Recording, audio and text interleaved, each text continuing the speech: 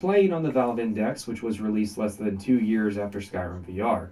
Despite that, Bethesda made no attempt to make their games actually compatible with the headset. We Talking are about a company valued in the billions of dollars, which won't even provide support and update to their games 2 years after release. Even if you get the game running, the game's design is extremely basic for a VR title. They did as much as was necessary to get it to work in VR and moved on to doing the same exact thing with Fallout 4. It is blatantly a cash grab, and the greatest signifier that it is expected of Bethesda customers to modify their games to better resemble their liking. But in my opinion, I have no idea what people are talking about when they say that this game is amazing when modded. Pretty much the entire time I was playing Skyrim VR, I was wishing that I was sitting in my comfortable chair using a monitor, keyboard, and mouse to play. Virtual reality has provided me with some of the most amazing experiences I have ever had playing video games. I am extremely gifted with being able to play with full motion and smooth turning with zero motion sickness problems, yet Skyrim VR would give me a headache. I realize that if dynamic resolution is turned on, the game is constantly changing the, well, resolution. It's like the game is a child, turning the knob fully in one direction and then when it finds the end, going in the other direction. When I would look at character faces, they would constantly go in and out of focus.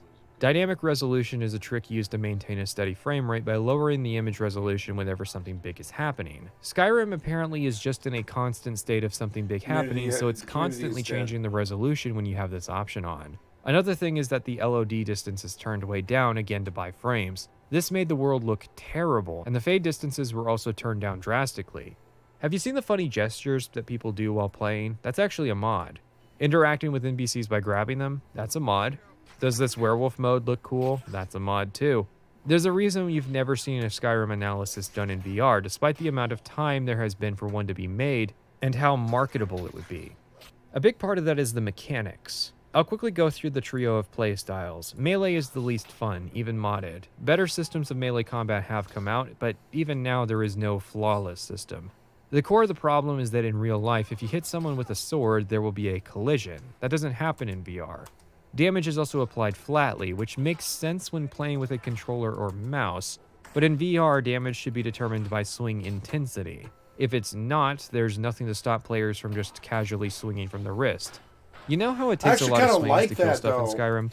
I actually thought that was kind of. I actually kind of liked that though. The Zelda Twilight Princess. Good morning, guys. By the way, it's good to be back and rested, and had a good night's sleep, and I'm nice and fresh. And it's about 6 in the morning. Gonna go all day. Though I do have house stuff that I have to do in between here. I'm like resting my back as I do dishes for hours because I haven't done it in weeks. I'm gross. I'm gross. I know, but I just have been focusing on my career and not worried about housework or any of this stuff, and it's definitely come to bite me in the ass. So I'm slowly doing the work. I think of my housework as fishing. I think of my housework as fishing, each and every, like an MMO fishing kind of. Each and every job, each and every dish, each and every cleaning, each and every piece of trash or clothes or whatever pick up is essentially a fish. And I go fishing in the game, and I go fishing in real life, and I do each dish like a fish, and I get a little reward. And at the end of it, I got a nice reward of a completely clean house. Because otherwise, I just, I don't have the focus, being, having the Asperger's like I do. I don't. How are we doing here? Yeah, we're looking good. It's well lit in here, yeah. Now imagine having to actually physically swing your arm every I'm time okay you with want it though. to do Switch. Simply I'm put, okay this with problem little. is such a challenge to overcome that I honestly question why they tried. Fallout Zelda 4 was VR so fun. works It was better like as a basis because gunplay in VR is much more functional. Block, Under ranged combat. block. Archery games in VR are not a favorite of mine, so I wasn't too big on using bows. Magic was probably the best playstyle in VR. Sadly, for reasons I'll be talking about in part 4, Magic in Skyrim is not good. While VR is a novelty, the amount of combat that Skyrim requires and the weakness of Skyrim combat in VR made the experience rather tedious. I would absolutely like to see attempts at classic Elder Scrolls style. I think you guys are bad. A lot of the times, I've noticed that the longer the video is and the more they're good at the gift of gab and they're good at kind of keeping you entertained and talking and stuff, the less skill they have. And I wonder sometimes if they ever really like full blown master Zelda, Twilight Princess, or any of that other stuff. You know, I did. I borrowed a Wii from my best friend's sister. And I was like, please, I have to do Zelda Twilight Princess to its completion. Please, please, please. And she was like, no problem. I haven't touched my Wii in like 4 months. Here, have it. You know, you can have it. And I was like, no, I don't want it. I just want to beat Zelda. And I beat Zelda. I must have played it for 3 months or something like that. Hardcore, just all day, every day. That was a good game. A little flick of the wrist. See, what you don't want swings because it wears your body out. If you just have simple, it's just like the mouse movements. If you have simple mouse, like simple swings that are more like gracefully dancing, like Tai Chi or raving or something like that, pop or liquid or whatever. If you have graceful movements that don't take a lot of energy or swing, it won't tear your muscles or your joints or any of that stuff. Therein lies the thing. Like, I noticed some RPGs tend to, like, that was so loud, I'm sorry. Yeah, the music, man, it's a bit loud. It's like kind of aggro, and I like the music, but I think maybe I mute it. Yeah, it's unfortunate. Put it back up and we'll just mute it. Yeah, fuck it. And so cool. I came here. I need to know Bastion fishing. Wow, Bastion fishing, right?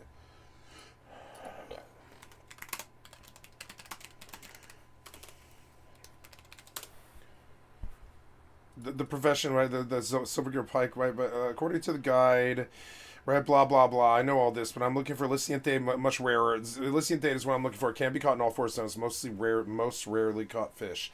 So you kind of want to run a Lithium Thade all the time.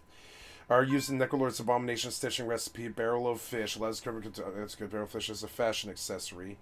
We have silver gill pike, pocked bonefish. I remember all of this stuff. I just don't. And the feast mats are Elysian Thade, but you need all of it. So in addition to fish, you can rarely catch a few other useful items on average. Less than 1% of the overall catch. There's an aura bobber, a skeleton key, 60 lockpicking. That's cool. And Stratoclop bandage. That's cool. So Fisher's Wells have a number of junk vendor, which are high selling items, broken for 37, 62, 20, rusty chain, 25, 62. While Jet tend to go in others, but they never quite go in Shadowlands. While you catch considerably more of these at low levels, reduces you can still catch at level 200 fishing. Shadowlands bait. Well, so Elysian Thade is Elysian Thade bait, but like the zone crime will naturally happen as you fish. When you catch any of the 6 fish above, you have a small chance to catch the corresponding bait. You're going to catch bait if you just caught. You won't get any Elysian Thade bait when you catch a spine fin piranha bait. So you can catch bait with the appropriate fish. So when you catch a lost soul, you will occasionally receive a lost soul bait along with that fish. Bait lasts for 30 minutes. On zone bait seems to increase the catch rate from about 30 to 60%. Elysian Thade bait increased the yield from about 5 to 40%. This is definitely one of the most important bait out there, as Elysian Thade are used to make feasts, to blah blah, and cooking. You can level fishing anywhere in Shadowlands there is available water. In other words, in any of the 4 Covenant zones, there's nowhere to fish either in Ouroboros of the Maw. Close proximity to a flight path. Lack of nearby hostile mobs. Fishing and Bastion.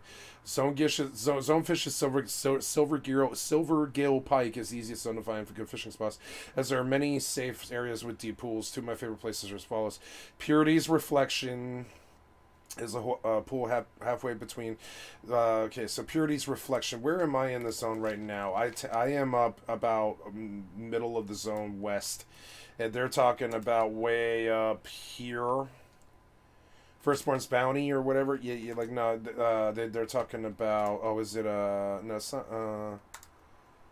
yeah, it's kind of hard to see with the symbols there, but, yeah, so just, like, like, so Firstborn's Bounty, yep. Can I make a map note? What are these things? This is, Ouroboros Bastion, oh, okay. So I'm looking for Bastion, but can I put a map pin? Yeah, place it on the map that can be tracked and shared with other players. Then the map to drop a pin. Okay, so putting a pin there. So, but can I, I don't know. Can I, you can share this with them. I'm just putting a link into chat.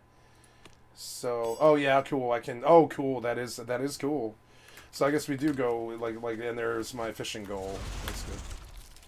And I will go do some dishes once I arrive, but I will begin the fishing grind for Shadowlands. and I will fish my way to victory. One of the nice things about fishing is I believe it does give XP, I think. I mean, I don't remember, but I believe so. And I don't normally do fishing during progression, but today is kind of a work day. I've got to do my dishes. I've got to do my floor. I've got to clean my. Oh, I had an idea about. I was sitting there in the morning, this morning, thinking about at like 4 in the morning. I woke up thinking about my DH. And I think I've come up with a better solution, right? I want to build a cast sequence macro for instead of Blade Flurry, right? I want to run. I mean, the Blade Flurry is good, but I mean, yeah. Well, there's the hunt, but then Throwglaive, which is good, but I mean, I would prefer to. I would prefer to have it on my bar where I can see it, like way over here too, like kind of like where that Throwglaive is. Put Throwglaive further, and we're gonna put this where that is, and we're gonna put this where I believe that is. Yeah, and that's good. It keeps it simple. And I mean, I like all this item bloat. I expect. I mean, I'll use the things that they give me, but I mean, I don't know. I don't know if I'm expected to do that in my daily. So I noticed that there is. I don't know it generates. I don't know what abilities generate fury and what don't. Fury building abilities in the spell book, right? Not that, but I'm looking for in the spell book. We're gonna look at everything that produces fury, right? It costs 15 fury. It doesn't. Cast Nova does not give you 15 fury, though. Yeah. So, and Consume Magic does not give you fury either. Although I do believe that I might have had a Blood Moon though.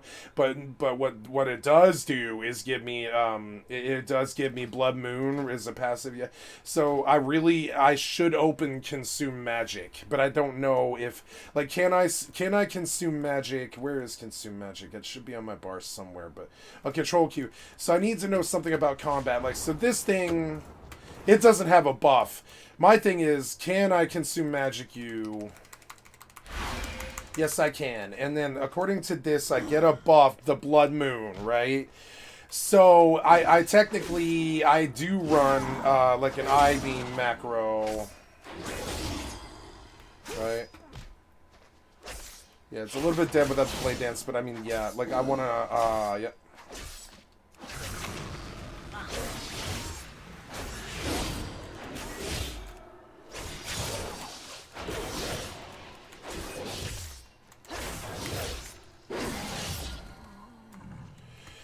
It's good to know. So there's stuff that I need to do for the I-beam that really should heal me. You know, like every 10 seconds. Or no, maybe it would actually technically be yeah, I believe so. So there is a cast sequence macro that I wish to make, but I'll need show tooltip and I need one of these cast sequence reset ones. Yeah, consume MO, right? Consume MO. Yeah, consume magic immolation, right? This is technically, I want to change this, though. I want to go rotation, right? Or sustained rot, right? Sustained rot, right? Yeah, and then we're gonna go show tooth in a bit. Consume magic is not what I open with because it will always be on cooldown, right? So we know that consume magic will never cost anything, but we know that it will put rot. So we need the builders of the immolation aura and the Throwglaive, which I thought for Throwglaive gave you Fury, but I don't believe it does. I only have like one ability that builds Fury, right? So we're gonna start with this. It won't be Consume Magic though. It won't. So. I'm sorry, I gotta get in this. I gotta make sure. I gotta check everything I have to make sure. There's 15 Fury from an Arcane Tour, but I can't do it. The auto attack, the Arcane Period Critical Strike, the Arcane Affinity, Enchanting Skill, Arcane Resistance, Arcane Damage, Armor Skills Passive, and all the rest of it. So Demon Hunter. So Chaos Nova does not give Fury, costs Fury. I remember now what I wanted to do.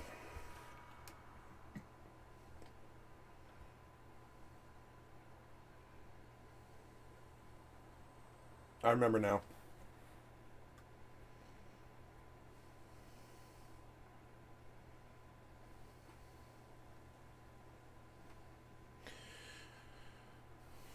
Generates 80 Fury, which is very good. That's like all I really need, right? And then, or definitely well in a rest area, Spectral Sight.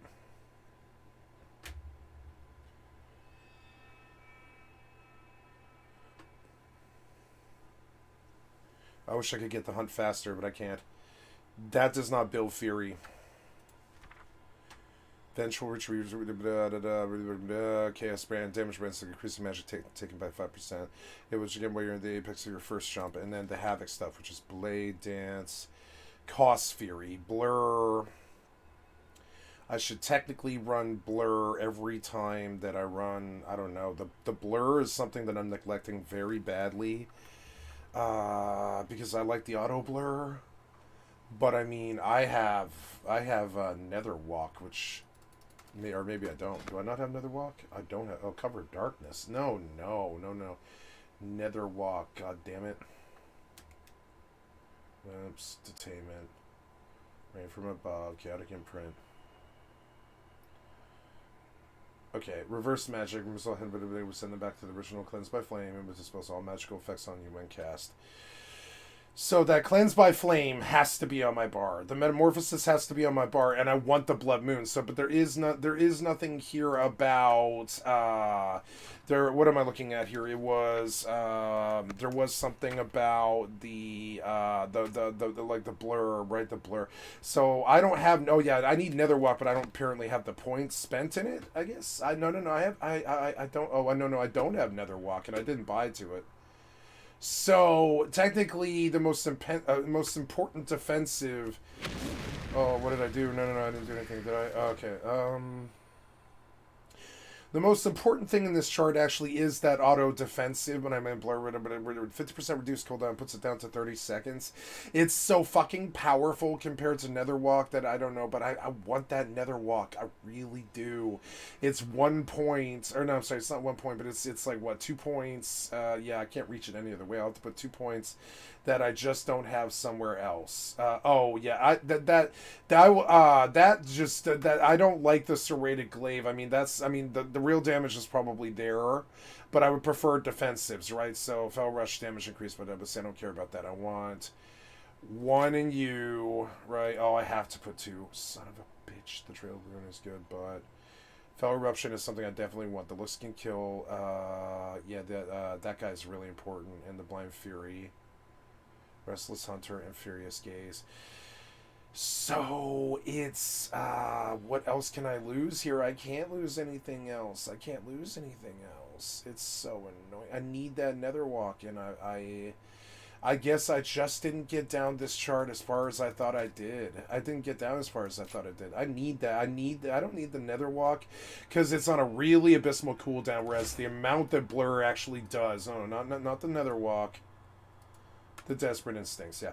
So, damage going to be free damage. The automatic crit one was really cool, but that's, what is that? That's New World, yeah. I think that's New World. It's like automatic crit no matter what, yeah. Use combat with damage increase crit of strike, but I don't like this one. I don't want it. Blind Fury is good if I want. I've got 6 points left. How did that happen? Okay. Well, so I want the Desperate Instincts. It's just too good, and we're gonna buy down the Blind Fury. 3 more points. Yeah, a Fell Rush and grants a charge of Fell Rush and increases the damage of your next Blade Dance by 50%, and that is so big. It's like leaving Demon form. Grants a charge of Fell Rush. It increases the damage of your next Blade Dance by 50%, which is huge because there is something over here. I-Beam causes you to enter a demon state. I'd rather than the cooldown of the Metamorphosis, I would like the I-Beam for 6 seconds after it finishes dealing damage, right? Because when it does, it's going to coincide with this one over here, which is leaving demon form, grants a charge of Fell Rush, and increases the damage of your next Blade Dance by 50%. So technically I should run, well, I mean, that's how I always do it anyways, but yeah, and Inner Demon, entering to causes your next cast strike to unleash your Inner Demon, causing it to crash into your target and deal a cast to all nearby enemies, and it turns my shit into an AoE, the Inner Demon, right? Cycle of Hatred. Blade Dance going to reduce the cooldown of I-Beam by 0.5 seconds, and that's okay. So Blade Dance, Chaos Strike, and Glaive Tempest. Well, I don't know what Glaive Tempest is, but anyways, yes, apply. What is... Oh, I'm in combat now, because you piece of fucking shit. God damn it. God damn it. Fuck off.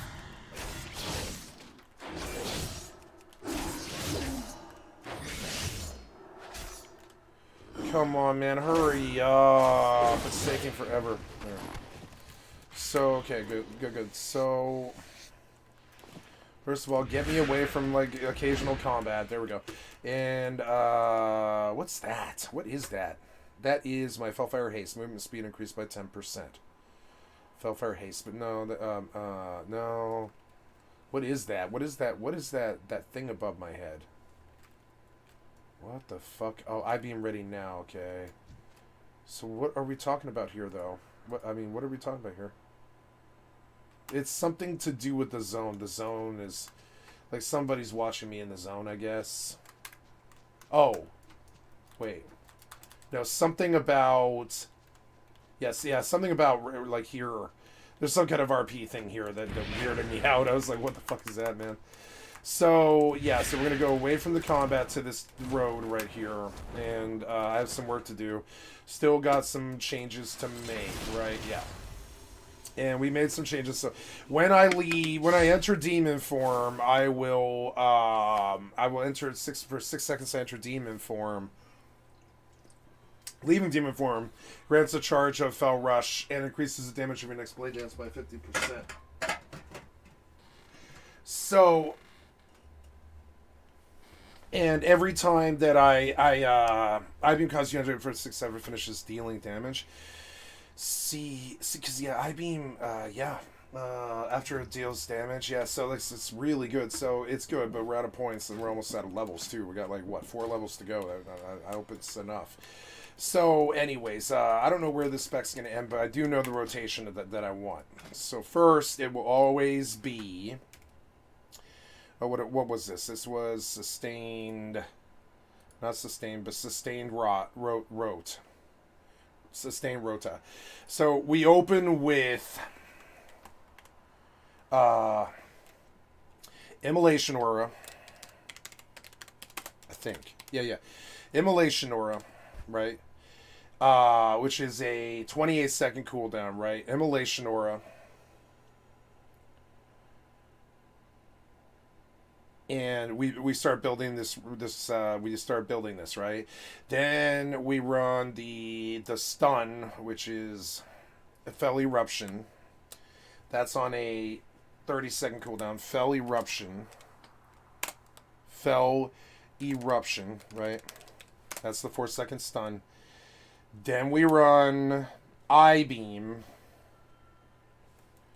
Right? Oh no, consume damage, the leash, right? Consume, I-Beam. Sounds like gunshots.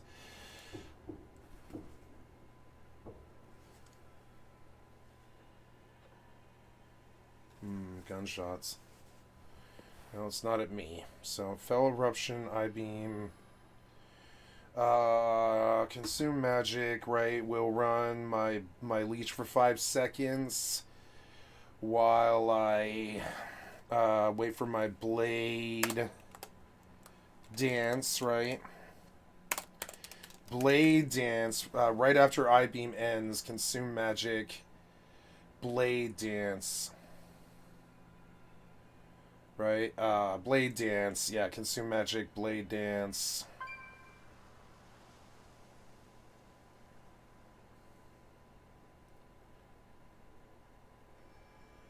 Blade Dance, right?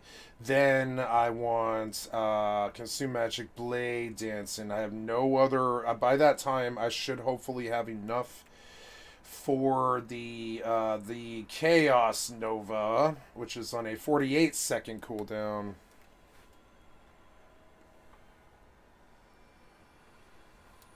Chaos Nova, right?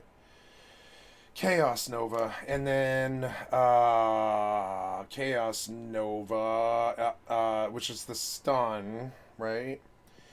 And then we finish up with, by that time, yeah, Blade Dance will need, like, Chaos Nova will buy 1 second, but then we wait, right? We wait for our Chaos Strike, which is like, what is that? That's like, not Consume Magic, but Throw Glade, Metamorphosis, Chaos Strike, right?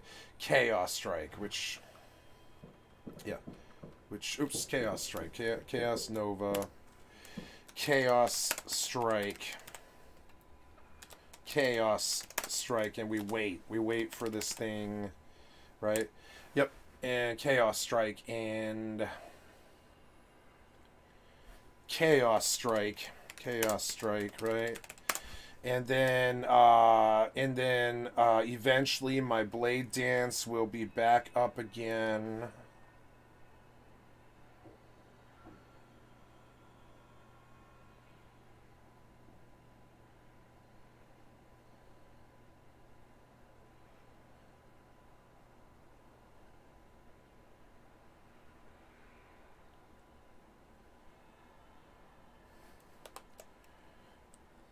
Blade Dance, right?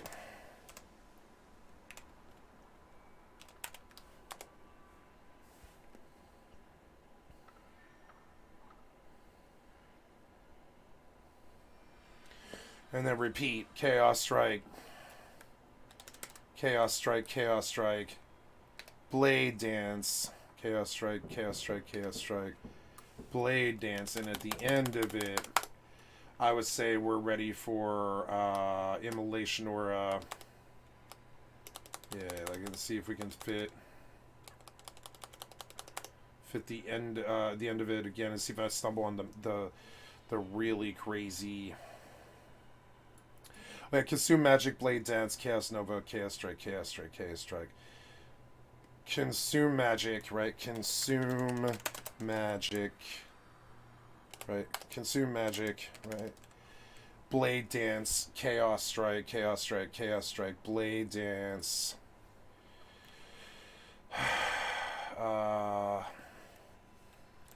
Consume Magic, right? Magic, and we'll put this nasty ass leash on this. Consume Magic, Blade Dance. And finally, I believe it would be, and Fell Eruption is on a 30-second cooldown. Fell in I-Beam is on a 40, so, and then eventually we will run Fell Eruption. No. Did I run out? Yeah, I ran out. So, and I would say closer would be I-Beam, right? Right there at the end, yep. Save it. And I want to try the Sustain Rot on that. Right? Oh, God. Yep. And already I broke my macro, but that's okay. You know, I should have waited for the macro, but yep. And so then when I reset target, Immolation.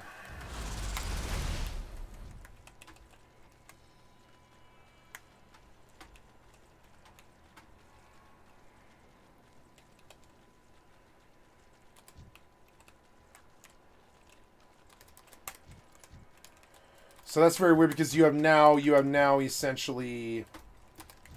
You now have essentially like broken this macro somehow, which is very weird. Sustain Rot, yeah. The Immolation Aura is out how you. I guess you can't put.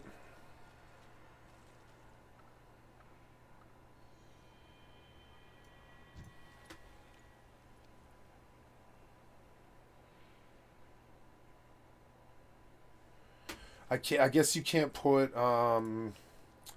Immolation Aura at the start of this. I mean, maybe you can. I don't know. Let's see.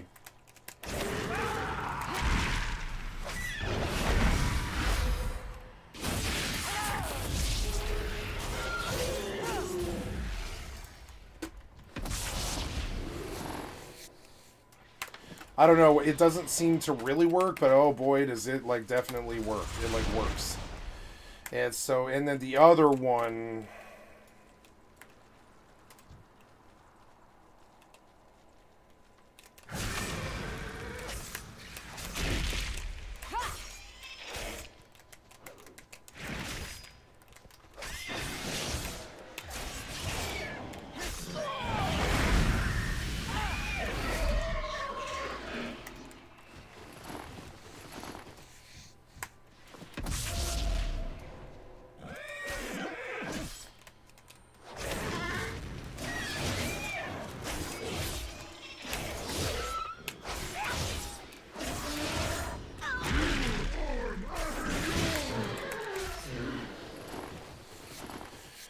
Maybe I'm better off, I don't know. Maybe I'm better off running...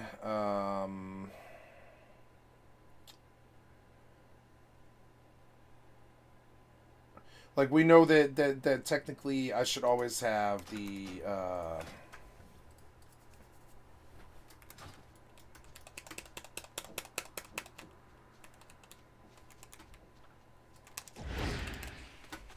I mean, she kills the... I don't know. I need mobs, god damn it. Where am I going? Yeah, I gotta go north. Yeah.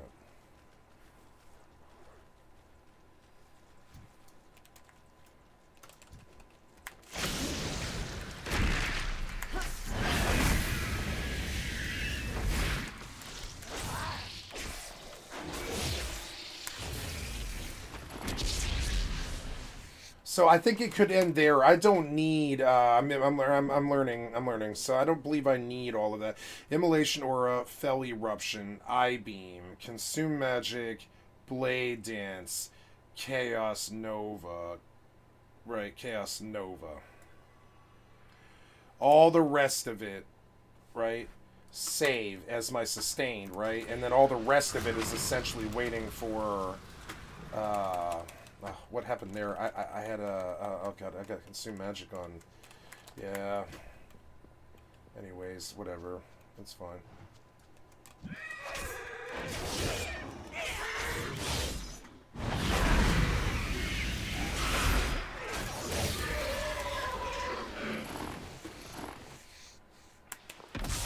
I mean, it's good. It's not the worst rotation. You just can't really fuck it up. You can't fuck this up. And also the like what are we, oh, you're running on I-beam. That's I-beam, but the sustained is fine. Sustained's up. So what I don't understand is why I can't get an immolation or show tooltip for reset target, right? Immolation or fell eruption, I-beam, consume magic, right? So rather than so there is my sustain. There is my closer. And my sustain would be the blade dance. God damn it. Why do you do that? Why do you do that? Stop that. Right? And there's my close. Yeah, and so then the blade dance is always there for incidentally whatever fury I am generating. Man, this respec took like an hour. I didn't really suspect this to come this way, but that's okay.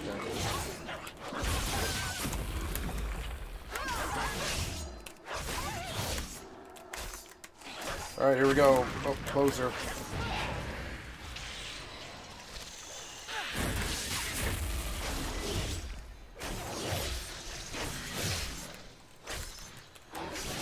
So I can't have an immolation aura on the beginning of the macro. It just doesn't seem to work. So, but the Fell Eruption is a good timer for the I-beam, Consume Magic, Blade Dance, Chaos Nova. But yep, and I'll just and I'll keep the Chaos right. I'll just keep that running and we'll go blah blah blah. I don't know why. Okay, my Blade Dance is up, I guess. Yeah, so we keep the my closer. Oh, right. You know what I'm also totally forgetting? Closer. Yeah. Yeah, I'm totally forgetting that, yeah. So...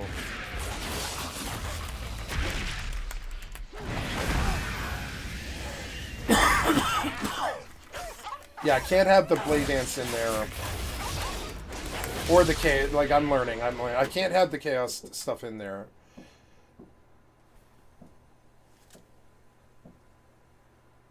Zombies firing guns. But anyways, yeah, sustain, right? Fell Eruption, I-beam, Consume Magic. I can't have Blade Dance in this macro, but I can have Chaos Nova, I-beam, Consume Magic, Chaos Nova.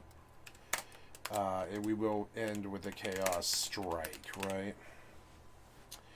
Reset the target. Yeah, reset on target, right? Yeah, and I believe that's a little bit better. Definitely uses... oh, hey, it's a Rustford kit. I kind of want to fight him, but that's not really what my business is here today.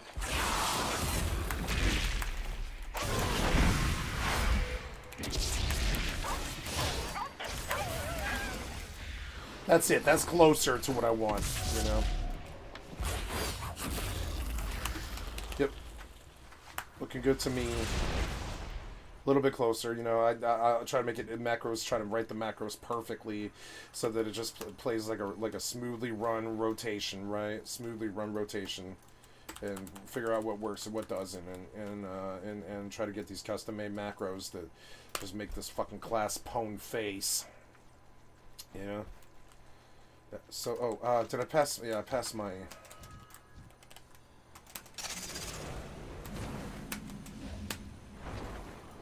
So they're talking about that pool, I guess? I don't know. There's mobs in here. These are, like, elite mobs. The fuck are we doing in here? I don't know, man. Oh, these don't look too good to me. I might actually run. Yeah. Why are they 60? Or no, they're 56. I don't know. But any event. I guess you're talking about this. I think you are. Oh, my God. What level are you? Oh, God damn it. You fucking assholes. I can't, I don't know what that was. Oh god, get the purple, get the purple, get the purple, get the purple, get the purple, get the purple. Get him. Fuck. Come on, man, why so many? Why so many? Why so many? So long as you remain determined, there can be no true defeat. The busted part of it is, I do still have problems with this. The Chaos Nova, I can't have it in that macro. It's too long of a cooldown, right? So we go at Sustain Rot. The Chaos Nova, it's not Chaos Strike or Consume Magic or that. It is Blade Dance, and if Blade Dance isn't up, yeah, that's what we'll close with. Yep, save.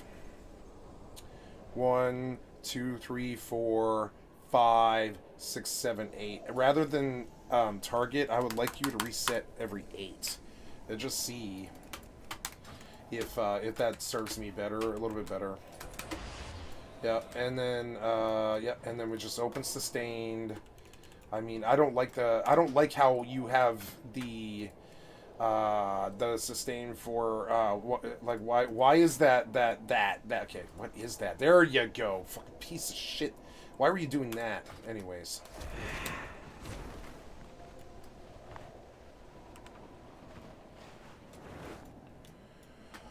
Oh, this is fun. So you say that Purity's Reflection is a pull up between Aspirant Rets and Purity's Pinnacle at around way 5373. So 5373. Where's the cursor at there, player? Cursor's at 5373.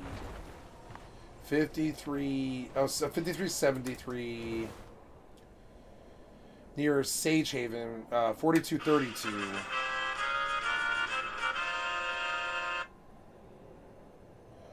Oh, it's way up there, 4232. So you have it mapped wrong. You have it on the map wrong. So here we're gonna get rid of you. Control click to remove pin 4232.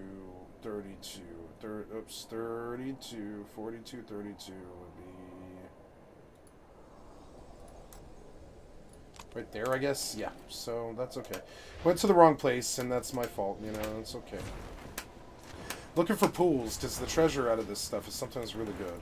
And yeah, get me out of that, all of that. Beginning to think, I don't know, rotations but the deep rotation macro should work, you know.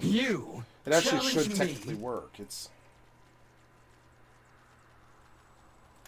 yep, and yep. So I'm still thinking about putting 2 points in that one where it gives you 20% on I-beam, because I-beam is like the bread and butter of the damage. It's fucking annoying. So like I don't know, anything in, like, it wouldn't be bad to throw a glaive, but I mean, throw a glaive on top of it. All these macros is, you know.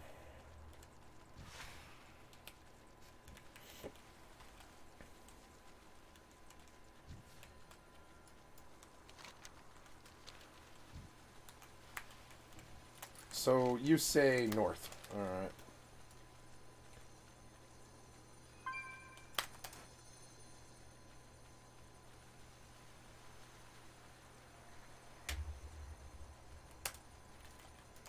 Is there a... Oh, there's an FP that I should get, yeah. That's the Sage Haven. Yeah, Sage Haven. Okay, I'm in the right place. I like the map chords because sometimes people's directions can be so fucking bad. The map chords just definitely point out where the fuck they're talking about. Yep, and I should have done that. I should know all this stuff, but I didn't stick around for Shadowlands. I quit after like month 3. So I was like, yeah, it's really, really good, but Rust is better. At the time, Rust was better, but not anymore. Not anymore. Yeah. So you're saying that right about here at 4232, which is like a little bit more northeast. Ooh, don't want to knock my phone over. I am in a peaceful place. I'm going to go do housework like I said I was going to do. So I'll be right back presently. I'm just kind of in and out here, and I apologize. But while we do this, I am watching a video that I will listen to while I'm working, so... Role-playing games done in virtual reality, but serious lessons need to be learned from dedicated VR games. And actually, I would rather that effort be put into making more flat games in that genre, since it's been pretty slim pickings out here for a long time. I wanted to get a ways in before discussing this particular topic, but it's important to mention.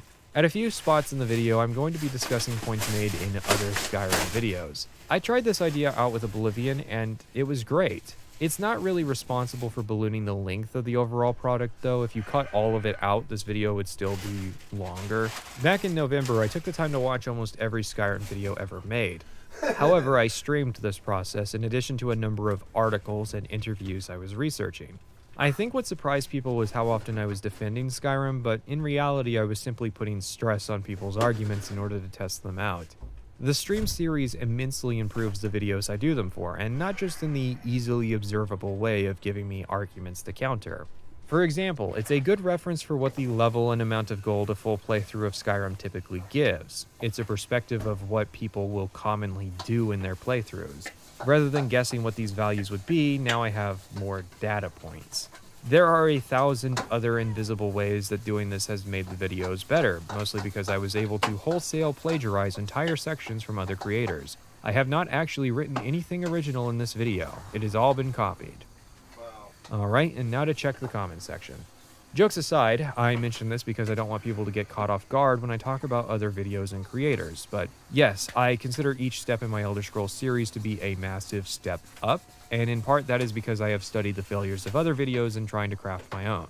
I can say at least with certainty that I am providing a very different experience with this project. I certainly agree that most Skyrim videos don't really offer anything that guys like DW Terminator and Mr. Caption didn't already say back in 2013 and 2014. This is also the point that I should mention Private Session's own gargantuan Skyrim project. For those who don't know, we know each other. He appeared in a number of my streams, often as a chatter, but sometimes as a co-host. We've done a couple episodes of a podcast together, and he's in both this and the Oblivion video. What we're offering is two very different experiences, which is interesting given how much in common we do know. He got to see a lot of the same research I saw, yet our videos turned out very differently.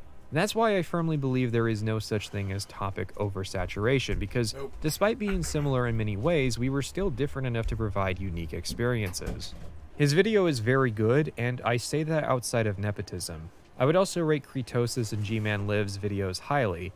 In the middle pack, I would say that Mr. Caption and, oddly enough, Acerthorn are both videos I could recommend if you can stand Acer's bad audio production value. YouTube has undoubtedly played an important role in the rise of popularity of Bethesda, but I would also say the biggest criticisms against Bethesda have also become mainstream by that same method. However, I've been in this boat a long time. I've wanted to do a Skyrim video since 2015, longer than I've wanted to do a Morrowind video. I've even tried to do it before. I don't mean ill towards other creators, but it is curious that when held to the same exact standard that I typically hold game developers in my videos, that viewers suddenly got offended. Almost as though there is a double standard, that we're allowed to make criticisms against games but not against videos. In fact, it's worse, because as a video and audio editor, I could actually make even more informed criticism against a video than I could a game.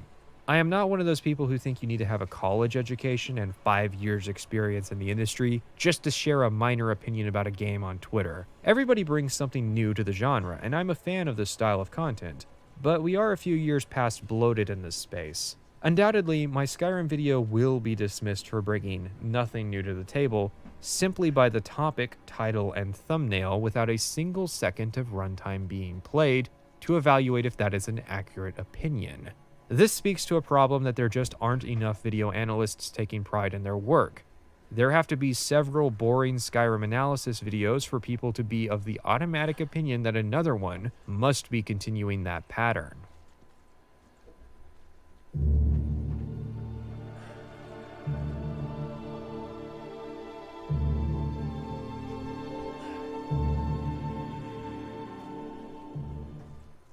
Combat seems like a good place to really start trying to crack this egg of a game open.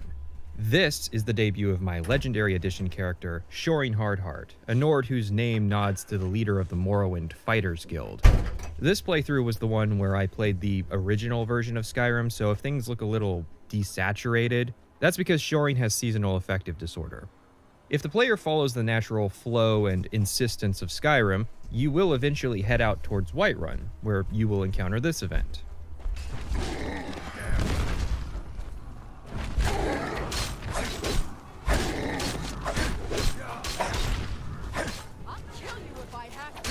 Or, more likely, you will be approached by a woman named Aella asking why you didn't help her and her friends fight a giant that is already dead. Well, that's taken care of. No thanks to you. I usually have to sprint here if I want to land a hit on the giant, as leisurely taking the path and really absorbing the sights of Whiterun means the fight will be over before I arrive. Whether or not you contribute, Aella will still suggest the player becomes a companion, which is obviously weird to get the offer just after Aella scolds you for not helping, as though the implication is that Aella invites everyone she meets to join the faction. More than likely, of course, is that Bethesda does not want to ostracize the player from a potential faction because of something that is out of their control, which is the fact that the giant fight has a good chance of loading early and ending before our arrival. This is funny because chances are good the player's on their way to Whiterun from Riverwood as part of the main quest, and already Bethesda's stacking on side quests to distract you. If you take the companions up on their offer, you'll enter their Hall of Jorvaskr and find a couple people having a fist fight, in case you didn't pick up that this was going to be the fighting faction. You'll be sent downstairs to talk to Kodlak, the leader of the companions, where you'll overhear a conversation establishing that Kodlak is not the leader of the companions, and then are told in conversation again that Kodlak is not the faction leader of the companions, before being given a trial and then a tour that ends in being told to find work from a leader of the companions. Let's back this up. Vilkas and Kodlak are having a conversation when we arrive, and Vilkas refers to Kodlak as master. This is pretty unusual because Vilkas is a long-term member of the companions and knows Kodlak very well. He knows full well that Kodlak is not the leader of the companions, as the companions have no leader. Despite that, he still feels the need to call Kodlak his master, and then Kodlak feels the need to reaffirm that he is not the leader. It's a pointless exposition that serves to fill the player in on an irrelevant lore detail that the companions totally don't have a faction leader, guys. Just a harbinger role that's responsible for doing all the paperwork, making all the executive policy decisions, and having the biggest bedroom at Jorvaskr. And the game does this at the cost of one of its primary characters for the storyline, Vilkas.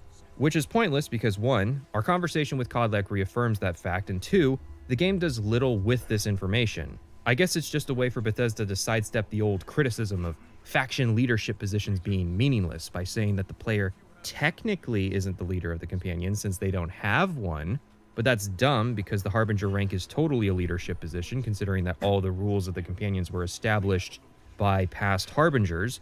Decisions like whether or not the companions participate in civil wars, and one very big, very recent decision that is central to this storyline. Kodlak thinks we are worthy of joining the faction, but Vilkas disagrees. We're later told why Kodlak thinks we're worthy, but not what metric Vilkas uses, or why the other... Okay, so feeling a little bit better about that. I would like my energy bar reflected, yeah.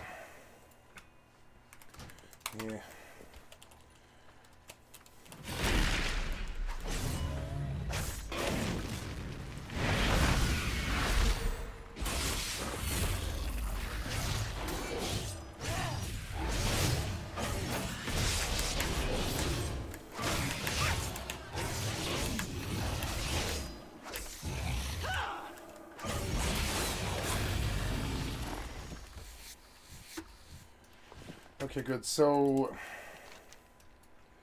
3842, I'm about here, and you say that there's pools here, but I don't see them.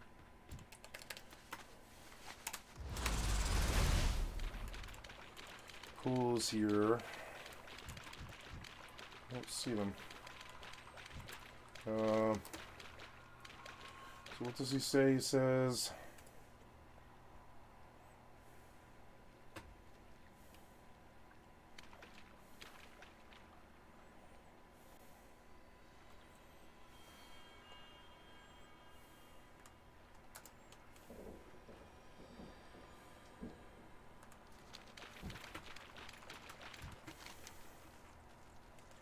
You say pools all over this place? Yeah.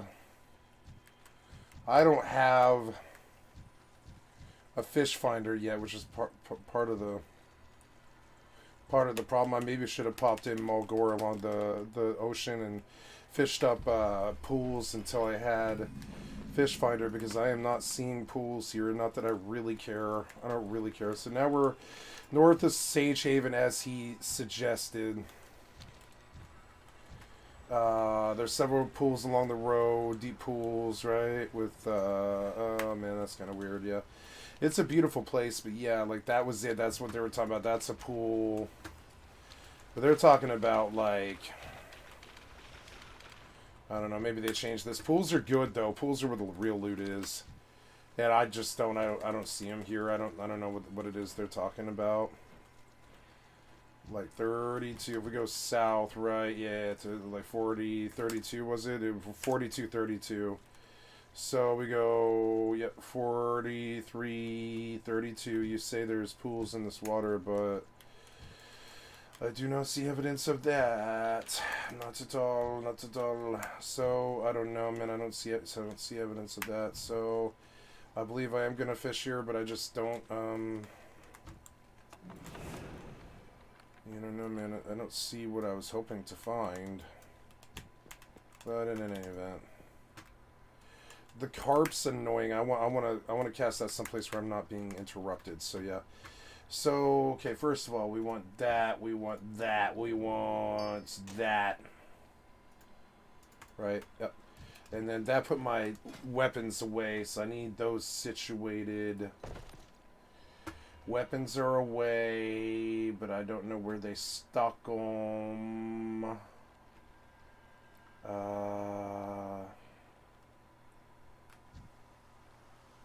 That's not it, but that one is. Yep. And then, so we'll pull you aside, and then that one is, right?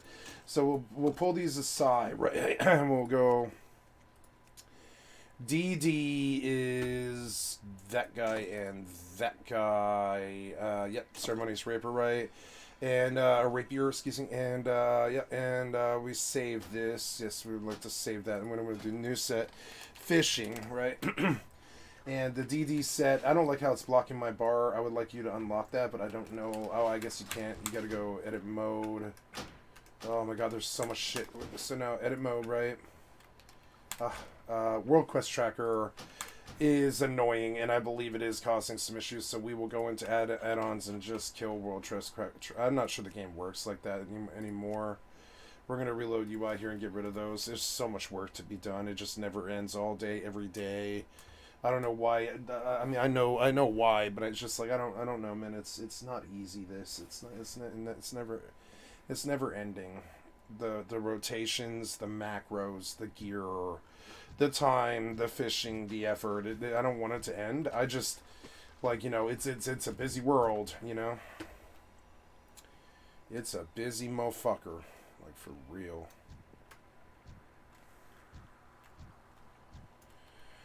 All right, well, yeah, I believe so. So now we go. Oh yeah, we were working on equipment stuff, so then we build a fishing one where we switch out to that, right? And we save. Yep. And then we put these. Oh, I needed to move that, and I forgot how. God damn it, I forgot. I don't know how I'm gonna do that. Like, yeah, game. Oh, I guess I can't. I don't know. I need you to actually move the bag bar.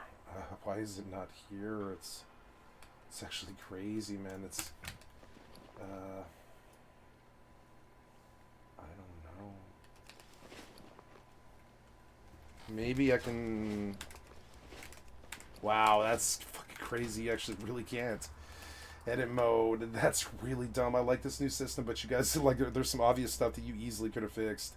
Like this. So click on this toggle on the help system for edit mode. Not normally visible, right? Click on I'm on the HUD to get started, but I can't though. I can't do that. I can't do that. I can't do that, Dave. Because there is, oh yeah, my chatty, is it open? I gotta remember. Yeah, we're looking good, and yeah, looking good. Oops. Yeah.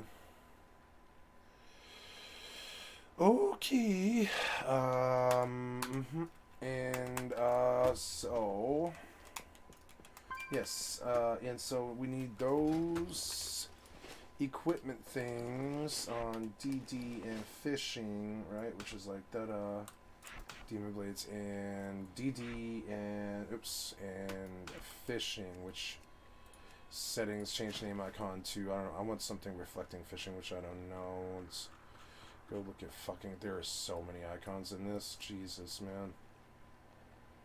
But I don't know. You know, some kind of fishing thing. Oh, wait, I think I might have passed it. Oh. No, but I'll see it when I see it. That's fine. That'll work. I know what that is. Fishing and DD. All I have to do is differentiate them. I don't really care. So fishing and DD. I'll move it all up, right? DD, fishing. The angler's rod itself is unnecessary. The macro's better. And that is a creative bobber. So then I want to be in places where nothing will ever go under my bobber, which... Oh, damn it!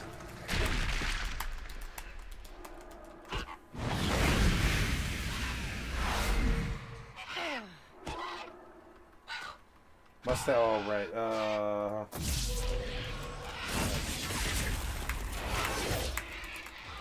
I forgot. Just let me skin the bird. Who cares?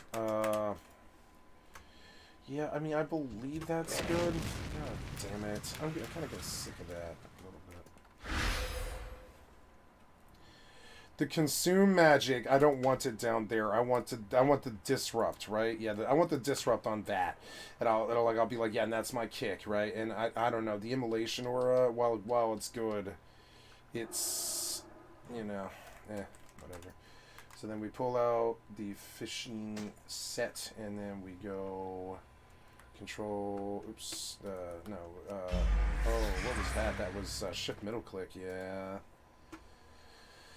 Don't know about that. Shift middle click was blur.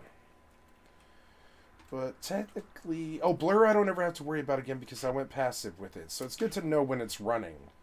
But shift middle click will actually... I believe that will be my fishing.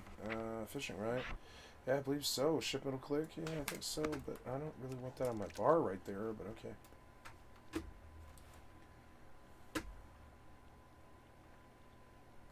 Oh, and I even have fishing bait. Right? Lost Soul bait. Take a kiss, Lost Soul.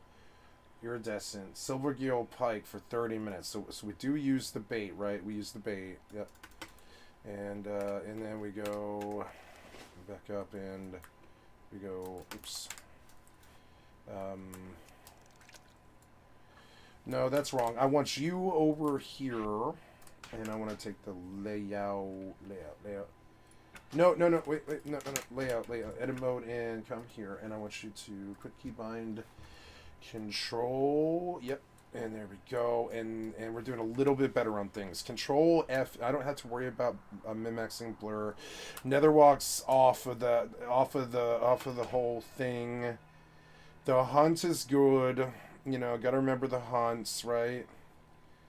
Gotta remember the hunts, yep. Yeah, and the blade flurries and such. So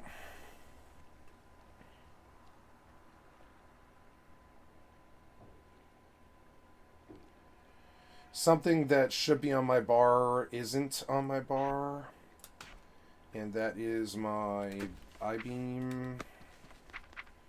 There's so much work to beat this into submission and make it work properly, but I like it. It's fun to me. Edit mode. No, I don't need to. I need that where I can see it. The big cooldowns, right? Yeah, the F on the fell eruption. I mean, that is good. Yeah,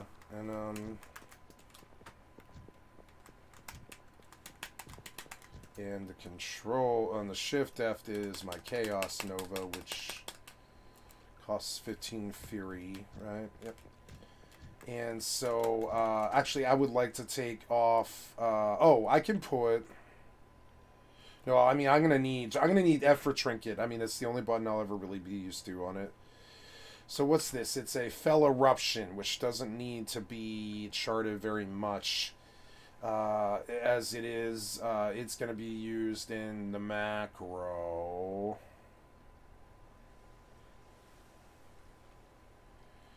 And Shift F will be Chaos Nova. Now, I don't have a trinket, but that affects my eye level, so that's okay. And then Shift Middle Mouse. Shift tilde and T. And Shift Middle Mouse. Yeah, and, yep. Okay, well, and anyway, so, what is this? It's like Control, oops. Yep. That's easy enough. Let me kill this thing.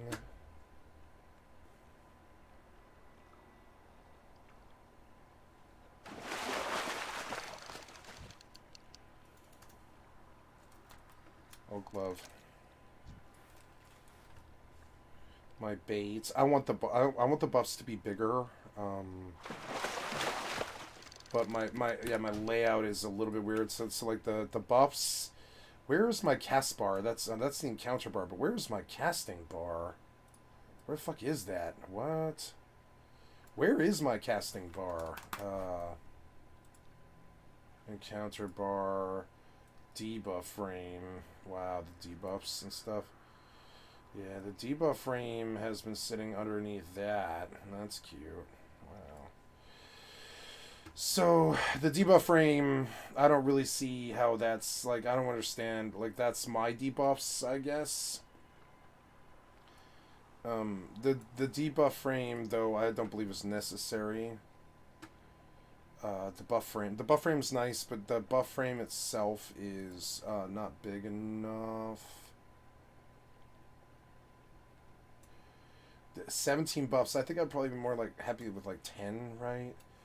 10 or something. I can't limit, right? What's one stack? It's like that.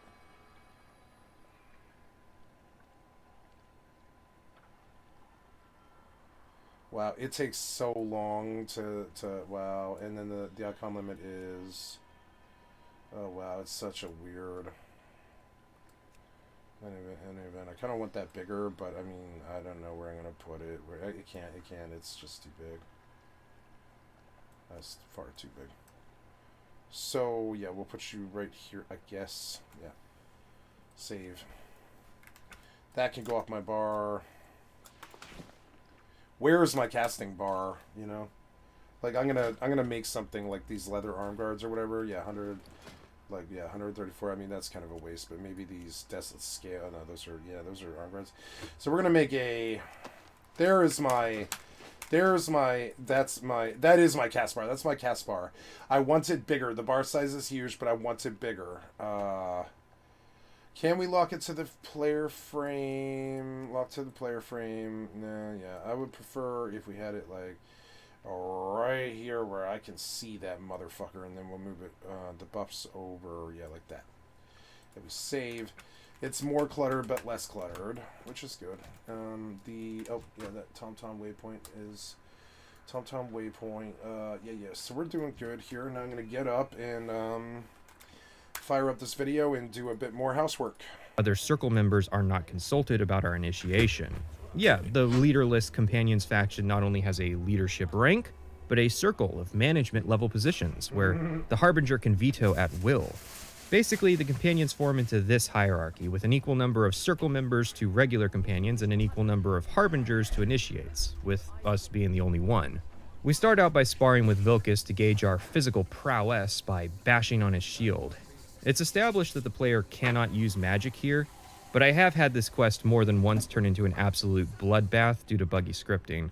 Vilcus does not always take getting hit how he's supposed to. What counts as magic can include enchantments on your weapons, and your hireling and fellow companions will often interpret this as an outright fight and start engaging in a bloodbath. It's peaceful training, Smoking Joe. I've been outright murdered by Vilcus doing this. Hell, my first time doing this, I accidentally landed a blow on Farkas back at the giant fight, and he murdered me there before inviting my corpse to join their faction.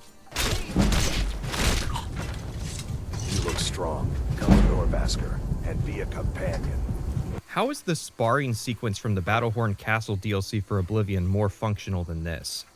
Anyways, we're allowed to become an initiate, and Vilcus has us take his sword up to Yorland Greymane, the blacksmith who is not a companion but does make all their weapons and uses their special Skyforge.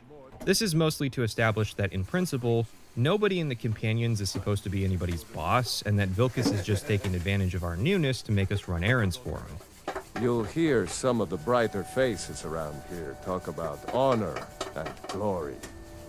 I've got nothing against it, but for me, the promise of coin is what feeds my blade. Yorland then asks a favor of us to deliver a shield for him.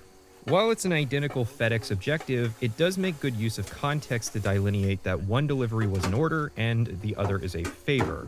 Even if the player doesn't really have an option to decline doing said favor.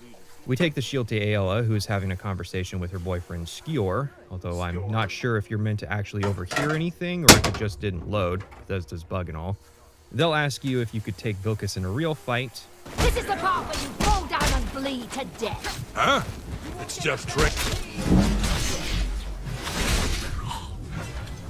No, not yet. Then they ask Farkas to show us to the common room where we can meet most of the other lower level members before being sent back to ask the companion leaders for work. At this point, we have to talk about Radiant quests. Your first time doing the companions, you might be deceived into thinking the next quest you get, usually from Farkas since he's right here, is a pre-scripted deal, and only on repeat playthroughs will you notice that the quest has changed each time. This is a Radiant quest, and Joseph Anderson hit the nail on the head with them. My guess is that some people at Bethesda are really proud of how these Radiant quests can sometimes appear like regular ones, that many players might not even notice that they're doing artificially generated content, when in reality I think this is viewing it backwards. It's that the actual scripted quests are so dull and samey that it's that they appear like Radiant ones, not the other way around. I cannot understate how accurate this sentiment is. There is a non-zero number of times that I have seen handcrafted quests described as being Radiant, because only on repeat playthroughs can you really notice the difference, and even then it's sometimes difficult. A good example is the quest Moss Mother Cavern, where the player will be sent out to look for a lost hunter named Valdir. I've seen this quest described as Radiant, when in reality it's just so generic that it's super easy to make the mistake of assuming that it is. Also, we'll talk about Daggerfall later in the video if you know why you know. Bruce Nesmith, Skyrim's lead designer, gave a talk 2 months after the launch of the game and long before any of the DLC or re-releases ever occurred. During this talk, it was established that the Radiant story system was intended to be a way of dynamically generating content tailored to the player character based on your relationships and interactions with the world. Todd Howard had tasked the design team with coming up with the system during pre-production. This, for instance, is how the game causes the different NPC reactions to the player dropping items, whether NPCs will fight over it, return it to the player, or you're confronted by a guard. I assume this was inspired by how responsibility in Oblivion would cause different NPCs to approach acquiring food in different ways, with irresponsible NPCs often getting killed for stealing. The idea was that quests could be generated for the player based on your exploits, help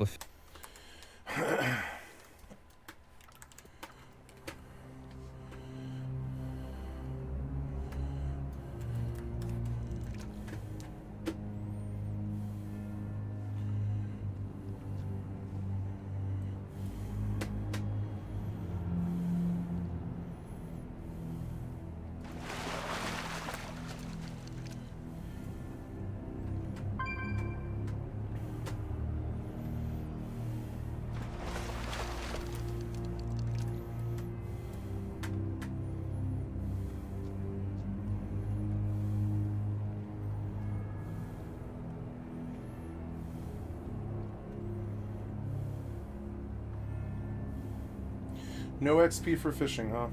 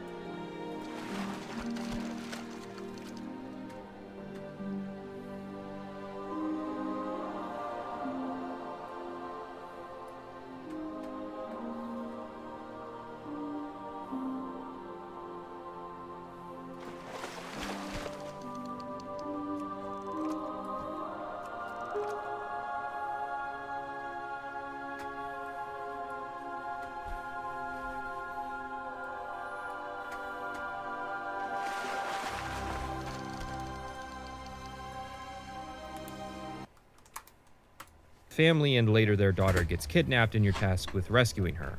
So you walk into town and the game just says, oh, there's a guy in town who likes you.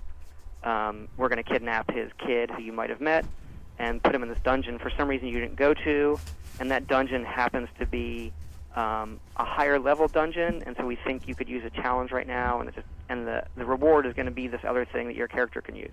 If that sounds like a cool system that isn't in the game, that's because it is. The closest I can say that this occurred was as follows. I did Danica Pure Springs quest to restore the Gildergreen tree, then later when I got a Radiant quest from the companions, it was to rescue a kidnapped Danica from the Forsworn. This appears, however, to have been a complete coincidence. Only non-essential NPCs can be kidnapped, and Danica was simply added to the list of potential kidnapping victims after doing her quest, which removed her essential status. The location is also completely random and had little to do with my playthrough or my character. However, to further obfuscate casual analysis of Radiant quests are a handful of them in the Companion's questline, which only have 10 potential locations, 2 of which happened during both of my playthroughs on the faction.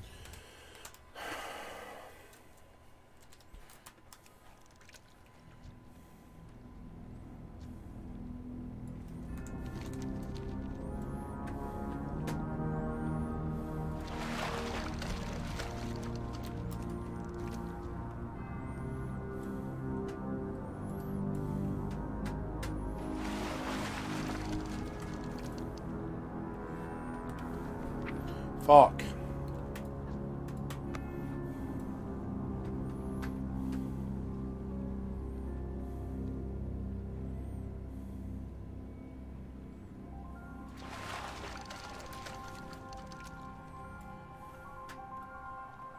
Fucking Mistwalker is pissing me off a little bit.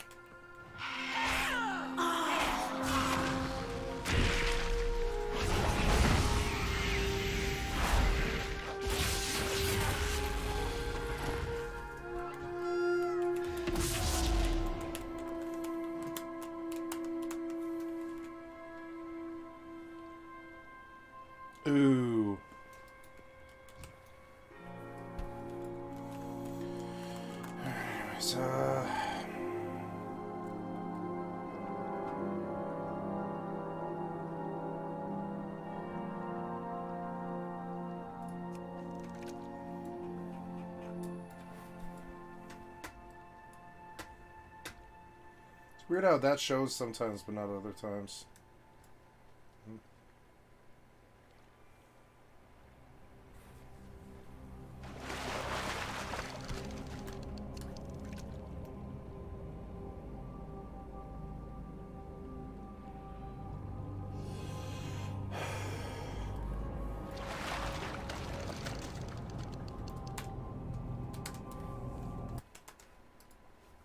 In each playthrough, I was tasked with visiting Ortheim and Broken Helm Hollow twice, back to back, both times. They were in different orders, but their genericness made it difficult to remember which character did which locations in what order. It essentially became a mush of unmemorable quests that had the illusion of being scripted because, again, coincidentally, it happened twice on 2 different characters on 2 separate versions of the game. Each faction has a different implementation of Radiant quests. The Companions uses them as spacers between its primary quests, which, as you can see, is a very short quest line without this filler content. The Thieves Guild has optional Radiant quests that are only mandatory if you want to rebuild the guild. The College of Winterhold has Radiant quests, usually just retrieving literature from dungeons. The Dark Brotherhood ends in a permanent quest fittingly titled The Dark Brotherhood Forever, offering infinite assassinations of generic, unnamed NPCs, but otherwise does not utilize the Radiant system in its primary storyline. Much of the game uses Radiant story in some way. Bounties are Radiant, for instance. If a quest points you to a cave without any specific directions, then they're also likely Radiantly chosen. The Helm of Winterhold quest can occur in a dungeon called Yngvild, which has the notable quality of having not been opened since the days of Ysgramor thousands of years prior, and the Radiant quest can actually even break the scripting of the dungeon, causing the Helm of Yngle to not spawn properly, meaning that the player cannot take the shortcut out of the dungeon. Another great example is the Hired Thug event. Anytime you steal something or murder someone with relatives, there is a chance of an NPC hiring thugs to teach you a lesson. This can be a particularly harrowing encounter in the early game, but it has some amusing implications. Regardless of how clandestine you are, hired thugs can be sent. On the flip side, no matter how frequently I would blatantly steal from NPCs, they would not hire thugs to go after me. Another thing is that sometimes thugs will be hired by somebody who is dead.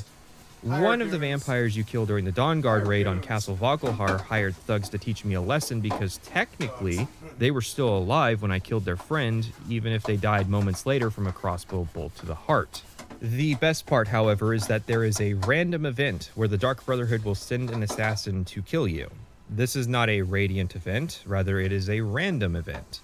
That are, we call Radiant, really for random. Random events were introduced in Fallout 3. You enter an area and the game rolls a dice to determine what happens. Do it once and maybe you encounter a dog fighting a pack of wolves. Do it again and maybe you encounter a skirmish or a rogue Atronak or some guy who runs up to you and gives you an item and tells you not to snitch on him. To put this in D&D terms, this is comparable to random event tables some dungeon masters use, where the hired thugs are a response to an action in the world. These are truly random.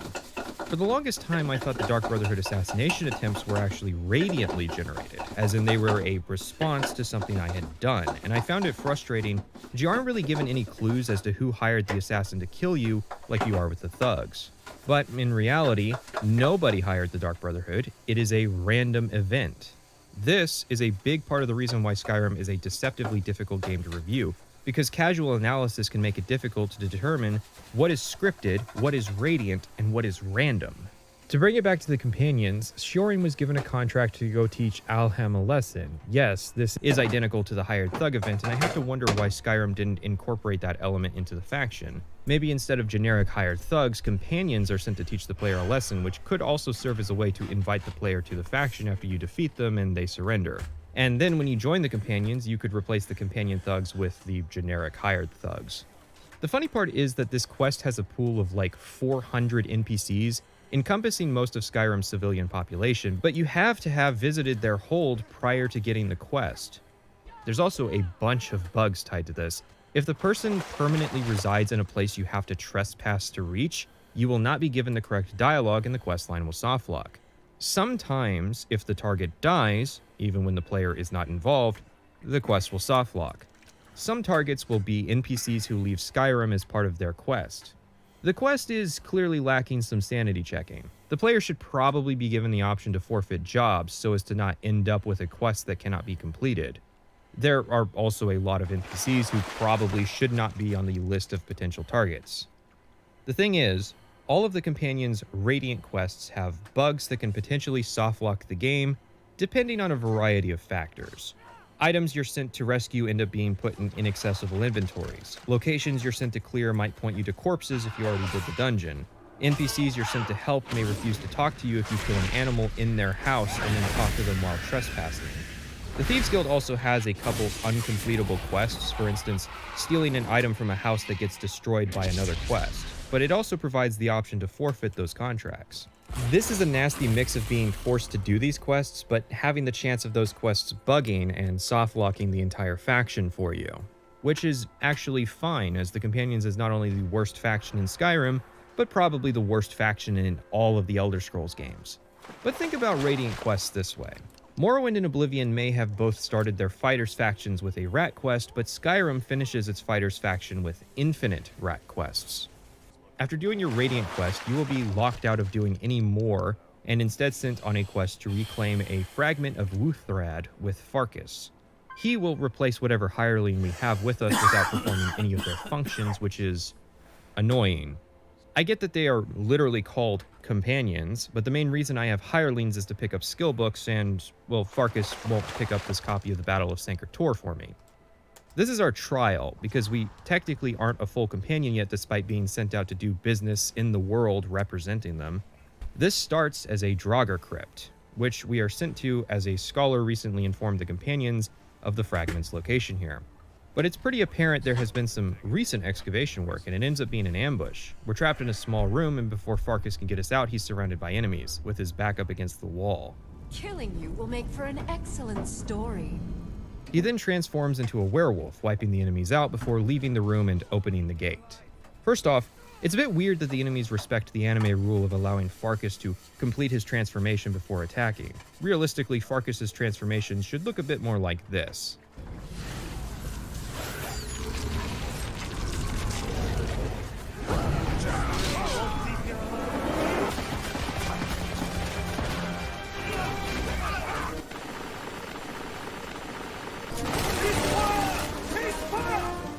Hate to spoil things, but these guys are the Silver Hand, who are an order of professional werewolf hunters. They seeded the rumor of the fragment of Wuthrad being here in order to lure companions here to ambush us. So they know full well that Farkas is a werewolf, and that if he successfully transforms, he will become harder to kill. Not only that, but there are dozens of these guys here, yet for some reason they didn't all come pouring out the second the gate opened, lining the back wall with archers just to mow Farkas down, Boromir style. Second, while it's a nice detail that the Silver Hand uses expensive silver weapons, you know what might be a more prudent financial decision? Armor. Most of these guys, even at high levels, are wearing armor fashioned from fur scraps. They're as well equipped as bandits, despite being an order of people who hunt werewolves. Werewolf claws are good at rending flesh, not so good against armor. It seems like silver swords should have been issued to the officers, and then the money saved from buying everyone's silver weaponry could be spent giving more people armor. Because it's not even like silver weapons are necessary to kill werewolves in Elder Scrolls. They'll die to steel, they just die to silver a little bit faster. It's just a funny detail. I couldn't stop thinking about how absurd it was that every single member of the Silver Hand has a signature silver weapon, but a minority actually possess any kind of armor that would protect them from slashing damage. Third, I find the players' reactions to be equally funny. It goes beyond base naivete into the realm of stupidity.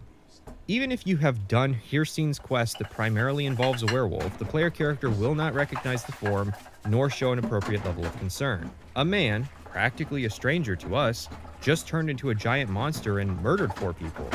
Farkas isn't even winded by the encounter. These guys did not stand a chance, and we just respond with, "What was that?" And then meekly follow it up with, "You're gonna turn me into a werewolf?" Fourth, why is there actually a fragment of Wuthrad here? I know Wuthrad is important to the companions, but it's not like they would actually know if it was here or not. We were baited here by a scholar, but they could have just as easily pointed us at an already cleared out Draugr crypt, one much easier to stage ambushes in. If the Silver Hand knew the fragment was here, why didn't they claim it first? I would imagine that to be a pretty big bargaining chip to possess.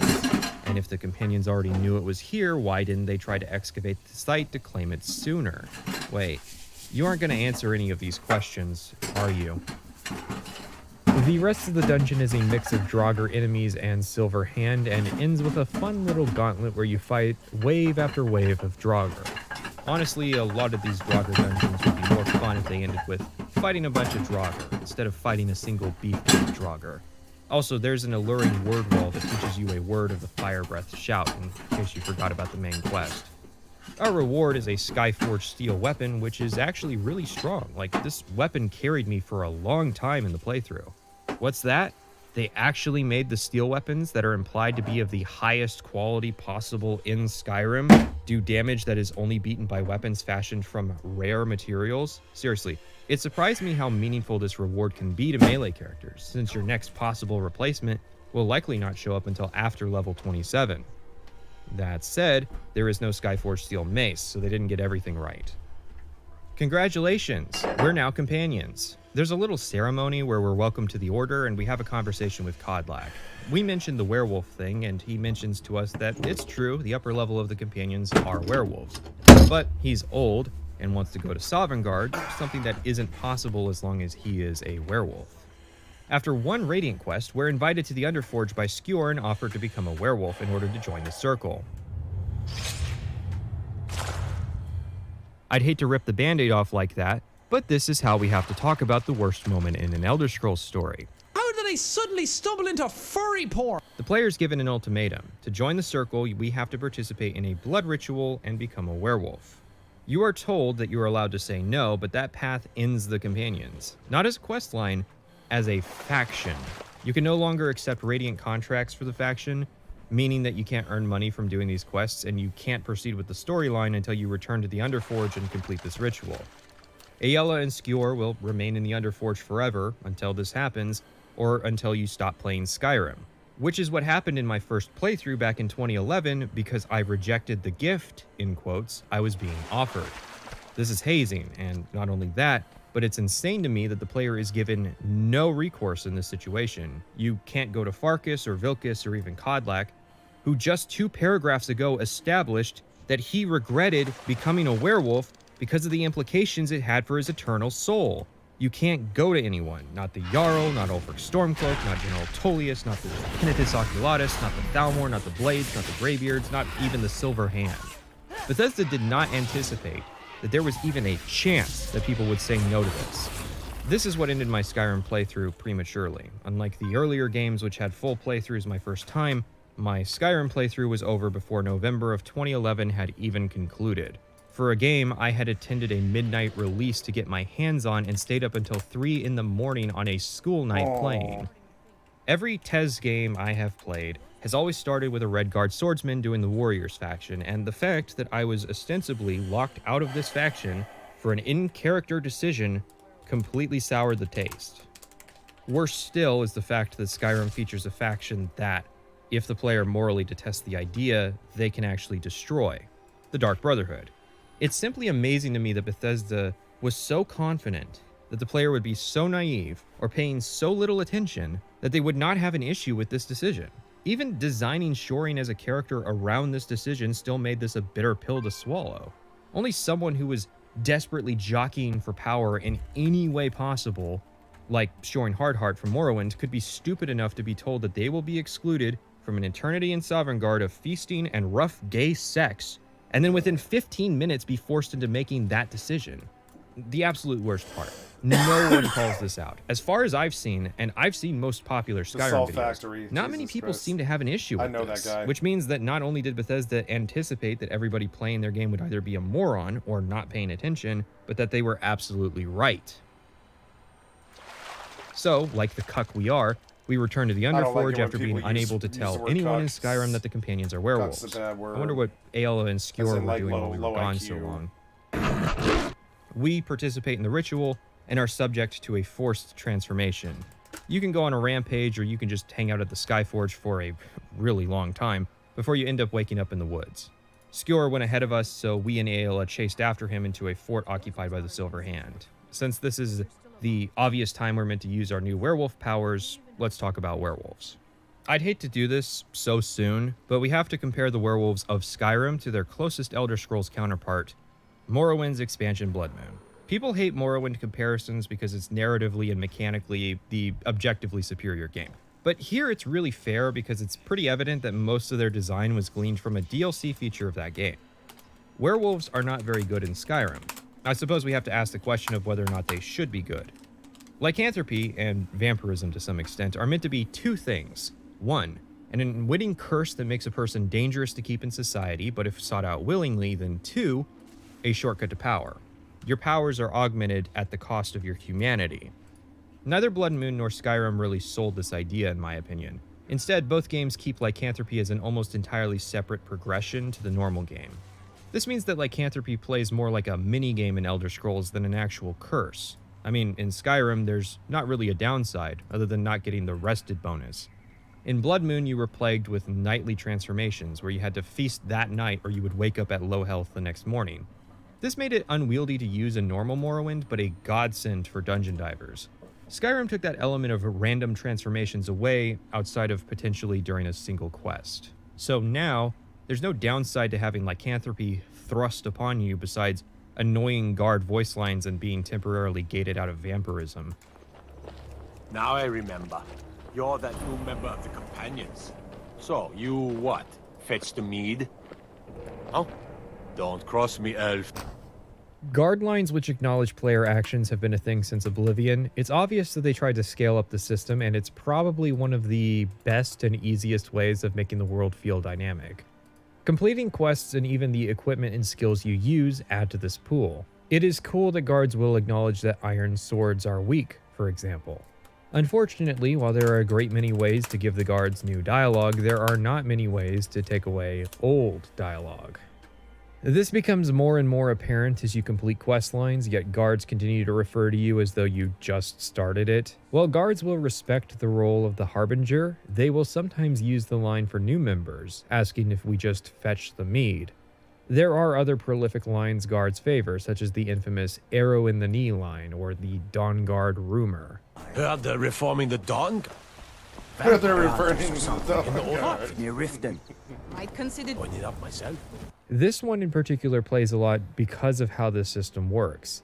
These generic greetings are all assigned a priority value, with most of them being assigned the number 31.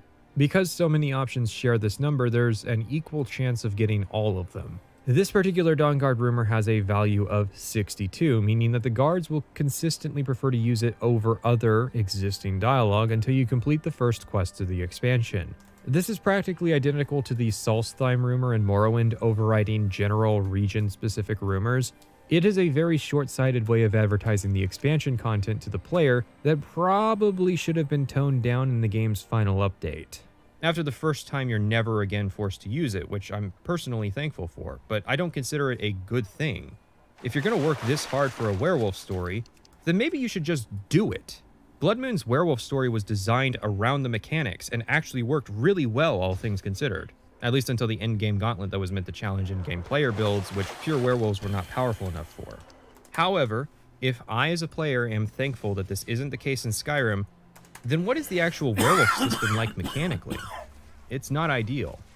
You're locked to third person, unlike Morrowind, but you're also twice as big as before, meaning that it can be difficult to see what you're doing. Your health no longer regenerates naturally, nor do you have access to potions. Your implementation of healing is consuming hearts from corpses. This can be later upgraded, but we're not talking about upgrades just yet since they were DLC content. This caveat of only being able to heal from the dead is a big concession, as it means you can't really push the difficulty in Skyrim while playing as a werewolf. A character who's comfortable playing at master or even legendary difficulty will find themselves having to turn the difficulty down just to make werewolf not viable but possible. This is obviously the opposite of the intention shown in the Farkas scene where lycanthropy was used to gain an edge in combat.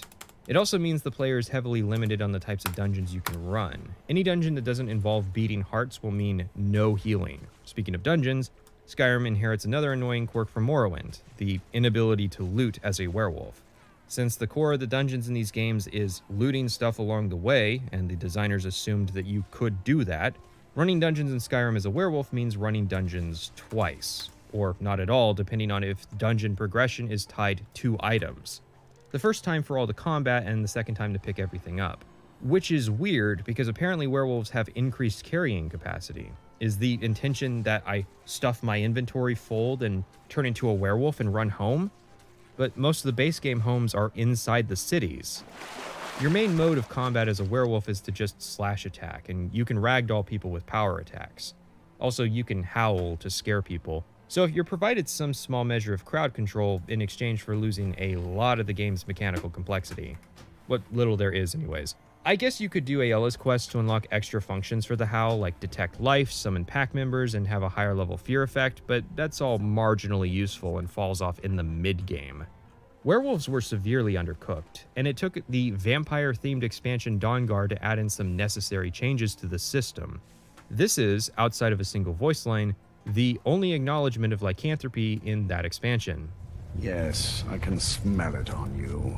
The power of my blood will purge that filth and make you whole again.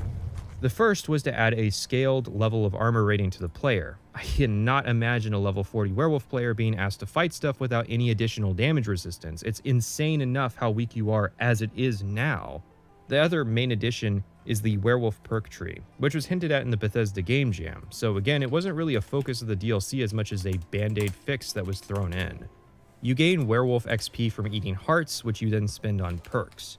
You can increase your damage, health, healing rates, increase the number of types of things you can eat to heal, and add extra effects to the werewolf howl like summoning better allies, making the fear effect apply to more enemies, or add more functions and range to the detect life effect. It's better, but it's still not that good, hence why it's a band-aid solution.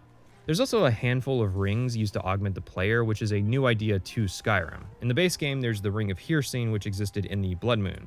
In Blood Moon, the ring would turn you into a werewolf at will, while in Skyrim, the ring allows you to transform multiple times per day.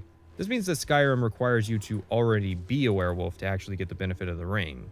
I think the only issue is that the player cannot turn off the werewolf mode, something that could have been added similar to how you can turn off the Vampire Lord mode.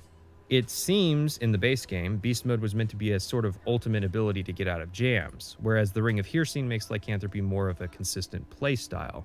Which is weird because Hearsing's quest will not acknowledge you being a werewolf, like, at all. The other 4 rings were added in the Dragonborn expansion, which is fitting seeing as that expansion is a revisit of the setting of Blood Moon. These rings are fairly expensive, so they are definitely meant to be acquired later in the game, like level 20 or so, when the Dawnguard perks start to lose their luster. In order of value, the Ring of Bloodlust, which causes you to do 50% more damage, at the cost of taking 50% more damage. This definitely opens up a different kind of playstyle, which hinges on you utilizing your mobility and crowd control to kill before you get killed. A maxed out werewolf with this ring will do some serious damage, so much so that you can chain kill cams, which is mildly useful since it means that you can use the invulnerability of the kill cam to plan your next attack. As blocky as the kill cams in Skyrim are, werewolves are where the kill cams actually have a mechanical implication just because of the nature of the playstyle. The Ring of the Moon increases werewolf howl duration by 25%, which is nice and all, but isn't really useful. The Ring of Instinct causes a 40% time dilation effect when you transform, which again has questionable usefulness. It implies you will transform repeatedly since it doesn't augment you long term, but you can't use the ring in conjunction with the Ring of Hearsing since you can only wear one ring in Skyrim. Finally, the Ring of the Hunt is the most expensive, but increases your health regeneration and enables the ability to very, very slowly regain health passively. And that's it. That's all Dragonborn had to offer werewolves. 2 mildly useful rings that might change how you play, and 2 less useful rings. It is not surprising that werewolves feel undercooked, an awkward mechanical addition that the player is only forced to use once. As late as July of 2011, Todd Howard seemed cagey about confirming whether or not werewolves were even going to be in the game. And right off the bat, he asked if you're able to be a werewolf in Skyrim. I mean, I can say that we're fans of that stuff as well. We are currently messing with all of that. I don't want to commit to here are the things you can change into and what they're like right now. Not because we're not doing it or not attempting to. I just don't know, honestly, where that's going to end up and how deep we're going to get into that. Well, I can tell Because you. a lot of times you'll hear this answer probably a lot. You know, we will try things, and if we don't feel it's helping the game, there are other areas we'd like to spend our time on in the game. Will the character be able to change into certain creatures? We've done various things like that in our previous games, and it's something that we probably won't be talking about specifically on this one. Don't read into that, we just prefer not to discuss this one. We'd like to leave that an open question until the game is out. You know, a lot of fans, when I realized that werewolves were actually going to be like the Khajiit, just a human with a head on it, and it was horrible. That was always absolutely hilarious. That it was going to be people with dog heads and totally normal bodies, and everyone was going to be all scared of them. Meanwhile, you have some like druggy cat guy hanging out the city, and everyone's fine with them. The original concept art shows werewolves as being bipeds. Even the lycanthropy perk tree was the product of a short game jam Bethesda held where developers had 1 week to implement anything they wanted. And there seem to be more perks in that tree than are currently in the game. It's not really a surprise that lycanthropy feels like an undercooked addition in the game. The story only utilizes it a single time, as though Bethesda is apologetic for forcing it onto the player, and curing lycanthropy is baked into the very same questline at little expense. It doesn't utilize any of the new mechanics, like the hand system where each hand has a different function, nor does it integrate the new dragon shouts. Blood Moon was designed around the entire expansion being played as a werewolf, expecting multiple transformations and balancing its quests around the player's stats. Bethesda had the same opportunity with the Companions questline, but leaves it up to the player whether or not they're going to fight these unarmed, renamed bandits with silver weapons using the werewolf mode or not. It's a problem because the Companions is the one ostensibly warrior faction in the game, and the pre-existing fighting mechanics are now competing with the new werewolf mechanics. Instead of augmenting your abilities, lycanthropy just replaces them. It would be better if there was a second warrior faction in Skyrim, like the Silver Hand. Speaking of, the Silver Hand have occupied the fort of Gallows Rock and are using it as a base of operations. They're pretty well ingrained here too, with prison cells and a torture chamber where we find the corpse of a werewolf. Although Aella confirms it was not a member of our pack. I guess let's talk about them as a faction. You know how Bethesda is weirdly proud of their environmental storytelling? Like, our level designers are great. Like, I remember we're playtesting one time and you're in a cave and then all of a sudden there's a giant tower right in the middle of it. And it tells a whole story right there, right? What happened to this big stonework that's in the bottom of this cave now. Yeah, absolutely. I don't know. What did happen? When are you going to tell me? Well, the Silver Hand is an experiment in whether or not a faction can be done entirely through environmental storytelling. I shit you not. The bulk of lines in the Companions about the Silver Hand are environmental observations made while doing their dungeons. There are 0 observations made about them as an order. How did they get founded? What do they believe in? What's their ethical limit? Who is their leader? Where are they getting money to buy their equipment? How do they know the Companions are werewolves? How long has this faction conflict been going on? Would they accept a truce if Kodlak told them they were trying to find a cure? The list of questions goes on, and I'm fairly confident there isn't even a single lore book that actually refers to them by name or broaches those questions. At one point, we're tasked with retrieving the Silver Hand stratagem. Finally, through the power of the written word, maybe this faction can finally be characterized. I mean, that's usually criticized as cheap, but all other measures have failed so far. Well, get fucked, because the Silver Hand stratagem is not considered a book, but a miscellaneous item. That's because it's empty. There's nothing inside it. It's literally a journal that exists as a plot device to explain how we end up fighting the Silver Hand headquarters. There is literally a single named member of this faction, Krav the Skinner, and he is radiantly generated, meaning his race and gender are randomized. The Silver Hand are literally just bandits, with extra silver weapons, ingots, cure disease potions, and literature about werewolves. If you try to soul trap their corpses, it'll even refer to them as bandits. Most people see them as a bandit gang with a passion for fighting werewolves, but that doesn't make sense. Why would bandits invest themselves that hard into fighting such a minor threat? Why would bandits invest themselves that hard into fighting werewolves who seem to have a fairly competent control of their condition and who could rally a cause to fight against you? Why did the Silver Hand hate dogs so much they literally do dog fights and even eat them? You know that the most militant factions don't form out of mild displeasure, right? The Vigil of Stendar formed out of hatred for Daedra and Daedric cults because of the Oblivion Crisis. The Dawn Guard formed out of hatred for vampires. Oblivion even made fun of this with the Order of the Virtuous Blood, a meme vampire hunter faction staffed entirely by weakened warriors who are being taken advantage of by a vampire. But since I brought them up, I have to wonder if the Vigil of Stendar was meant to be the actual Silver Hand. When asked if the Vigil fight Daedra, they'll respond, "And any other abominations that prey on mortals? Vampires, werewolves, witches?" I have a sneaking suspicion that originally the companions were to fight the Vigil of Stendarr, but something mid-development happened that changed that intention, and in turn, the Vigil had to be very quickly replaced. The easiest way being to simply create a new faction of reskinned bandits. I mean, think about it. If Todd wasn't sure werewolves were going to be in the game mere months before release, and being a werewolf is an integral part of the story of the companions, is it possible we're dealing with a redrafted narrative? This is not unfounded. I find the fact that the witches are also mentioned peculiar because, surprise, surprise, this story also involves witches. And I mean, why else would Bethesda put in the work to develop a faction that served little purpose in the original Skyrim, but not even fashion a unique armor set for the principal antagonists of the game's warrior faction? So we find Skjor dead at the hands of the aforementioned Krev the Skinner. Wow, not even gonna have Krev kill Skjor in front of us and then whisk away to show up later as an antagonist. Just a one-and-done boss fight. When werewolves die, they stay in their wolf form, yet Skjor, a practicing werewolf, died trying to fight in his human form. For some reason, it's not even really clear why Skjor decided to rush the situation. That's explainable if he was a werewolf and was on a rampage, not if he died fighting as a man. I bet you didn't think, when I said his name, that he would literally be gone the second we got back to the plot. Aela is a bit torn up over Skjor's death, but doesn't mind if we honorably loot Skjor's corpse of his wolf armor. Hey, I'm in the circle now. I gotta look the part. Better than my second run where I took Skjor's armor so it could sit on a mannequin in my house. The wolf armor isn't bad. It's steel armor but weighs significantly less, plus it honestly looks good. Well, the male version anyways. The female armor is hideous. Look at those legs. Look at those breast compartments. No wonder Aela isn't wearing this. It looks like trash. Aela honestly takes the death of her fuckboy pretty well, asking us to head out and steal some plans from the Silver Hand. Who talks like this? Like, it's hard to generate emotion about a dude, radiant you're like quest, 40. and the only thing of real note is that my second time around, I did it non-lethal. You sound like such a weird, ragey little raider to me, a little bit. Like, it comes out, your elements of your personality come out. I'm like this, too.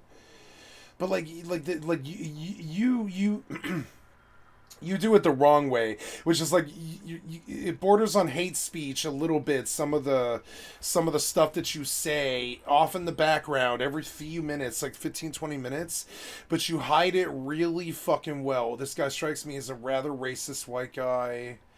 Some of the older RPG people that I play with are kind of like this, you know. And you can, every once in a while, they'll slip up and they'll say something really fucking like sexist or whatever the fuck, and you get a dose of who their personality actually is, and you're like, oh god. But I mean, his name is Patrician. Am I surprised? Lethally. Return to Aela, and she gives us another quest. This time to assassinate a leader of the Silver Hand. This one's more lethal, obviously, but my second time around, I made sure to only kill the leader. Technically, there is a third Radiant quest where we go and recover a fragment of Wuthrad from the Silver Hand, but I've never received it. That's because after doing the second quest, Kodlak wants a word. He knows about our little campaign against the Silver Hand. Whether you annihilate them down to a man or simply assassinate their leader, Kodlak will still disapprove of our endeavor and then immediately proceed to task us with a vital mission that we're sent alone to do. If you have Whiplash, there is actually a logical, in-character reason why Kodlak is doing all this. It is not like earlier where Aela chastises us for not helping with the giant and then immediately invites us to the companions. Something really Kodlak, as previously stated, wants to cure his lycanthropy, and he has a brilliant idea. He wants us to seek out the witches of Glen Moral, who generations past made a deal with the Harbinger that gave the companions lycanthropy, and he wants us to bring back one of their heads. I went ahead and brought back all of their heads, considering the last thing the companions need is another faction war. It is funny that Kodlak's first instinct is to kill the witches, not even to try and negotiate with them. The magic's in their heads, so bring the heads back. The witches are actually hag ravens, which were one of the wild animals I got dispatched to deal with. I'm sorry, but there is a world of difference between rats in the attic and a bird woman who can cast high-level destruction magic. The Glen Moral Coven was a minor faction from Daggerfall that became a plot device in Blood Moon and Oblivion for curing lycanthropy and vampirism, respectively.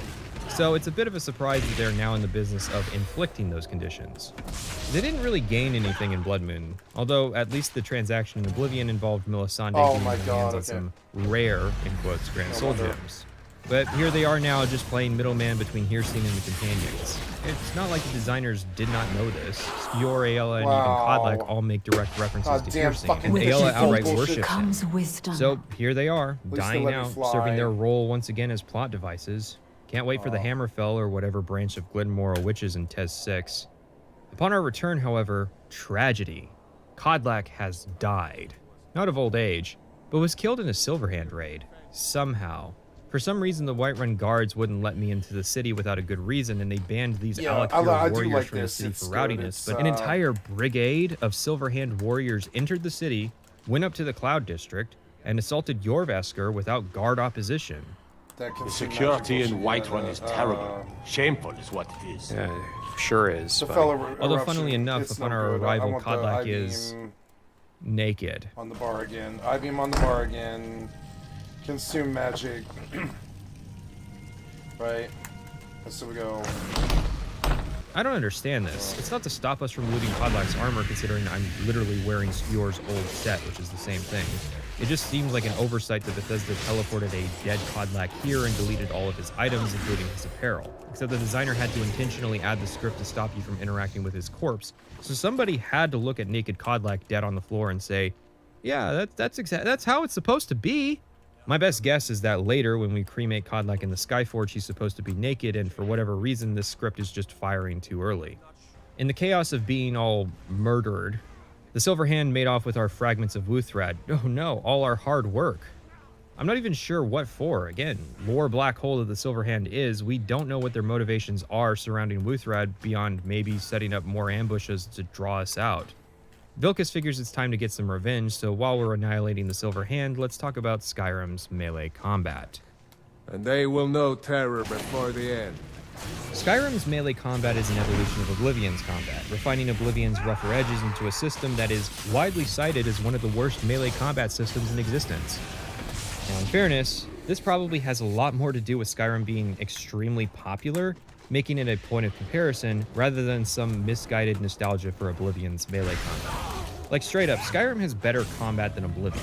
Oblivion just had more issues with spongy enemies. Hitting an enemy in Oblivion felt like slapping someone with a pool noodle. Compare that to Fallout 4. Look at that, I just exploded a guy's head with a tire iron. Despite functioning almost identically, all that changed was the feedback, and Fallout 4 is better, even if Fallout 4's strength is in its guns, not its melee. Skyrim's most often cited problem is simple. The combat is just spamming the right trigger. Well, there's more to it than that, but it is true that at various points all Skyrim demands is a functional left mouse button, like the turkey punching minigame from Doom 3, but extrapolated into a full product. Melee is divided into three types: hand-to-hand, one-handed, and two-handed, with the reskins of the latter two. Of those, there are swords, axes, and maces. Each of them has different functions, but in all reality, I can imagine you could stealthily add a mod to someone's Skyrim install, which switches all the models around, and they wouldn't notice that the sword they're using has the stats of a mace. Hand-to-hand is the easiest to dismiss. This is Maik the Woke, who specializes in hand-to-hand combat. There is no skill. Instead, your only option is to pick Khajiit, stack gear that fortifies unarmed damage, and pick the heavy armor book. It's surprisingly robust, but not something I would want to do for an entire playthrough. It's weird too, because they added kill animations for hand-to-hand in a patch. This is the first Elder Scrolls game where you can literally suplex people into the dirt, and there's still no hand-to-hand tree. Not even as post-launch content, despite Bethesda showing off that they can add new perk trees with only a week of development time. I mean, Bethesda also showed that they could do spears in the game jam, so, you know. The main thing that I can say, and I see a lot of those comments, are they go back to, we had X weapon types in Daggerfall and X weapon types in Morrowind. Oblivion has its own, and Skyrim has its own. And anytime there's something that we stop doing, whether that's spears, having a skill for that, or crossbows and things like that, we tend to, each time, start over. And we want to find weapon types with this game that really yield gameplay. Gameplay. Gameplay. Gameplay.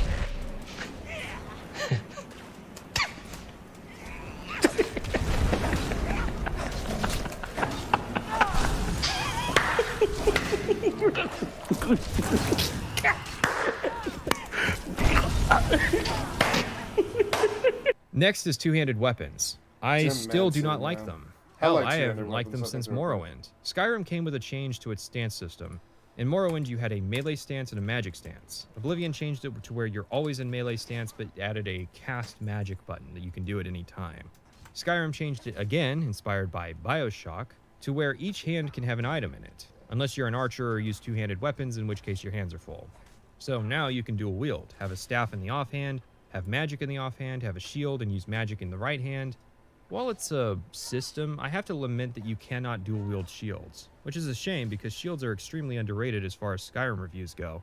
People do not realize just how strong the new shield bash mechanic is. In fact, it's the primary reason I discriminate against the two-handed wielders. They can do some damage, but they lack fine control over the flow of combat. Not only that, but they provide a surprising amount of utility to combat, depending on the shield. On the lame end is the Shield of Ysgramor, which provides 20% magic resistance. That's an Oblivion-style shield. Boring. Spellbreaker creates a ward capable of diminishing incoming magic.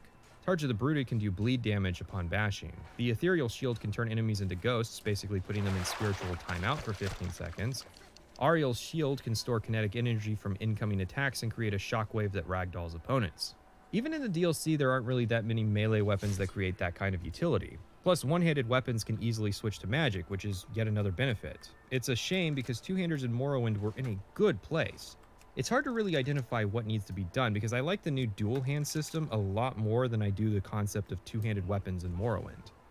I guess you would just have to greatly amplify their damage or implement a system like how Dark Souls does two-handed weapons where you can switch on the fly how many hands you use, but it changes the moveset to be less effective. With that in mind, let's answer the question. Swords, maces, or axes? I used axes, but regretted this almost immediately and wish I had picked swords. The way it works in Skyrim is that swords do the least damage, axes do medium damage, and maces do the most. However, swords are the fastest, with war axes being in the middle and maces being the slowest. This is usually a single point of damage, but it means that a steel mace does the same damage as an orcish axe and a dwarven sword. However, the difference comes in the perk system. At first it starts simple, with a flat percentage damage increase. However, at one-handed 30, you're presented a choice in perks. You can take multiple, but really you should only pick one as there's lots of perks you'll want and not enough points for all of them. Axes unlock the ability to do bleed damage, maces unlock the ability to ignore a percentage of armor rating, and swords unlock the ability to do critical damage. Let's break this down in order of usefulness. Maces are nice, but a minority of enemies in Skyrim have armor ratings. This is because armor rating is tied to equipment, which usually only human enemies have. Bethesda didn't think to put an armor rating value on enemies like Chorus or dragons or automatons, meaning that for the bulk of enemies in Skyrim, your mace perk will do nothing. Axes are alright, but the bleed effect is kind of bizarre. For one, you're given zero information about how it works or what kind of damage it does. There's also a bunch of issues with it, particularly with weapons not having the effect applied to them without an unofficial patch, or different versions of the game breaking the effect. Even then, it's not particularly impressive. Wow, 12 extra damage on my Daedric Axe. For 2 more perk points, that could be 18 damage. I think fundamentally what was wrong with Skyrim is the damage numbers. If they were to add the damage numbers, swords are the worst in terms of numbers, but they have the best perks. A percentage chance to do critical hit damage. It's not standout, and it's only based on weapon damage without perks or upgrades, but there's also no restrictions on who it applies to. You know what really kills this system? Balance. For some reason, some designer at Bethesda thinks they're creating an MMO and so worked very hard making sure nobody could say there was a best weapon type. But the end result is that effect where you could swap weapon models without anybody noticing the difference between weapons. Here's a difference. If you do enough damage with a mace, just have their head explode, or their bones shatter, or their limb go limp.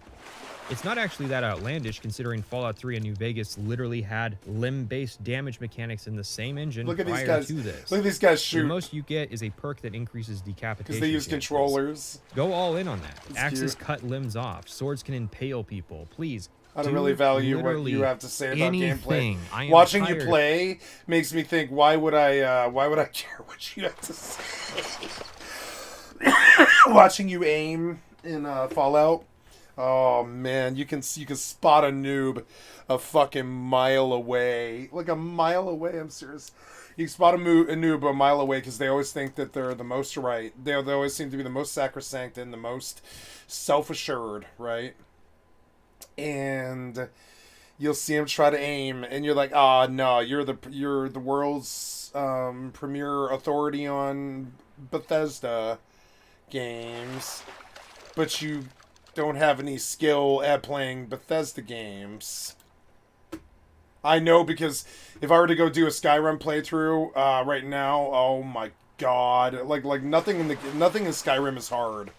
Nothing in it. You could die easy because the mobs are overtuned and they'll one shot, but that's about it. I would not say it's a hard game.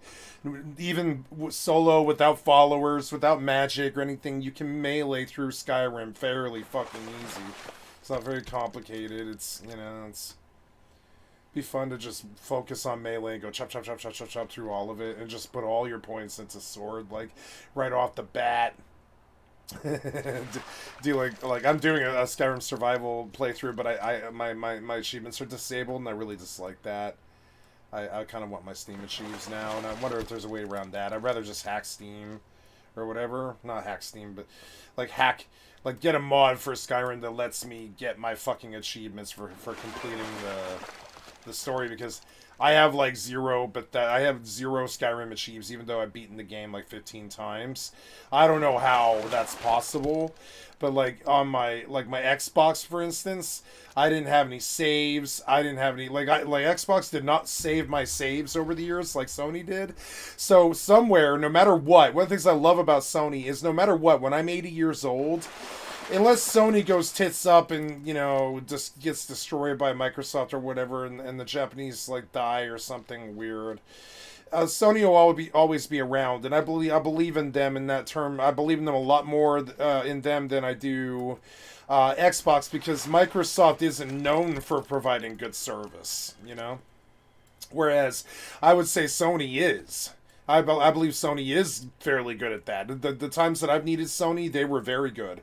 And I don't really have a lot of option. Like, I'm sorry, I don't have a lot of complaint about them in terms of the security of your saves, the merging of platforms, the ongoing generations of consoles, all that stuff. They're always sure to make sure that your last generation's investments and saves and all of your presence on the last generation is brought forward to the next generation. I cannot say the same for Microsoft.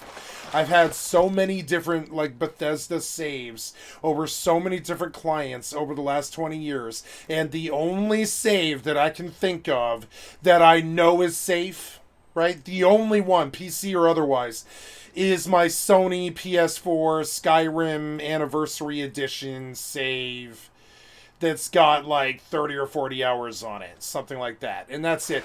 Despite having put like 1,800 hours into Skyrim, and I don't know, like 1,200 or more maybe into Oblivion, and like, you know, I don't know how many in Morrowind, like 3,000 or something like that. And Morrowind was the one I played the most, and I beat all of it. I completionist beat Morrowind, which is fucking hard. I had to read a book, motherfucker. I'm not talking like a cheat book, like that's like the size of a magazine and kind of thin, and it's only got about, you know, 60 good pages and stuff. I had to read a fucking book with like 350 fucking pages from page 1 to page 350 to get all of completionist of Morrowind done.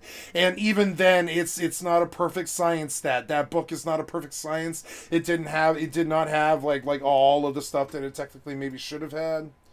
You know, it was an interesting thing that. And longevity of my saves is important to me in the Sony scheme of things.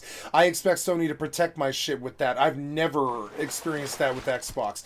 I don't know what ailed them, but like, I don't know if you guys recall, but saves on the Xbox 360 used to take up sometimes like 20 fucking gigs. It would be so much. Like after like 5 years, your Xbox 360 would have like 10 gigs of saves on it.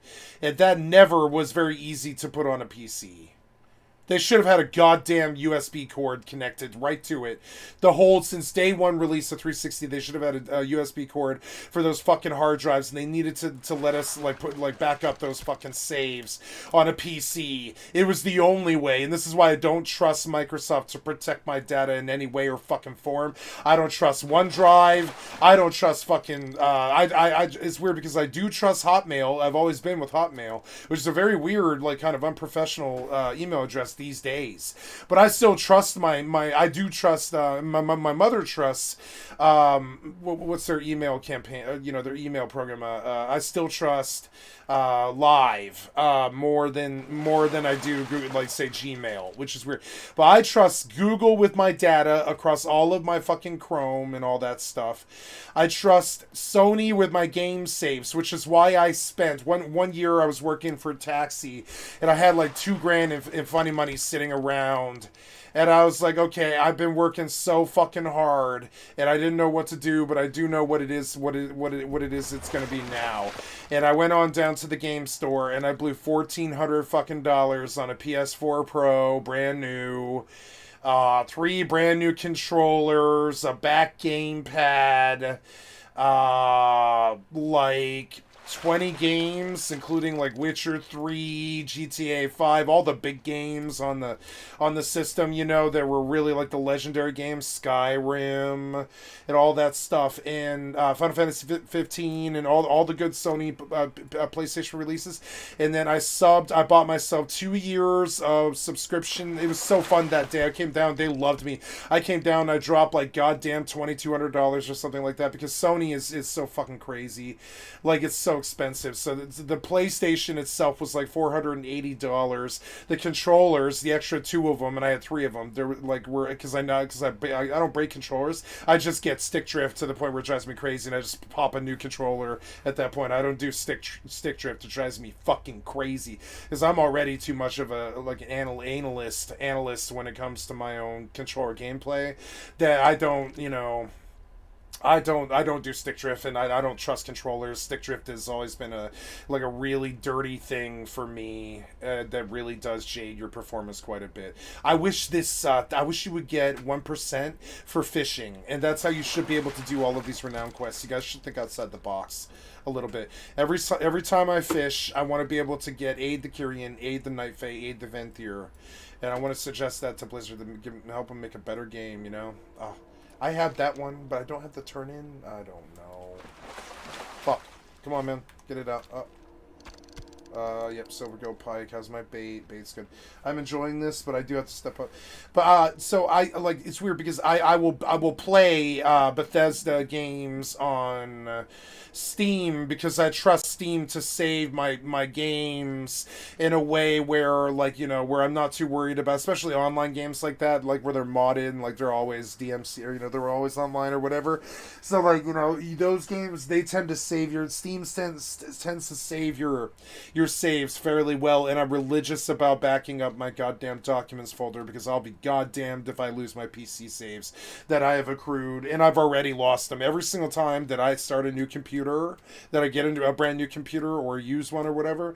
I don't think to bring my documents from the last computer. I just, for something about it, I get so excited in the moment, and I get to warning myself to not be too hasty about it and all this, but I still do it. I'll get a brand new computer and I'll just fire it up, start running with it. Like within 4 hours, I'm out there gaming, and I'm like, oh my god, I got a brand new computer, and this is like one of the best moments of my whole life. Best moments of my whole life have always been. You want to know what my idea of Pangea, or like what my idea of a cornucopia of pleasure is to me? You want to know what heaven is to me? It's a brand new computer every single fucking day that I don't have to do the install of, or any of the stuff. It just syncs to me, and I do like a 45-minute syncing every single day for about. I would spend an hour of my day, and I would do a brand new computer every single day of my life. That would be to me a dream job, like the way the race car drivers like Mario Andretti dream of driving race cars. I dream, and I don't particularly have a passion for computers. I have a passion for video games, and so I wouldn't even think about the fucking computer side of it. I just want to be able to play whatever game I'm in love with at the moment on a brand new computer every single day with a brand new card every single day. And I imagine this sort of reality exists. You would have to buy, like, one of the things that I feel that Asmongold did was that he probably he probably sat down with his One True King friends, and he was probably like, all right, Rich, what do you want out of life? life? And Miskiff and all these other people, he's like, what do you want? And they go like, you know, Zach, what do you want out of life? And he was probably like, well, I know that I'm mentally ill and that I can't leave the house very much, and when I do, I don't have. He's exactly like me. When I do, it's not because I'm afraid of being outside. It's not because we have agoraphobia. It's because we have to be online for like 18 hours a day. So we don't go out. We don't go outside very much, and when we do, it's to eat. You know, it's so base for us. Our reality is so fucking flipped from what everyone else's reality is that it's very weird. It's like being an astronaut. I consider myself a cosmonaut or a space boy all the time. I think of myself as a space boy, and I live out here in the stratosphere where no one else can touch me physically, because I'm never out in the real world, and I'm off in space somewhere, off towards some new pioneer frontier, some new game, some new reality or whatever, and all I really want is the spaceship to fly to the new game planets every single day. That's my idea of heaven. I want a girl to come straddle me in my lap at 9 p.m. every single night, right? And kiss me very deeply for like half an hour. I want that. If I had money, I would buy it. I don't care. I would pay a girl to hang around. I'd pay her $500,000 a year to hang around, hop in my lap, and kiss me very deeply for half an hour every single day.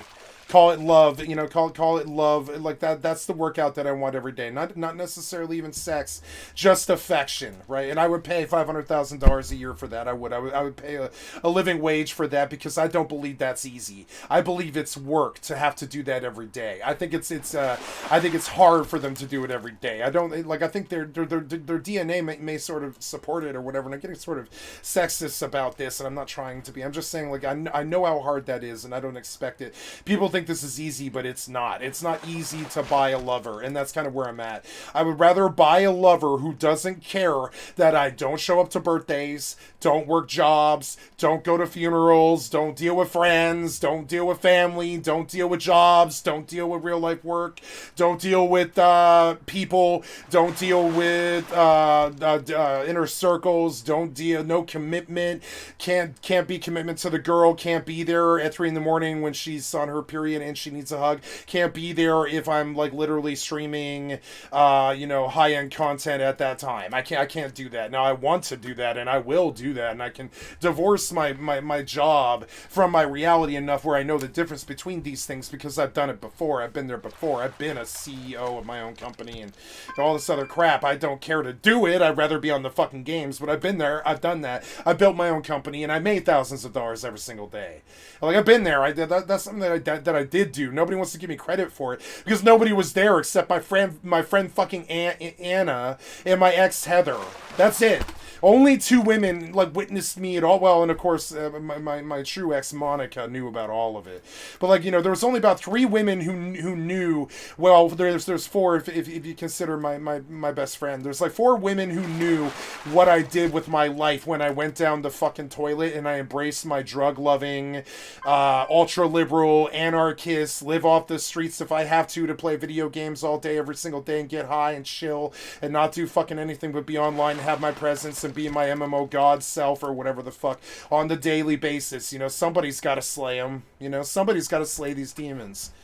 Someone's got to be here to do it. I don't care. Look at all the work that it takes to actually do it well. I really dislike it when other gamers discredit like what it is that I do. I've only ever had it from people who don't know me. When they know me, they understand that I generally work 4 times as hard as you across so many different fucking titles that is what it is. That is what my life is. That is what it will be. That's like, it'll always be like that. So now, and I've just embraced it all my life. I resisted it. I've embraced it, and I used to think it was kind of like, what's the word, like degenerate to embrace it, like the more purer, happier sides of my fucking nature. But if this is what is pure and happier side of my nature, and I love it, and I love every second, and the time flies by, and I look up and 18 hours of fucking flew by out the goddamn window while I supplied fucking whatever content I could for 18 hours fucking straight every single goddamn day, like some kind of fucking Wiz Khalifa video games or whatever. You know, like a lot of money, a lot of luggage, a lot of hoes, and when you're putting in work, that's how it goes. I'm not saying I ever want to objectify a woman and put a price tag on her to come straddle in my lap and kiss me for half an hour every night, you know, bring me a beer and talk to me about her fucking day and anything that isn't video games, you know what I'm saying? And I would pay that if I had the money, and that's one of the things I do want. And you know, I don't want to pay women. I want to be able to support a woman with my fucking job. And that's against the law. That it is literally against the law for me to support a woman. It's not illegal for me to do that as a streamer, but it is illegal for me to do what my actual job is, which is stacking these motherfucking gold Benjis on these motherfucking MMOs all day, every single day, till I have some kind of ungodly amount of live mats sitting in my bank that could buy pretty much anything on the fucking market, and I just wait for fluctuations to come and go and expansions to come and go across all of these fucking games. ESO, fucking, you know, EVE Online, World of Warcraft, fucking Rust, fucking, you know, whatever investment means and whatever fucking titles I like, Fortnite, etc. It doesn't matter. I go across like fucking 20 different games and I don't care. Bethesda, the entire Bethesda catalog is one of them. You know, it's weird. There's like a lot of, you know, there's a lot of, like, Dark Souls catalog is part of that. There's a lot. Like Asmongold, like Zach would understand. You know, I think Miskip would understand. Like some of these gamers would understand. It's a passion and it's a driving force in your life. So, like, you know, and so my idea of heaven is that, pursuing my life's dream all day, every day, and not be asked to do anything else. I don't want a government. I don't want people. I don't want friends. I don't want a family. I don't want taxes. I don't want death. I don't want fucking, you know, I don't want any of the trappings of what it makes. I don't want good food. I don't want good sex. I don't want, like, I mean, I do. I love good sex and I love making love, and I'm full of love. I'm a new romantic of the true sense of the term. I spent most of my life writing beautiful poetry at women. You know, that's most of what I wrote in my life was beautiful poetry, talking about love that I aimed at women. I was a lyricist and a fucking love, like a new romantic poet. That's one of the things I am. I'm a new romantic poet, kind of like, you know, who's like me that couldn't hide. Fucking Kurt Vonnegut. I'm reading Kurt Vonnegut right now. He was a unguardedly, very clearly respected romantic poet in the magazine scenes by women who produce magazines like Cosmopolitan and Vogue, and I believe I could do the same. I could write a love story that'd make women cry. It's not that fucking hard. Writing tearjerkers like the Beatles, you know what I'm saying? That's not that fucking hard. You just put your fucking heart into it. You tell them how much you actually mean, how much they actually mean to you. It's not that fucking hard to write a really good love poem or a really good love story. It's hard to keep the women around to write the poetry for, but it's not, especially if you have a lifestyle like this where you're a fucking digital jockey. I've been in denial my whole life. I hid from my ex. My ex didn't like it. None of my friends like it. I hide all this from all of my friends and I don't talk about it. But it is like being some kind of cosmonaut. Think, Major Tom, right? Like Major Tom. You're some kind of goddamn cosmonaut. You don't know what's going to happen out here. I don't really know what's going to happen. Maybe I make a career. Maybe I never make a cent doing this. I've made about $400 being a streamer, and that was a good experience, which I feel like you have some good growing pains when you start out as a streamer. Some people do want to automatically support you right away if they like you off the bat. You know what I'm saying? If they like who you are off the bat. So, you know, it hasn't been that hard in that respect, and some of these people I really respect. I can't believe they gave me money. And, you know, but I mean, I don't understand why, like, who I am or what I am would be frowned upon in the community, or why I couldn't make money doing it. I'm the long-term gamer. I want to be on in the motherfucking background, constantly listening to whatever the scene is talking about at the moment, covering all the little things on YouTube and all this stuff, running whatever game I think is worth playing at the fucking moment, and, like, you know, moving across, like, building macros and scripts and bullshit and DPS things and healer things and bars and, you know, UIs across like 20 different fucking titles, trying always to evolve my shooter skill, evolve my looter skill, evolve my RPG skill, and try to be the best in the world at whatever the fuck it is that I'm doing at the moment, not whatever it is that people think is the best in the world. I don't consider the best. I don't consider Ninja to be the best in the world at Fortnite. I don't know. I would say I am the best, and this is how delusional your ego has to believe you are good enough to make money doing this. Is you believe at some point in your career, I believe that I was better than Ninja, and that's crazy. It's just not true, but I believe it. You know, it's really weird. It's like it's kind of like that bad romance thing I was talking about yesterday, or bad miracle thing. It's a bad miracle to understand it, but it is a bad miracle technically that that I don't approve of and I don't agree with, and I don't believe there's any factual fucking like factual basis in the statement that I'm better than Ninja at Fortnite, other than the fact that I fucking believe it. You know. I believe that I am if I were to try. And I've just never tried. I don't wish to. I tried on WoW in the arena. I didn't spend all my time on shooters in Fortnite trying to be the best at some fucking tactical shooter like my friend fucking Smithy or whatever the fuck. You know what I'm saying? I'm not looking for, you know what, I gotta check my stream real quick. Something I am reminded of here. Sorry. Is I do need to verify that I am getting the sound that I need. Yes, I do believe so. So we go options to audio. Then we just double check our registry strings for Streamlabs desktop. Sorry guys, because it's sometimes I wonder, like, I don't have the retention on WoW that I do other games, and I get that. But I also don't think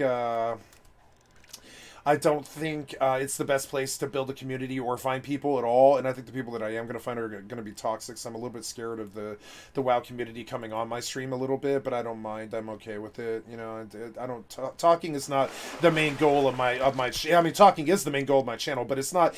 But feeling contractually based or whatever the fuck to talk to people is not my goal of my channel. My goal is to provide 18 hours of fucking, you know, I would say low to middling quality content all day, every single fucking day. No, it's not Ninja ever, because it's just on, it's on in the background all day long, but it is like current gameplay at a challenge on whatever game I think is worth playing at the fucking moment, you know?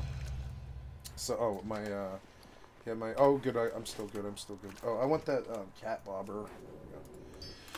Yep, and with that, I am going to put on this video and take another bio break here, and continue doing my dishes and all this.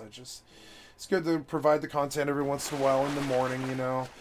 So it's weird when you know that it's not true, but you still believe something, right? It's kind of like a bad miracle. You have a uncanny valley moment with it where you're like, wait, do you really believe that? Would you die on that hill, right? And here's where I'm coming with this. I don't believe I'm better than Ninja. I don't believe I would ever be able to win a duel against him. I don't believe I have the same skill level. I don't believe I have the same number of wins. I don't believe I have the same number of potential. I don't think I'm as good as him. I just believe that I'm better than him, and I'll tell you why. It's a really trippy thing, right? But if I had to wager at it, I'd say Tyler Blevins probably will have a career for most of his life. That he will have made a lot more money than I ever would have, and, you know, really slayed it and killed it, and will stream probably into his old age and stuff. But I don't think he's gonna do it for like 60 fucking years, all day, every single fucking day, 14 hours a fucking day, 7 days a fucking week, 30 days a fucking month, 12 months a fucking year, you know, 365 days a fucking year, maybe 362 if you count, like, you know, doctor's appointments, or, you know, like whatever the fuck, like holidays, or maybe, you know, a friend dies or something like that you can't see coming. But that's the difference. I think I'm probably a better Fortnite player in the respect that I would still be willing to play Fortnite 80 years from now.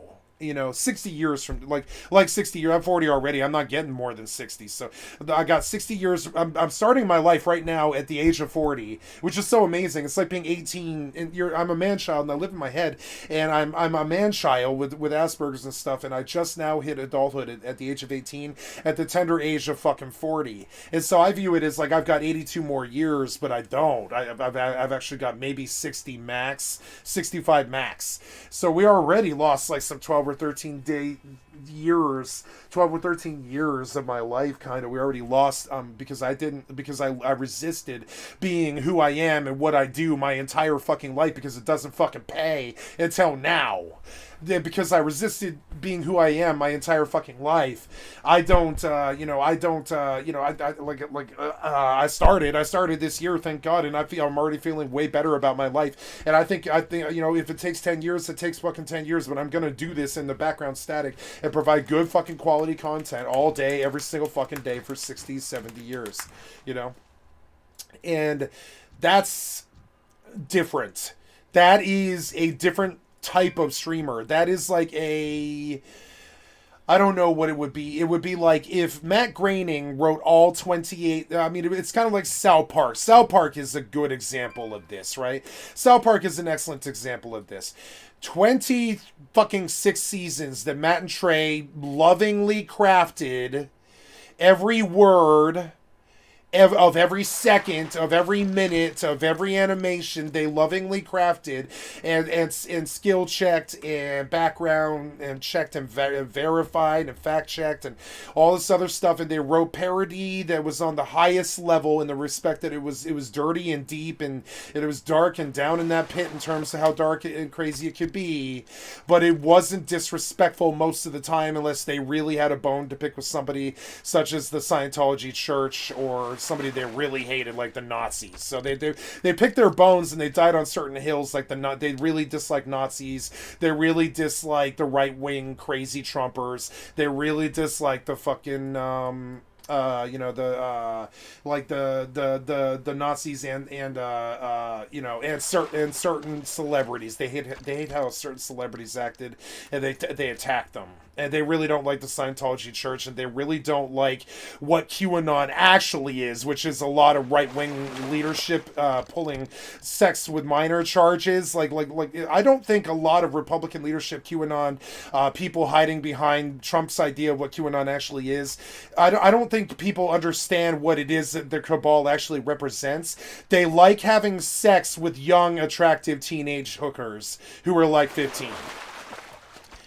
Now, some cultures don't, that isn't even illegal. It is in America, and it's disgusting, and no, I'm not condoning sex with a 15-year-old girl unless you're a 15-year-old boy. But like overall, like, whatever, like it's like the only people that should be having sex with a 15-year-old girl is her loving 15-year-old boyfriend who's in love with her. That's the only people who should be having sex with 15-year-old girls or boys, right? But we know that the Republican, especially the Republican leadership, has like 2/3 more of our current Republican leadership are facing sexual molestation or sex with the minor charges in our Republican Senate leadership and Congress and such, right? There's a lot of Republicans going up for charges for sex with minors.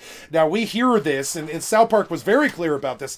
We hear this, and we think that there's actually a cabal of NAMBLA, North American Man-Boy Love Association, weird QAnon creepers who, like, have, like, deep state agendas with, adrenochrome and shit like that some of my best friends who know better do believe in. Right, and I believe in some of this stuff too. Like, I believe 9/11 was committed by the American government and the right wing, and I believe that QAnon isn't a thing that they say it is, but I believe QAnon is real in the respect that rich people like to have sex with teenage hookers. They always have. That's something that's been around since prostitution's been around, which is the oldest job out there. Sex with young teenage hookers is something that, like, that mankind has been doing since the dawn of mankind. Now, it's probably almost always been illegal, I would say, especially if you don't marry the girl. But I mean, like, in a lot of where women are chattel, in most societies, women are considered to be chattel, their property. So, like, and that's disgusting. I fucking hate it. I spent my entire life resisting fucking statements like that, but it is the actual truth. Most women are actually like chattel. Here's proof of it. Up until about 1978, in the city and state of New York, It was legal to rape your wife until 1978. The charges couldn't be filed. It was sacrosanct. It was sacrosanct along the lines of, like, if with the same way that we respect marriage in terms of its religious value and its influence upon our culture, like, how marriage is like this sacrosanct, beautiful thing in the eyes of law and everything else, where a spouse can't be forced to testify and stuff like that. One of the things, and it's really creepy. So this is that thing. The leadership gets down to buying 16-year-old hookers because they're creepers. The 16-year-old girls lie about how old they are because they want that big money when they're 16. That's their life dream, to have no limit on money when they're 16, and they're super beautiful, and they can have a nice sports car, and they can have a hot boyfriend, and they can have a lot of money and all this stuff. You'd be surprised how popular it is to be a teenage fucking hooker. And it's a part of the taboo society that we don't talk about that we absolutely should. They call that sex trafficking and human trafficking and all that, but I call it having sex with teenage hookers. It's disgusting. We've been doing it since the dawn of man. But and in some societies, including like America, I would say it wasn't illegal that long ago. It's been illegal for like 50 years, but it wasn't that illegal before that. So like up until 1978, you could bind and torture your wife sexually and then let her go in the morning. And you couldn't file a charge for that, not even domestic abuse, because you couldn't rape, according to in the eyes of the savage hypocrisy bullshit that where women are chattel and the right wing wants to control everybody and all the fascism and everything. They believed up until 1978 that women were chattel and that you couldn't rape the willing. And if they enter a marriage, the marriage is the sacrosanct fucking contract in the eyes of the law. So if they enter into a marriage with you, that's retarded, because then they're essentially your property. This is how it's been since the dawn of man. Women are like men's property, essentially, and it's disgusting, right? I just hate this shit. And it devolves. It's the generation of our society, this shit. We like what makes us civil people, that makes us better than the monkeys, is this stuff. It's the fact that we bury our dead and we treat our people who are diverse from rich and white and male as equal to us, because they are. Women, gay people, etc., all the things that rich white people don't like, the Republicans don't like and all this, and that the Nazis don't like and shit.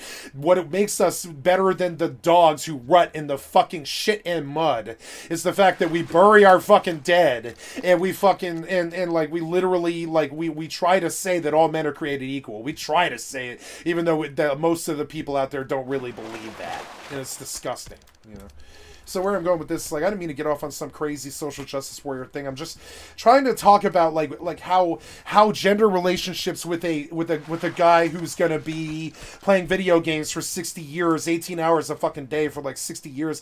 Call it like a calling. I wouldn't call it like a, how some people, they go to like look at The Office, right? They did 10 years of that show, The Office, and that's kind of how those careers kind of are for people who work in the office. The latter 5 or 10 years, they kind of relax and they sit in their desk job that they've earned because they've got seniority and they've been sitting there a really long time, and they get their gold watch at 20 or 25 years of their career, and then they spend the other 75 years of their fucking life just living their life.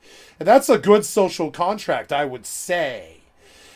But that is not the social contract that I signed up for when I am more of what I would say is I am more of an artisan in the respect that this will be something that I will pursue for 60 years. Kind of like how clockmakers or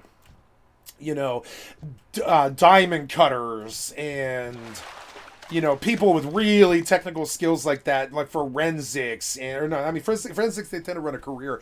I'm talking about people who do it their entire fucking life. Like some sushi chefs are like that. They'll just do it their entire life. They don't care if it's 4 hours of sleep a day and 18 hours or 20 hours of really hard scholarly work in a kitchen for a sushi restaurant. And it doesn't matter to them how much money they make. They might even make $1 million a fucking year. It doesn't matter to the fucking fucking sushi chef. That a sushi chef is kind of like what I'm like a little bit. They're not the same in the equal of their value. I'm just saying their dedication is the same sort of dedication that I have. Every single time that I kill a mob, I believe that time that I killed that mob is the best time that I've ever killed a mob, and I need my progression to be upwardsly mobile in a upwards chart graphing, go upwards like a steep hill, where I need to know that every time I kill something, I'm doing it slightly better, in a slightly better way, slightly better style, slightly better rotation, slightly better DPS or whatever, and I'm always bettering myself across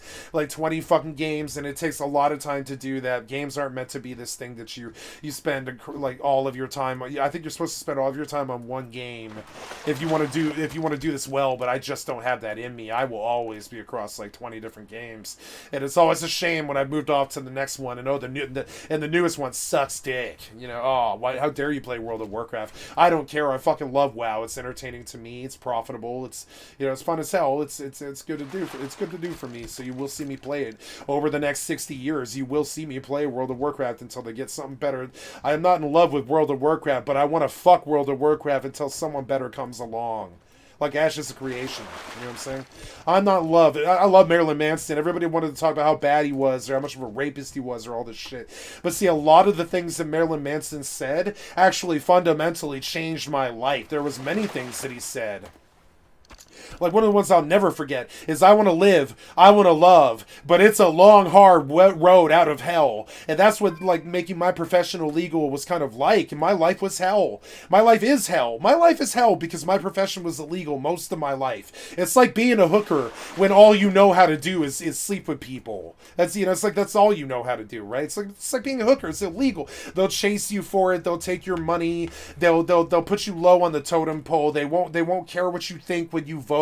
They don't care what you think when you talk, unless you're some kind of streamer with a lot of clout, in which case you do have a lot of like sway and stuff. But I wouldn't say video game streamers necessarily have that. Maybe PewDiePie and Mr. Beast does, but I would say that that's sort of a rare breed, actually.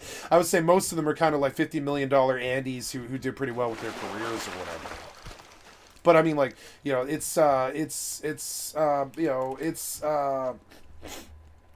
where am I going with this? It's like, this thing, if it's a never-ending career for you, you always want to be getting better every single fucking second. And I don't see a lot of players, even Tyler, that play like that. That it is common. You do see it, but I don't see a lot of it. It's common in the respect that it is not an unknown way of looking at things. The min-max doing it best, but for me, it's not a min-max. It's not min-max because I will absolutely toss the min-max to the curb if it isn't fun for me. So it's a fun min-max factor, right? I do what's fun for me. I don't do a spec that's the best damage. I do a spec that I can do with my eyes closed that I find insanely fun. I don't give a fuck, and that's how I've always done this. And I have risen to the top echelons of the top 20 in the WoW community in the world before. Now, I did not keep that crown. I did not stay the best priest on the planet very long at all. It was only for a period of like fucking, 10 days. But like, I was the best priest in the world at one time, and I'm intensely proud of this. Am I the best priest in the world? No, I'm fair to middling. I know who I am. I'll never be the best, and a lot of people that they can't handle watching somebody who will freely admit to them that they're not the best, but I will freely admit to you they're not the best. I'm not the best. I just want to be on in the background while I try to become the best. That's my thing. I will be Rocky Balboa for you all my life if it doesn't interfere with my lifestyle. And that's all I had to say about this. Of every weapon in Elder Scrolls feeling like flavored paddles.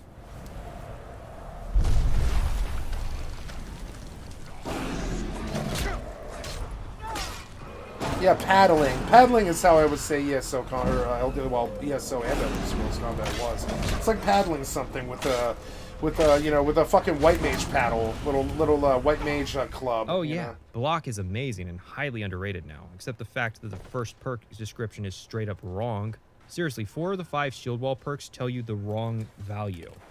Really though, Shield Bash can be made insanely good, doing increased damage and staggers and eventually disarms.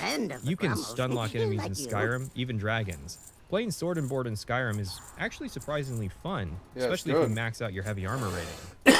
That's why I want to establish shoring as a sort of mechanical baseline for Skyrim. Because using only generic blacksmithing potions he found in dungeons, he got himself a set of equipment and a skill set that made him unstoppable, even on legendary difficulty. I do that all the time. What are you talking about? Is he famous for? Or spongy. No, I wait, can only wait. speculate on what the designers thought an appropriate level of destruction No. cost reduction was supposed to be. That being where the spell cost reduction is enough to make combat encounters challenging. Where was I? The patient of the player failing this mission? Like, what does it take to get demoted? Did he say you were to lead the companions? Ayala's indignation is funny.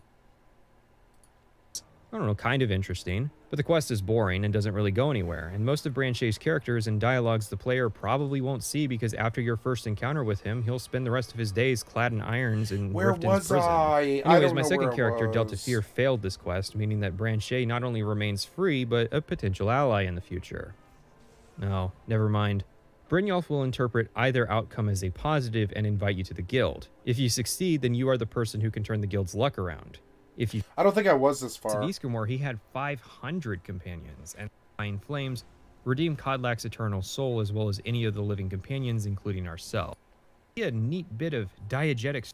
You will eventually purify the companions. All you have to do is I was further. Manipulate them into pain. Beatable if you call his bluff and kill him. Bribery, which always succeeds and leads to him tasking us with stealing a really easy target of Firebrand wine from the Blue Palace, and Persuasion, which is a very high skill check. You see, unlike the percentage chance system of Fallout 3 or the transparent skill check system of Fallout... I lost my place in this. It's so annoying. But anyways, yeah, what was I going to say? Good fortune to our friends. Yeah. Like so, some guy might be famous.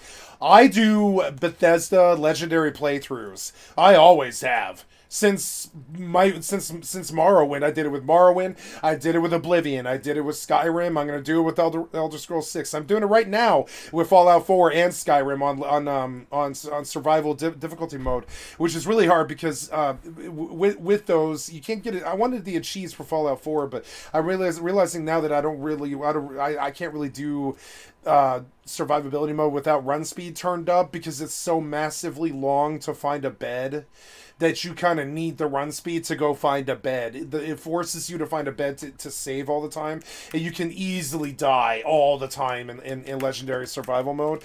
And I will easily do that on stream. I would say I'm easily capable of getting like 1 million hits on a Skyrim playthrough, and I will probably do this. I'll probably record like a 300-hour session somehow,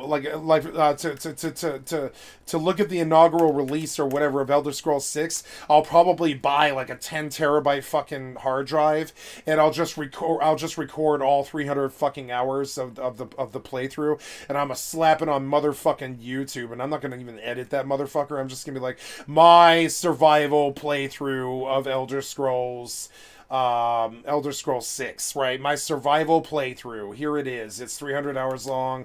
I try to do everything. I didn't succeed, and I don't care, right? And you'll see me do that. So that's, I mean, there just hasn't been enough time.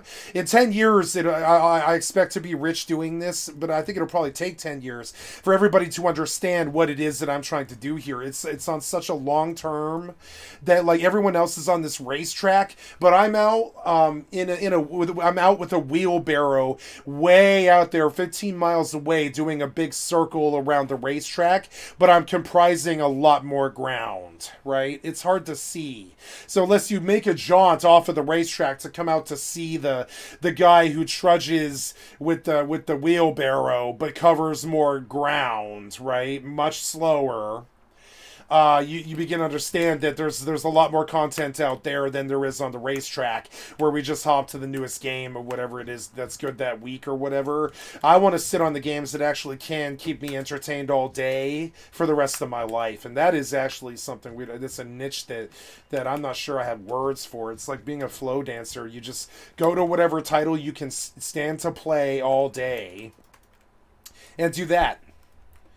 If you can stand to play WoW all day, then technically WoW is the best game, you know?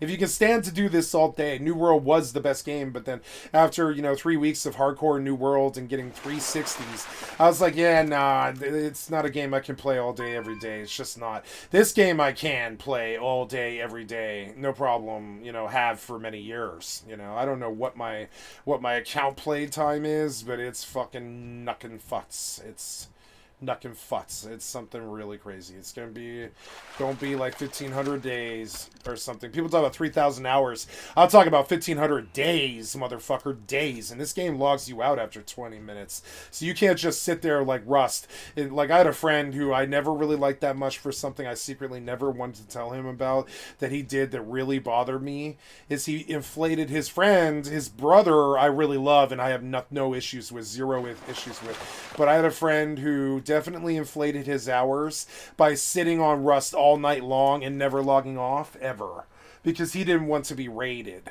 And he thought statistically, and he told us about this, and it is correct, he is correct, if you statistically never log off of Rust, you statistically probably run like 70% less of a chance of getting raided, because the people who are really hardcore about raiding you do look to see if you're online or not.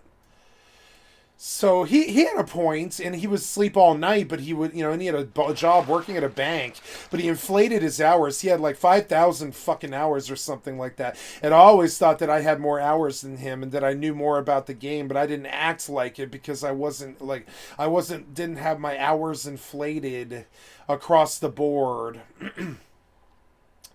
Like on a game, because I just never log off of it, and that's WoW is not like that for me. WoW has logged me off thousands and thousands and thousands of times for being an AFK, but I've never, it's weird because but I've never just sat there all day on WoW, play WoW all day, and so I'll come by 16 hours of WoW fairly honestly and fairly quickly too. It adds up.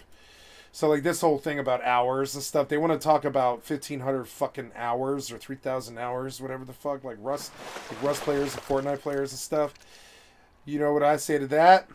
If there was a way to look at all of the hours that I have on my World of Warcraft account, you're going to see 2,100 days or something like that, and it's going to be sickening to you. And sure, let's call 200 days of that AFK, right? For 20 minutes until the game logged me out. But it's still going to be 2,100 fucking days. So I'm on this level that I did 24 times the amount of work on this game that you did on Rust. And you're a Rust for lifer, I know it, or not you, but the royal you, right? So you're a Rust for lifer. I know there's some Rust players here listening to me. Sure, I get it, I respect that, but that's just one of my games, And that's what I always try, almost every day, I try to have this conversation where I try to drill into the head, drill into the heads of the people who are willing to actually sit here and listen to me, what it is that I am trying to do here so they understand it. I mean, they'll get it in 10 years, but I don't see how beyond being a broken record. It's kind of like when you're a rapper, I was a lead singer in a band, and we used to do this. We used to have copies of our album in the trunk of our cars. I used to hand out copies of my album to every motherfucker that I thought was cool. It was something I really loved. I'd be like, yo, check out my shit. I hand him my motherfucking album. I'd be like, this is my motherfucking album. I hope you enjoy it. You know what I'm saying? I used to love, that was my favorite thing in the world to do. And so now that's how I self-promote here. Is I don't care if only one bot's listening to me. I don't care if it's one person. I'll proselytize. I've never been able to say that word. Proselytize to you. I think it's proselytize, I believe. Proselytize. I don't know what it is. I will proselytize to you all day. But I don't think it's not the same thing. It's you don't have the same 20 years that I have. You can't compare it. I don't think so. If you understand that the achievement menu here, the amount of time it took to get this score is 3 to 5 times what your current Rust career is at 5,000 hours or whatever the fuck, and you begin to come to understand that on just this game I've spent easily 25,000 hours, but it's more than that. What is? I know how many days it is. It's like 1,600 days between my priest and my hunter, and then whatever incidental 500 hours on all these other characters, like my rogue, who has 800 days. My rogue has like 800 days or something like that. I can log to her right now. So it's like, you know, like, so all of that adds up. Like, you know, so now we look at, like, my hunter, especially my hunter and my priest, spent so much fucking time on. And I would say that, you know, and I don't know, like, we're going to pull out the calculator here, right? 2,100 days divided by, like, take a look at the numbers here. It's actually crazy in terms of exponentially what my career is, and which is why I believe that I'm better than somebody like Ninja. I just have no factual basis to make a statement like that. I just believe it. And yes, it's delusional, and no, it's not true, and no, I shouldn't think that, and no, it's not based on reality, and no, I shouldn't say it. But I still believe it. You have to believe it with this kind of career. You have to believe that you're in the end fundamentally better than most of the other gamers out there. Somehow. It's the ultra elitist, like, viewpoint of I play whatever's good since day one, motherfucker, all my life. You know what I'm saying? Whatever's good. So, we have 2,100 days, right? Divided by 24 hours a day. 87.5, right? 2,100 days divided by, so this is, 2,100 days is, excuse me. We're talking about hours. I did this totally backwards in my mind, excuse me. It's that Asperger's stuff that I struggle with. 2,100 days times 24 hours is 50,400. And that's just on WoW.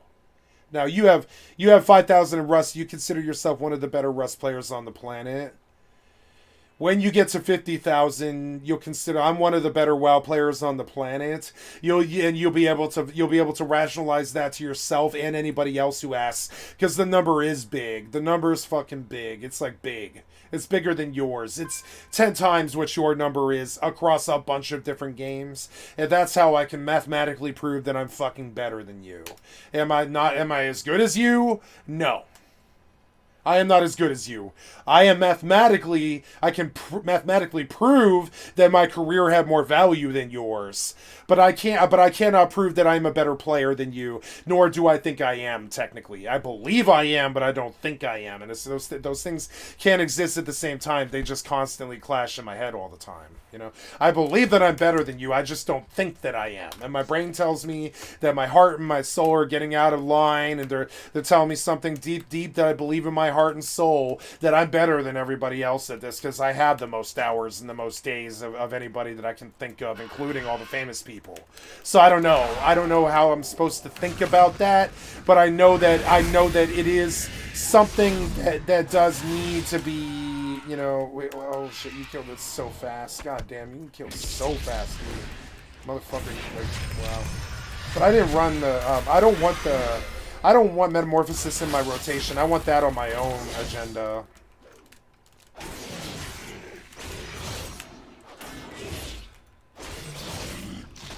And it slows down when I don't remember to, Blade Flurry, right? Yeah. It slows down really bad.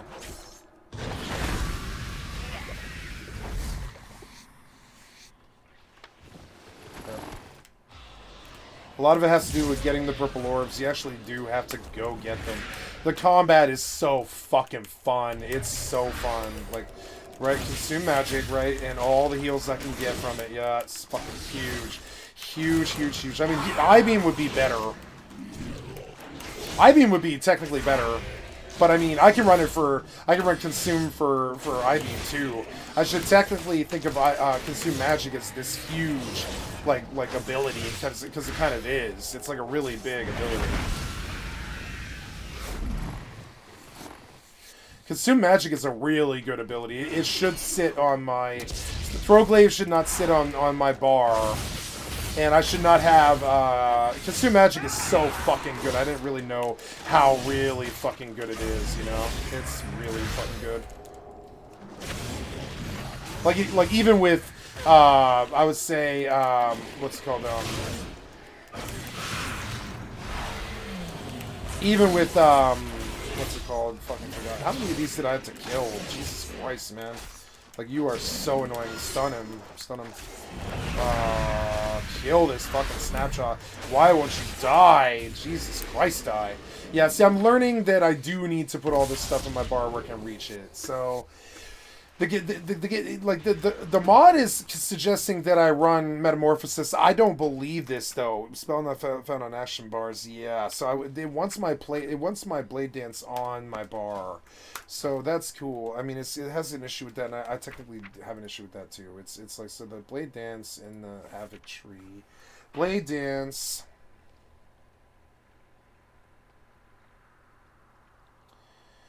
Blade Dance should be on my bar, and it should be over there where the Disrupt is. The Disrupt should be... the Disrupt needs to go back to shift middle click is not a bad Disrupt, actually. It's not bad. It's not amazing, but it's definitely better on that vibe. Right, F. Actually, Control F might actually be better, yeah, for the Disrupt, right? Control F. The blur needs to be on my bar, but I don't need to monitor it. But the Blade Dance does need to be on my bar where I can see it. It is. So I can't have this macro where, like, for instance, I can't put my Consume Magic on... I can't put Disrupt on that bar. I can't do that. I can't put Throw Glaive on that. I gotta put Throw Glaive on 1, right?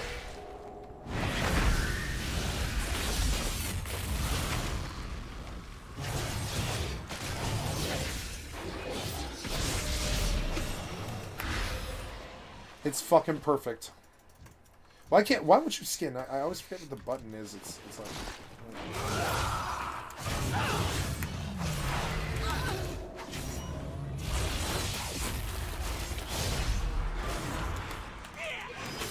Man.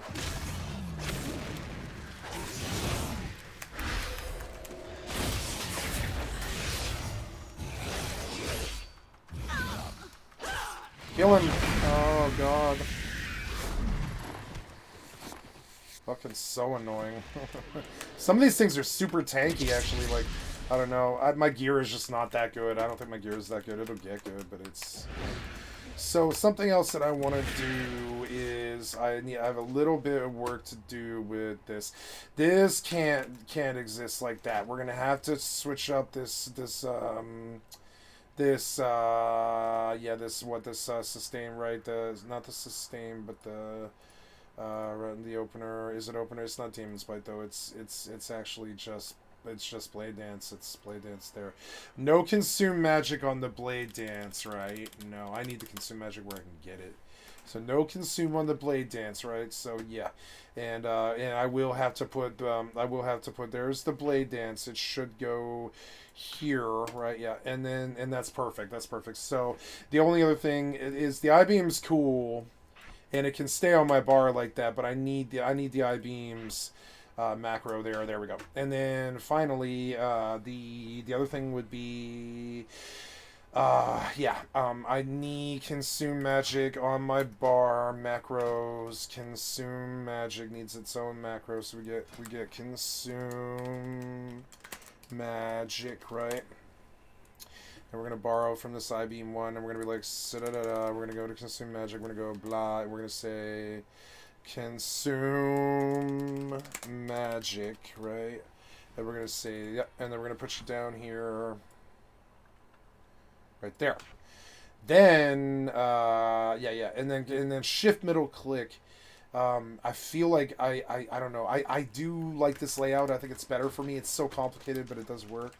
Kill some carp and just see how it feels, because I've been kind of fucking around here.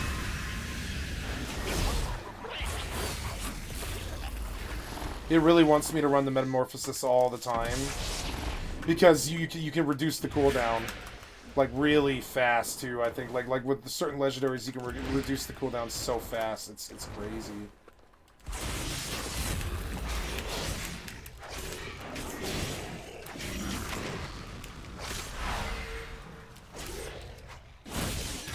But there's the Consume Magic, right? Yeah, the Blood Moon is so good. The Blood Moon's so good for healing. It's like really good.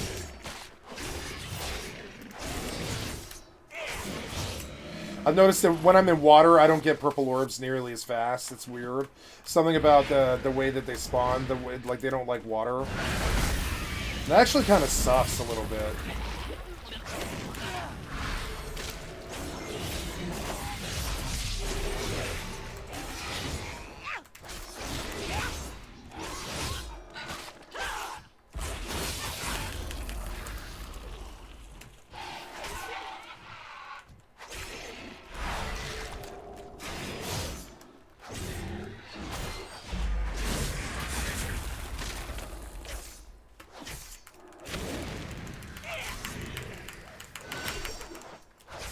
Wow!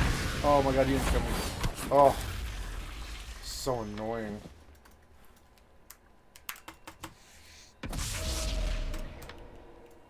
I kind of want to do this one that's on the chart where it's like... This one, the hunt. The hunt looks so good. Chargers would have been in place and inflicting... Enemies into the pursuit of vigor. It's just soul healing for 25% of the damage you deal to your hunt target for 30 seconds. Wow.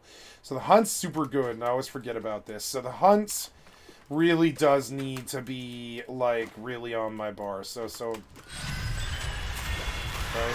Where's the hunt at? There's my hunt. Right, the hunt, yep. And, man, it just owns face. I always forget about this. Yep.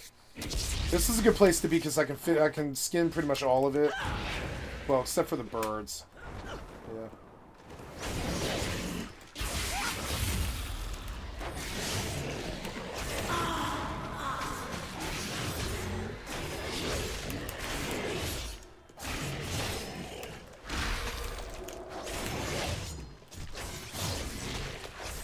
I need consume magic on my bar where I can see it.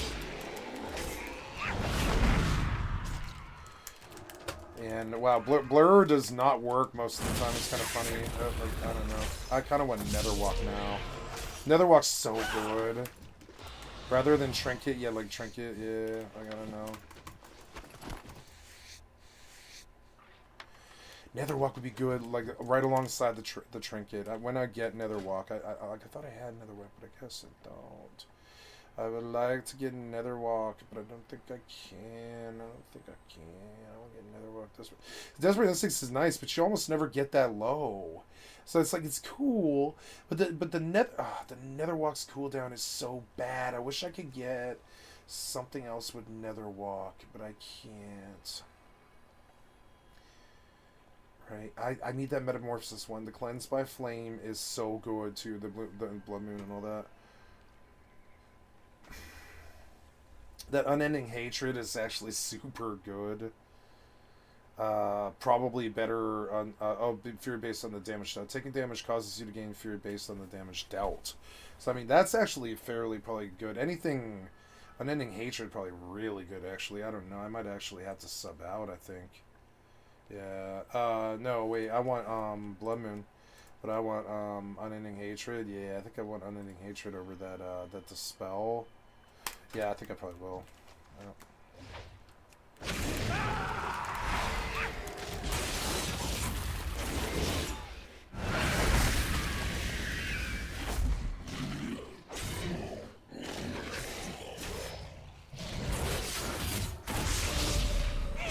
Oh yeah, that fucking Furious Gaze, right?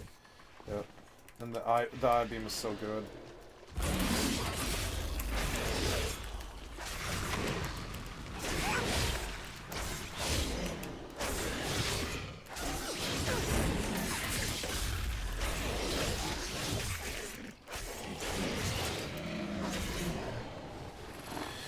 Yeah, I feel like I have my buttons out of order here. I think I want, yeah, and then yeah, and the I-beam. No, the I-beam needs to be up there, but no, it's all right. I don't know. I'm all right with it. Actually, I don't mind it. It's not the worst thing. You know, it's all right.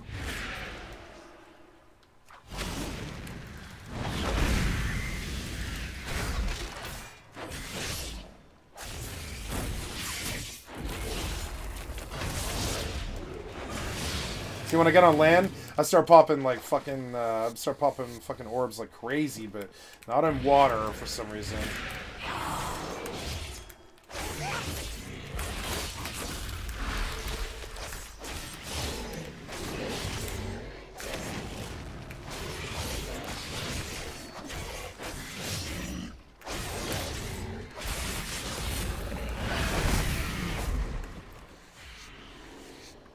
as hell.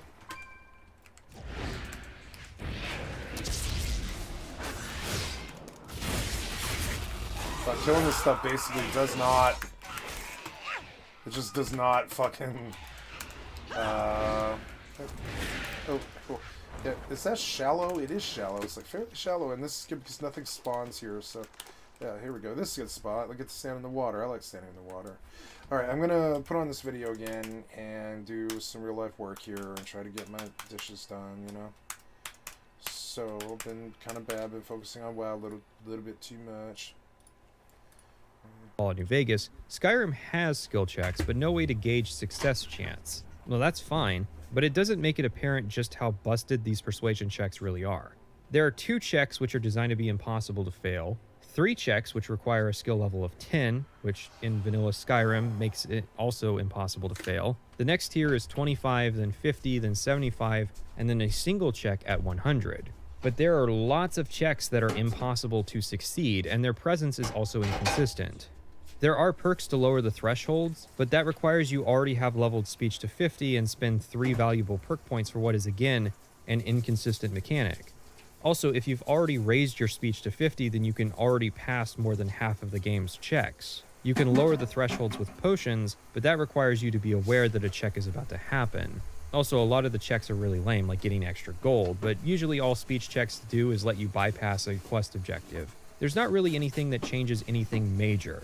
Like in New Vegas, you can change major plot elements just by the points you have invested in your skills. And I'm not talking about avoiding the Leg Atlanteus fight. Multiple factions can be changed purely by putting points into speech, like the Great Khans. Like, Skyrim's content is so boring that Bethesda considers skipping it to be the primary reward for characters invested in speech, which I only achieved on my 3rd character who only did the quest lines after maxing out her speech skills. I guess this is meant to be an adequate replacement for disposition, which, while still in the game, basically only affects whether the voice lines an NPC uses are friendly or hostile. It's not like Morrowind or Oblivion quests changed drastically from speech checks either, but this comes off like Bethesda's trying to provide the illusion that they can do what other RPGs are doing with player choice, but it's exactly that, an illusion. Trickery works by obfuscating the facts, which is why Skyrim provides so few details about how its speech system works. It would be backwards if the player never had any conversation options, so Bethesda tricks the player into thinking that there are options. It does not tell you the percentage chance a speech check can succeed, because by design not every speech check can succeed, or even accomplish anything if it does. There are many which don't have a success state, so if it told you the chance of success, it would literally just say 0%. When the chips are down, the best the designers can do is offer to skip some minor objective. Fine, you've got 75 points in speech. I guess you don't have to steal the Firebrand wine. You still have to follow the rest of the quest progression. There is no possible way to convince Golemai to just give us the information we want right now. The thing is, no matter what happens, we still have to tail Golemai through the warehouse and into his hideout. If you fail the speech check and have to steal the wine, then Golemai will never leave the Winking Skeever to go to his hideout. If you steal the wine, Golemai tells you that he doesn't know who the symbol represents and leaves to go to his hideout. If you succeed the speech check, then Golemai tells you he doesn't know who the symbol represents and leaves to go to his hideout. Lots of conversation options are like this.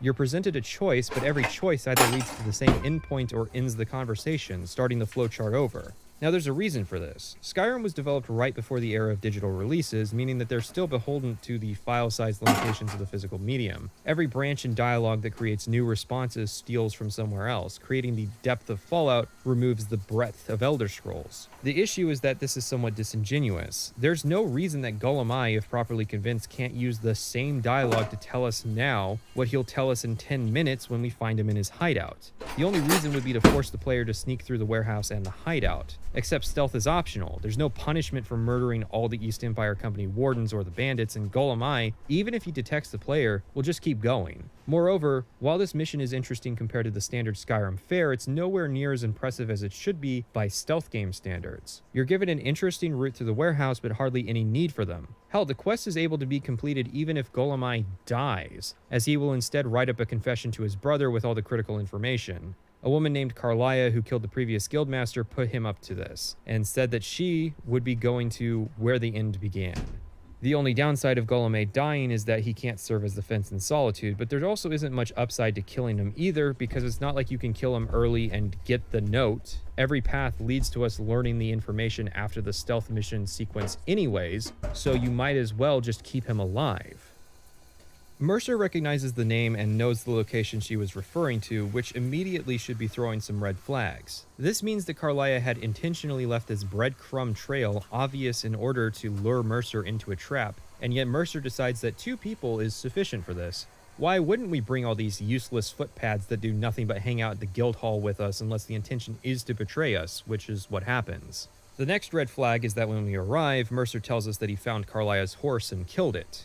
I know you're trying to prevent her escape, Mercer, but did you try slapping it on the ass first? Take the saddle off, or, I don't know, steal it and ride it back to Windhelm to sell? Carlia clearly isn't going anywhere, considering how she set this trap up and has presumably been waiting for a fresh minute for us to get here. Like, what was Carlia's plan if Arengoth or Sabjorn decided to burn their evidence or keep it better hidden? Or if Golemai decided not to squeal? Or if Mercer forgot that Gajumlay was an alias? Or Golemai used a new alias that Mercer didn't recognize? There are a lot of factors here that could result in Carlia waiting here for a very long time. Or what if the Thieves Guild figured it out immediately and showed up the day Carlia was out arranging her next big clue? I mean, she picked an area that Mercer knows is sentimental to her. What if Mercer routinely visits Snowvale Sanctum, or hired somebody to stake the place out and kill anybody who gets near it? That's actually within his character, since he employs bandits to guard his house that he doesn't even live in. Mercer is waiting for us, which for Maglir took a long time because the quest after this has a leveled reward.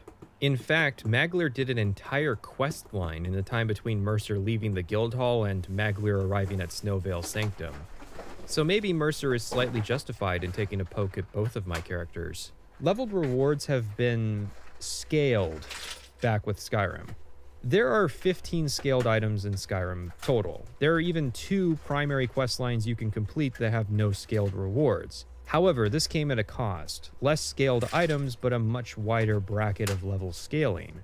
In base Skyrim, the scaling goes up to level 46, while in Dragonborn, the scaling goes up to level 60. For reference, basing this off of Skyrim reviews, it seems that a normal person doing a full playthrough gets to around level 40 before stopping, which is about where both Siorin and Maglir stopped. Oblivion and Fallout 3 in some respects, to like a 1 to 25, 1 to 30. This one is balanced like 1 to 50. This makes sense as the first 20 levels go by very quickly, with the game slowing down drastically in the mid-20s. Scaling, of course, works by changing the numbers on an item depending on the level you receive it. So for instance, the Nightingale Blade does 1 point of damage and 5 points of absorb health and stamina for each stage of the bracket that it goes up. So getting the blade at level 1, you'll get a sword that does 10 damage and 5 points of absorb health, while getting the blade at level 46, the sword will do 14 points of damage and 25 points of absorb health. Note that single point increments of damage are more drastic when factoring in skill levels, perk points, and item tempering. So at level 1, the sword equals a Dwarven sword, while at level 46, the sword equals a Daedric sword. That of course means that level 1 versions of the sword will be replaced by higher level weapons later in the game. This has that same Oblivion problem of encouraging people to do the faction related to their playstyle last, but it's inconsistent because not every faction uses scaled items, or uses scaled items consistently. For instance, the only scaled item tied to the College of Winterhold caps out at level 25 instead of level 46. The companions have no scaled items, while the Thieves Guild has 4 different items tied to it. There's also random side quests and even dungeons with scaled items, but no consistency. There are 2 options in my eyes. The first is to get rid of scaled items and replace items with static weapons that have unique abilities. The second is to keep scaled items but implement a way to increase their bracket position. Like maybe if you get a scaled item at level 1, then at level 20 you can sacrifice a grand soul to increase its bracket position. It just bothers me how much of this stuff either sits on my wall or gets sold to a vendor because Bethesda keeps throwing wheelbarrows full of generic but unique models of equipment at me. It's like they don't understand that fun content is a reward unto itself, and so feels compelled to make sure there is some kind of gear incentive, even if that gear is trash that ends up sitting in a box in my house. The first thing that stands out is that Mercer, who is impatient with us, can unlock a type of door that, as far as I'm aware, does not appear anywhere else in the game. Mercer is really drawing attention to his lockpicking because he's capable of breaking into this door that we cannot. The dungeon proper is like a weird mix of a Nordic burial crypt with a stealth level. We end up finding a word wall for disarm, which, really? Disarm? Didn't think to do something like throw voice or detect aura for this dungeon that is part of the stealth faction, both of which are shouts built for stealth. But disarm, which is almost functionally useless, by the way. I've never gotten disarm to work on an opponent that I actually wanted to, disarm. We get to a claw door, which, no, we're not addressing those yet. Big thing is that they need a claw to open, but once again, Mercer is apparently so good at lockpicking that he can open it while drawing big attention to it. This is why this dungeon confuses me, because you cannot enter this dungeon at all without the quest, but then they have this claw door, which seems like an adequate way of keeping players out of the part of the dungeon that has all the quest scripting, since the player can't find the claw. Anyways, we enter the room only to see the very same thing that countless NPCs had seen before they had died.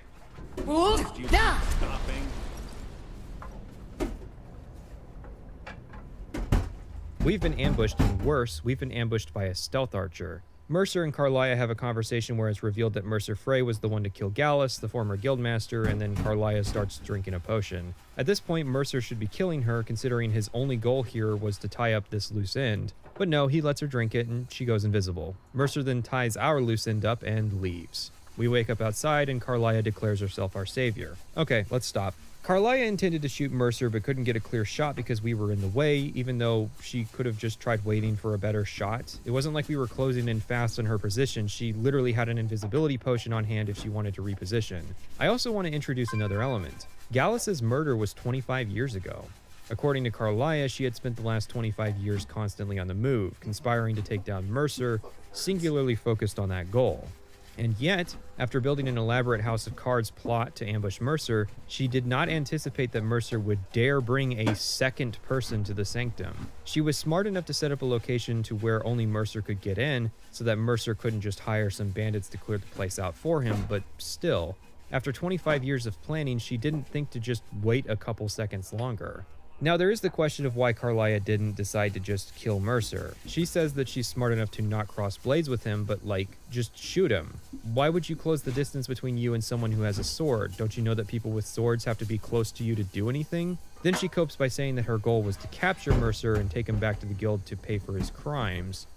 And how exactly does that work? When Carlia does return to the guild, they will go on full alert, even though most of these people wouldn't know who she is. Like, have Delvin and Vex and Brynjolf all been with the guild for 25 years? How old are all these people? Do you know how long 25 years is, Bethesda? The actual evidence Carlia needs to exonerate herself of Gallus's murder has only just been found, and it is written in the Falmer language. Did Carlia never once in 25 years come back to Snowvale Sanctum to get it? Given that she says she needs to stick around to bury Gallus, I guess not. How is this journal still intact? Given that the journal isn't even written in the common tongue, it might actually be impossible to translate, as most, if not all of it, will be illegible. Even then, Carlia didn't know there would be a journal, so how exactly did she plan her encounter at the guild out? It would be her word against Mercer's. That might work back in the day when she would have had friends there, but after 25 years, it's almost guaranteed that everyone would side with Mercer over Carlia. At this point, Carlia would be better off just assassinating Mercer or outliving him. I mean, we have to imagine Mercer is at least 45 or 50 years old at this point, while Carlia is not only an elf, but a direct descendant of a woman who lived through the entire Third Era. If this sounds surprising, Carlia is actually the granddaughter of Queen Baranzaya, who we know lived for at least 430 years. I pitch it that way because we don't really know what happened to Baranzaya after the events of Tribunal, but the fact remains that she did live an extremely long time. Now, there is another element, which is that Mercer stole something that Carlia needs as part of her religion, the keys to the skeleton car. Oh, that old thing? So simply living her life and letting Mercer get old and die is not an option because it may make recovering the key difficult, even though the key was already being passed around by the Thieves Guild in Morrowind, and Nocturnal even gave the damn thing to the player as a token of her appreciation in Oblivion. Hey man, can I borrow the skeleton key? And don't hold out on me now. Apparently, the key got two big retcons, the first being that it can unlock literally anything, unless the player has it. The second is that Nocturnal needs, or more likely wants, the key to serve as a portal to her realm. The guild being cursed with bad luck is quite literal since Mercer stole the key. So the guild's been losing its grip for 25 years? 25 years of the guild being on a downward spiral? I've got one simple editorial fix. Drop the 2. Say that Gallus's murder was 5 years ago. 5 years is long enough to start believing that Carlia did it without breaking suspension of disbelief. You seriously expect me to believe that Carleia slept in a different place every night for 25 years? That's 9,125 times Carleia has had to find a new place to rest her head. 5 years is also a good amount of time to say the Thieves Guild's been losing influence. Given that life in Skyrim is supposed to be short, unless apparently you're a member of the Thieves Guild, then it may well be possible the average adult in Skyrim doesn't even know about their existence. Not because they're masters of clandestine operations, but simply because they are now culturally irrelevant. 5 years is long enough for the guild to be gone from an area to make their return actually notable. More to the point, there is zero story benefit for having the game. Okay. Do some fishing.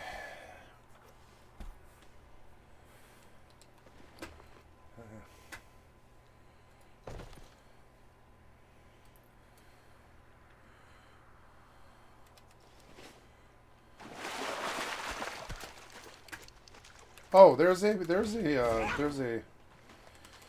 pool. Cool.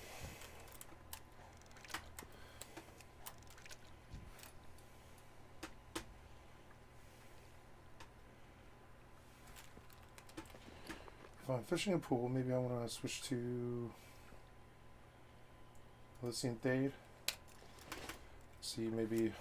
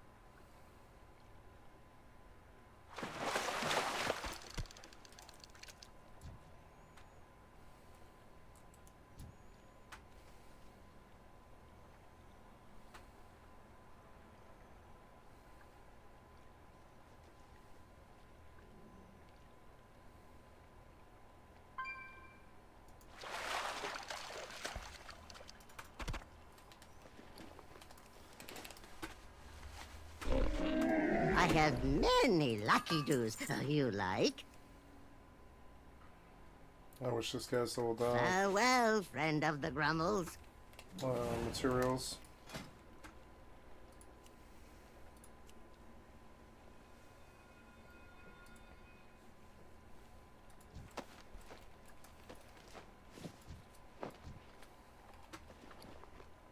I have some money.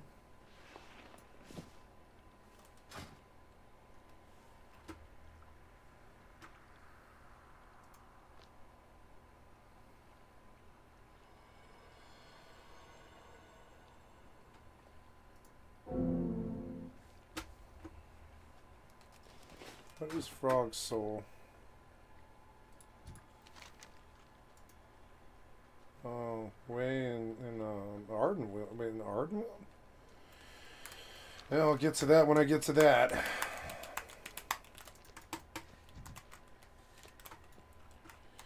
Aid Event Theater, there's new world quests up and stuff. But oh yeah, I guess the rest of that zone would be over there if I wanted to do combat, but I don't really. I wish to fish while I do dishes and fix up the house and stuff.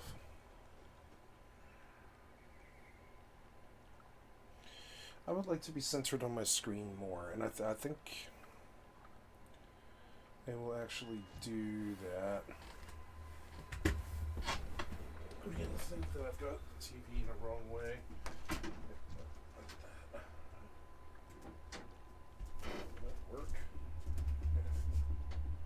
Yeah, just like that. Yeah, I mean, like, it's fine. It's better. It's a little. Yeah, that's better. Yeah, I think that's better actually. And I don't know, the window's right there. I should pop the door today. It's a nice day. It's not that cold. Probably actually kill the heater maybe.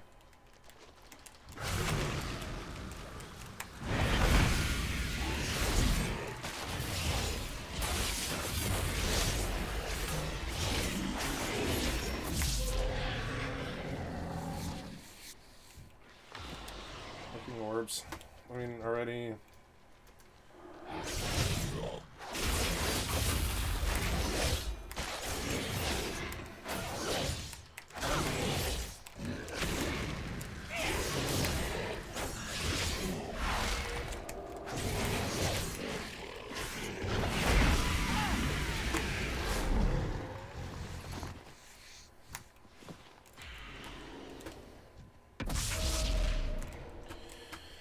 Consume magic is actually really important. I don't really know. That's the throw glaive, but I really don't need that per se there. I don't need that there. I need the trinket there, which will remain blank until. But yeah, the chaos node with the fell eruption, right? And it.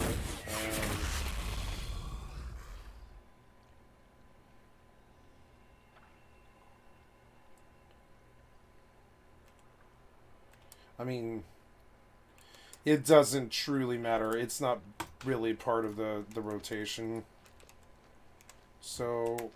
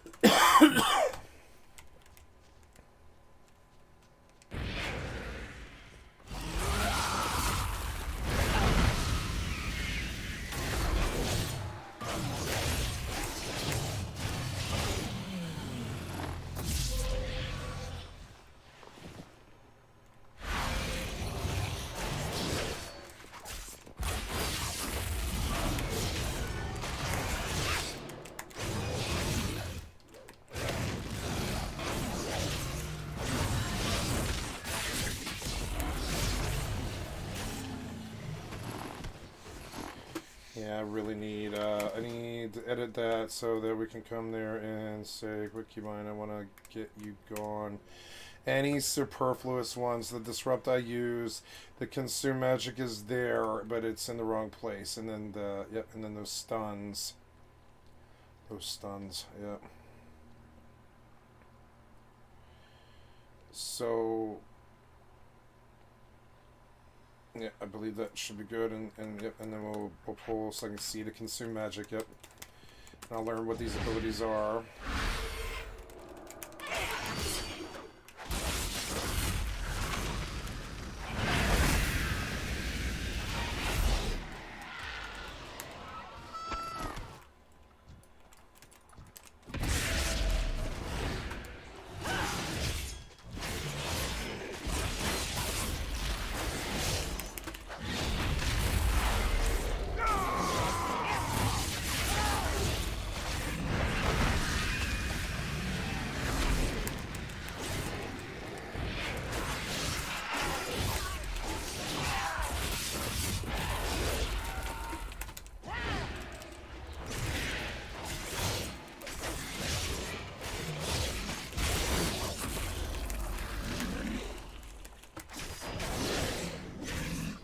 No orbs. So annoying. Sometimes it's really good, sometimes it's really bad. I don't know.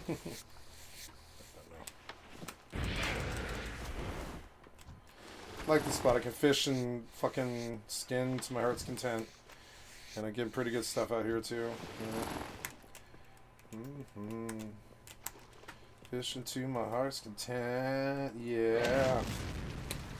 Put on, I gotta listen. Fade. Oh, goddamn it, why was that the case?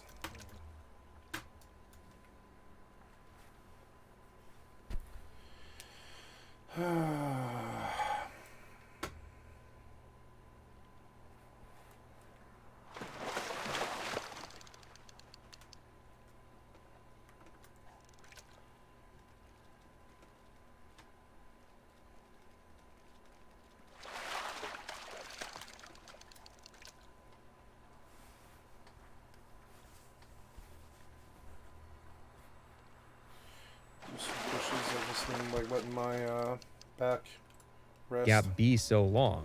Anyways, Here, Carlia claims that she saved our life because her arrows slowed our heart down, preventing us from bleeding out.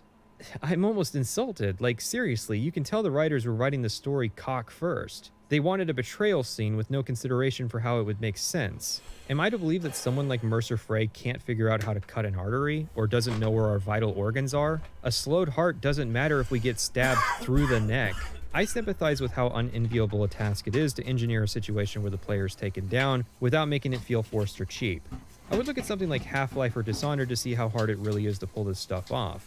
Showing a character who can survive Dragon's Breath and bounces back from mortal wounds like it's nothing suddenly getting taken down really easily creates cognitive dissonance. I'm supposed to now accept that this can just happen to my character, even if I have 100% poison resistance. Here's my rewrite. We enter the room, only to have the puzzle door shut behind us. Carlia and Mercer have their conversation, but Carlia is hidden somewhere in the room, invisibly. Carlia puts Mercer on the back pedal, and Mercer has a mask-off moment. Maybe he realizes our sudden streak of popularity might make the guild more willing to take our word than his. Or maybe he realizes someone who routinely messes up as many jobs as we do is not going to be missed. Realizing that he can't leave us alive, Mercer betrays us, when suddenly we are shot and fall to the ground. Instead of the animation made for this, it would just look like a normal paralyzation effect from the game. Mercer makes a quick insult at Carlia's bad aim, but decides it's not worth it to stick around. So instead of going on a monologue gloating about how we engineered our own downfall, Mercer just takes a quick stab and has to rush out. Then we wake up with Carlia, and this time she tells us how she saved our lives. It makes more sense. Instead of not having a clear shot, now there's no mistaking it. Carlia shot us because we were about to die. Instead of getting impatient or changing her mind. Oh, my poison slowed your heart. Yeah, well, I wouldn't have gotten stabbed if I wasn't paralyzed on the floor. She figures that Mercer will think we're dead. You remove the issue of Carlia deciding not to at least shoot Mercer in the leg by limiting the amount of time he's in the room, and you don't strip the player of agency in a way that isn't at least consistent with how paralysis works in the game proper. It's sort of like how Half-Life 2 has the player get knocked out the same way it would work in the actual game. It works way better than turning off the lights and taking the controls away. So Carlia brings up that Gallus's journal is written in Falmer, so it'll be difficult to use as evidence. And we mentioned that, like, hey, why don't we try getting it translated? And Carlia is like, oh yeah. The implication is that maybe Carlia has been eroding Thieves Guild relations down for years and only recently started putting her signature on it so she would be found. But really, it feels like it took Carlia 25 years to have the idea to alienate the Blackbriars, because she doesn't seem very intelligent. She's definitely not the sort of woman that scholars would like. By the way, Gallus wasn't just a thief, but a scholar as well, which is actually pretty cool. How is Gallus posthumously a more interesting character archetype than any of the living characters? Anyways, at the mention of a translation, Carlia mentions Inthier, a contact Gallus had at the College of Winterhold. I then subsequently went down to Riften to visit the Thieves Guild. Delvin, Mallory, Vex, not even Brynjolf will give us any insight or acknowledgement about anything that just happened.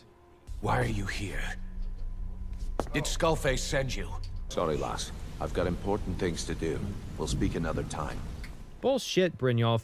You literally do what everyone else here does. Hang out all day in the cistern while I work.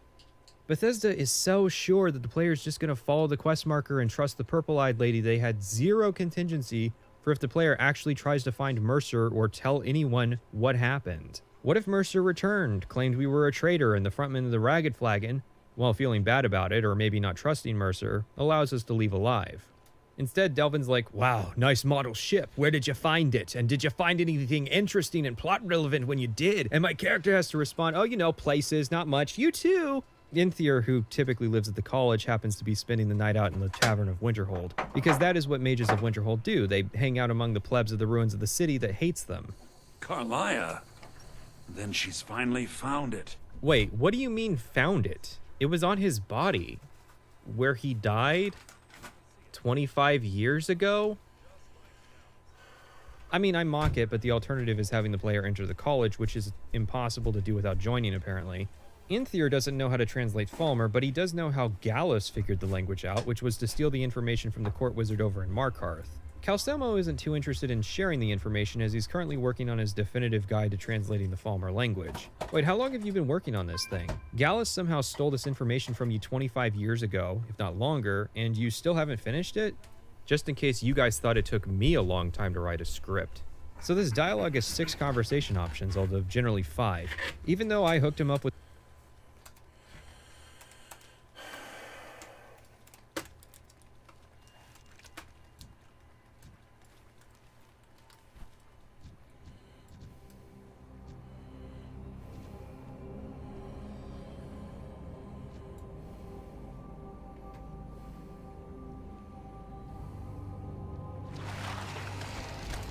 I love the keybinds. You can just keybind anything you can think of. I really love that. That's why I keep coming back. I know why. It's because you know, it's like you can always.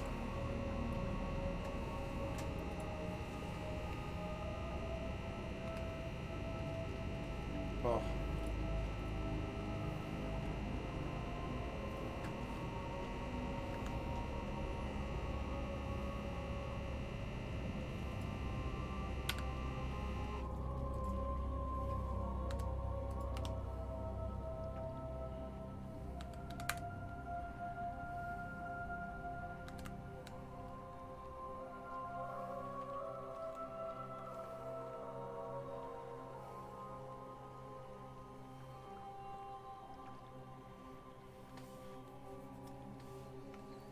Any map, zoom in, but see, I'm talking music, insert, boom.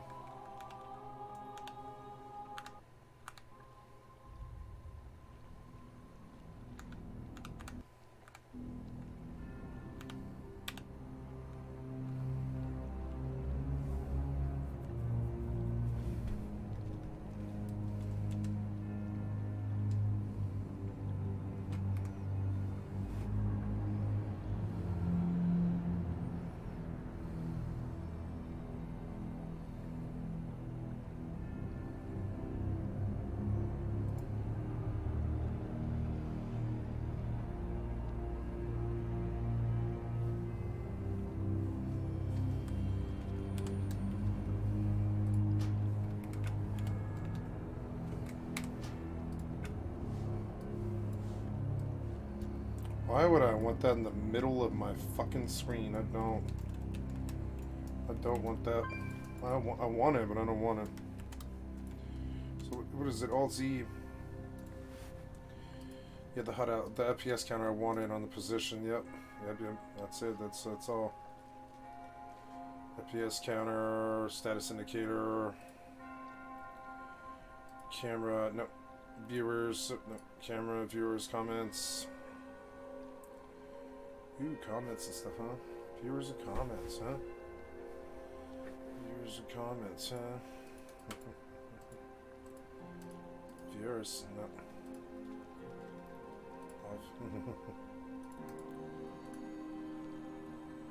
There we go.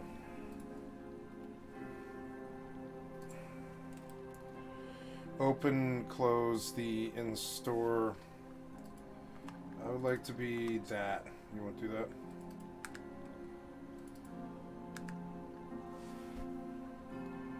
How about Control F12? Control F12, right? Activate push to talk is very weird for GeForce Experience. I don't know about that. So, I don't know about that. We're going to put you, like, activate push to talk. It should not be that. Or that, or I don't know. What?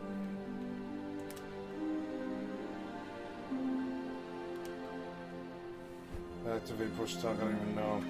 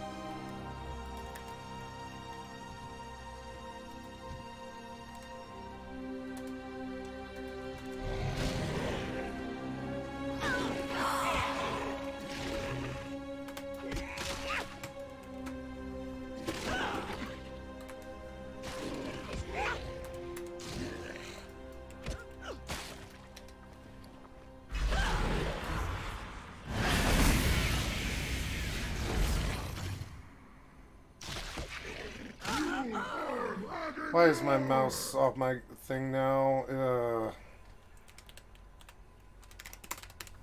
Something about running in my my video.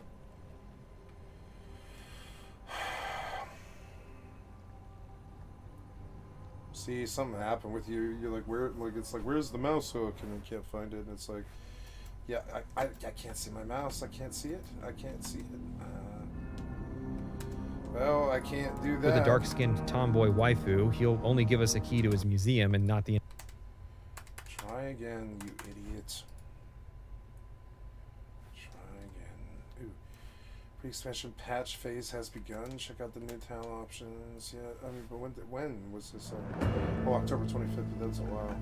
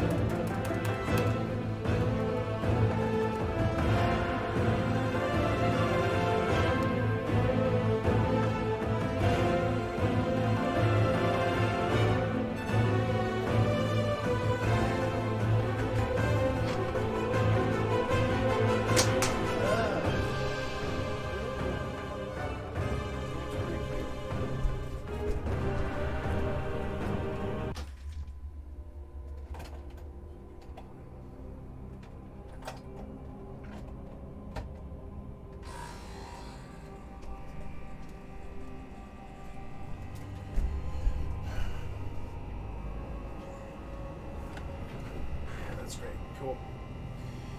Well, I couldn't do anything without a mouse, so know Even what. the best among us at times become overwhelmed. Yeah, especially when my mouse disappears, yeah. I don't like dying like that on stream, but I mean, what can I do? My mouse disappeared because I opened my GeForce Experience. I don't know, that fucked it up, apparently.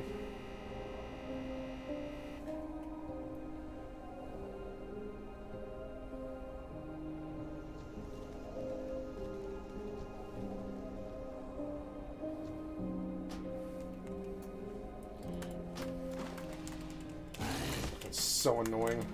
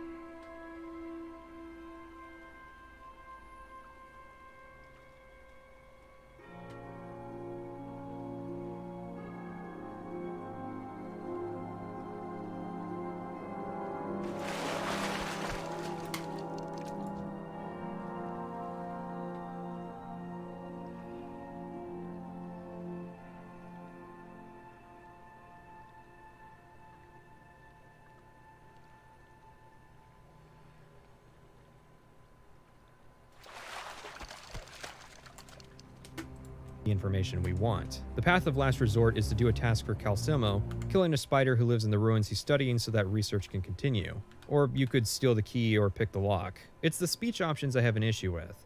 Intimidation and bribery always fail, which kind of highlight my issues with them. There's a perk that makes intimidations twice as likely to be successful, but I swear a minority of them ever even have success states. This makes no sense because sure, Calcimo could call the guards, but will they get here before his body hits the floor? Intimidation should be harder than persuasion in this circumstance, but not impossible, especially considering we are talking about a woman who has a terrifying enough presence to scare the ancient dead companions. Likewise, Calcimo declines bribery because apparently scholars are uninterested in personal wealth. Fucking what? What about grant money? You know, having the freedom to research whatever you want without having to serve a Jarl? What about the possibility of earning enough money to found your own college? What is the motivation of publishing your work on translating the Falmer texts? Esteem? What is this, Star Trek? Is there really no quantity of money that could be offered to Calcelmo to sway him? I have 100,000 gold. Not even that merits a day pass at the museum? Calcelmo can be swayed with a persuasion check, but it's a hard speech check, meaning speech level 75. Or you could just pick the Adept Lock. Literally any character can do that. The only downside is the guards in the museum will be hostile, but you know, who cares?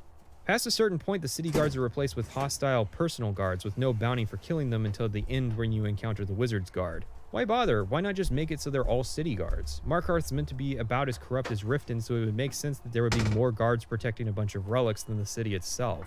It would actually fit with the broader story of Markarth.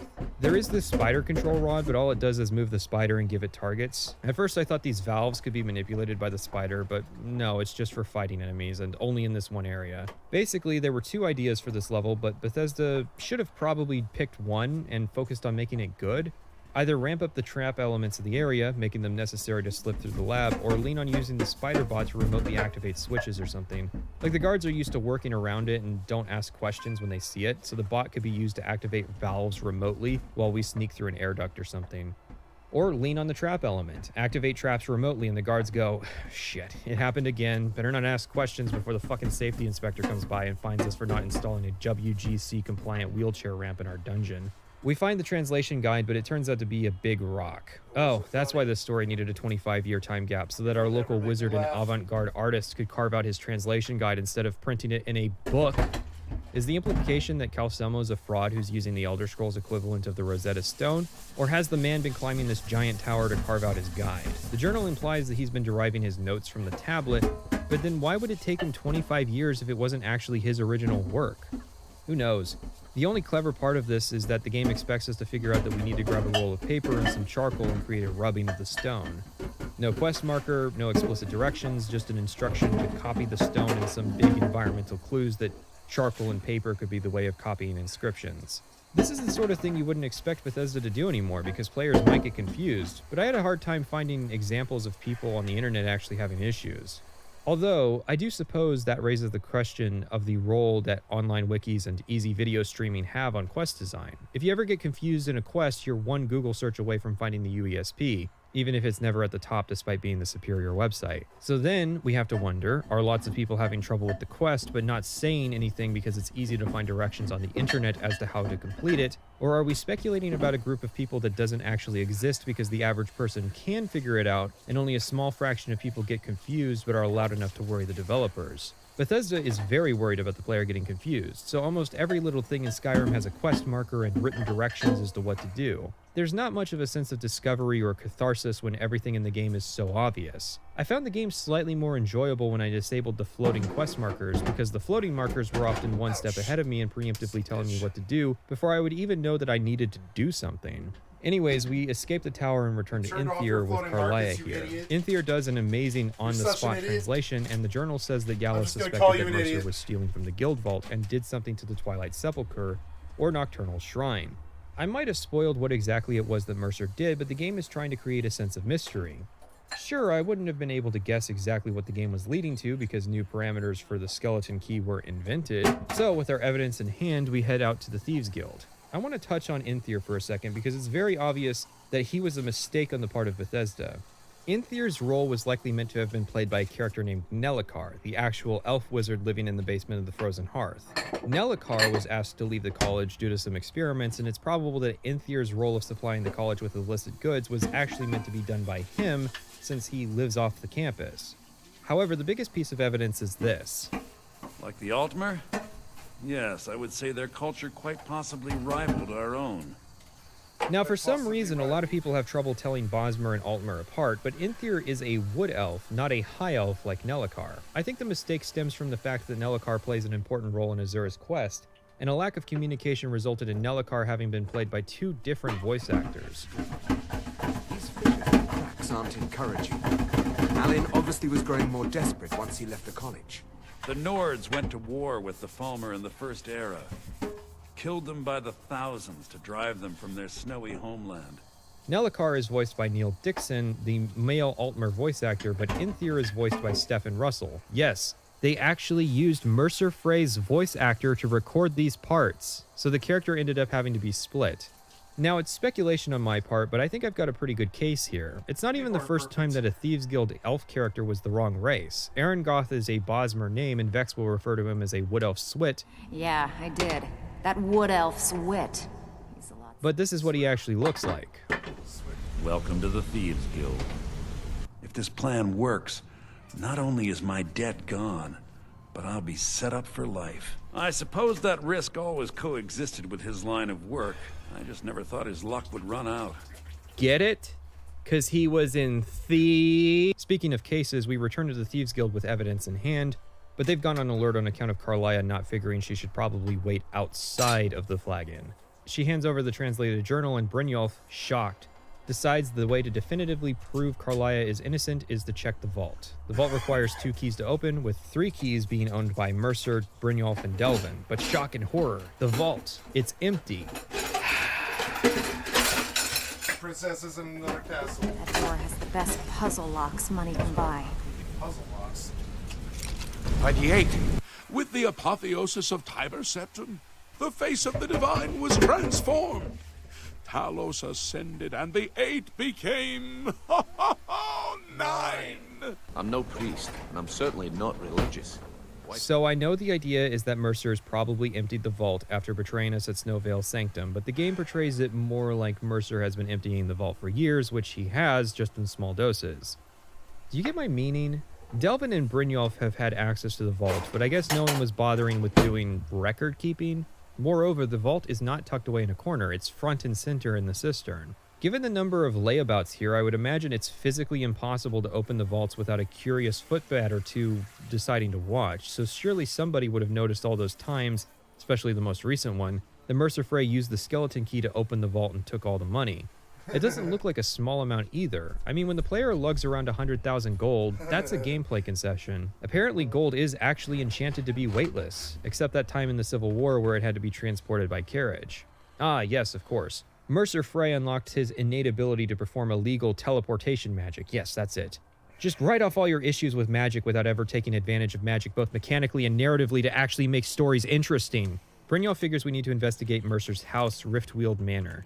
It was a gifted home, but apparently he wasn't actually living there, but he has installed an escape mechanism anyways. The yard is guarded by a man indebted to Maven Blackfire. We can kill him.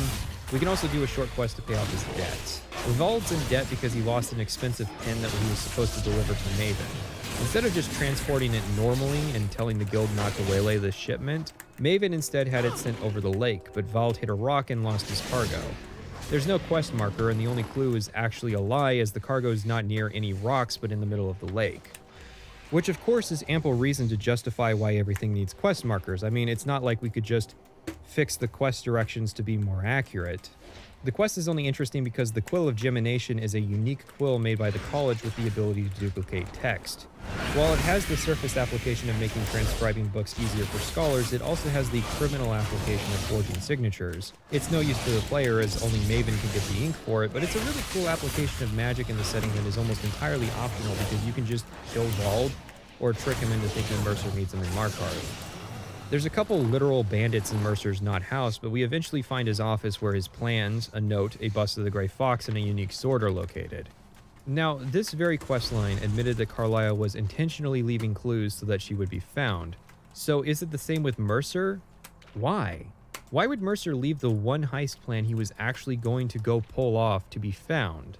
It's not like you even need confirmation that Mercer's going after the Eyes of the Falmer. You could just say that the Eyes of the Falmer are the biggest heist that Gallus had planned, and probably what Mercer would go do now that his cover is blown. The note reaffirms that Mercer somehow broke into an impenetrable fortress to steal an item that should have been impossible because the skeleton key still hasn't been revealed yet. The bust is apparently there because Mercer had a fascination with the Grey Fox, even though he has nothing to say if you wear the actual Grey Cowl of Nocturnal in front of him. Thanks, Creation Club, you ruined another thing. Oh yeah, and Chillrend. So in Oblivion, Chillrend was a recolored glass short sword, but with some model alterations making the blade longer. In Skyrim, it's also recolored, but it's just a normal glass sword model now that's blue. It's just blue. And of course it looks awful because glass swords in Skyrim are just giant paddles. Look at how sleek and sexy the Oblivion glass weapons were. Of course they were based on the Morrowind glass weapons, one of which was actually added by the Creation Club, so you can compare and contrast in-game how bad the Skyrim glass swords are. Chillrind is actually one of the best swords in the game. It's a scaled item, but its best incarnation is superior to anything you can find in the world. It does 15 damage, more than Daedric and as much as Dragonbone weapons, 30 points of frost damage, which is meh in Skyrim considering frost resistance. Oh, and it paralyzes for 2 seconds. I'm actually kind of confused why Mercer has this thing in his display case and not on his person. This seems like it should have been his signature weapon, not collecting dust in his house. We return with the news, and Brynjolf figures Mercer is going to do the Eyes heist for style points before disappearing forever. Yeah, or maybe he left the heist plan there as a misdirection. Maybe he already did it years ago and is out stealing an Elder Scroll or something else expensive. Just because you're right does not make it okay. Carlia says guild leadership falls to Brynjolf and he decides that Mercer needs to die. Yeah, pay attention, Armand Kristoff, Mr. We Aren't the Dark Brotherhood. No, since we're not the Dark Brotherhood, we're not going to kill him. Okay. There's one thing I never told you. You were always my... Man betrays guild, man has to die. Simple as. What is not so simple is that Carlia thinks we can't take Mercer, which, like, what is that based on? Sure, you pussed out, and I lost because I was paralyzed on the floor and not because I got poked by Chillrind, Carlia. Spoiler alert, we can totally take Mercer. Specifically, I can, by myself, because you will not be helping me when the time comes. Carlia figures we need every advantage we can get to take on Mercer, so she has us and Brynjolf meet her outside town at a hidden sanctuary. She wants to induct us as Nightingales, which are like servants of Nocturnal. Gallus, Mercer, and Carlia were Nightingales, and there can only be 3. Sounds like a fast track to getting your secret order wiped out if there were only ever 3 members.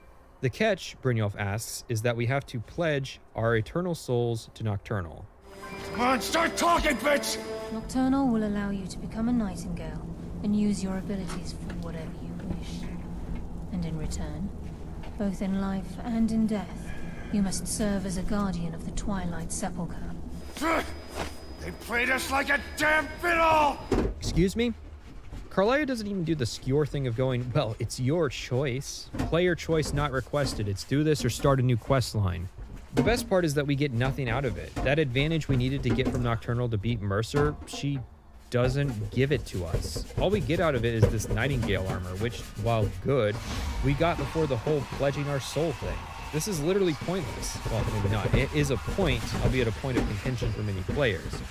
You see, Nocturnal's Daedric quest has actually just been rolled into the Thieves Guild, and actually it's worse than just doing a Daedric quest because it ends with us pledging our eternal souls to Nocturnal.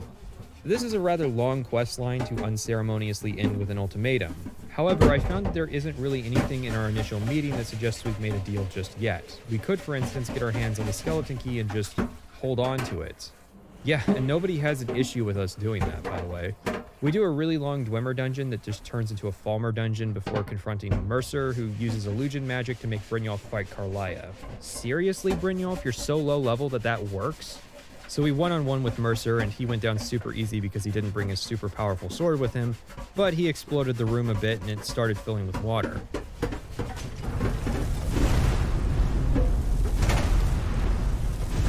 Right before we drown, however, a way opens up and we escape. I'm breathing water right now! I'm a fucking fish! Technically, this could be considered good luck granted to us by Nocturnal, but 1, we still haven't returned the skeleton key, and 2, only Maglir was at risk of dying. Deltafir can breathe underwater and make things explode with her brain. There's no way she'd actually get trapped in here. Plus, that's stupid, because it would basically guarantee that Nocturnal isn't getting the key back. I mean, I assume that like all artifacts, he could just recall it, but he seems big into making mortals do that kind of thing for him. Carlia gives us her bow, which is level scaled and does frost damage. Like, you guys know this is Skyrim, right? Half the population and wildlife resists frost damage. She then entrusts the task of returning the skeleton key to the Twilight Sepulchre to us. Which is dumb, because Deltafir just kept it. Oh wow, I guess all that catastrophic stuff that was supposed to happen if I did exactly this won't come to pass. It's almost like Carlia is either a serial liar, extremely misinformed, or really, really stupid. Probably all 3, honestly. She's lying about stuff she doesn't understand because she was too stupid to comprehend what Gallus was trying to tell her. Like, this isn't even the first time Nocturnal has had something stolen from her. Remember the Eye of Nocturnal, which she said she super needed to see into the mortal realm? Or the Great Cowl of Nocturnal, which is so important that she would curse its wearer with permanent anonymity as a punishment, and it took an Elder Scroll to undo that curse? Hey, since I was wearing the Grey Cowl while taking my vows and had my fingers crossed behind my back, that means the Grey Fox signed the contract, not me. Sorry, them's the rules. Blame Todd Howard for making it possible years after the fact. In the interim, let's talk about the Thieves Guild Radiant work. I've been doing it between missions. The way it works is that there's 2 quest givers. Each will give you a single task at a time. There are 7 mission types in total, but you'll figure out that numbers and burglaries are the best.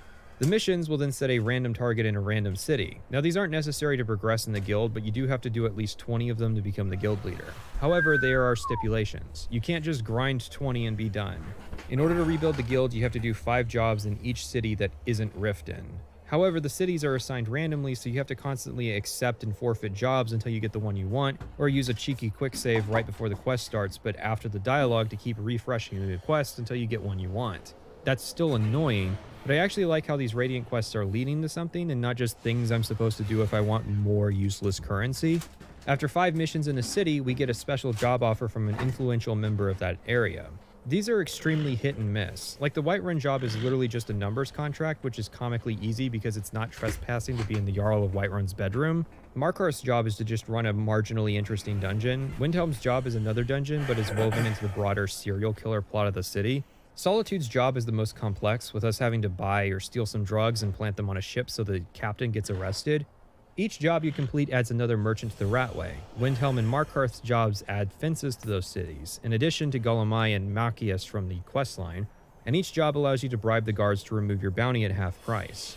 This gives the Thieves Guild the biggest license to say it's probably the best faction in the game despite its abysmal story. Without factoring in equipment, the Thieves Guild is the most significant upgrade to our status in Skyrim.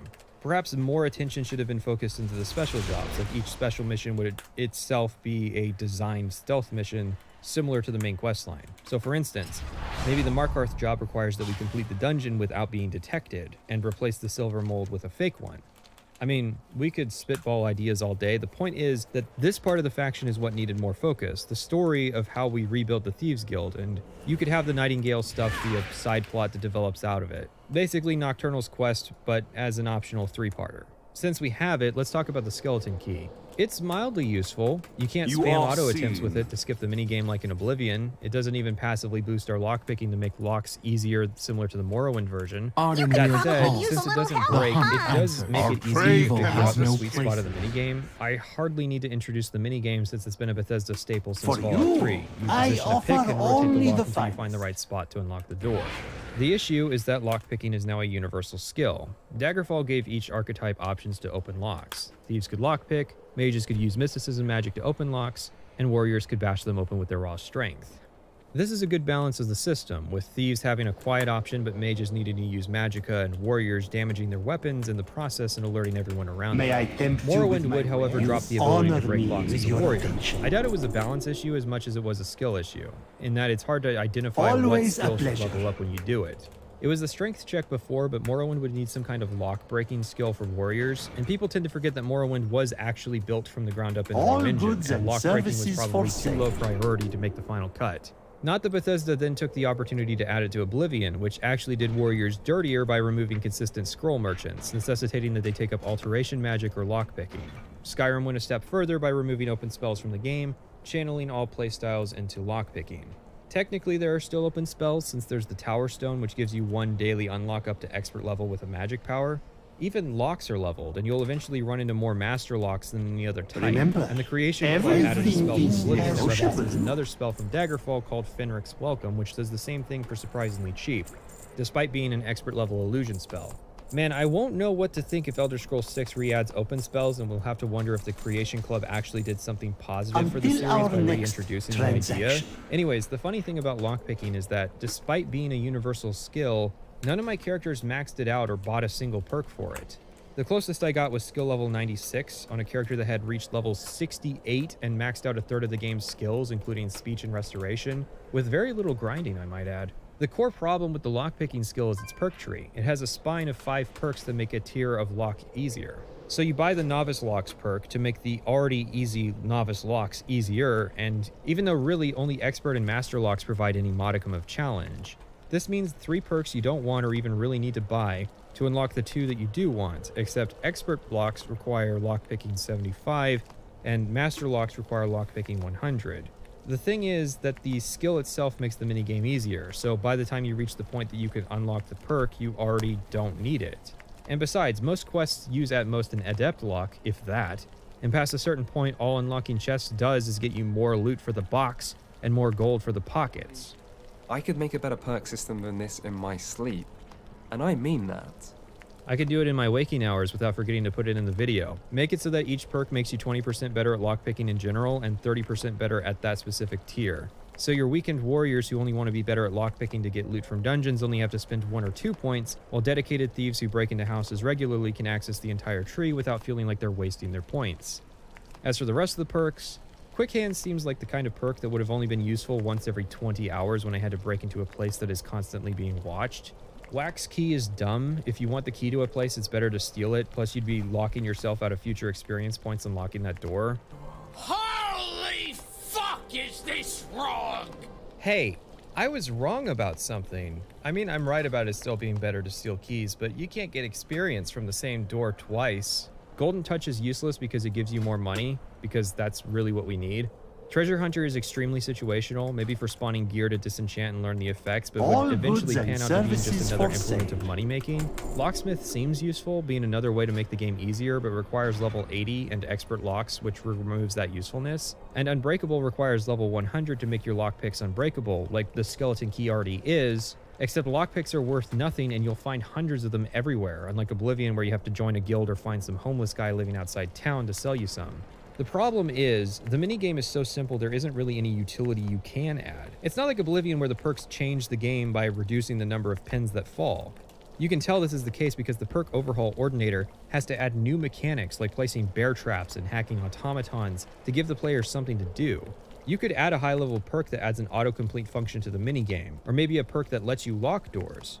Or how about a perk that lets you detect life within 10 meters if you're sneaking near a locked door so you can see what's on the other side. Personally, I'm a fan of making the lockpicking real time so that perks that increase your speed and stealthiness are actually useful. Like instead of making it so nobody can tell I'm lockpicking, start with a perk that makes it so civilians can't tell I'm lockpicking, but guards can still catch you. Look at lockpicking in Fallout 4 and how sad it is. The perks are literally just permits to unlock higher level locks. That's not better, that's worse. Morrowind was good about this because it reinforced the idea that a character was bad at lockpicking by calculating if the player could even attempt to pick the lock by factoring in skill, agility, luck, fatigue, and the quality of the tools. Meanwhile, Nate is over here all, nope, I'm not perceptive enough to even try, despite the minigame being even easier. So anyways, Magler goes to the Twilight Sepulchre to return the skeleton key. I've always been confused why the Twilight Sepulchre and Nightingale Hall are 2 separate places. Also, Nocturnal isn't one for worship and reverence. There are no priests and no sermons, no services, and no alms. to make matters worse, I think the other priests are beginning to suspect we aren't who we say we are. If they discover we're posing as priests of Nocturnal, I'm sure they're not going to simply ask us to leave nicely. Nocturnal isn't one for worship and reverence. May I tempt you there with are my no priests wares? and no sermons, no services, and no alms. The reason for there being Your 2 locations patronage is is that Gallus is always hanging out in the appreciated. lobby, so I guess Carlia never paid this place a visit in 25 years, really living up to her vow to protect it. Gallus is the last spirit guarding the place, and we have to get past a bunch of corrupted spirits that are also, like, guarding the place. It is a very amusing notion that the afterlife of the Thieves Guild character is to forever wander the halls of a Skyrim dungeon. Then you have to go through a room where the light hurts you, and then turn some lights off so the lady who likes darkness is in darkness. Then some traps or a locked door, and you find a hole that you get stuck in before waiting a minute for the cutscene to trigger and you fall through the floor.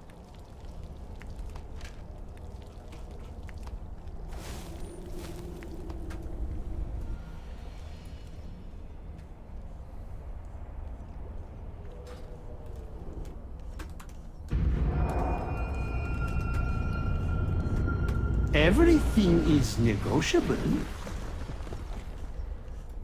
Wish you weren't so fucking Until awkward, our bud. next Stick your key in the hole to unlock a For portal you, the Nocturnal comes I through. offer If I say all only this the matter of finest. factly, it's because this is all terribly uninteresting as far as final levels go. I mean, say what you will about the Oblivion Thieves Guild, it ended in a heist. Actually, it ended in a bizarre conversation, but it had a heist.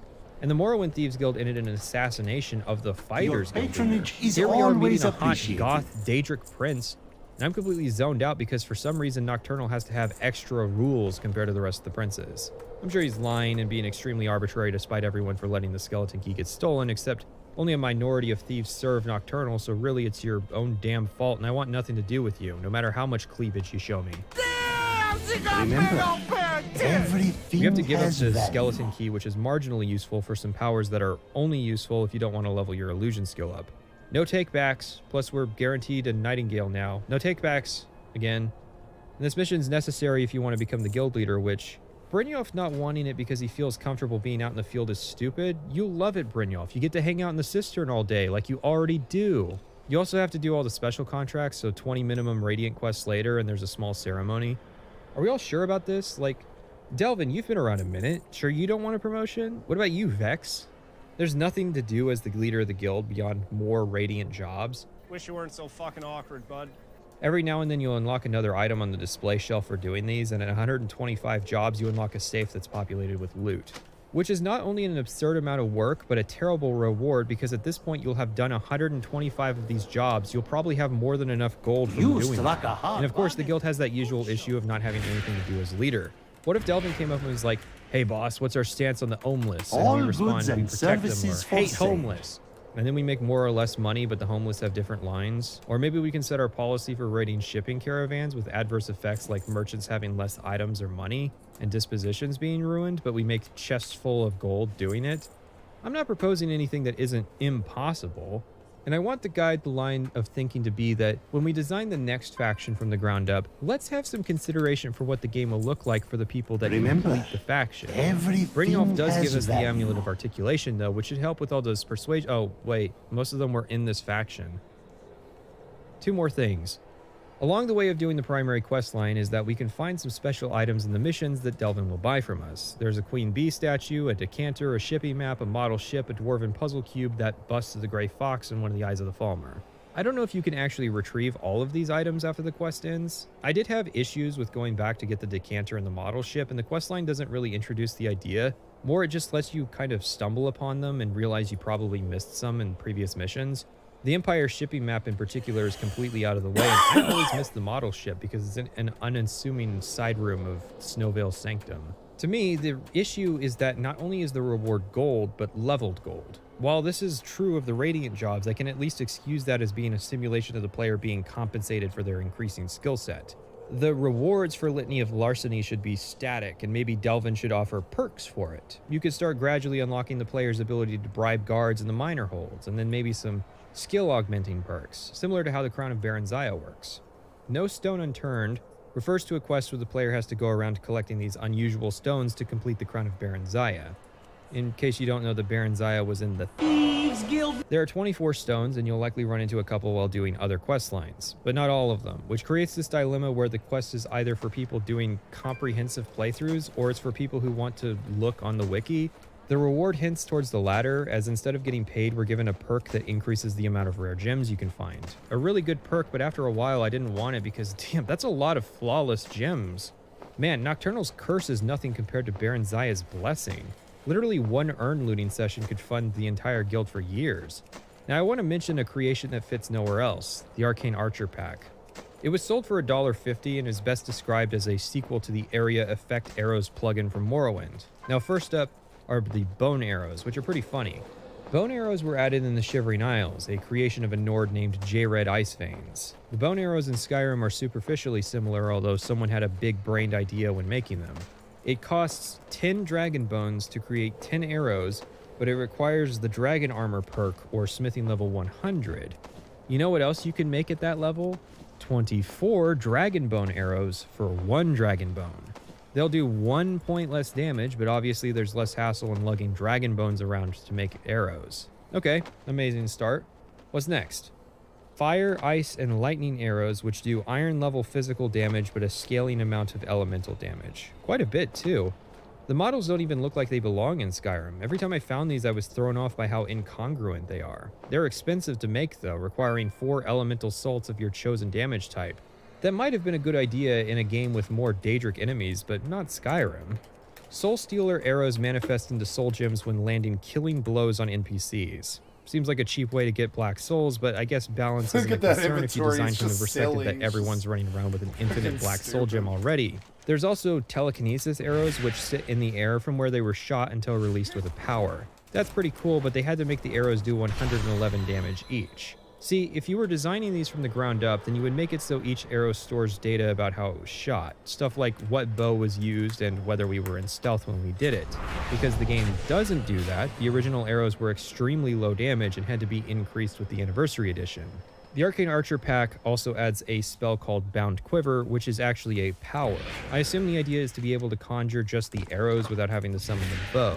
However, I find it funny that the spell gives 0 experience for casting it. It's like everything added in this creation was done so with a monkey's paw. Everything's implemented in a way to make you think that it's actually a display of rebellion from the poor person. Can I lighten that coin purse up for you?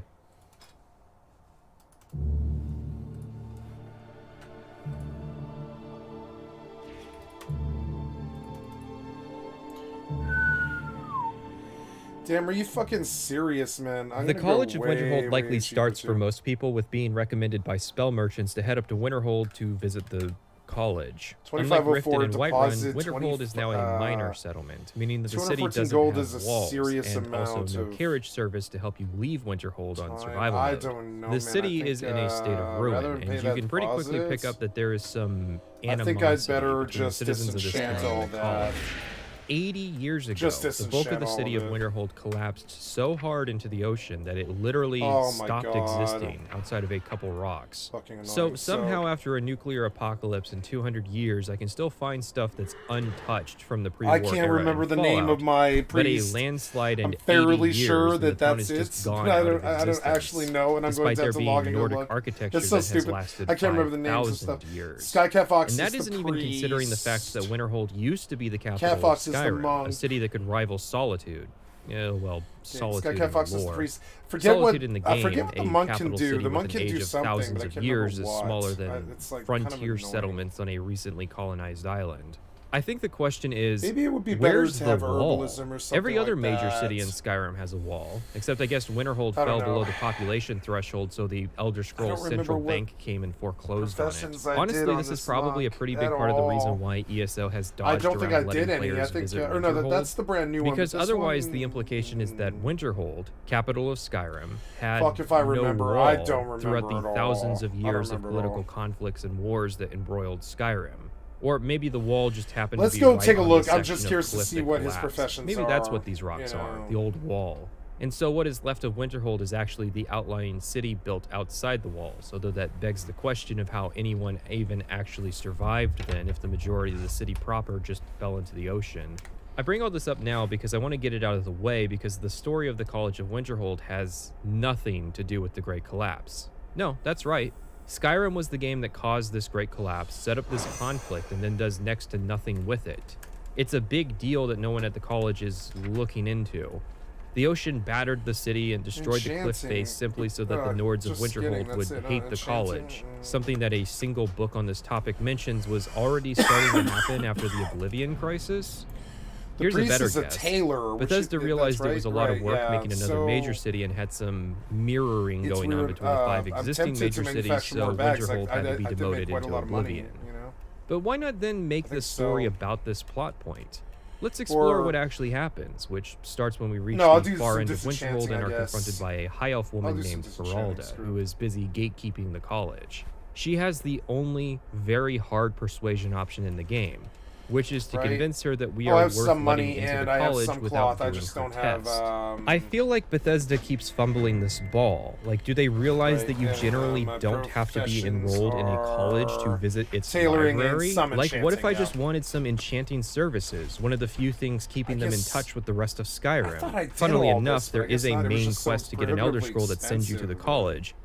presumably as a means of introducing the faction, and I mean, that Feralda is will cool. admit you into the That's college if you demonstrate a shout, except that also includes the part where you become a student. No, I I believe don't that want to Bulwark be a is actually student. I really came here for good. information on the Elder but- Scrolls. And remember Inthier, who usually lives on campus but leaves to go to the inn for the duration of that quest? Well, they could have just set this part on the college if the player was allowed to visit the common areas and the library, but not the halls where the wizards live. It's a routine problem because Oblivion had the same issue, where the main quest had you visit the university, but they didn't want to let you into the campus early, so they compromised by having the NPCs do something they don't ordinarily, so you can meet them. I don't know. Feralda generally asks you to demonstrate the ability to cast one of a couple spells, which she's willing to teach you for a mere 30 gold, which is far cheaper than buying it from a court wizard. Now, I only did this particular quest line once on my mage character, and she had to visit the college early for training, so unfortunately, the one character I played who maxed out their speech skill did not pass the one persuasion option in the game requiring that maxed out speech skill. It confuses me because why bother offering a way to bypass this? I mean, offer it's nice to only have the options. finest. Typical Bethesda would just force you to complete the encounter or walk away. But 2,000 why is gold. this the encounter Jesus that has Christ. a level 100 I persuasion shouldn't check? have done that. That's the Oh, kind well, of I mean, persuasion check where you convince the villain to This is kill the time. themselves. This is the time to do it, you know? You cannot prevail against me. I will outlast you. You struck a hard bargain. Kill yourself! Good show. And why is it more difficult to convince Feralda to let us skip the test than literally It's not any even other that many. persuasion check in God the damn game? it, man. It's easier to convince my wife Ysolda to let me owe her gold for an engagement ring and tell me where my wedding is located than it is to trick Feralda into thinking I'm a scholar or a member of an important political establishment. Which I am, by the way. And hell, what about scholars who aren't magically inclined? People who have a passion for history but can't get it up magically? Does the college just say no to those kinds of people? I know this is a weird criticism because people will think I should be praising Bethesda for getting the magical faction off to people who Dear can cast God. magic, but one, the barrier of entry is extremely low, and two, this is only one of 4 instances of mandated magic, the others being novice-level destruction and restoration spells, one of which every player in the game starts with. If Bethesda was so inspired by BioShock, why not actually emulate the plasmids? One of the uses of plasmids in that game was to bypass a door that had been frozen over. Skyrim actually does this, but why not do this all the time? It's Skyrim, and the ancient Nords had powerful wizards, so a little bit of ice magic doors and dungeons could go a long way to make them interesting. It is as though Bethesda took in the criticism that Oblivion's Mages Guild could be done by barbarians, and so they have attempted to appease players by saying, fine, here's your magic test that can't be completed with scrolls, the magic faction requires magic, are you happy? It's a step in the right direction, but it's hardly a replacement for faction ranks and skill requirements, which seems all the more reasonable to implement now than before. I mean, think about it.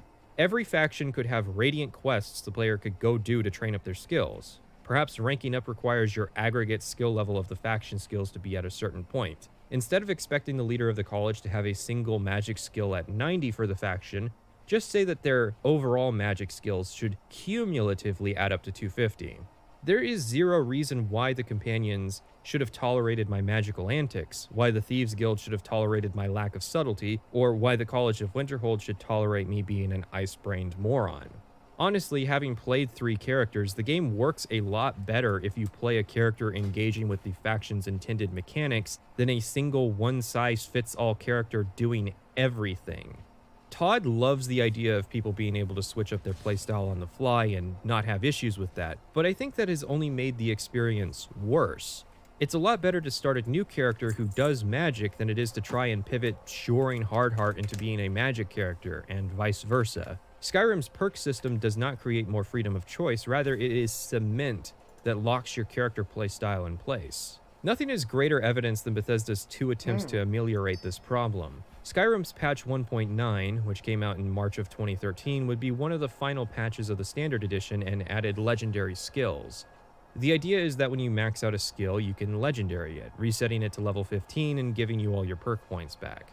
However, this is a horrible solution to the problem of not being able to refund your perk points. Say Destruction is your only offensive skill, and you want to reset it so you can augment your lightning damage instead of fire.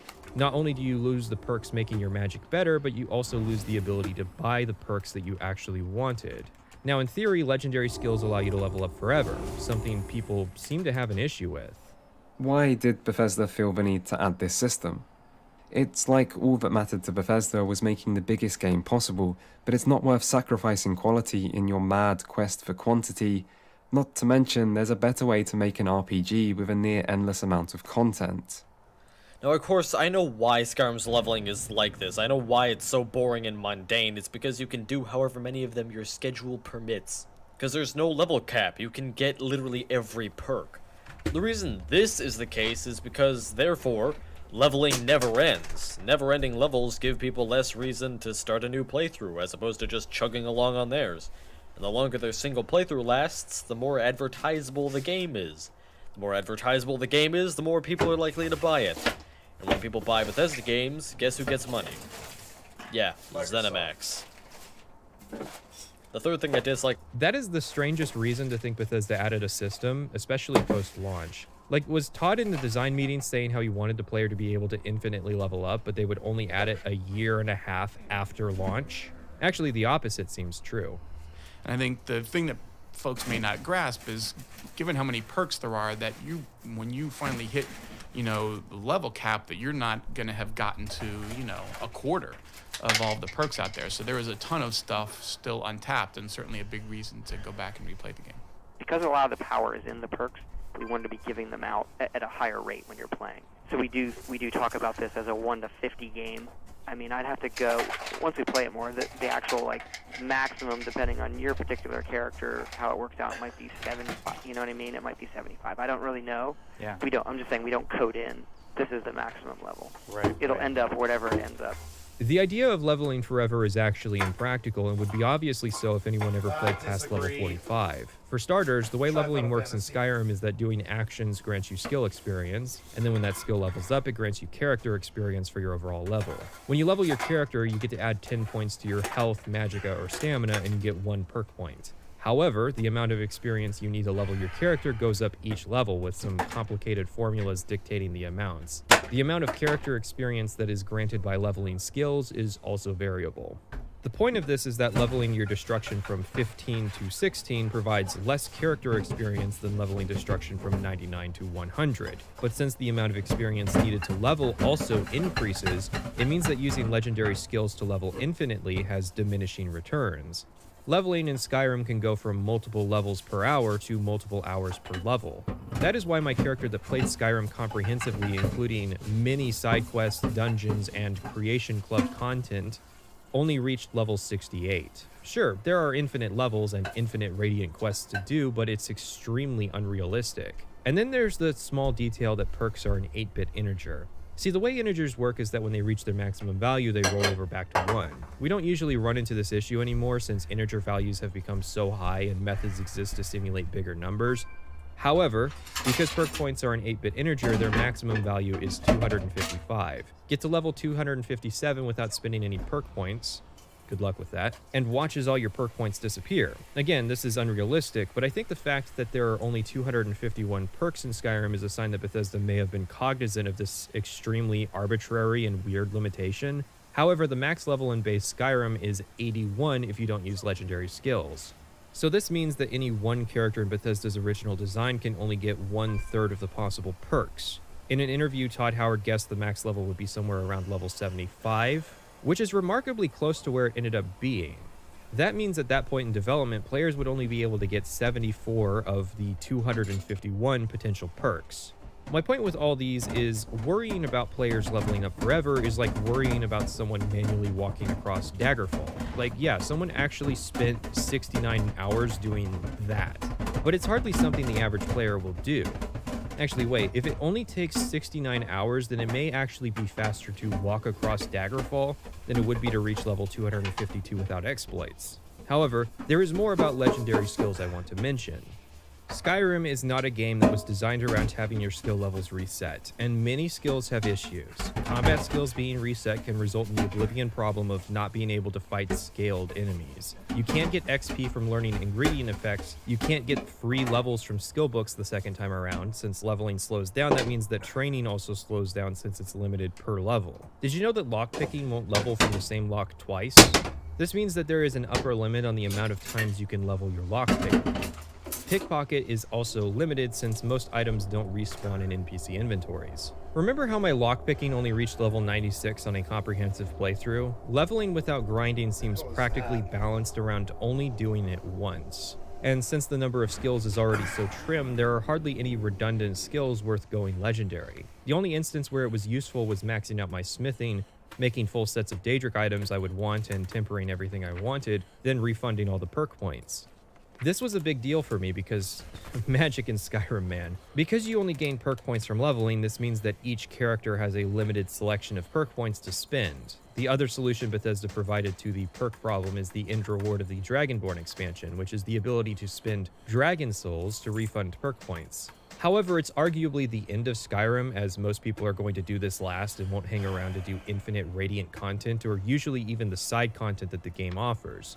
And a lot of reviewers don't even ever talk about Dragonborn, which is weird because it's like that's the opportunity Bethesda had to show that they were doing something different. This feels like a much more viable way to move your perk points around based on your playstyle. Like if you decide you want to do melee, you can refund your destruction points without actually resetting your destruction skill. No, I will not fucking This feels like a much more viable way to move your perk points around based on your playstyle. Like if you decide you want to do melee, you can refund your destruction points without actually resetting your destruction skill, allowing you in the future to set your perk points back if you decide to do magic again. I mean, I don't approve of the low commitment lifestyle, but of the two solutions offered to the problem of perks being permanent and locking your playstyle, this one works a lot better and actually came first. But is leveling better than Oblivion? Well, sure, but that isn't a point in favor of Skyrim. Leveling in Oblivion was catastrophically bad, taking the worst elements of Morrowind's system and exacerbating the problem in almost the exact perfect way to drive min-maxers absolutely fucking insane. It's like when developers add things to their game that screw over speedrunners. I can say that trying to min-max in Skyrim was a lot easier, but also a lot less rewarding for the effort. My general goal was to use training every single level to train up the most tedious of skills, which I managed to accomplish. However, there is no attribute progression. The results of a min-max Skyrim playthrough are mostly just hitting higher levels than you would if you had just played the game normally. There are a lot of interesting meta goals with a character you can accomplish in Morrowind and even Oblivion. For instance, it's popular to try and achieve the highest amount of health possible with a single character. Because Skyrim simplifies health progression down to deciding which color of juice you want to level up, that's not a very fun goal anymore. Attributes needed to be fixed from Oblivion, not removed. And it's interesting to see how many RPGs have kept attributes around despite Skyrim's actions, like The Outer Worlds, Cyberpunk 2077, and Fallout 4. Fallout 4 obviously has an asterisk, however, because it's basically the inverse of Skyrim. Attributes, but no skills. Did you know that the Skyrim tabletop wargame actually has character attribute values? I actually burst out laughing when I saw that and was sad that I couldn't share the joke with anyone for over a year. So back at the college, we do Feralda's little test and she lets us in, doing some magic that opens the gate. We are directed to speak to a woman named Mirabelle who is busy having a discussion with the Thalmor liaison, although it's one of those conversations that's supposed to allude to something bigger, but we're never told what. What decision has Mirabelle made that Ancano objects to? I think the idea is that this is supposed to create the illusion that the college existed before our arrival, but it's exactly that, an illusion. I doubt the designers could answer my question about what the decision was. The conversation simply has to make you think that this is another day in the life here. Mirabelle gives us an extremely slow tour as I usually freeze to death on modded playthroughs, and she gives us a free set of novice magic robes. After this, we're sent to our first lesson, which is conveniently about to start no matter when we arrive. Skyrim is perfectly capable of creating timed quests, and perhaps the greatest way to sell the idea that this is an educational college would be to have Tolfdir do lessons every day at 2 p.m. Then if you miss class or are late, you could have cheeky dialogue about it. It wouldn't take up that much extra space, but would go a lot farther into making me think that this is a college than a partial, vague conversation between Mirabelle and Ancano. Tolfdir is giving a lesson to the other apprentices and makes the classic blunder of allowing the students to dictate the tempo of the class. The other students want a practical lesson, and when it comes time to the answer is always practical. The other students outright tell Tolfdir to ignore our choice if it's anything other than what ends up happening, so why bother? It's not like we can earn brownie points with Tolfdir by sucking up to the professor on the first day. Tolfdir's lesson is on wards, although I'll talk about them more later. Even if we're the one student in the room who did not want to do this, we are made to do the practical demonstration anyways. Like the one time in my life I was asked to do a practical demonstration at school, it was on lifting form for squats because I had 2 years of weightlifting class with that coach. This is where I actually appreciate being asked to cast magic, even if Spellbreaker can bypass this part. Unlike the door exam that locks off key services for no reason, it makes sense that we can't progress the faction without possessing some basic magical acumen. It would be better if the player could fail, though. A common issue non-magical characters have with this quest is that they'll run out of magicka between being asked to cast the ward and Tolfdir throwing the firebolt at you. Maybe instead of waiting until the player can successfully cast it, Tolfdir instead gives us some suggestions on how we can improve our ability to maintain a ward. Like what a teacher would do with their student. Tolfdir decides that it's time for a field trip, so we're going to one of Skyrim's most significant historical sites to assist with the operation. This is, as far as I'm aware, the college's only archaeological endeavor, being performed within a stone's throw of the college itself. It's not entirely a bad thing. Such a situation could be used to say that the college is not at a good point, like they don't have the resources to fund expeditions to more sites in Skyrim. But nobody ever brings it up. It's instead treated like this is just business as usual. So the standards are not only low, but have been low long enough that nobody even knows that things could be better. Skyrim is full of ancient sites that are actively being pilfered and destroyed by adventurers, and nobody at the college really cares. Another thing is that the element of this being a Nordic site isn't brought up. It being a burial crypt is, but nobody ever says, hey, the Nords hate us, why are we even bothering to study their ancient history? The Nords claim to care about their cultural heritage, but have barely preserved their own history. There are Dwemer ruins and mysteries about the Falmer we could be researching, instead of learning about these savages who actively hate us. So Tolfdir is all, go find some magical artifacts and don't come back until you do. Talk to Arniel Gain if you need more direction. We find a necklace on a wall that traps us in a room, and Tolfdir, Mr. Safety, tells us to shoot magic at the wall. Sounds like a fast track to getting vaporized, but it actually works out, which is... Okay, so the ancient Nords didn't want us here, right? But why would you bother with the magic necklace wall that gets destroyed by magic when you could, I don't know, use a normal wall that's like 20 feet thick? Imagine this lot trying to figure that one out. So Tolfdir heads inside with us, and we fight some Draugr for a bit until we reach a big room that's stacked to the ceiling with dead. Who knows what for? And Tolfdir decides, you know what? No, you do the rest of this dungeon without me. We do, and Tolfdir eventually shows back up right before we find anything significant so that he can put on his resume that he was present for a discovery. Why even bother with not having Tolfdir for part of the dungeon? Why not just have him come all the way with us? It just comes off as though Tolfdir's trying to avoid fighting, which he isn't. He's actually a pretty cool grandfather.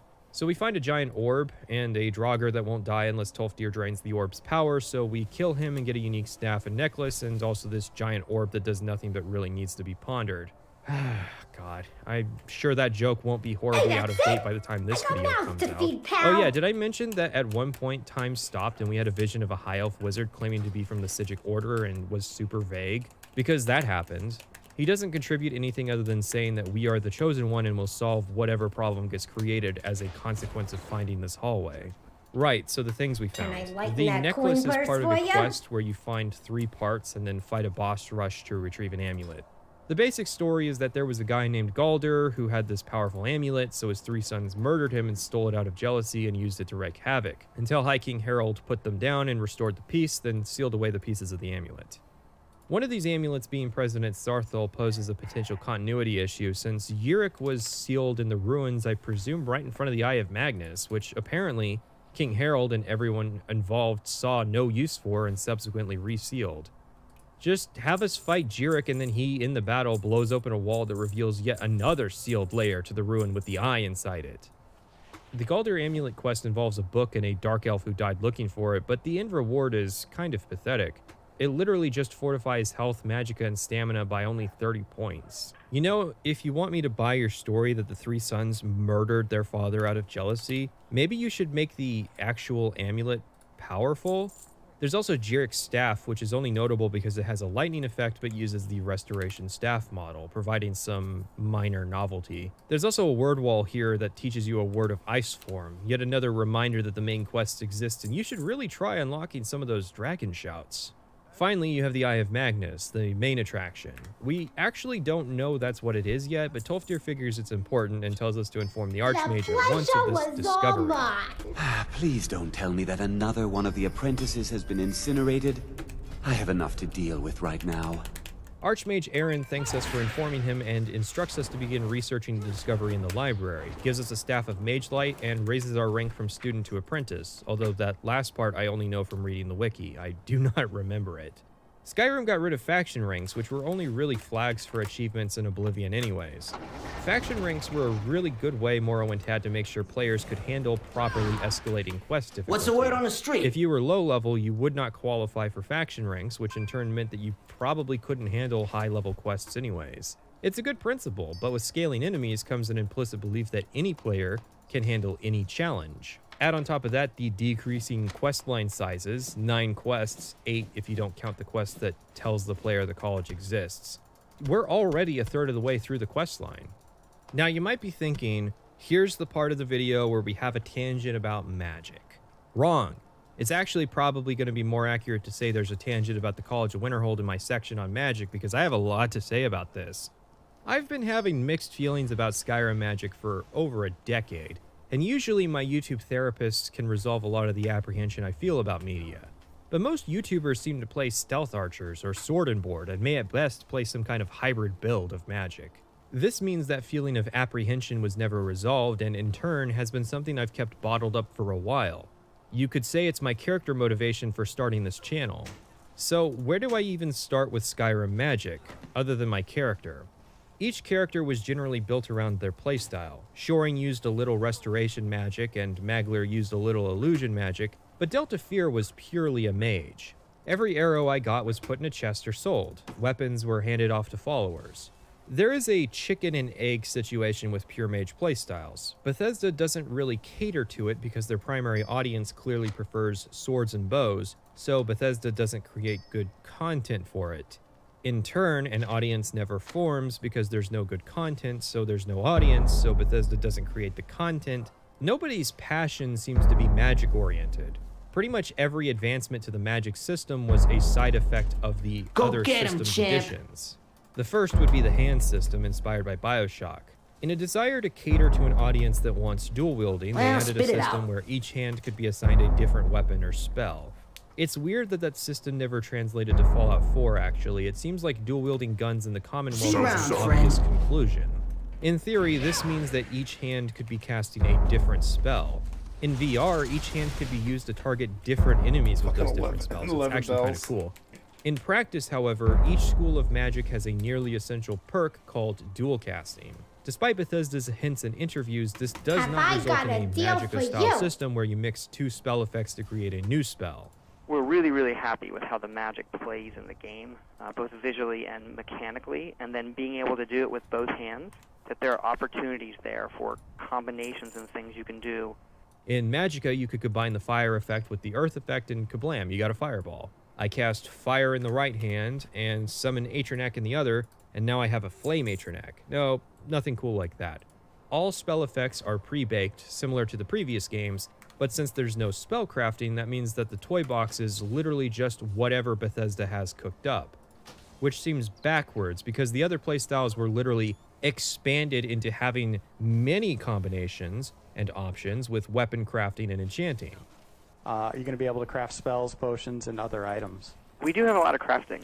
We do have crafting within each discipline now. We do have smithing, enchanting is back as a skill, and then alchemy we're sort of treating as a, it doesn't matter that much anymore, but it is in our stealth category. So we have sort of a blended skill list. So alchemy is the most magical of the stealth skills. And then we have lots of other things that are not skill-based that you can craft, that we're messing with, from cooking and things like that. It's funny because the interviewer had to ask about spellcrafting again. I know one thing, that when I was down to see you guys at the studio, that you were still kind of exploring stuff related to how spells would interact with each other. And I would suspect that results of your experimentation on that stuff would affect whether you have anything that's like spellcrafting, right? Yeah, spellcrafting is it's a real wild card thing that we've done a lot, and there are pluses and minuses to it. We'd like to we have some ideas that we really like on how to solve that, and I don't know where that's going to go. But the thing that we don't like about the previous systems that we've done is it becomes very spreadsheet, where it takes the magic out of magic. I'm going to summarize the rest of this. Todd has a long bit where he describes how the different destruction effects work, which is my job, Todd. Our main goal is to make magic feel like this arcane, powerful thing. And once it goes into a spreadsheet in the game where you can just say, I want something at this distance and this power, it removes the illusion of like how this stuff actually works. So Todd is somehow of this impression that spellcrafting ruins the illusion of magic, but that grinding out your smithing skills so you can make your weapons and armor better is fine for combat. We're really, really happy with how the magic plays in the game, both visually and mechanically, and then being able to do it with both hands, that there are opportunities there for combinations and things you can do without getting into the spreadsheet aspect of it, which I do know some people like, but it does take away from the impact of the spells that you're finding and mechanically how they work, if that makes sense. Right, because the other playstyles don't figure out mechanically how they work, and Magic playstyles won't figure out the mechanics of how their gameplay works over the course of several dozen hours of using the exact same spell over and over and over and over and over and over and over and over. I get it. Spellcrafting is hard. I tried to implement spellcrafting in my own games, and no doubt ran up against the same problems Bethesda did. It's not like there's a built-in spellcrafting system to the engine you use to make the game, and spellcrafting has always just been a fancy UI of that exact system with minor limitations. The removal of spellcrafting is baffling. Nobody is going to believe this idea that because you see the numbers behind spells that the system is bereft of impact. Especially when the numbers behind weapons and armor is the core idea of how progression in these games work. So let's start with the primary way pure mages interact with the world and kill things. Kid that they had on a House MD episode that's just like an asshole. He's just an asshole. This guy's an asshole. You can hear it. He's an asshole. The Destruction School. It's clear they gave this school the most work as it's the most different from its Oblivion counterpart, other than mysticism, also known as just a label, right? Before, there were 3 types of spells: touch spells, target spells, and self spells. Now there are stream spells, target spells, area of effect spells, cloak spells, and runes. Really, stream spells replaced touch spells, and the area of effect spells were already in the game using the range parameter.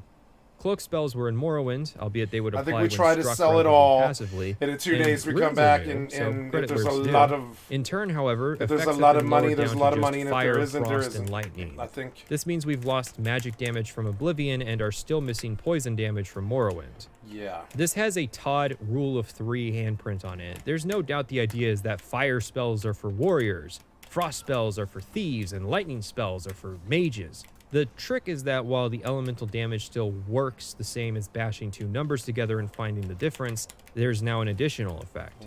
Fire damage does additional burning damage, frost damage does additional damage to stamina and slows movement, and lightning damage does additional damage to magicka. This is in addition to the usual consideration of elemental resistances, however, meaning that frost damage has to bear the burden of Nordic frost resistance, while in Dragonborn there is both frost and fire resistance. You know, Nords used to resist lightning too because they lived up in the mountains. That's just disenchant. What constitutes the difference in these spells? Just a label, usually.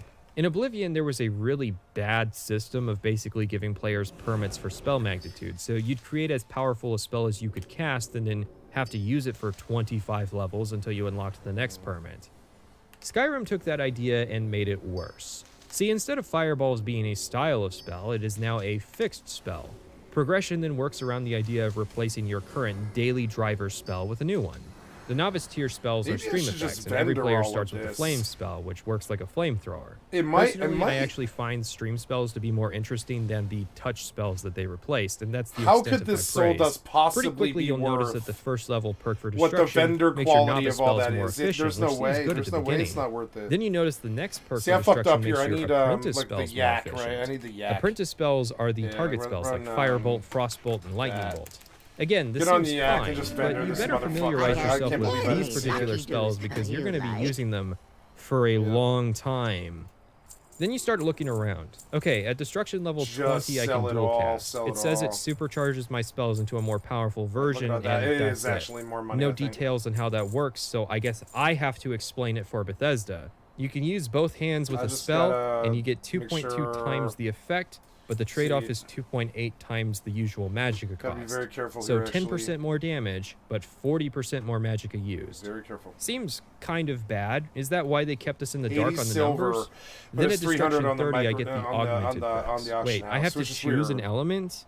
I mean, I can pick 25 multiples, though. but perk points are slim pickings for mages. But I mean, I like, didn't you have say the it's worth luxury a of lot boosting more a than second that. elemental effect until way into the end game. He's vendor for 26. This is a critical failure. You've locked Yeah. mages into committing to an element, so all those extra effects you just offered are I think I'd pointless to prefer them to because they'll just do less damage than sticking keep with the daily driver. manufacturing I picked bags flames for the extra health with the damage, gold which that- meant I had to use firebolt and a lot of it. That Whatever I- stamina or magicka damage or slowdown the others dealt was pointless compared to Wow, the wait, that 25 vendor's for and later 71 50% those extra bone-bound fire knuckles? damage because Jesus. that's it, kids. Yeah, I'll that's just your vendor extra those. damage Who and cares? perks. Yeah, Did we'll vendor Mr. One-Handed those. get a full You say that's 100% worth extra damage, which thousands. Yeah, I includes don't know, additional man. weapon modifiers as well as weapon crafting and upgrading? I Did can't Mr. post all- Stealth I Archer get can't bonuses post to all his this, bow but damage it's- and stealth damage? Before you say, well, alchemy can fortify destruction damage. Yes, I am aware. Are you aware that Mr. One-Handed and Mr. Stealth Archer also benefit from alchemy to augment their damage on top of everything else they're given? Don't worry, we'll The come back to enchants on the fortified armor destruction being potions. pretty At much the destruction best skill damage in the 40, you game, get yeah. the best and worst perk of the tree, Impact. What does Impact do?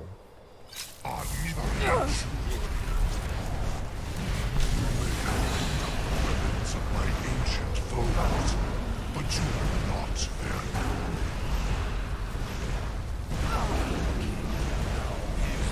I have feasted on many greater than you.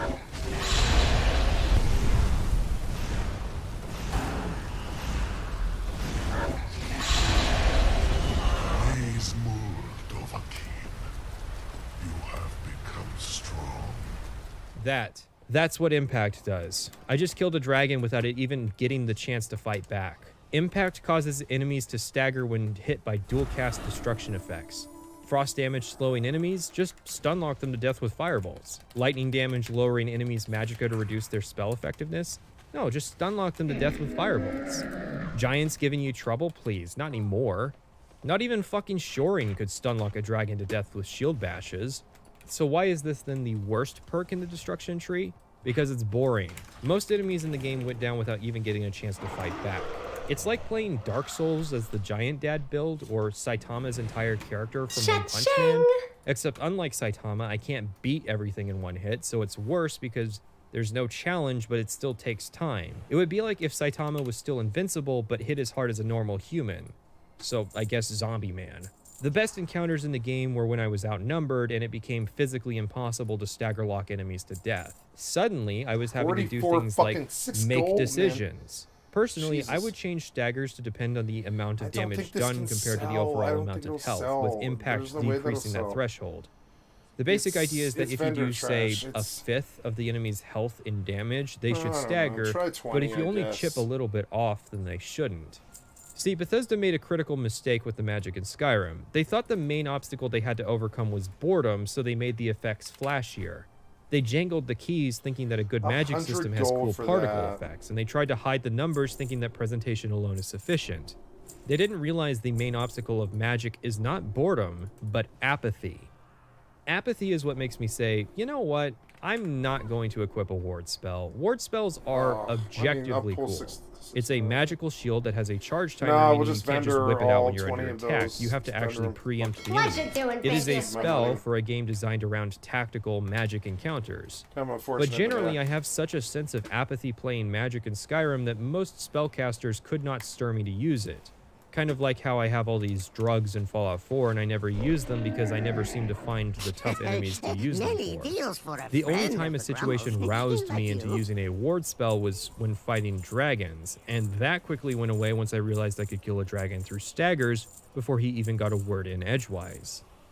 Skyrim has all kinds of new tactical options for magic and then goes about discouraging their usage. Why bother with all these elemental effects that have additional properties when you could stagger lock an enemy to death with high damage firebolts?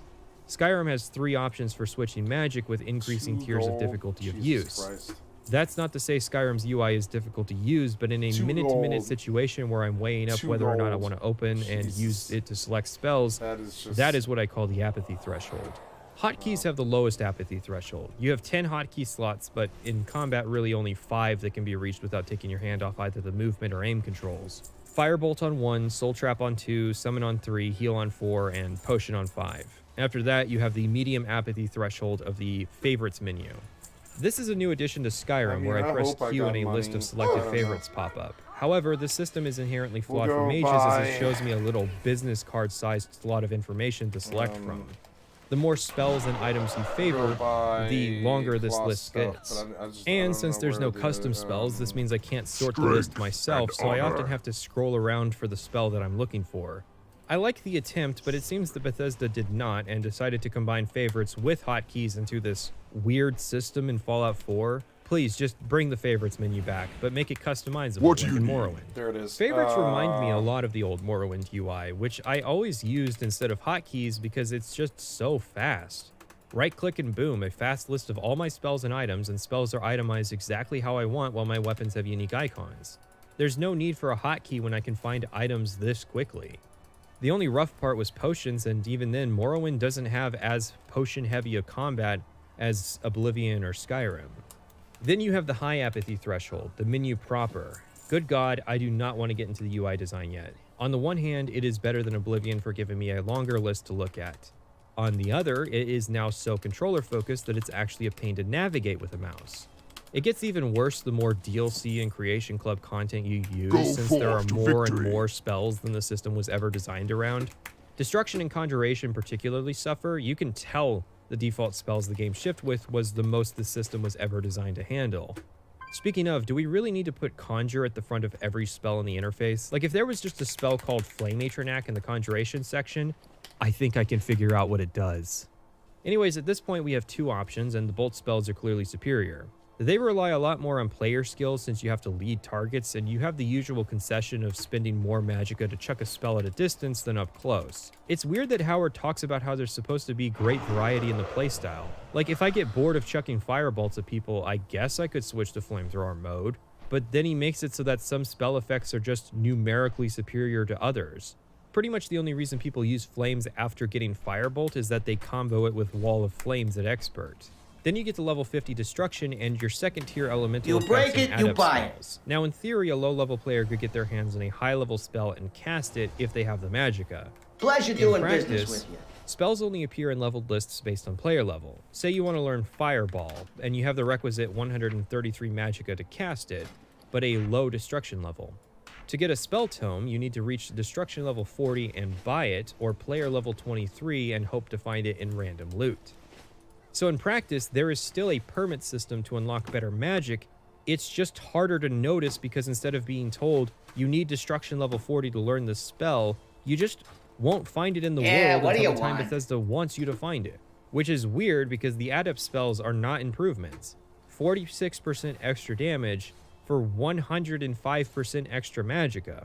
Fireball is an area of effect spell, so it has useful applications for killing groups, but in reality, Skyrim doesn't do big groups of enemies. When it does, it's awesome, and I have options, but in most single or dual enemy encounters, I'd be damaging my companions as much as my enemies. Of course, the adept spells are where they diverge the most in application. Lightning Bolt was technically different from the other apprentice spells in that its travel time is instant, but it otherwise worked the same barring the usual elemental implication. Fireball is the most familiar. It's a firebolt that explodes on impact. Ice Storm's actually pretty similar to how area spells worked in Oblivion for frost damage. You cast a projectile and a big area travels to the target slowly, damaging everybody it hits. Chain Lightning is probably the best adept spell. It's a new effect, traveling instantly and jumping from target to target or around corners. The downside is that it costs even more magicka than Fireball, so Destruction's mid-game is a real grind. At this point, you can, in addition, get your hands on Cloak and Rune spells. Cloak spells do elemental damage to enemies within range, while Rune spells are expensive, but you can prepare them in advance, so you draw an enemy into a hallway and then he explodes when he hits the trap. These spells can augment your playstyle, but not much really beats the apathy threshold of just sticking with firebolts. I got into a routine of using flame cloaks in addition to stagger locks for the extra damage, and if it was a boss, maybe I'd prepare a rune and then regen the magicka before starting the fight. The problem is that a firebolt is a firebolt. You can spend 2 perk points on increasing its damage, and then that's it. That's the game. Firebolt. Firebolt. Firebolt. I don't always want to sit around waiting for my magicka to recharge after preparing a rune. Let's compare this to the system that the game is supposed to be inspired by, BioShock.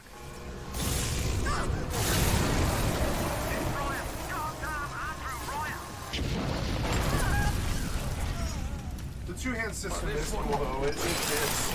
Two-hand system's great. I got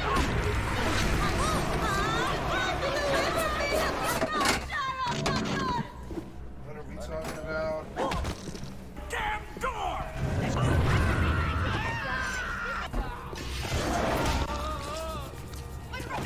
Mind your blasted manners! Mind your blasted manners. Okay, so by now you should probably see the problems. There are some core structural differences to the mechanics that makes BioShock's plasmids fun to use. For one, throwing a fireball at somebody in BioShock usually sets the fucker on fire, and not, oh, I'm burning style fire, genuine flesh-melting PTSD-inducing conflagration. Not only is the effect more pronounced, most enemies die when hit with it. The trade-off is that plasmids are limited by Eve, the game's magic system. Eve does not regenerate naturally, it has to be replenished by hypos. It's a limited resource, meaning that the plasmids can be instant kills without depriving the game of challenge. You can tell BioShock had a big effect on Bethesda because pretty much every plasmid is in the game as either a spell or dragon shout. Unfortunately, because someone at Bethesda is big on balancing the 3 playstyles, there is no rune which launches enemies through the air, or lightning damage that instantly kills wet enemies, or fireballs that burn enemies to death. They could absolutely do that with the system they already have, it's simply a matter of asking them to do so. I personally think it would go well with my other suggestions of making melee and archery even more powerful at high level. Of course, that begs the question of why magic has to be balanced with the other playstyles. Arguably, it's not. Having played all 3 for this video, I can handily say that magic is actually the weakest playstyle. When Shoring was on Legendary and Maglir on Master, Delta Fear could barely crack Expert. Someone will say, of course it wasn't fun, you were playing on Legendary difficulty, but the problem is that my difficulty rules were consistent between the 3 playstyles. Once combat started to be easy during an average encounter, I would turn the difficulty up. This was fun for melee and mediocre for stealth, but terrible for magic. It wasn't until I started using exploits that I really started to have a similar amount of fun and actually surpass the other playstyles. There are 3 main exploits I want to show off before I talk about what is actually meant to be in-game magic in Skyrim. The first is free destruction magic. See, the core of magical progression in Skyrim is not about casting better magic, just casting more of it. Spells only get cheaper, not do more damage. I assume the idea is that you need to be offsetting the increasing cost of spells. Of course, it didn't take long for people to figure out how to stack fortified destruction gear to reduce their magicka costs to 0. This is arguably probably not an exploit in itself, but I think they imagine that the trade-off would be that if you go for free magic in a school, it would require 4 enchant slots, and you couldn't have enchantments that buff health or do anything else like that. Now, you can do this with any school of magic in Skyrim, usually if you're interested in exploiting your free magic to power level the other schools and get perk points, but I didn't do that. The basics of the idea is using the Fortify Restoration loop to create powerful items that cumulatively add up to reducing destruction magic to a higher than usual percent. Once you hit 100% reduction, the magic's now free. Free destruction magic was a game changer. Obviously, it takes a lot of the challenge out of the game, but for the first time I was able to play on legendary difficulty. Lots of quests were made more fun by the fact that I could spam fireballs to my heart's content. No more running out of magicka in the middle of a fight. That's a part of the problem. When Shorin ran out of stamina, there was still stuff for him to do. When Deltafir runs out of magicka, she just gets to wait around until it recharges.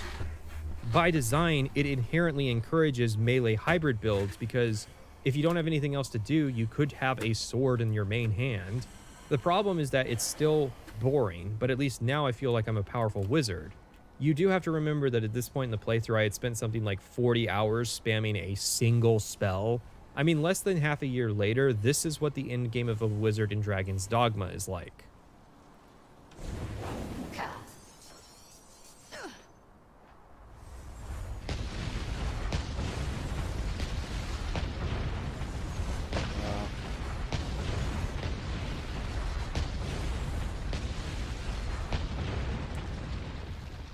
Ether Dynamics talks about this in his series on Skyrim. To summarize his point, Skyrim has 2 stages of difficulty, way too hard and way too easy.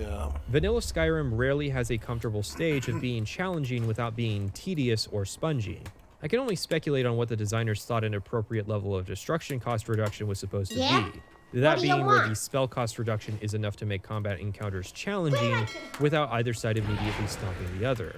Going off the pre-baked gear in the game, it would appear to be 22% spell cost reduction in addition to the 50% from the perk. I can only speculate, but the problem appears to be a lack of interest on Bethesda's part in pure mage playstyles, while also having a desire to balance these playstyles. Magic cannot be too powerful for some reason. I guess they foresaw Skyrim together. So make the expert and master level spells absurdly expensive to compensate. Lightning Bolt but renamed and does 60 damage instead of 25. How about making it cost 7 times as much magicka? Never mind that it shows up at destruction level 65, so that's a lot of firebolts you're going to be casting before you get the higher tier stuff. This is weird because magicka costs in Oblivion and Morrowind were much more straightforward. More damage, more magicka. In fact, the ratio of damage to magicka was consistent at all levels. Bethesda took away the spreadsheety aspect of magic because anyone with a spreadsheet would call them out on their bullshit. And the master level spells are fun, but impractical in combat applications. I couldn't usually cast these without getting staggered, and that is not factoring in their absurd magicka costs. Say I have my 22% spell cost reduction robes and my 50% master level perk because I must hate myself. Well, my napkin math here says that I would need about 400 magicka to cast this here Firestorm spell. For context, that would be 30 straight levels of magicka upgrades just to cast a spell that will leave me empty, magicka-wise.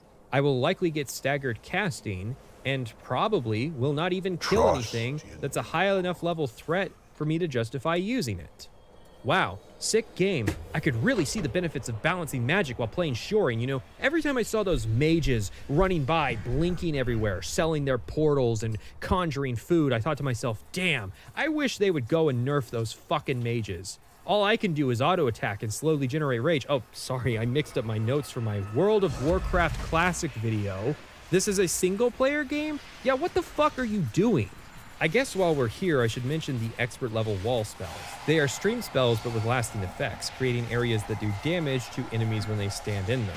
They are a tactical spell and would actually be really useful if you could get them far sooner in a playthrough. The problem is that Bethesda needed an expert level effect, and the other option they had was upscaled versions of the apprentice spells. I would like wall spells if there wasn't such a restrictive limit on how much fire you can lay down, and also the damage number that they gave wasn't a lie. It says 50 damage, but many people have reported that it seems to be closer to 20. See, that's the benefit of getting rid of the spreadsheety elements of Skyrim magic. Now I have to look in the editor to figure out how my spells work because the descriptions cannot be trusted. Before I want to move on from destruction magic, I want to mention my third exploit. I'll talk about the second one later. I actually discovered this one myself. So alchemy exists, and it's the primary way I think you're meant to augment your destruction magic damage. Obviously that's silly since everyone can do it and alchemy is a stealth skill, but whatever, I'll cope. Note that all of the ingredients that fortify destruction do not list it as their first effect, so you really have to be committed to the alchemy playstyle to even know that this option exists, let alone how to do it without looking on a guide. So you grind some ingredients in your alchemy skill to make potions that mildly increase your damage, or you do the Fortify Restoration loop and get yourself a gear that lets you consistently make potions that fortify destruction damage 400%. Obviously, this made destruction magic rather powerful. The downside is that potions in Skyrim have set time limits, and this potion in particular only lasts 1 minute. So I have to carry a lot of them. And also I should mention that potions weigh half a pound each now. Anyways, I was playing and I noticed that my Flame Cloak spell was hitting enemies outside of what you or I would normally expect. That's when I had the realization that cloak spells in Skyrim don't increase their damage with potions, but their range. So that powerful 400% potions increase the range absurdly. So I did what anyone else would do with this information. I spent 3 perk points switching over to a Lightning Mage and getting the perk that disintegrates enemies at 20% health. And then I started clearing dungeons by popping this potion and casting Lightning Cloak. As I ran through the dungeon, looting everything and clearing things out, I would occasionally find the piles of ash that used to be enemies, who likely died horrifically, panicking that their entire body was spasming and beginning to turn into mush without any noticeable cause. I mean, at least Maglir's special shot instantly kills people without any kind of fear. I guess the upside is that they get to go straight into their burial urn. Computer, remove corpse. The reason I end on this exploit is that effectively it accomplishes the same thing as just going invisible and ignoring the enemies, or turning down the difficulty so everything dies in a single hit, or using the command TAI to just disable all the enemies. Elder Scrolls games have often had modular difficulty, so you could set things to the level you want them to be at. But Skyrim has never reached a comfort stage for me. I was either struggling to keep up with the other 2 characters, or so absurdly powerful that I often consider turning down the difficulty so I didn't have to keep taking the potion. The apathy threshold literally became the primary factor in deciding the game's difficulty. That's the sort of realization that causes me to have an existential crisis about what I'm doing, which is almost certainly not the response you want out of your video games. Yes, it is. Or at least I don't think that's the intended Yes, it response I'm is. supposed to Yes, have it with is. this Yes, game. it is. You know, for all the spreadsheety aspects Yes, of it Morrowind, is. I never questioned why I was bothering to make a playstyle function. Yeah. Now let's talk about restoration magic. Restoration is a perfectly valid school of magic, and don't let anyone tell you otherwise. Well, yeah, you're literally the only school of magic that Nords tolerates. I would have laughed if she was an alteration trainer, or mysticism, but she didn't actually do anything. Restoration magic in Skyrim is super basic. You can heal yourself or allies, you can cast wards, which are still cool, and you can turn undead. Dawnguard added some spells that did sun damage for fighting the undead, and Dragonborn added a poison rune spell. Restoration is still a shadow of its former self, so it's a testament how important healing magic is that it retains its popularity. Every player starts with a healing spell and 100 magicka, so it's only natural that people are going to be tempted to try out restoration magic, even if there is a plentiful supply of health potions in Skyrim. See, Oblivion and Morrowind would have the players start with different levels of magicka based on their character, so if you didn't express an interest in hybrid builds at the start of the game, you usually would not have enough magicka or a sufficient skill level to cast useful healing magic. I have mixed feelings towards this change. Players who don't invest in magic will get 80 points of health from healing, and the novice perk in restoration halves the cost, and will up this number to 160. Restoration magic being useful might encourage more people to try magic and express interest in the playstyle, but making it too accessible takes away the fun of investing yourself into the heal slut lifestyle. It does not take a lot in Skyrim to make restoration god tier, which sets a bad precedent if players decide to try the other schools of magic and realize that they're all underpowered by comparison. Turn Undead is basic and consistent. The different tiers of the spell just exist to increase effectiveness. Wow, weird. I thought we weren't doing that anymore. I thought Novice Turn Undead was supposed to be a stream effect, and Apprentice Turn Undead would be a bolt, and an Adept Turn would be an explosion. It can be annoying because it's very easy for the undead to outlevel your ability to use this spell, plus turning undead is a meme effect. Some spellcasting companions would have it, and in all honesty all it did was slow down the combat even more. It's the same problem Fear has. There's no point in crowd control if there's rarely ever a crowd to control, and most of the enemies that it's useful to fear will almost always be higher level than you can affect. Like, thanks, I really needed the ability to make the low threat enemies run away from me. The ward spells are, as I described, a short charge up time, and then they'll block magic and fortify your armor rating. They're cool spells, but I think they could stand to be something like 25% cheaper to cast. And also they should provide increasing amounts of stagger resistance so it isn't so easy for enemies to break the ward effect. I would also change the effect to appear more orderly the higher level the spell is to visually communicate how strong it is. It starts with the frayed appearance, but the final form should have very clean edges. They are still an interesting new idea and very much welcome. It's just that Skyrim cut 3 or 4 spells for every new one that it added. The heal spells are divided into tiers, but you really don't need to go beyond fast healing and heal other. This is because with 3 perks, you can make restoration spells more powerful than you will need. Respite if you use stamina, regeneration for 50% more power, and dual casting. This combination plus the cost reduction perks up to Adept was more than sufficient for an entire playthrough of healing. Of course, restoration has more perks worth mentioning, like 2 perks that boost magicka recovery rates, a perk that makes wards absorb incoming magicka, and a perk that restores 250 health if you hit 10% health once per day. Also, I have to mention the Necromage perk. 25% restoration strength against undead and 50% spell duration. Sounds boring, right? Like a perk that's designed for the spell Turn Undead. Well, the player can become undead by becoming a vampire, and yes, it does exactly what you may be starting to think it does. It fortifies passive restoration effects by 25% and durations by 50%. It also makes destruction spells more powerful against the undead and boosts your ability to reanimate dead minions. This feels like a massive oversight and kind of hints that maybe Bethesda wasn't thinking about vampires when designing base Skyrim. Like, wouldn't it be cool if the player could no longer use normal healing magic and had to use special undead healing spells that Dawnguard adds because normal restoration magic now hurts undead people? A good thing about restoration, which actually applies to magic in general in Skyrim, is that they factored in that magicka should affect the amount of XP you get. In other words, instead of getting 0.6 experience for every spell cast of a restoration spell, like in Oblivion and Morrowind, and having to cast 7,500 restoration spells to max the skill in Oblivion, it's much easier to level restoration by just using more powerful magic. So after you've dabbled in baby's first magic, you may be tempted to learn what else is out there. How about a school of magic that's built around buffing yourself before combat? Welcome to Alteration, the next school of magic that will be cut in Elder Scrolls 6. With Alteration, you can buff your armor rating, create magic lights, breathe water, transmute, detect things, telekinesis, and paralyze. That's less effects than mysticism had in Oblivion, and I don't think at this point I need to remind you that what happened after that. People see, okay, we've removed mysticism, but that's just a label, right? Those spells go into other skills, and then it gets deeper within those skills. Flesh spells increase armor rating, which can be important for mage characters who are probably going to be wearing robes.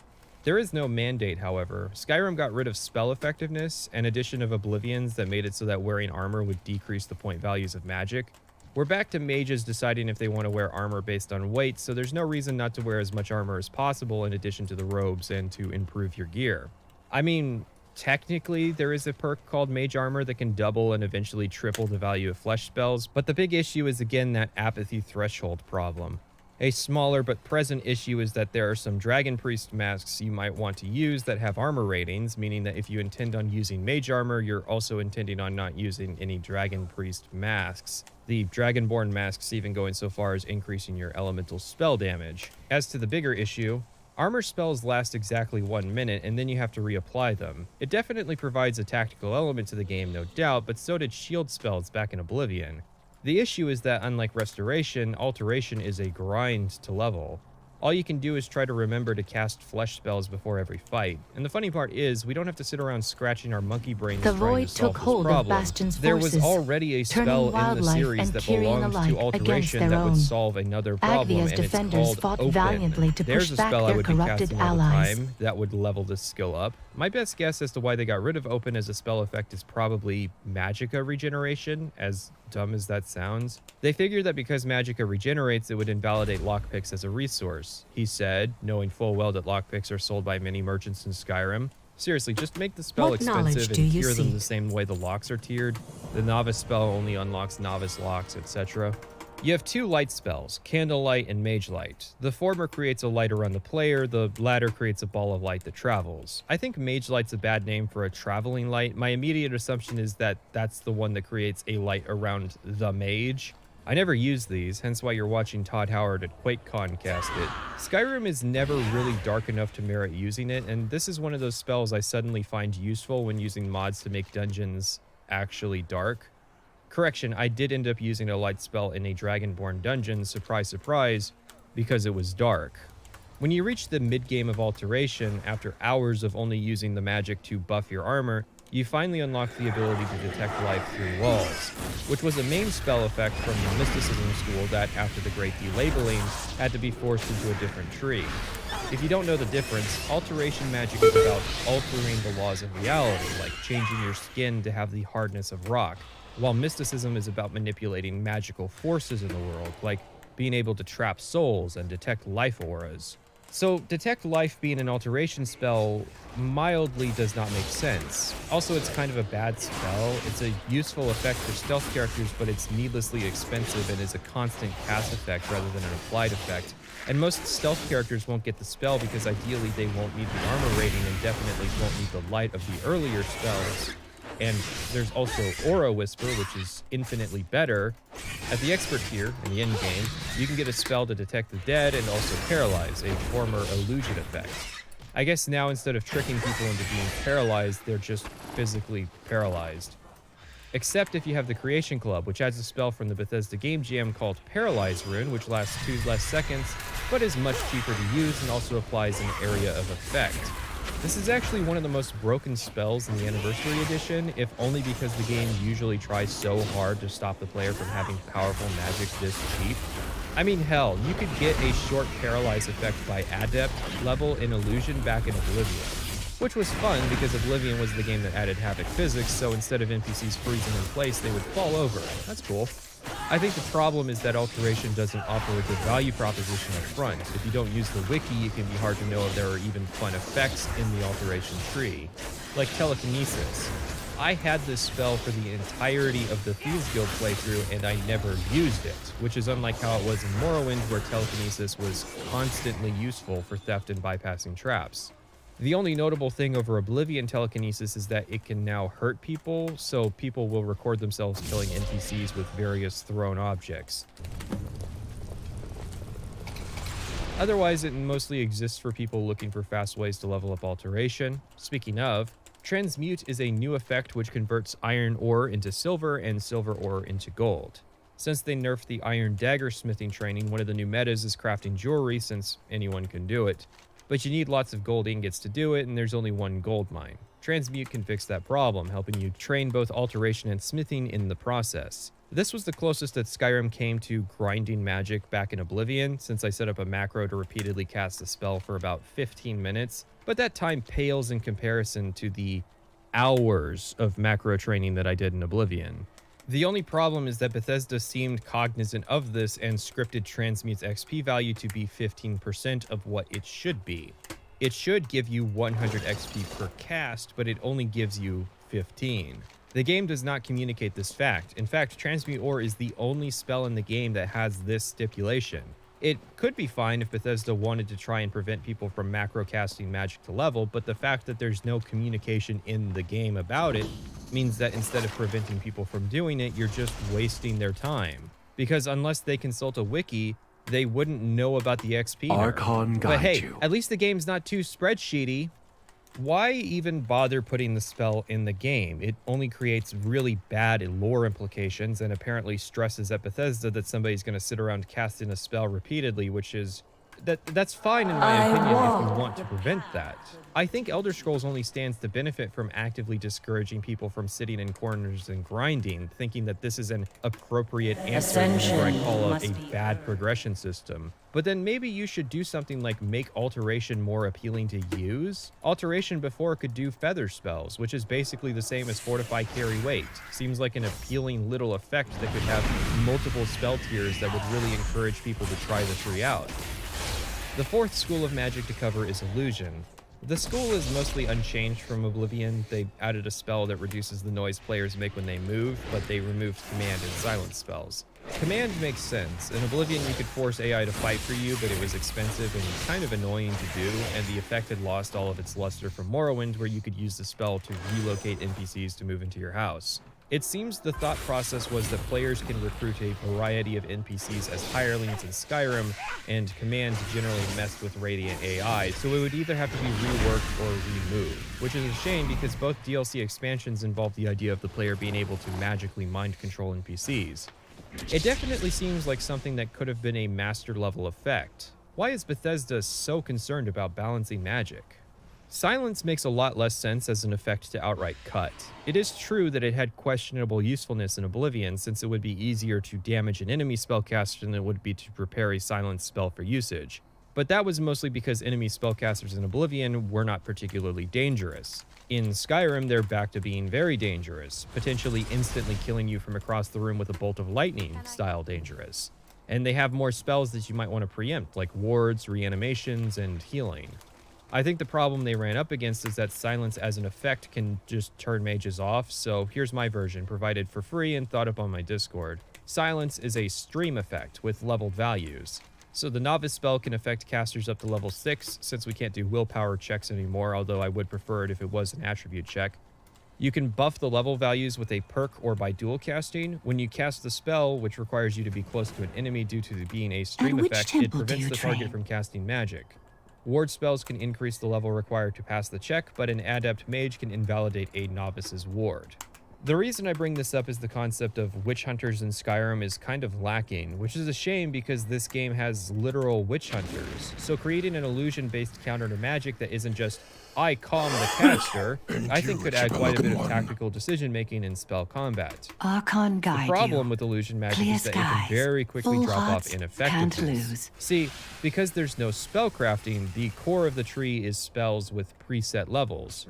Fury, for instance, affects NPCs up to level 6, so in the early game you can run around causing infighting among bandits. But once bandit thugs start showing up, you start running into enemies that you can't affect with Fury anymore. The problem is that the spell tells you an integer, but the game tells you a string, and this means I have to gauge via trial and error what enemies are affected by what magic. Are bandit outlaws going to be affected by my spell that affects enemies up to level 9? Well, there goes Skyrim not telling me stuff again. So in this case, admittedly, the player will have to trust that we are doing what we say we are doing. Well, I don't trust you, because you lie about what some spells do, or you secretly change XP values of other spells. You don't have to talk about trust when you have a straightforward and consistent system like Morrowind and even Oblivion. This is an easy problem to fix. If you have an illusion spell in my hands, color code the enemies or their names to convey whether or not it can affect them. The reason level scaling can be an issue for illusion is that it completely contradicts the idea Bethesda has about changing your playstyle through player experimentation. It is hard to just pick up illusion magic in the middle of a melee playthrough at level 30 because most enemies you'll face are just going to resist those early spell effects, which affects illusion the hardest since most of its magic revolves around the level of the target. Most of the spells are pretty straightforward and unchanged from Oblivion, although Frenzy in particular has had the biggest improvement since enemies will start fighting amongst each other much faster than they did in Oblivion, where you could cast Frenzy on an enemy and still get bum rushed by the guy who's just now extra wait, that's the pissed off at you. Warglaive? Courage Jesus. is interesting. I'm assuming they realized that Rally was extremely situational and decided to increase its usefulness by tying a health and stamina fortification to the effect. But it's weird that the health fortification spell belongs to illusion and not restoration.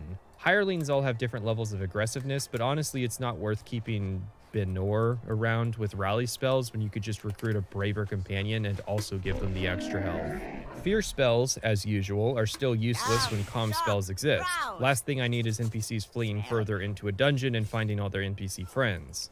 The only advantage Fear has over Calm is that it scales just slightly higher than Calm, and I mean very slightly. I guess you can also attack a feared opponent more times than a calmed opponent if you're really digging for a reason to try and comment why Fear spells aren't that bad. And that leads to calm spells, which are personally the MVP for me. When I got bored of casting Firebolt or wanting to go through an area with a light touch, I would make heavy use of calm spells. It's confusing that they got rid of silence but kept calm, which can literally just turn all NPCs off in the middle of combat. It's still weaker than its Morrowind counterpart, because in Morrowind you could actually talk to calmed NPCs and ask them stuff. Usually they didn't have much to say, but then you could intimidate them through persuasion and they would get scared of you and no longer want to fight you even after the spell wore off. There were even merchants and trainers who lived among the bandits, and most of the base game enemies had unique names. You can do a mostly pacifist run of Skyrim, but what's the point? The game never really admonishes you even if you stand neck deep in the blood of Skyrim's downtrodden. Not that it has to, and I might actually be disappointed if I were to see some morality system in Elder Scrolls 6. Calm is mostly just an expression of boredom with Skyrim's combat to me, and eventually was replaced with invisibility and later exploiting cloak spells to just clear dungeons. Finally, you have Frenzy, which starts fights. It's actually the most different because now it is considered assault to cast Frenzy on NPCs. You can still cast it from a shadowy corner for legal permission to murder people, but this is a big improvement over consequenceless murder. But it is one of those situations where people complain because something that was honestly too good in the first place has been changed into what it should have always been. Conjuration is the final tree. I saved it for last because it's the easiest, and that means the spell section ends deceptively sooner. You summon things. Turn Undead got moved. It used to belong to Conjuration, and there's a lot less variety in the types of things you can summon in Skyrim. You can no longer bind armor, which is funny considering how prominent that was back in Oblivion. And for weapons, you can only bind swords, bows, and two-handed axes. And Dragonborn added daggers. We contrast that with Oblivion, which had bindable axes, bows, daggers, maces, shields, and swords, and Morrowind, which had all that and spears, and also didn't do a weird progression with its spell effects.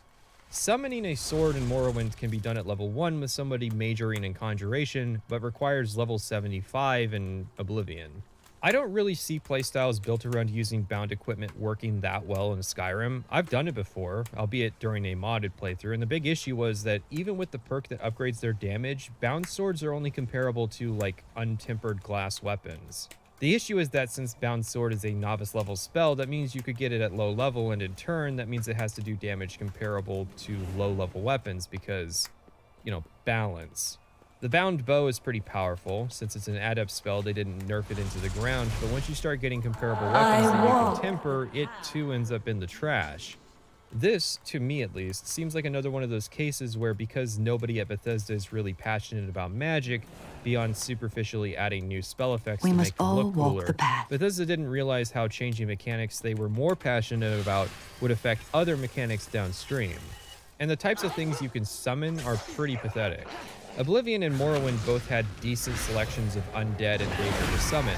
In Morrowind, you could even learn to summon a Dwarven Centurion, while in Oblivion, at least with the Spelltomes DLC, you could learn to summon bears. Well, since I brought it up, Skyrim DLC and the Creation Club really opened the floodgates in terms of the number of creatures that you can summon again. In the base game, though, you had a Ghost Dog, 3 types of Elemental Atronak, and a Dremora. And these are tiered out, so heavily limited to how often you can summon. Dawnguard added a small collection of bonemen, which I think by implication are supposed to be similar to how you could conjure the dead in previous games, but that seemed like shorthand for real-deal necromancy in those games, and here it actually exists. Not much to say, really. I've never found the bonemen terribly useful. There's also the good boy Arvak, an undead horse you can learn to summon. Then Dragonborn added Seekers, a new type of Daedra that haven't been seen in the series before, and they're pretty cool. There's also Ash Guardians, but they require something called a Heartstone in order to not be hostile towards you. I guess it's neat that they're like Ash Atronachs, and due to the way they work, they don't contribute to the summon limit. You can always summon one Ash Guardian in addition to whatever else you have summoned. Here's the thing. Our Bloodmoon was aspirants have lame heard and much added of your summoning exploits. bears, wolves, Perhaps and you bone would wolves like to because demonstrate Solstheim your was lame and skills didn't have much again. going on magically. With an audience Shivering this Isles, on the time? flip side, had tons of magic and lots of new things to summon. Hungers made a return for Morrowind. Shambles were like these weird bone creatures, Flesh Atronachs, the Golden Saints, and Dark Seducers. Dragonborn has more of a magic focus than Bloodmoon due to the return of Prometheus Mora to the area, so Bethesda could have gone wild and included whatever creatures they wanted from past games or new creatures if they wanted to be creative. Which is where the Creation Club came in to really bail them out. Zombies, ghosts, skeletons, Daedric horses, Golden Saints, Dark Seducers, bears, and liches. Okay, it's not that creative. Most everything they added was actually variations on things that already existed. Zombies are just reskinned Draugr, liches are just reskinned dragon priests, etc. The creation name was misspelled on release as Necromancer Grimoire, and later misspelled as Necromancer Grimoire, before being corrected to Necromancer Grimoire on November 13th. But it's worth 111. Jesus. I know it's a hard word, but there's not really a good excuse for fixing it into another courage. misspelling. See, I think Bethesda may have figured out that it didn't need to commit development time to creating an interesting variety of things to summon to two factors. The first is that they had done Oblivion, so now it was time to wind down for a while on the Daedra, and the second is that they also added reanimation as an effect, so there didn't need to be so much variety. I would counter the first by saying that more Daedra types is more enemy variety as well. Cut some character artists loose for a week and they might turn up several new types of enemies to fight, or even just port over stuff like Scamps, Clanfear, Daedra, Spider Daedra, Ogrims, or Winged Twilights from past games. You'd think to yourself, okay, cow, not a big deal, right? That's my first assignment. Like, oh, it's a pretty small task. No, man, it is a furry cow. It is a very furry cow. And fur is incredibly hard to do. Yeah, see? Want to know the best way to give them a break from creating furry creatures? Let them create some scaly or slimy monsters instead. This definitely screams another victim of intentional design rather than Bethesda simply running out of development time. I mean, consider how each tier of Conjuration only has 1 or 2 new spells, 1 new reanimation tier, 1 new summon. The only exception is that you get Storm Atronex and Dremora both at Expert. It practically leaps off of the design document. They penciled in the basics and they never went back and fleshed it out. So, reanimation. A new, albeit slightly buggy effect from Oblivion that was fine-tuned into a more common spell for Skyrim. The series has finally implemented necromancy as something the player can learn and perform. There are still no consequences for reanimating people's loved ones and dragging them through the streets, but, you know, baby steps with the AAA development studio. Since they worked so hard on Radiant's story for Skyrim, getting people to react dynamically to player actions, I'm sure they'll be able to create responses to the player outright practicing necromancy with people's dead loved ones in the streets. Maybe people see it as a public service, since most of the time you practice necromancy, once the effect ends, their body dissolves into a pile of ash, conveniently ready for the burial urn. Mechanically, this is likely to prevent the player from repeatedly reanimating the same corpse, both to discourage grinding and to stop people from using undead bodyguards. There is a funny side effect where sometimes ash piles just are never swept up. This is Beatrid. She's married to the head of the wealthy Silverblood family in Markarth. During a quest, we got attacked and she was killed, and subsequently reanimated by our attackers. After it was over, she turned to ash, and then no one ever swept her remains up for the remainder of the playthrough. Reanimation is cool, however it is limited by the spells being tiered, with each spell having a maximum character level it can reanimate. So it's similar to how illusion can fall off in I guess it is cool. It's cool actively part of your it's playstyle. Cool in the respect Worse, that you don't however, ever see is it. that while you can get perks to upgrade your undead servant's combat capabilities, upgrading the spells to affect higher level corpses requires the Necromage perk, which is available at level 70 in the Restoration tree. Also, reanimations last for 1 minute. This is significant because it means that spells are more useful as a mid-combat application, rather than selecting a powerful opponent from one room and using him in the next. It also means that reanimations are at an inherent disadvantage compared to summons. You could summon a Flame Atronach at the start of any fight and have it last longer than if you had reanimated a bandit outlaw in the previous room. They also have comparable magicka values, so as cool as necromancy is, it does not hold a significant advantage challenge over accepted. Just summoning. I will use now, I level mention 3 my second training big exploit protocol. that was a lot of fun, which involves necromancy and lots of it. So replacing birth signs were the standing stones, a flexible power that can be switched mid-playthrough. One of these is the Ritual Stone, which once per day allows you to reanimate corpses up to level 75 in a radius around you for 3.5 minutes, with the limit as to the number of corpses you can raise being 100, and when the effect ends, the bodies collapse rather than dissolve.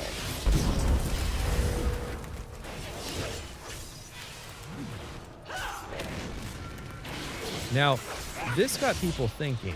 You could collect 10 or so corpses, use this power, and then travel outside a dungeon, wait 24 hours, then use those undead as a small army to clear the dungeon. You could then collect all the new corpses as well as the old ones, wait another 24 hours, and continue to grow your horde. And since the level was so high, you could get some pretty powerful members of your undead army. Thalmor mages, bandit chiefs, even giants if you wanted. Well, Dawnguard added a side quest chain called the Ethereum Wars that ends in you fighting the Ethereum Forge, giving you an option of one of 3 items to craft from it. One of these being the Ethereal Crown, a circlet that allows you to have 2 standing stone effects. The way it works is that your second standing stone is stored and only activated when you wear the crown. It's mildly useful for passive stuff like having the Atronach and Apprentice sign at the same time. However, if the stone provides a power, then that power's daily cooldown resets every time you re-equip the crown. And thus, an awful, terrible idea was formed. Combine the overpowered ritual stone with an effective lack of cooldown, and observe the rise of the Lich Queen.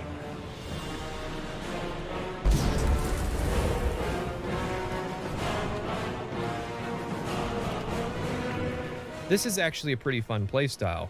You don't actually just roll over dungeons with ease, since there is an active maintenance required for collecting the bodies back into a pile so that they can all get hit with the effect. I ran Periite's dungeon, which is usually a slog, and it was a lot of fun having a growing horde of undead fighting for me. It would be cool if instead of working hard to ensure that nothing like this is possible in the Elder Scrolls 6, if Bethesda actually just leaned into this as a playstyle. For starters, if you implement body damage like in Fallout, then maybe that helps determine the health of members of your horde. So if their limbs get broken, you have to use magic to heal them. Or if it gets cut off, then that member has a fifth of their health pool missing and can't use that limb anymore. Maybe if they lose a leg, they have to crawl, or an arm and they aren't effective fighters, or their heads so they only perform extremely basic behaviors. And then you have to decide if they're no longer worth having in your horde. Basically, these proposals are to try and provide some measure of restraint in the playstyle while still making it something interesting to do. It should be pretty obvious why endlessly reanimating the same powerful corpses I will use over level and 2 over training would be protocol. a problem. Instead of forbidding it, why not actually make this a mechanical playstyle? The player can be an evil necromancer lord at the head of an undead army, but you have the problems typical with that. For instance, you take the limbs from one zombie and place it on another. And, well, since some of your conjuration mains are no doubt screaming it by now, I guess I'll talk about the master level spells. Bethesda at least did try something new with the master level spells in Skyrim. Instead of just having spell NPCs sell them to you or allow you to craft them at spellcrafting stations, they're instead relegated to spell quests you have to do that you receive from their instructors at the College of Winterhold. To start with Conjuration, at skill level 90 you get a quest from Finest Gestor to get him a Sigil Stone. He gives you a quest to summon an Unbound Dremora at a ritual site. Basically, Unbound Daedra have no restraints, so if it decides to kill us, it will attempt to do so. We have to break its will first by repeatedly summoning and beating it in combat, and then order it to get us a Sigil Stone. Yes, my mistress. Summon me again, and I shall have your stone. I will guide you. Clear skies. Full hearts can't lose. Your sigil stone, Lord Dagon, is less than pleased at its loss. This quest reminds me a lot of the Dreadsteed quest from World of Warcraft. I was actually a Warlock main when I played, so I got to experience all the summoning quests. The Felsteed you got at level 40 was relatively simple, but if you wanted the faster Dreadsteed, you had to do a quest chain. It was lengthy, involved traveling the world to various sites of demonic importance, significant money and resource investment, and multiple dungeons requiring help from other players to complete.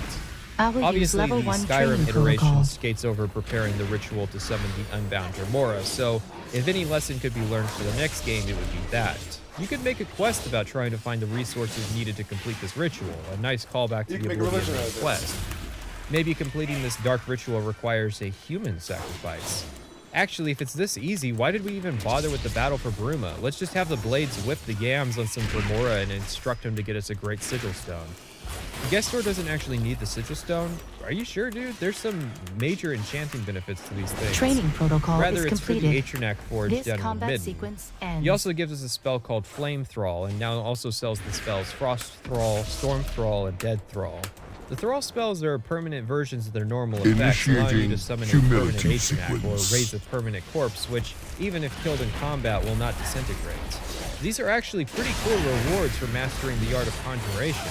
Not only can you make them more powerful, at skill level 100 you get a perk that allows you to reanimate 2 corpses. Stewards are very It simply easily became a matter of impressed. picking the right corpses for the Athens, job, and however- that would be some Dremora lords. In addition to Jizargo, also decked out in Daedric gear, this means I have a serious gang of powerful minions. Don't get excited, however, because this is the peak. The illusion ritual spell is bugged. It requires level 100 instead of 90, so I didn't get to do it before the end of my playthrough. You have to cast a spell that lets you see some invisible books around the college. That's it. As a reward, you get the spell Hysteria and can buy the spells Call to Arms, Harmony, and Mayhem. Hysteria can make a group of enemies flee, but has a charge time where you get staggered and a level limit, so... Call to Arms improves combat skills, health, and stamina on all your allies for 10 minutes.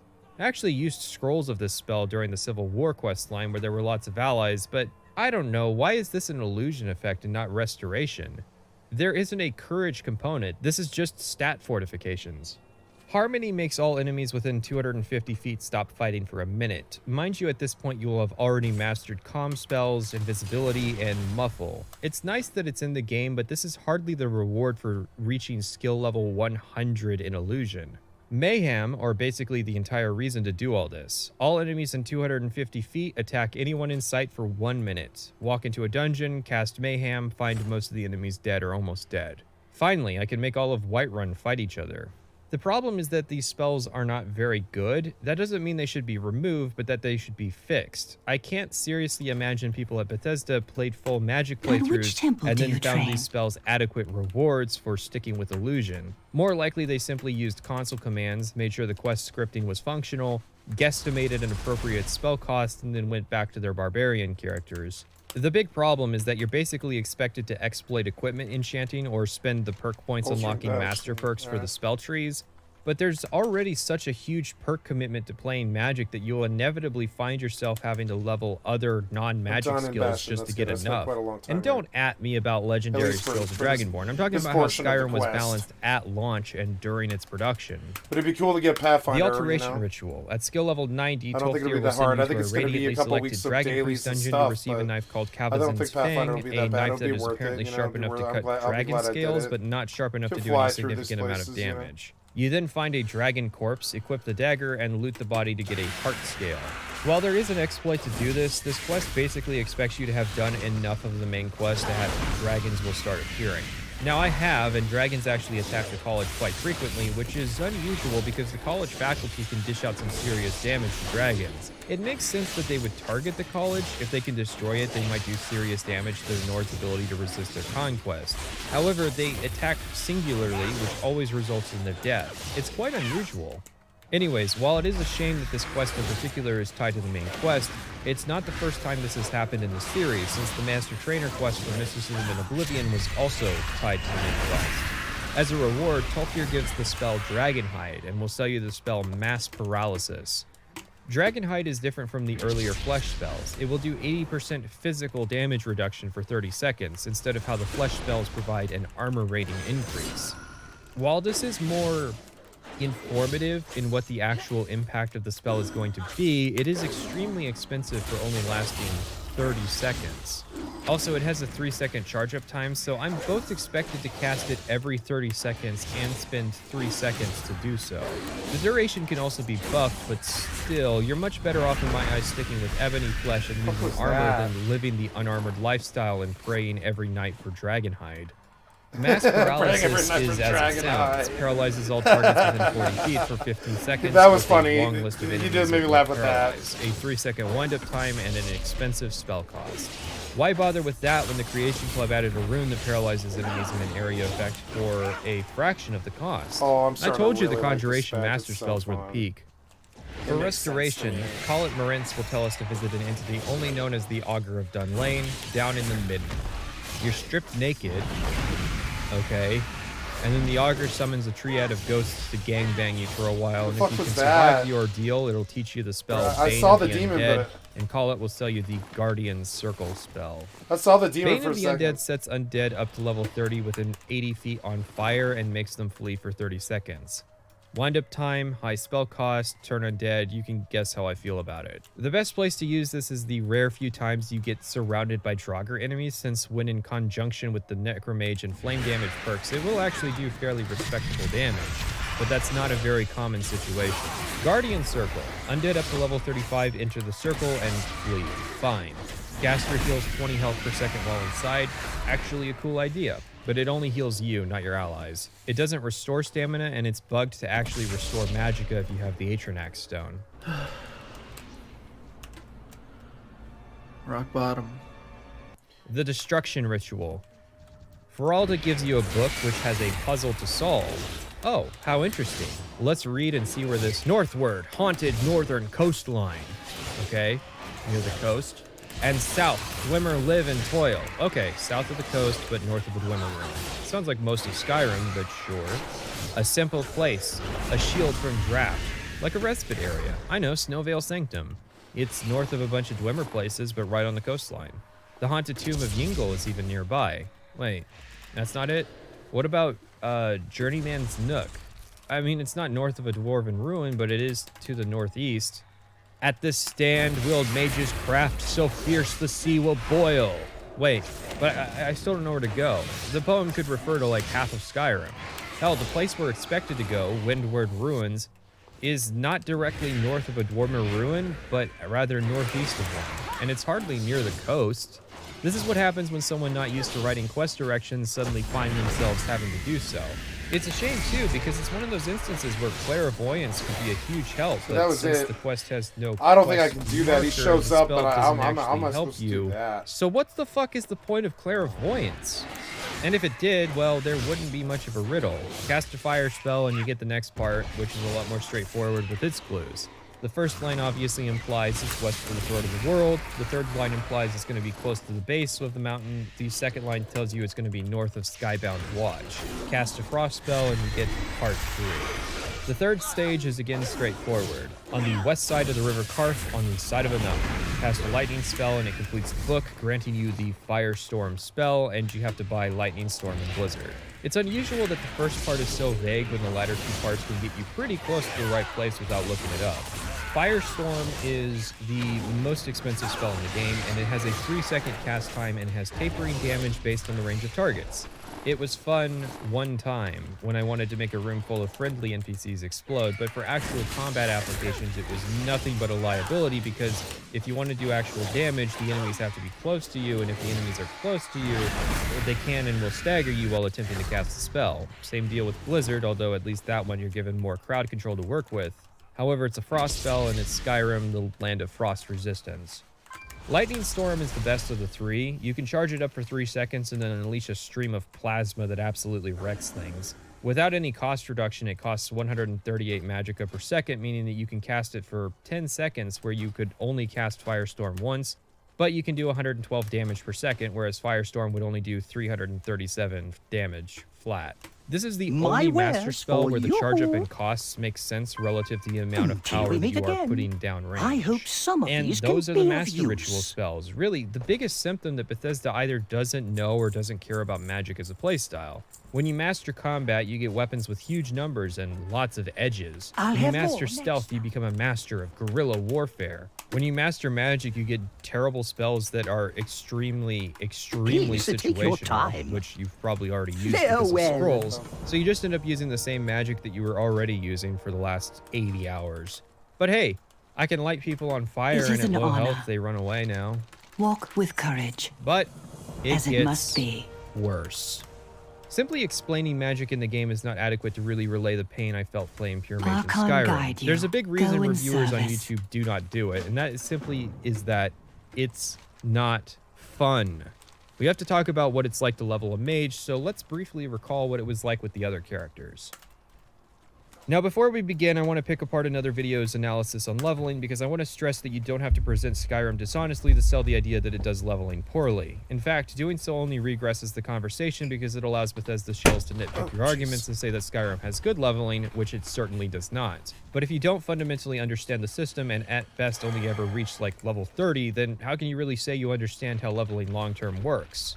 When you use skills, you gain points that contribute to your overall level. This is a choice between raising health, magicka, or stamina, 10 points. You don't get I a will major reflect increase to on your this damage and conversation. survivability outside of your very first level up if you choose health and or stamina, Tell which me is a your 10% troubles. increase at the base stat line, which then falls off dramatically as you go on. I will reflect Why on would you this present it as a percentage increase when the game and even yourself moments earlier presented the stat increase as a flat number?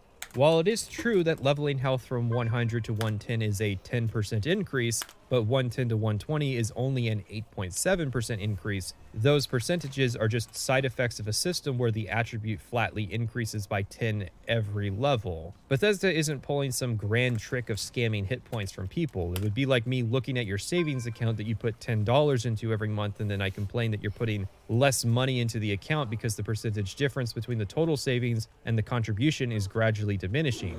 When in reality, you're still putting $10 into the account is just getting bigger. Or saying that each brick you lay on a wall has a decreasing contribution to the overall height of the wall. The only basis of my complaint was manipulating the numbers to make your contribution look smaller than it actually is.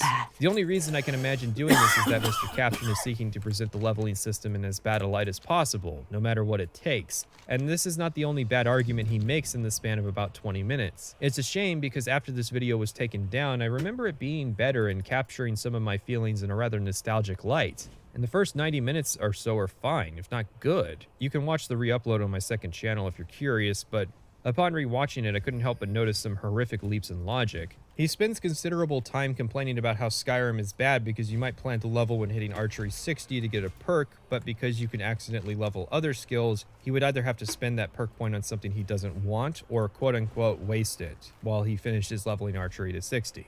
Now, I hope that anyone listening to what I have just said has played Skyrim and knows how utterly inconsequential that is. Even better if you have tried to min-max in Oblivion and Morrowind, where the simple act of running can cause you to level it incorrectly. As much of a downgrade of not having full attributes is, at least I can say I've never been upset about a skill leveling at the wrong time in Skyrim like I have in the other games. Compare this to even the Fallout leveling system, where you have total control over how you progress your skills and then choose a potential perk after that. So Skyrim's bad because you might have to sit on a perk point for a while, but Fallout New Vegas, a game which will force you to level as soon as you get XP, even if it's just from giving homeless people water, gives you more control over your leveling. But sure, that's because you pick your skills and then your perks, so in this instance, if it was like Fallout, he could have leveled, then set his archery to 60, and then gotten the archery-related perk that he wanted.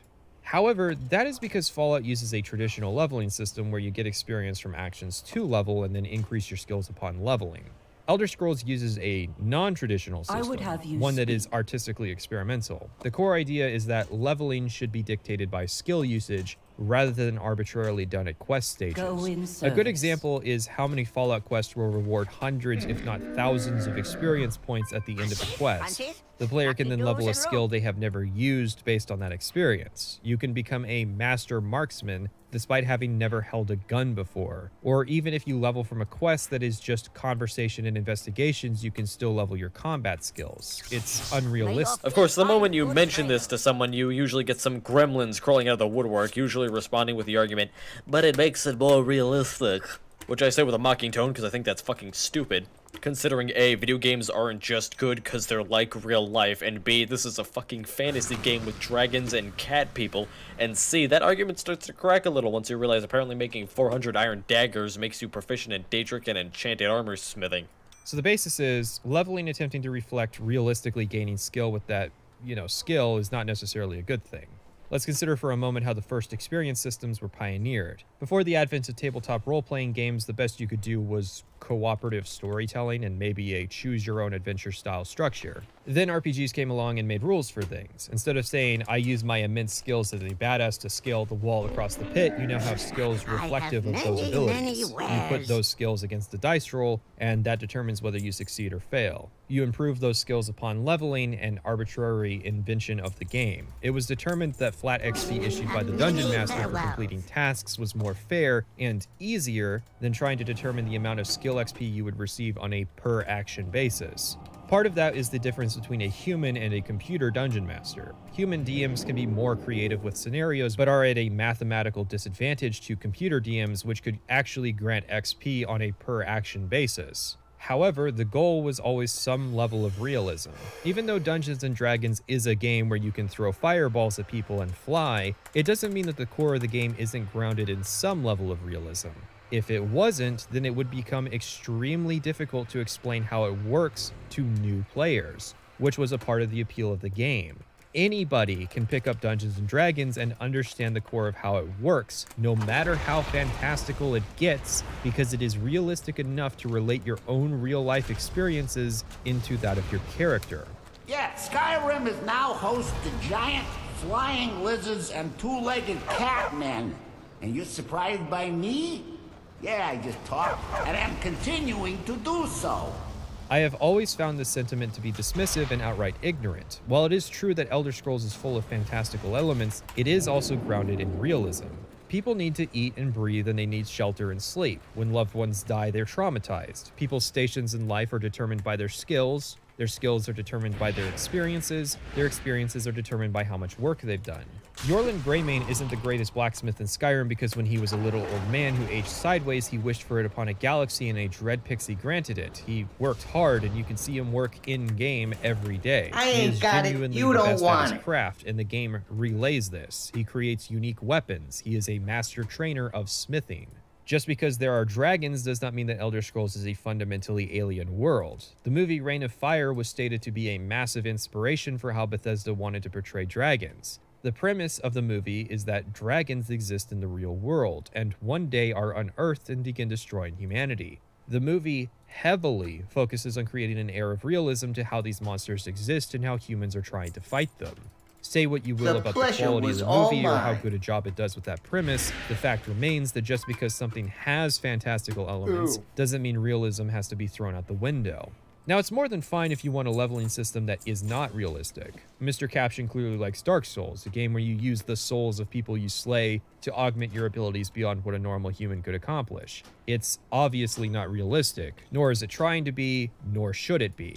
However, outright dismissing the attempt simply because there are cat people is strange, especially in a video that spends a great deal of time criticizing the story and the setting on the basis of logical thought processes.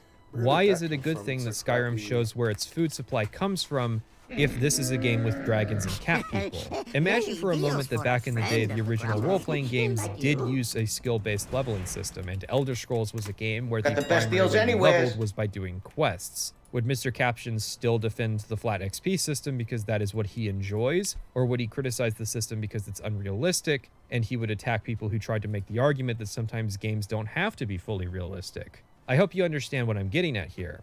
I have to wonder if he doesn't like the system because he believes it is a bad system, or if he doesn't like the system because it is in Skyrim, and Skyrim was made by Bethesda.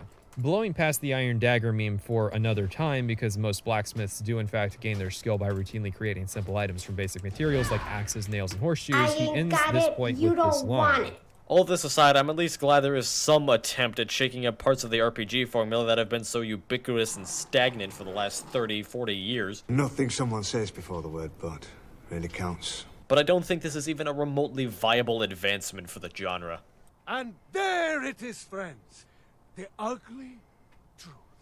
It isn't that Mr. Caption doesn't like the system or that it isn't to his tastes. It is that he outright thinks, for reasons present in Skyrim, that a skill-based leveling system is not a remotely viable advancement for the role-playing game genre. Only in video game discourse is this mentality considered a remotely acceptable and even defendable position to take. It would be akin to me saying the following statements. Third-person narration is not a remotely viable advancement for the genre. Impressionism is not a remotely viable advancement for the genre. Percussion is not a remotely viable advancement for the genre. The rule of thirds is not a remotely viable advancement for the genre. Hunger meters are not a remotely viable advancement for the genre. This is the return of the universal design philosophy, an ideology that believes all video games are approaching a singularity of good design principles. It is one thing to criticize execution, believe me, I'm self-aware enough as to what I'm doing, but it is completely another to say that some ideas do not belong. For that, I prescribe 50 hours of watching Ross Scott game dungeon videos until you understand that there is no idea that isn't worth someone taking a shot at to see if they can pull it off. If you told me there was a heist in Grand Theft Auto Online where you have to use a forklift to raise a pallet to reach an objective, I would not respond by telling you how forklift operation doesn't belong in video games because games are supposed to be fun. By the way, that's a real thing. Maybe my small success has made me more sympathetic to Bethesda than I used to be. Maybe being frequently told how long videos should and should not be has made me more conscious as a critic as to how stupid it is to say ideas should and should not be tried. Just like how I did not say the words plot hole once in my Oblivion video despite me talking about media on YouTube for 12 hours. The reason I wanted to talk about Mr. Caption's bad section on leveling is that it is not the exception, it is the rule when it comes to discussions of Elder Scrolls. I got what you need. Perhaps that is one of the consequences of how Skyrim does not tell you anything. Morrowind would tell you hard numbers to your next skill level. It is very easy to predict. Skyrim also uses strange mathematical formulas to ensure a non-linear change at every level. It's hard to predict or anticipate, as Caption said, but I wonder what he would have said if he had played until level 68 like I had, and realized that no, perks are not the endless resource he had perceived them as being at level 17. Leveling a mage in Skyrim is a nightmare, but it is not a system built for mages. It works for warriors and thieves, but not magic. When leveling the other characters, there were many times I would have spare perk points waiting to be spent. That's because some perks provide situational utility value, and it is very easy to get the perks you need to build a warrior or thief character. What are you looking for? Mages? I never had enough perks as a mage character. Each magic skill has a spine of 5 perks that cuts magic costs in half for each of their tiers. That is 25 perk points just to be able to really make use of magic, but honestly, I usually would only get the perks up to Adept, so only 15 perks. But yeah, that's up to level 16 in perk points that we have already committed.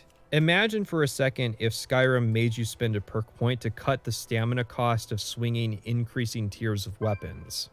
Next up is that each school of magic has a separate dual casting perk, but that is only absolutely necessary for illusion and destruction, a nice benefit for restoration and alteration, and a small waste on conjuration. We'll call it even at 3 perk points, so level 19. You will want to spend 4 perk points buffing your preferred element in destruction and getting impact, so level 23. Then there are 3 perks you need from Restoration for passive magicka recovery and buffed healing magic, and another perk for Necromage, so level 27. From Conjuration, how many perks you'll want will depend on your playstyle. If you want to use bound weapons, then you need 2 perks and you will want a third. If you use Necromancy, you'll need 2 perks and want 2 more. If you use Summons, you'll want 3 perks and want 1 more. Both Necromancers and Summoners will want the final perk. I'm going to say 7 perk points since I figure most people will want to have access to both Summoning and Necromancy perks, so level 34.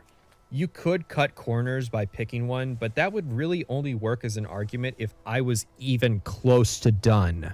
From Alteration, you have a 3-stage perk that provides 30% magic resistance, which is situational. There's also Mage Armor, another 3-stage perk that buffs flesh spells but requires that you don't wear armor. There's also a perk that increases alteration spell durations by 50%. The Atronak perk also provides 30% spell absorption, but requires the expert alteration perk, so getting it requires an additional point be spent to increase from adept to expert.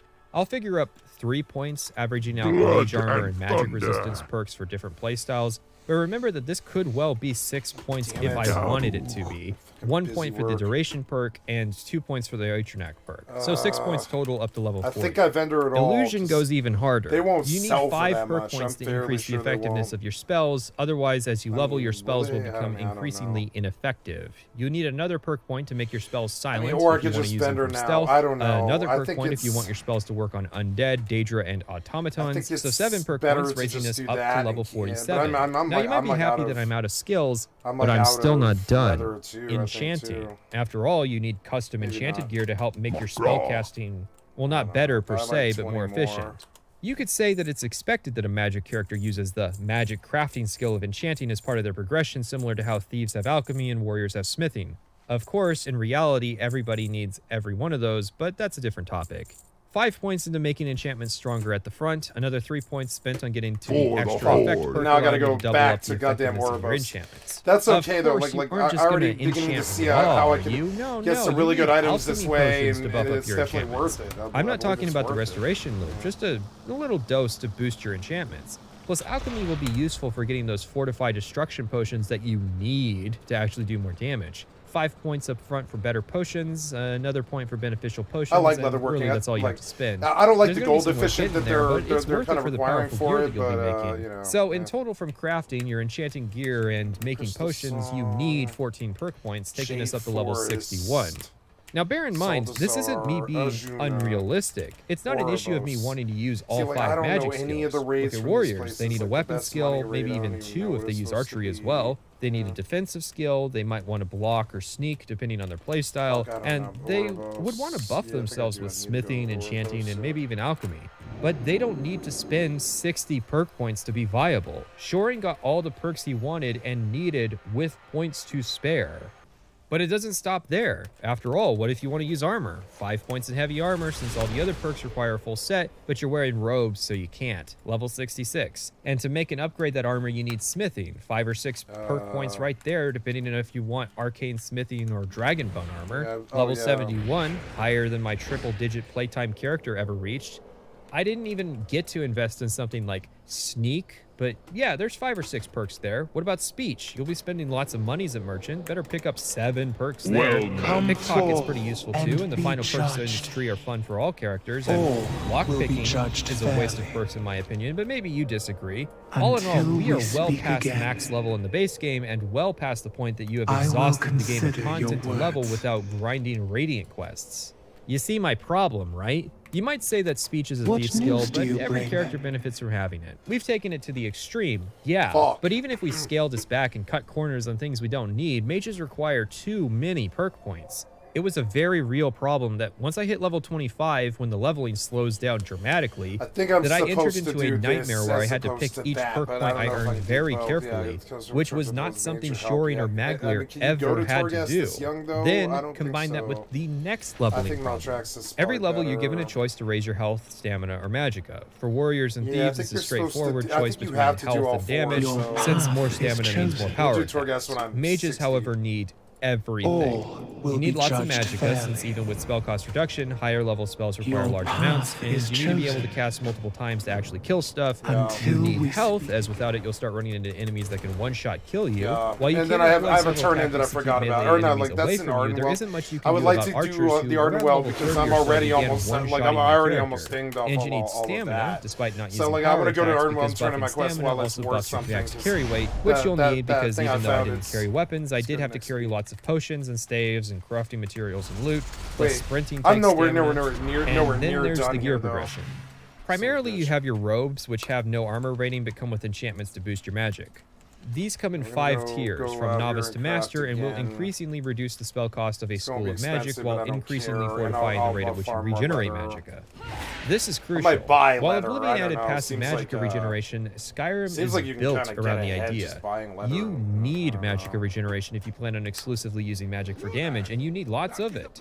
The problem is that while other characters are finding better and cooler armor, you'll just find a slightly better set of robes. The other problem is that much of the armor you find is unenchanted, providing you freedom as to choose what to do with it. The robes you find in loot usually comes pre-enchanted. Gee, thanks, a buff to my alteration magic spell cost. It's not like I use an alteration spell once per fight, but destruction magic constantly. You can also craft new armor, but you can't craft new robes. If you want... So I need... Okay, so then... We come and we take a look at leatherworking, right, of the crew crafter's mark, yeah, so is up to 117, the required level to 55. That's good, but I mean, 117 is an upgrade for my boots. That's about it, though. That's it. I mean, the boots, yeah. So we could do 1 crafting mark, yeah. We could do crafting mark, yeah. We could do 1 crafting mark, create it, yeah. Yeah, make 1, yeah. So we'll do a crafting mark 1, yeah. And then the skill pauldrons, right? But the leather pauldrons are 129.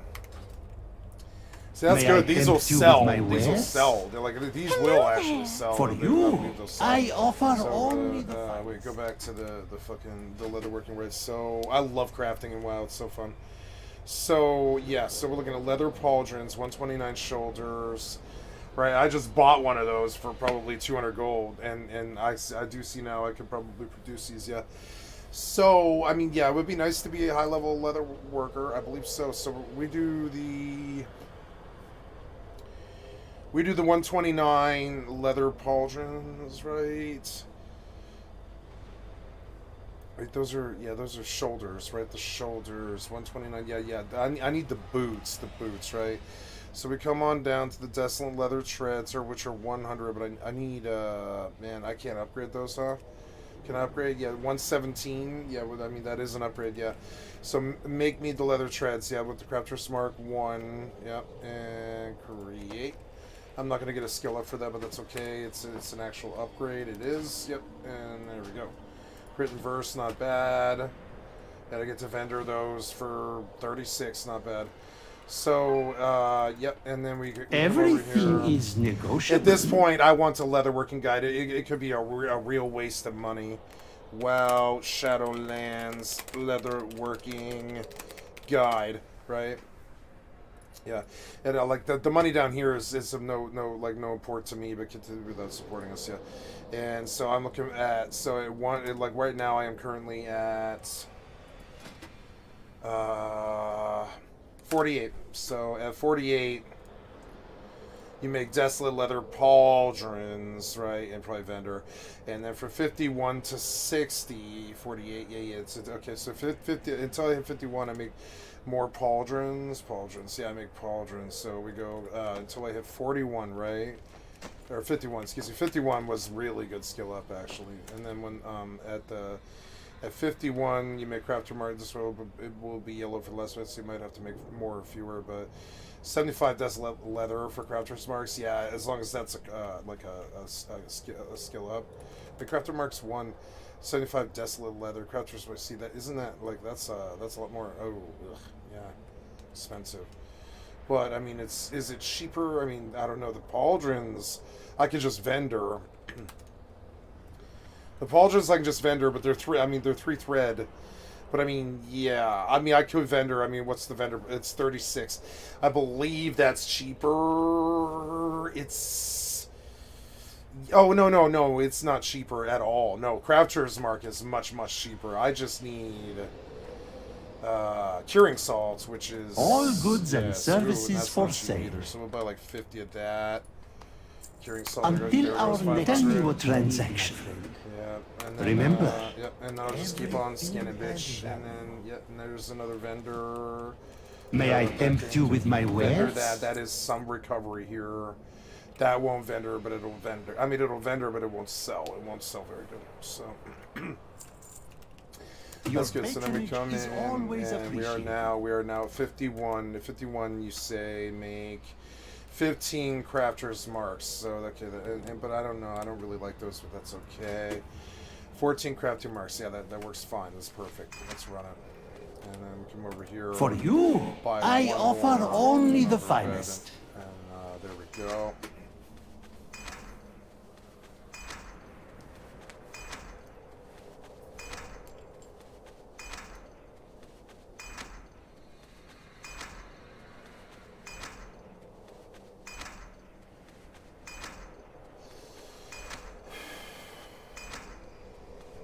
Got a lot of crafting marks now. So I want to see if there's anything else I can make that I need. 117, 128, 129.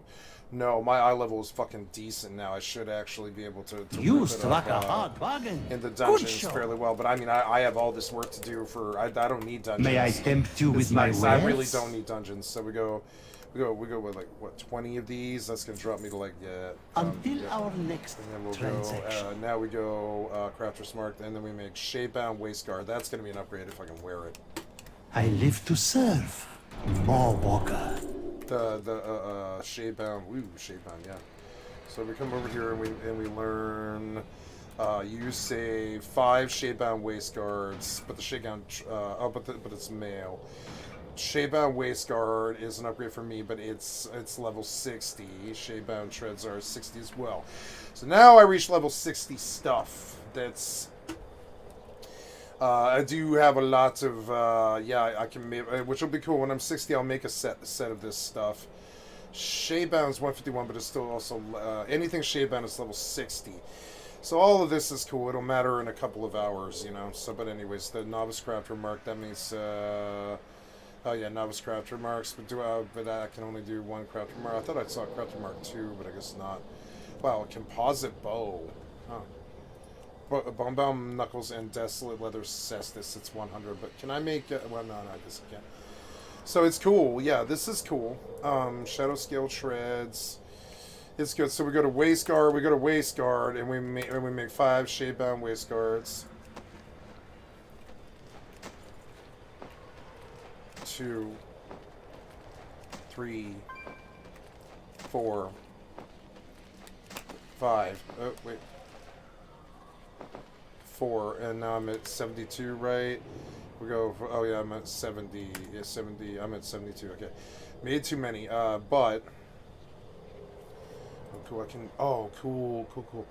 So, wow, Croucher's Mark 233, none available, but yeah, I do have Croucher's Mark 1 to 177 card level to 155. So I can make, I might be able to, can you downgrade these? I don't know. Can you downgrade this? Yeah, you can. It's 117, but it's a blue. So come down here and make Desolate Scale Treads at, no, I guess I can't, because it's Shadow Scale Treads. No, that is true. Yeah, I do want the blue, because it's probably got better, so we go Major with the Croucher's Mark. The Missive and Mastery 30, Critical Strike 30 haste. I don't have any of these Missives of Mastery. So, good to know. Yeah, so make one of these, yeah. Just to benefit, Oh, it's male. Fuck. I fucked that up. I'm trying to shape out, god damn it, I fucked that up. Whatever, I don't really care. Yeah, the Shadowbound Treads, like, make that, yeah, there you go. I made the wrong one, but that's alright. Just sell them. Good, 117 and it's blue, 18 haste, 18 mastery. I mean, I don't know why it's, I don't know what the difference is. But yeah, so, whatever the difference is, and that's vendor. Everything that's good. is negotiable. And I'm fairly out of leather now, so I get to go out and grind some more, but I've got other stuff I gotta do. You have my undivided Shadebound attention. gauntlets, heavy, and Shadebound helm. Please, do see me again. And we'll come back to this. Well, oh yeah, heavy desolate, we're getting for the last for desolate leather. And we go out to aid the Night Fae, I believe. Although I don't know. I would like to finish with the Venthyr. Which I thought I already might have done that. I don't know. Aid the Venthyr. What is it? It's like Chains of Domination or something. Yeah, Chains of Domination. No, I don't have any of them in terms of the storylines. That's not good. So, I mean, I don't really know. I don't know where you split you split your chapters here. So there's observing victories, which is part of Threads of Fate. Aid the Venthyr and aid the Night Fae, but I mean like but you split it. Support the court. Ardent Wheel. No, I mean, I guess you did split it because it's all there. I'm gonna be doing this a while. It doesn't matter if I queue Battlegrounds or whatever. Yeah, I'll run epics, but I won't do regulars because it'll take too long. But all goods and services for sale. Shadow Scale Treads. I should see if I can get something on the market for these, but I fucking doubt it. You struck a hard bargain. Yeah, and that'll be fun going all the way the fuck back to wherever, fucking Orgrimmar. I really wish you guys would put a goddamn auction house in Ouroboros. Why? Why? Just why? Like, man, I need a fucking tall boy. Like, give me a fucking tall boy, man. I should have got one, a male muncher. I don't know why I didn't. Fucking Pedro got a male muncher. I should have done that. Just bought it or whatever it takes. Like, I don't know. That male muncher, man. No male munchers around. You can tell everybody quit this expansion. It's kind of funny. Like, there used to be so many just standing here. There's a lot of people on this server. It's an active-ass server. You can see it. But, I gotta go back out again. I do. I have to go back out again. I do.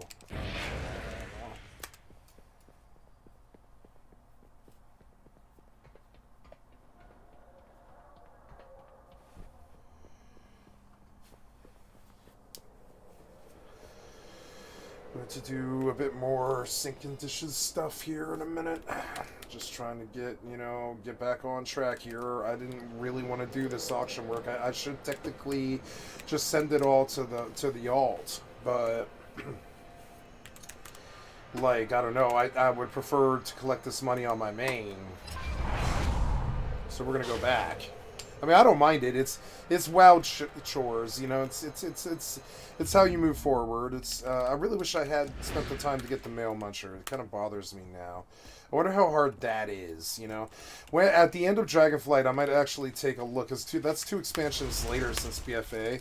Might take a look at that fucking Mail Muncher. It's probably not that hard to get it at that point. If it's even still in it might not even be in the game anymore. But I would really like a fucking auction house wherever I am. I think that'd be fucking amazing. I need to look into the Mail Muncher and see how hard that is. I'm sure it's fucking terrible. It's probably really fucking terrible, you know. It's probably 500,000 gold or something dumb. It's gonna be more than that. It's gonna be like 1 million. It's gonna be like 1 million gold. I should have thought about it. I don't even know. How do you get the Mail Muncher? Let's look into it, because I don't even remember. Like, this whole bit, I doubt it. I doubt whatever it is. I doubt I'm willing to do whatever it is that they say. Hey everyone, it's Sean here, your guide to Warcraft, and today I'm going to be showing you how you can man. obtain the Mail Muncher mount from inside of Horrific Visions. In each Horrific Vision, there are 5 mailboxes that you need to find, click on, and summon an NPC. The mailboxes are always the same, so I'm going to be running through them in the video so that you know exactly what ones to click and where they are. So the first one is outside of the Orgrimmar's auction house. Now, each time you click on one of these mailboxes, you will be summoning a random NPC. A lot of the time, it's a mail elemental, a package, or a blob. You just kill these and move on. You are looking for a rare spawn called the Mail Muncher, obviously, and then that will drop you the mount. The second mailbox is in the Valley of Wisdom. This is right up the top of Orgrimmar. I will show the map very briefly, I believe. There we go. Just up here, just outside of the Tauren's hut. And, well, that's the second mailbox. I have just the thing. The third mailbox is in the Valley of Spirits. This is Zakan's area, and this is the one just outside of the Orgrimmar's embassy right there. This is where you do all the allied race stuff. So click that. That is your next mailbox. The next one is located in the Drag. Once you kill the Inquisitor, so this is basically Grona's area, if you're not too familiar with Orgrimmar's layout, there it is on the map. Just before you enter Rexar's zone, it is the mailbox just before you enter the tunnel. And lastly, the last mailbox of Orgrimmar is located in Rexar's zone. This is the Valley of Honor, and it's just the mailbox outside of the other auction house. In case you didn't know, Stormwind and Orgrimmar have 2 banks and auction houses as of Cataclysm's revamp. So that's the second auction house of Orgrimmar. Moving on to Stormwind now, you head to, well, you start off in the Cathedral District, run forward just outside the armor shop there, and that is the first mailbox of Stormwind. Then we're moving on to the Dwarven District. So the outside tunnel is like all blocked off there, but just outside of Stormwind's second auction house, again, is the other mailbox. Then we move into Old Town with Old Matthias Shaw. Just before you enter the SI7 area, just after you kill that big elite, there will be the other mailbox. It's really kind of hard to miss some of these. They are really just on your route as you go along. The next one is in the Trade District. This is the mailbox. This is probably the most popular mailbox, especially if you're an Alliance player. You should all know that one. I shouldn't have to explain that one. And the final mailbox is just in the Mage Quarter before you go up the spiral staircase to Magister Umbric. Right there. Hard to miss. You basically are having 1 mailbox in every zone. So, a bit like the crystals, where there's 2 crystals per zone, the Mail Muncher mailbox is in every zone. Now, this is the kill. I got it. Did say 24th attempt, but my rarity add-on wasn't actually tracking them from the start, so it did take a bit more than 24, sadly. I was holding off on releasing this video till I actually got the mount drop for me. And you'll know when you get it, because instead of summoning one of those normal mobs you've been killing all the time, it will summon the Red Abyss Worm. It will be a rare spawn, and you will be guaranteed to get the mount upon killing it, and you just get one of these red worms. That's all for this video. Thank you very much for watching. Good luck on your Mail Muncher mount. Be sure to subscribe for more guides and videos. It's not that hard to run Vision of Stormwind. It's not that hard to run it over and over again, but 200 runs? Nah. No thanks. Not too interested in that. If it pays money, yeah. Like, you know, I'm sure it does. It probably pays pretty good money, actually, but I'm not, you know, I'm not too interested in that. I'd rather get the Insane title, honestly. If I was going to do anything, it'd be the Insane title. If I was going to do something like that. Oh, God.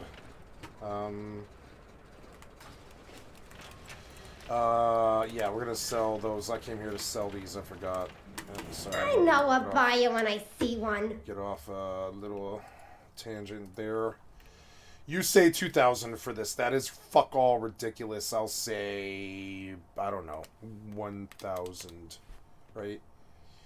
Yeah, 1K. I think so. Or no, I don't know. They say, I don't know. Looks to me like an easy 500. I'd be happy with 500. Yeah, and yeah. And then you 60. Fuck. 50. 59. Well then, anyway, 59. I don't know. What's the vendor on it? It's 32. I'll just sell. I'll sell all of them. Fuck it. I'll just take the money. I'm okay with that. So, well, that's good to know. So now, I have many lucky like dudes. seems like I don't know. Like seems like if I could get Penumbra, but nobody sells Penumbra, right? I got a deal for you. Penumbra. Like where Penumbra is a fucking problem. It's like 9 gold 38. Isn't that cheaper? Isn't that cheaper than the vendor with like 9 gold? Wait, I've been paying a lot for that. God damn it. Well, let's go take a look at that. Like, I mean, what's the Penumbra bread on vendor? I think I probably could have just hovered over the item. I don't know what I'm doing. I mean, yeah, like, how much is that? That's insane. I could have just been buying it off the auction house. 11 gold. I mean, it's still cheaper. Yes, it's like a $5 cheaper on the auction house. That's very good, though. I mean, it's good to know. I had no idea that was the case. You know, fuck that. So, I mean, I don't know. What now? I don't even know. What now? I guess. I don't know how much leather I have. Yeah, why don't I know how much leather I have? It seems kind of crazy. It's like, how much leather do I actually have? Oh, fuck me. I'm like, oh yeah, heavy desolate leather, yeah. It's 16 out of desolate leather, yeah, desolate leather, right? Armor kit, desolate leather. I'm out of desolate leather, so that's good. I mean, I'm not good, but... So it's good to know. While I'm here... This stuff sells itself. I would like to buy Penumbra then. Yeah, like Penumbra, right? Yeah, I mean, yeah, if it's cheaper, yeah, I'll take it, yeah. I'll take, what of it? I don't know. How much for 50? 500. 59? I don't know about that. How about 40? Right? Yeah, that's a bit more my speed. And then yeah, and then I wasted some money there, but not much. And then I mean, I could even pursue further into capping leather work. What I'm looking for is drums. I would love to see if there's drums, but I don't think. I don't know why there wouldn't be, but maybe there isn't, though. There might not be drums. I don't know if they want me to have heroism. I'm mainly looking for drums. So this actually will not suffice for what I am doing. I am done with the auction house. Wait. I do wish to have... Oh, look at that. That's a socket. Yeah, it is. Somewhere in here is... Oh, God, what do I do with those, the gems? What do I do with that gem? That's, those are all vendor trash. Oh, it is, yeah. It's all vendor trash. Let's go. Fang of whatever. Hey, that's cool. That's more money. It's like another 500 gold. That's fucking cool. So, what are we doing here? I don't see what I'm looking for, which is a gem. And I don't really care, frankly. I don't care to put a gem in this thing. I don't really care about that. So these things will all vendor. Right. I have many yes, wares. Very good. And yeah. And then oh hey, more back sales. Cool. Hey, more money. Fucking sweet. 1,800, huh? So I could, at this point, manufacture, I don't know. Like, I don't know what I can make. It's, desolate leather. What is heavy desolate leather? That'll be what I'm trying to do, yeah. So what you say next after I'm, like, heavy desolate leather, I go from 70 to 85 on you break it, you buy it. Which is 240 desolate leather. Gonna buy that desolate leather, yeah, and then and I'll buy 240, right? Whatever that is, 240. Whew, that's a bit pricey. 542. But I mean, you know, I mean that's not that bad. I got it. So wow, leather. Wow, actually, you can still make quite a bit of money selling leather. That's crazy. So good to know. And I had the another thread, right? I do. So I could make some stuff now, and I will. I think. Yeah, I will make something now, but I need to go back to the vendor now. Turns out leatherworking took up a lot of my time.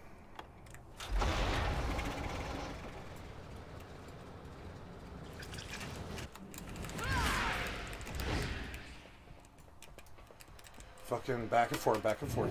So annoying. Why not put an auction house on fucking, Yeah, I'd love to have a WoW account and run a stream, right? It'd be like, yo, sub $1. Here's a mail muncher. Yeah, here's a mail muncher at the, you know, at the in Orbos, you know. Donate $1 at blah blah, or donate $1 at, you know, TTV, right? Mailmun, right? Or whatever, yeah. Donate Mailmun TTV, right? Something like that. Be fun.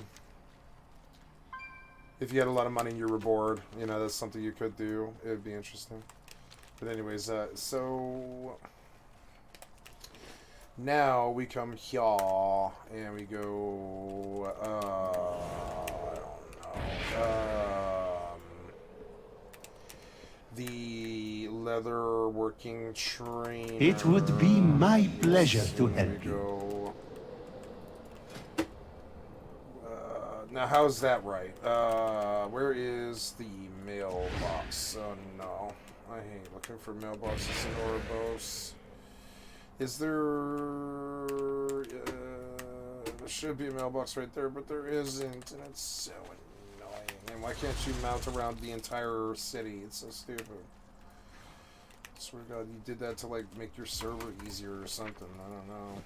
Yep, I got 240 desolate leather. Shouldn't be buying it. I don't know why I'm buying it. I thought it was cheap. It's not cheap. I mean, it's cheap, but it's not cheap. No.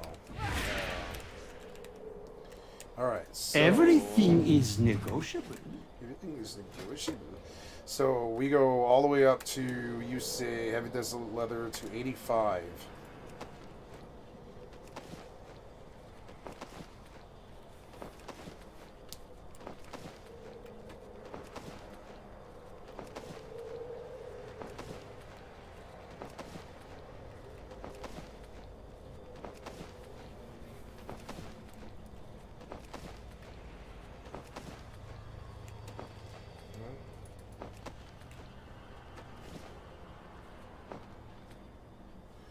Right? Then we from 85 to 89 we do heavy callus hide. You will use all these in the next stuff, so basically free skill points. Heavy callus hide, right? Heavy callus hide. Next, so we go to. It is clear you deserve only the best. Heavy callus hide, cool. Well, what is it? It's callus hide 10. Okay. So that one will require some actual, like, yeah, heavy callus. Ooh, heavy callus hide, 18 of them, huh? 4 callus hides.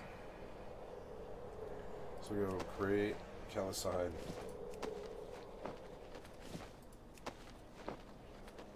2, 3. Fuck, I didn't get the free skill points right. Yeah.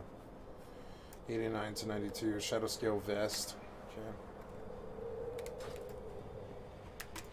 It would be my pleasure to help you. Come back if you need anything.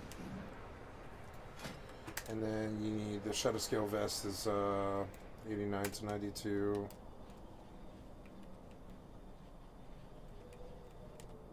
Leggings. They're male though. Oh well. Shadow scale legging, shadow scale vest. Shadow scale vest? Yeah, it's shadow scale vest. From 89 to 92. Okay.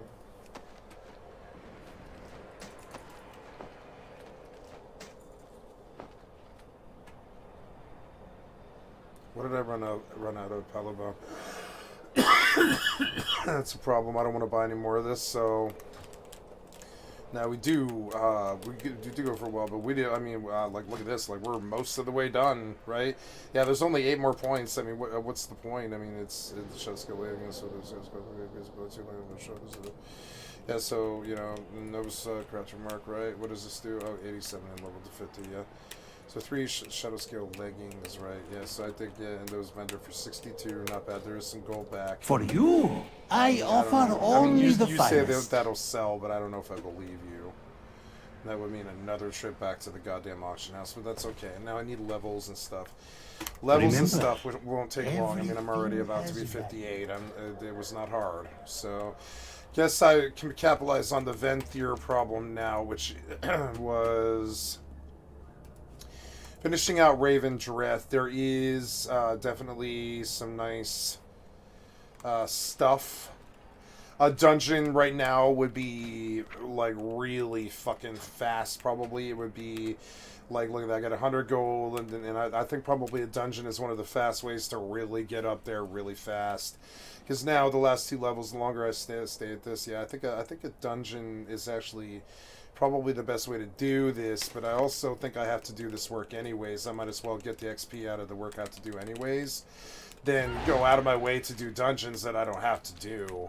There's that. It's not like I need that gear, and it won't be better than what I currently have anyways. So, like now we go back out to Ravendreth and finish that one because it was a lot. It was like an entire level.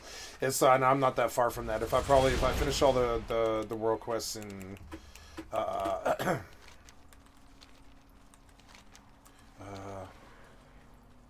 I finish all the world quests in Ravendreth, I'll finish this whole chapter of this. Wait, why am I not seeing the... Oh, there we go. Oh, lost plat 3 damage. It's all good. Oh, AP. Yeah. Off gaming, yeah. Overwatch 2. I feel you are welcome here. So we have a turn-in there in Maldraxxus when I go there. We have other stuff in the other one, Ardenwell, and we have a turn-in Ardenwell, which I'm tempted to go to. I mean, I guess I would like to go to because this is probably the most XP I can get for that quest. That is actually my now highest priority, I believe. So we'll go turn in this quest and then move on to... I can hearth from there to Ravendreth, which is cool. And I'll pop right where I need to be in Ravendreth, which is fucking sweet. So it's good that I'm able to get this out of the way. I love this part. This is the coolest thing I've ever seen in an MMO, I won't lie. I think I like this a lot more than what Terra used to do. I fucking love this, and I wish they would keep it. This is the greatest touch I've ever seen in an MMO, that thing right there. I wouldn't mind 3 minutes of it. I love that. I think it's great. It's just wonderful.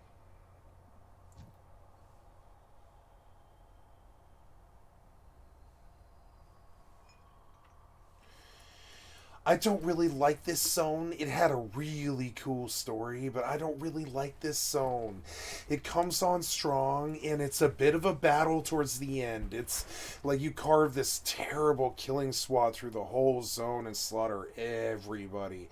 And I remember it. It was kind of recent, and like I did my lore master. I wish I didn't have to do all this work now for Pathfinder, though. I think it's kind of interesting. It's weird. Like I'm not that far off or something. I don't know. I know one of my characters is like at 40 renown, but I mean I don't know how easy it is to get. Like I don't know if it's easier to go. I know that it isn't easier to go to do that. I have some other stuff I have to do. Like I need a legendary, so that means running Torghast, and oh boy, doggy, that's not too fun. But I mean, like I'm gonna wait till I have to do it. You know. There's all this stuff with World Quest that they want me to do. I'm actually okay with that. I love World Quest. It's like my favorite gameplay, kind of. So yeah, and so over here we have a turn-in. I bet this is like a bar of XP, and that's cool. You know, it's probably not too much XP, but I'm curious to see what they give me, because this strikes me as like a pet or something. Hello there. Yeah, so, I mean, okay.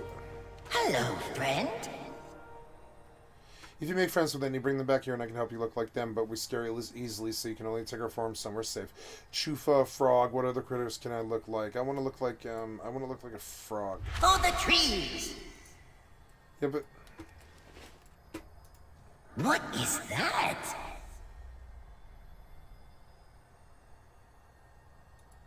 Goodbye! Only take their forms somewhere safe. I don't know what that means, but okay. Well, whatever. I don't really know. What form do you take? Oh, I want to talk about the natural impetus effect. What other forms can I take? Okay.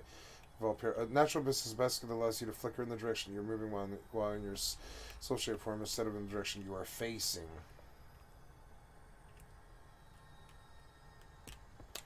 Flicker in the direction. May you find respite here. Our spirits will endure. What do you mean, Vulpin? I don't know. I don't understand all this stuff. It's kind of cool. Do you hear that?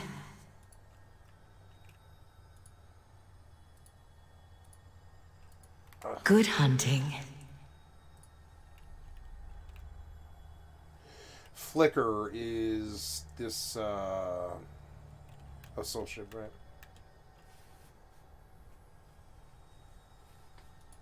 Enjoy your time in the wheel.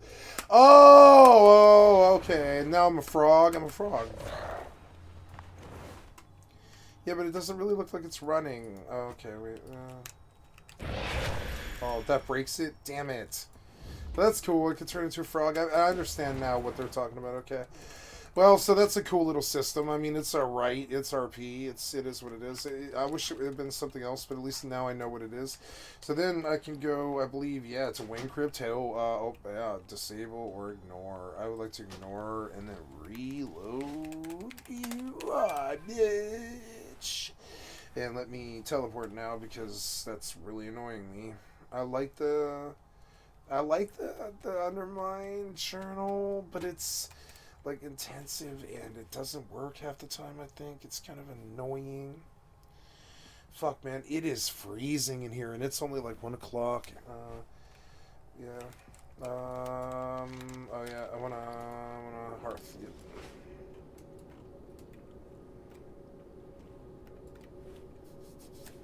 Oh, I got to use some Warglaives after all. It's pretty cool. I like her. She's one of my favorites. I can't wait to make an evoker. That's going to be really cool.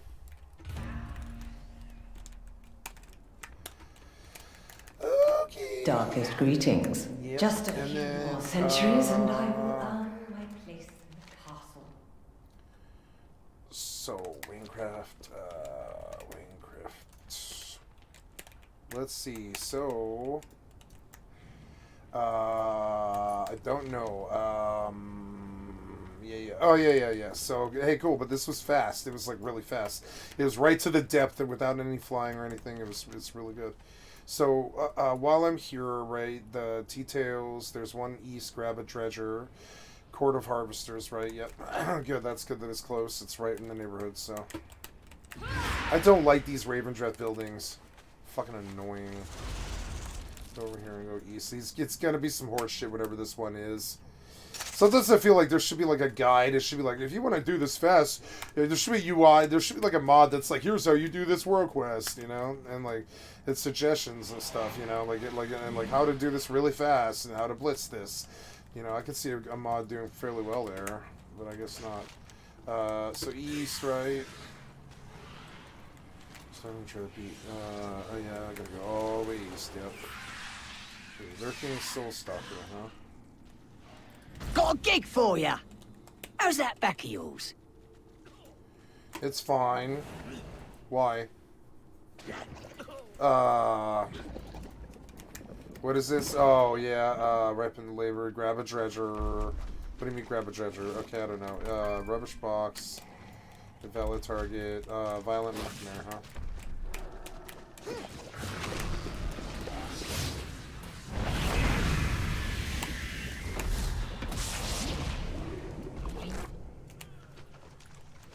Okay, so what do I do though? So there, okay, throw your ripened treasure. Oh yeah, so what do I do? Oh yeah, I remember this one now.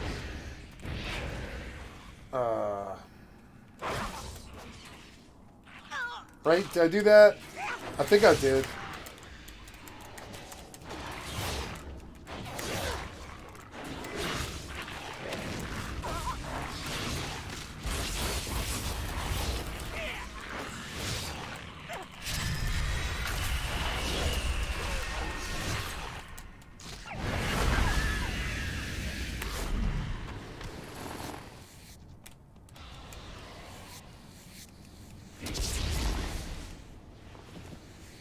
might be Calicide. Nice.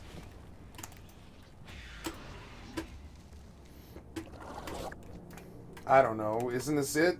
A rubble wreckage. What is this? Yeah, that's not it, huh? What the fuck was that? Oh, okay. I was like, am I seeing a rogue?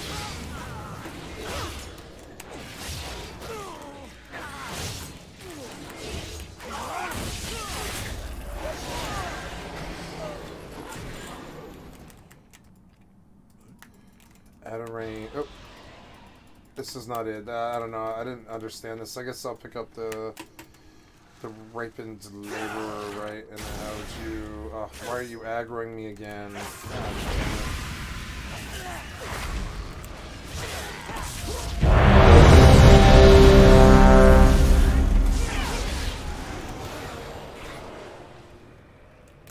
Come on, man.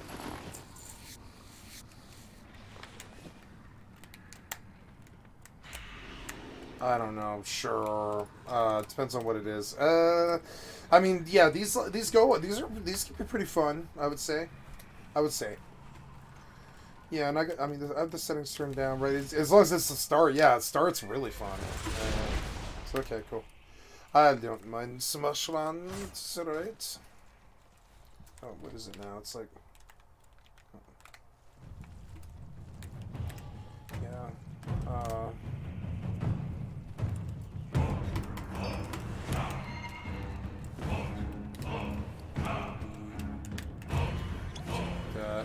That.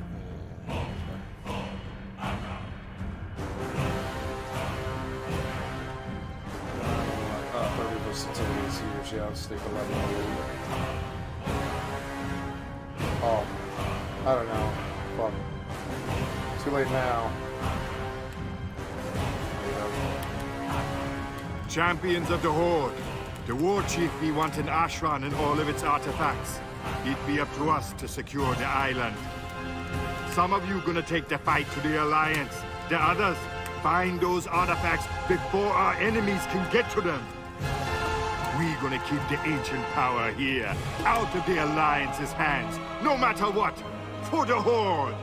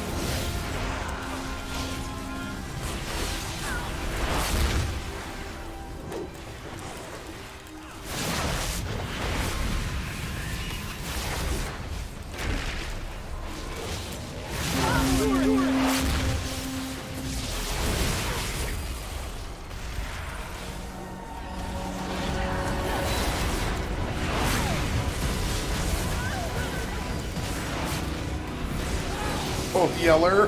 That's the name of the pet. That's fucking crazy.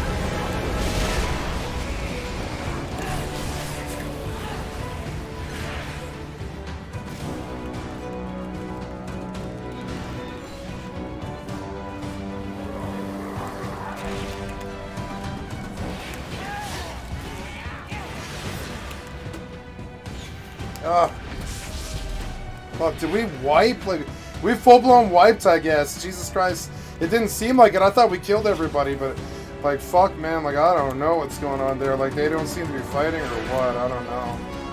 I don't know.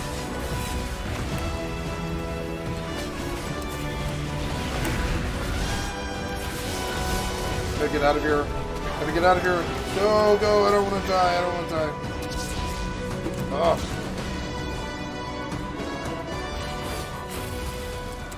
Oh. Jesus, get out. I have returned. Submit, peasants, to the might of the great Ogre Empire. Regroup. What the fuck was that? I don't know. I really don't know. Fight here. Yep.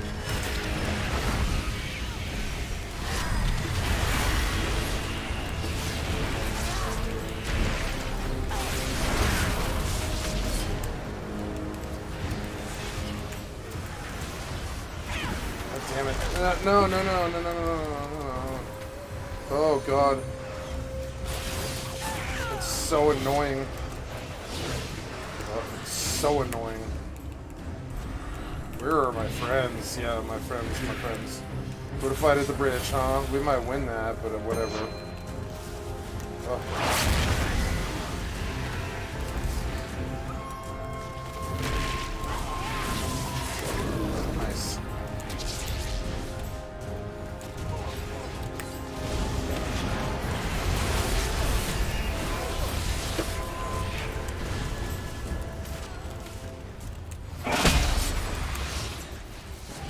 Christ, that's all of them. How do we lose? Like, I didn't see anybody die. It's like weird, I don't know.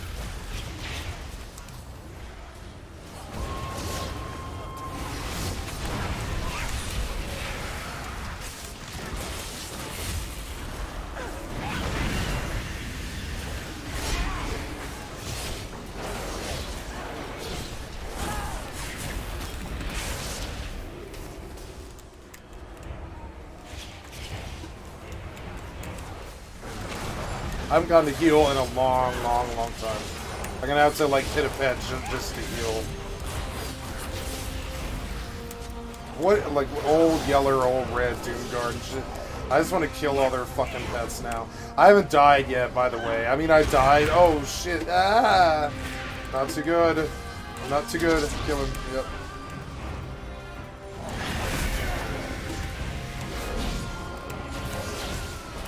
Kill the fucking Doomguard, kill all of it. Kill it all, like set these guys back, yeah.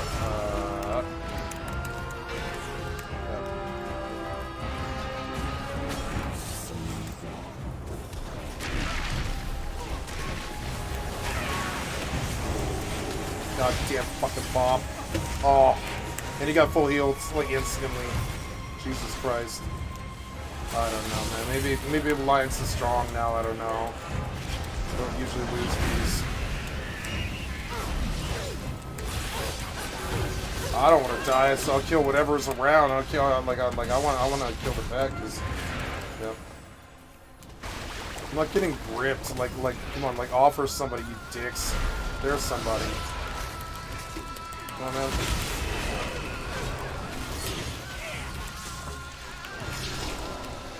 Ugh.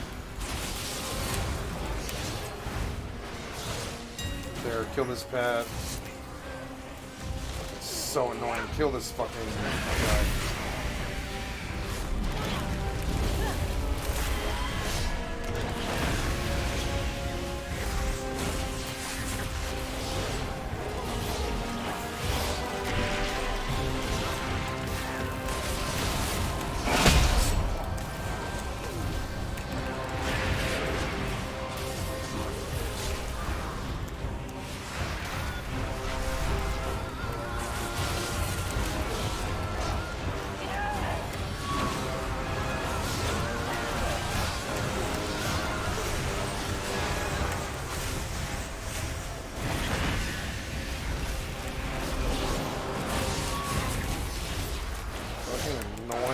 I just don't want to die. I'll kill it all. I don't care. I'll kill all the pets out. I really don't care. As long as I'm not the target of their main row of like range, I'm good. I'm happy. As long as I'm not dead, you know. I'll take my hits wherever the fuck I can get them. I don't care. Kill this fucking Wrath Guard. It's so annoying. Yeah, fuck that guy. Slaughtered. Oh!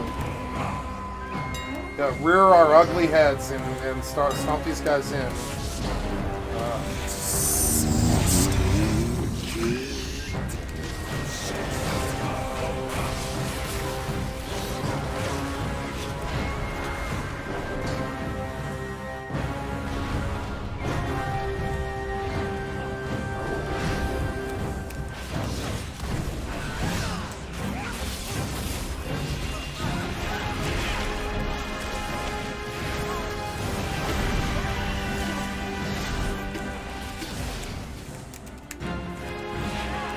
Backed off a bit, yep. Sweet.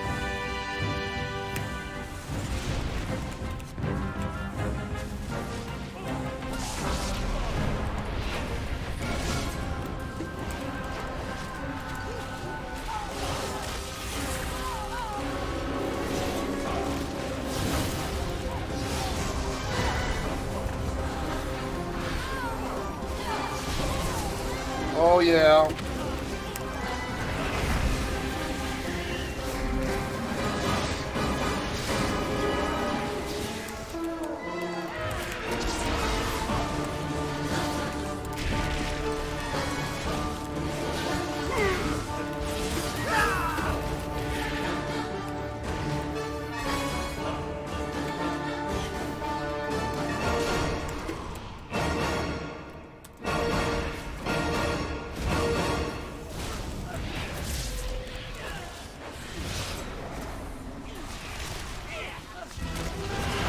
God damn it.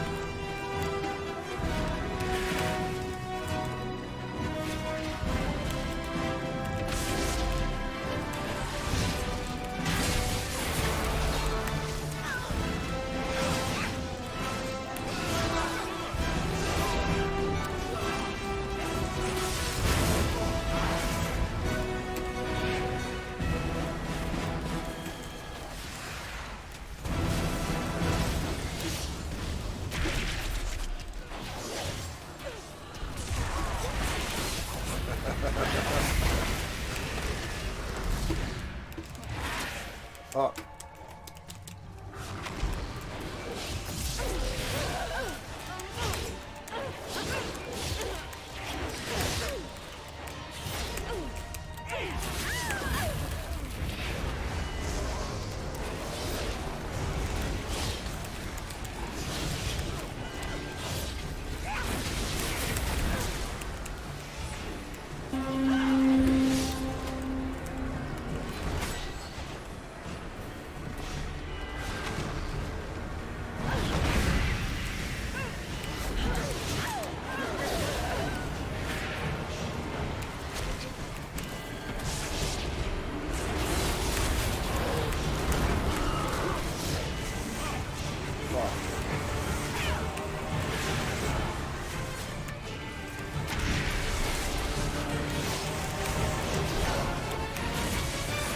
I just want to feel like I'm contributing, so I'm trying to kill the pets.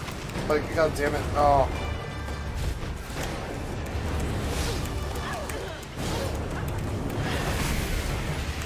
Pets, get them off my fucking healers. You know what I'm saying? Blah. Blah.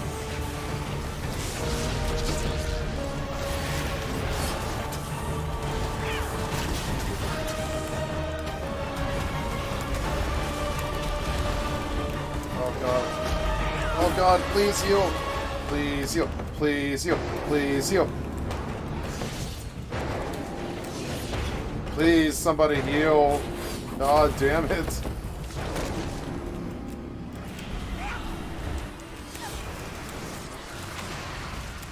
There, that helped.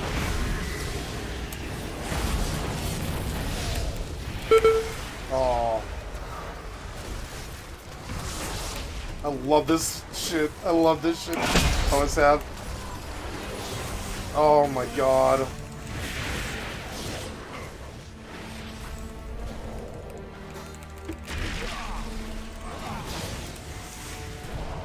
Roll home.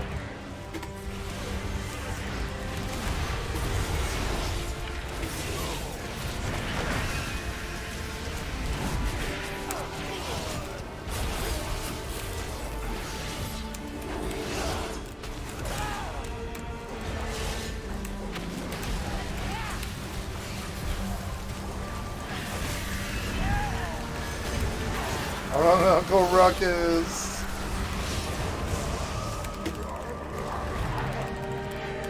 Fuck, man. It's a bit thick. It's a bit tense. We might lose this, but it will be...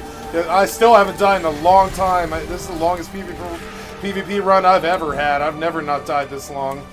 It's a different game now with heals, and everybody's got, like, the computers to actually handle it and stuff. And the healers are actually doing stuff and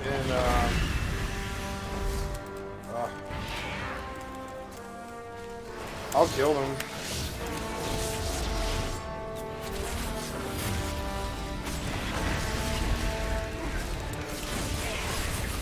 Oh, slaughtered.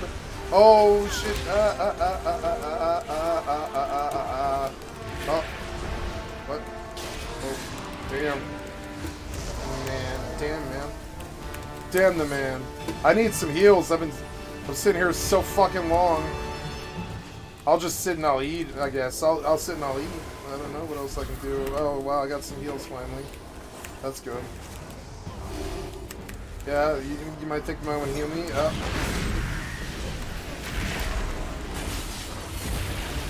Healed ya. Oh, yeah.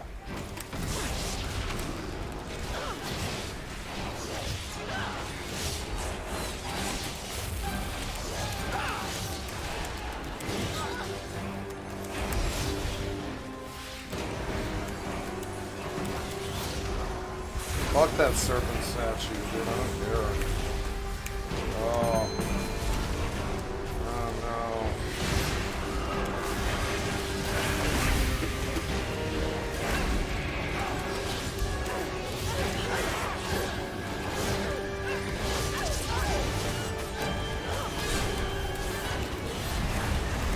Kill all of their fucking pets. It's so annoying. Keep fucking having to kill them all. I don't care though.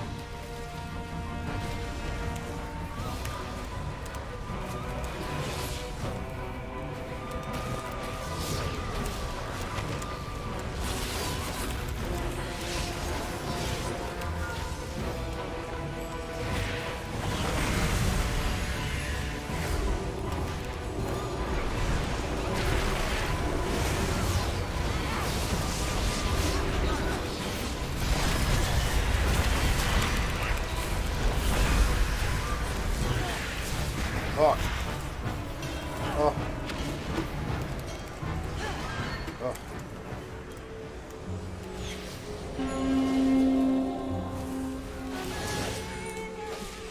I love this song.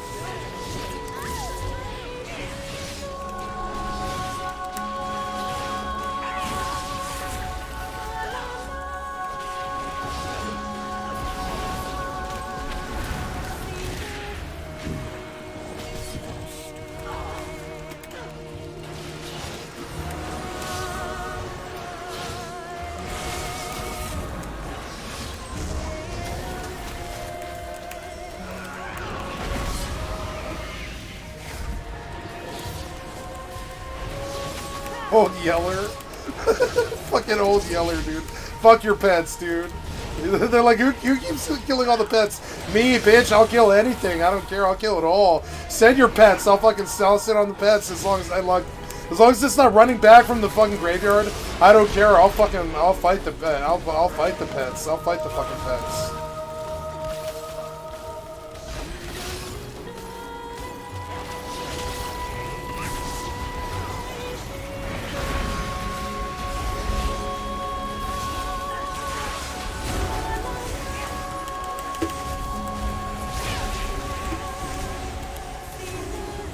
Oh, it's scary. It's a little bit scary. Oh. Get him. Yeah. Break him. Break that other one. Break him. Oh, God. No. I am hurt. I'm hurt. I don't want to die. I don't want to die. I don't want to die. I don't want to die. Oh. Yeah. A little bit tense. A little bit curry. Okay. Oh. I better sit back and heal here. This is a bit crazy. Oh. Please. Please heal. Please heal. Please heal. Please heal. Please heal. Please heal. Please heal. Oh. God damn it. It was better than dying to the rogue. I went a long time. I think that was okay. You know, it's okay. We've been consistently 30 behind, though, even though I don't believe they won anything in a long, long time, which I don't really understand. I don't get that. Like, how are they winning this? Like, I don't really understand that. In the end, we might win, but like, I don't know, man. Like, I don't understand how they're doing that, though. Like, it's like, we stomped them all the way the fuck back to their bridge, almost. Like, I don't know, like, all the way the fuck, it started here, but it went all the way the fuck back down the fucking road, all the way back to their house. And, like, I don't understand how they're fucking 30 ahead. I don't really understand that. Like, that does not, like, that makes no sense, dude. Like, I don't know. Like, I did not see, I didn't die. A lot of the people didn't die for a long, long time. I don't understand how we lost this. Like, I really don't. Oh, man. God damn it, it's so annoying. Oh my god. Oh.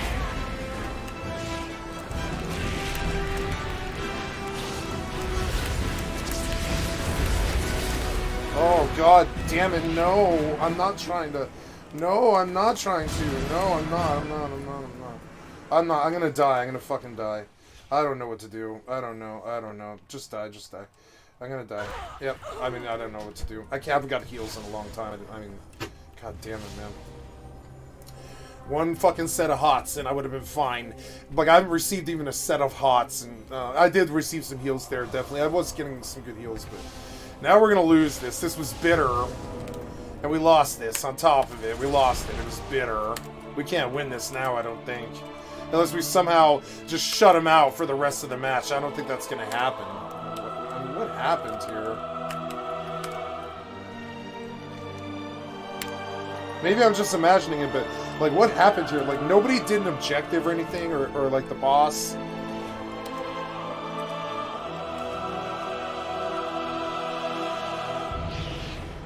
I don't know. Well, I mean, I'm willing to make a stand, but I don't think we can pull 70 points out of nowhere. I don't believe so, no.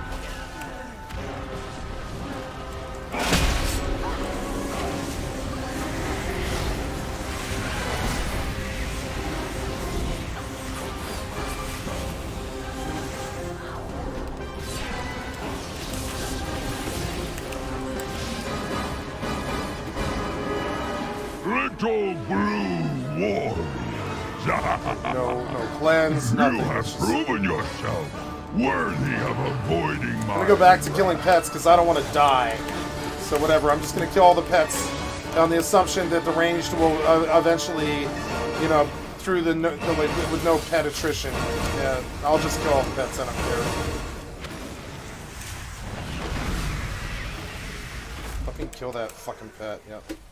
Then I don't know what to do here. Yeah, I don't know. Stun him.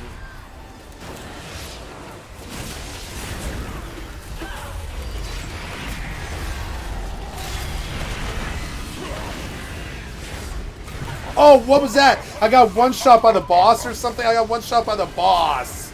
God damn it, this got so dumb. At least it's over now. Whatever. At least this is over now. Like, whatever. Just die. Just die. Nice try. It wasn't, I mean, it's not like it was, it's not like we didn't try, you know, whatever. Congrats on it. Good on him, mate. You know, good on ya. Fucking dicks. Not used to losing epics, you know, that's kind of...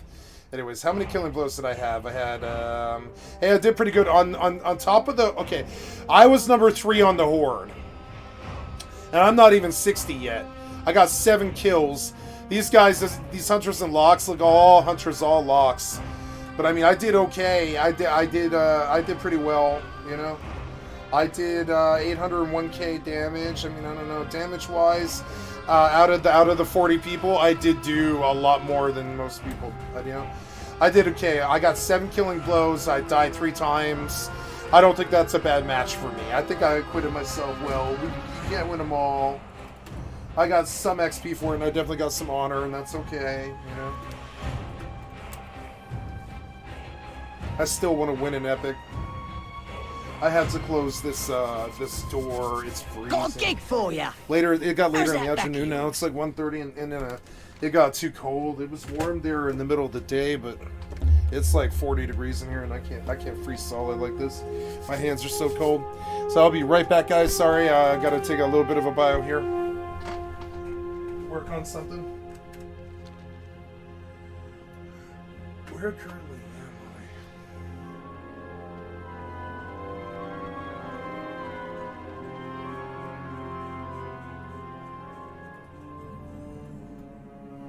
Yep.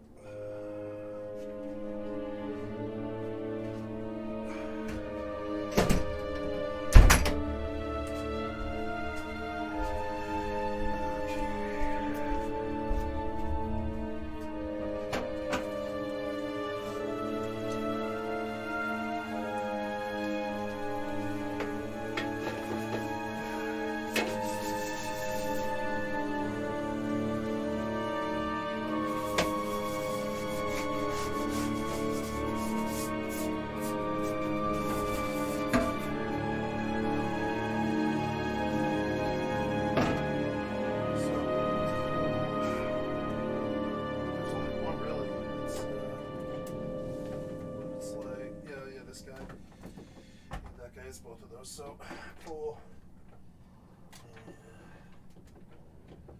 Cool. Right, and then, yep. We're gonna pull you, and we're gonna do something my way. Because this is the way I want it.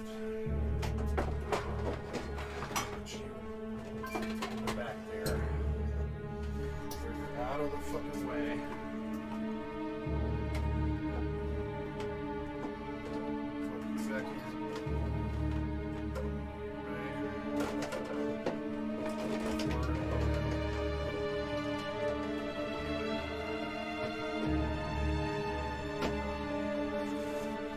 Good, that's a good change.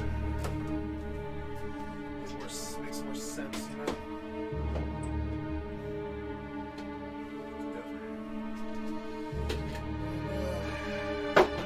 This there.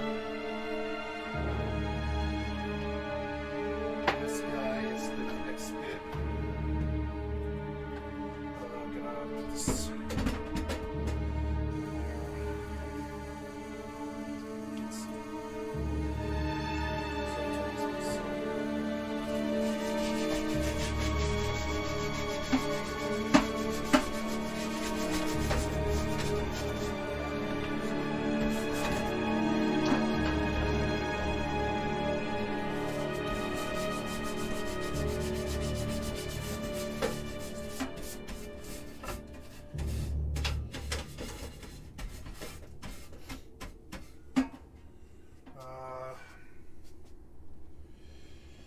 Well,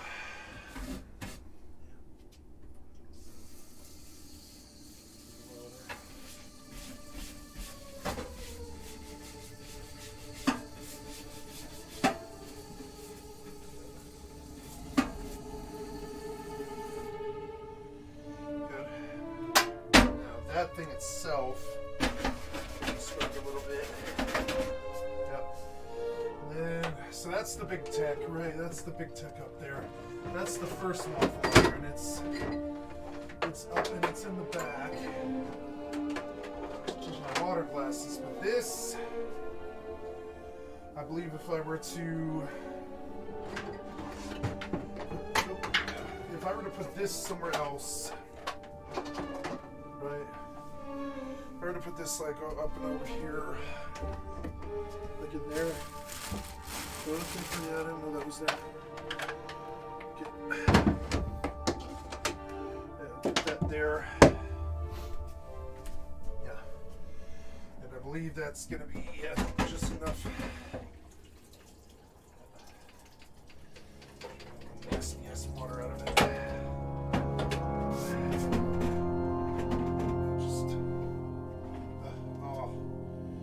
That nasty ass water.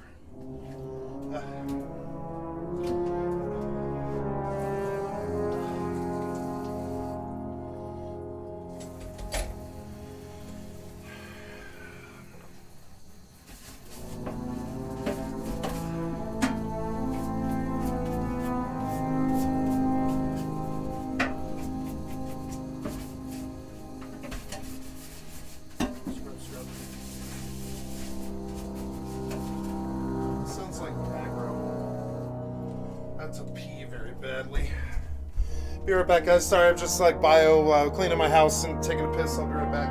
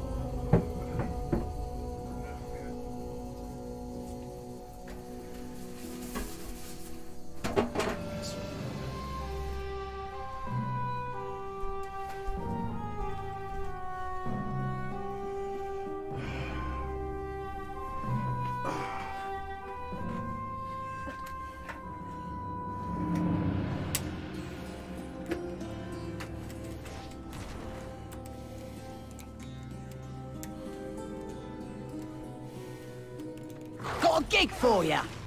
How's that back of yours?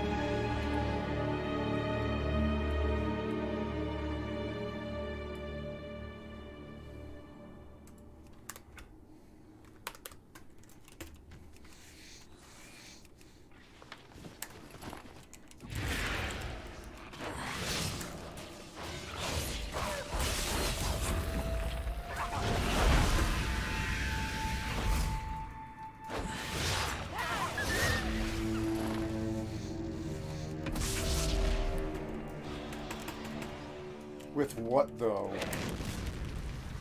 Demolished with what? Doesn't make any sense. This one sucks.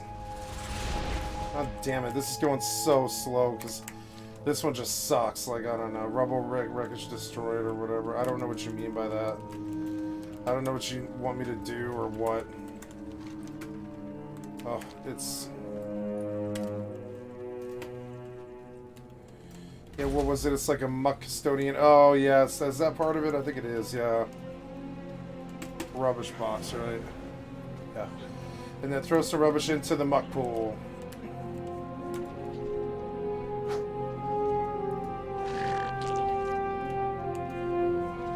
What? Boy, got a lot for Grab a treasure.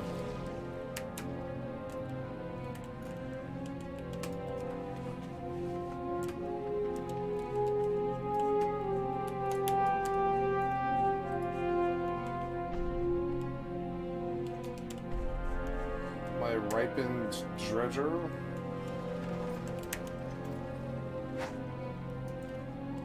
A worthy subject. Let us begin.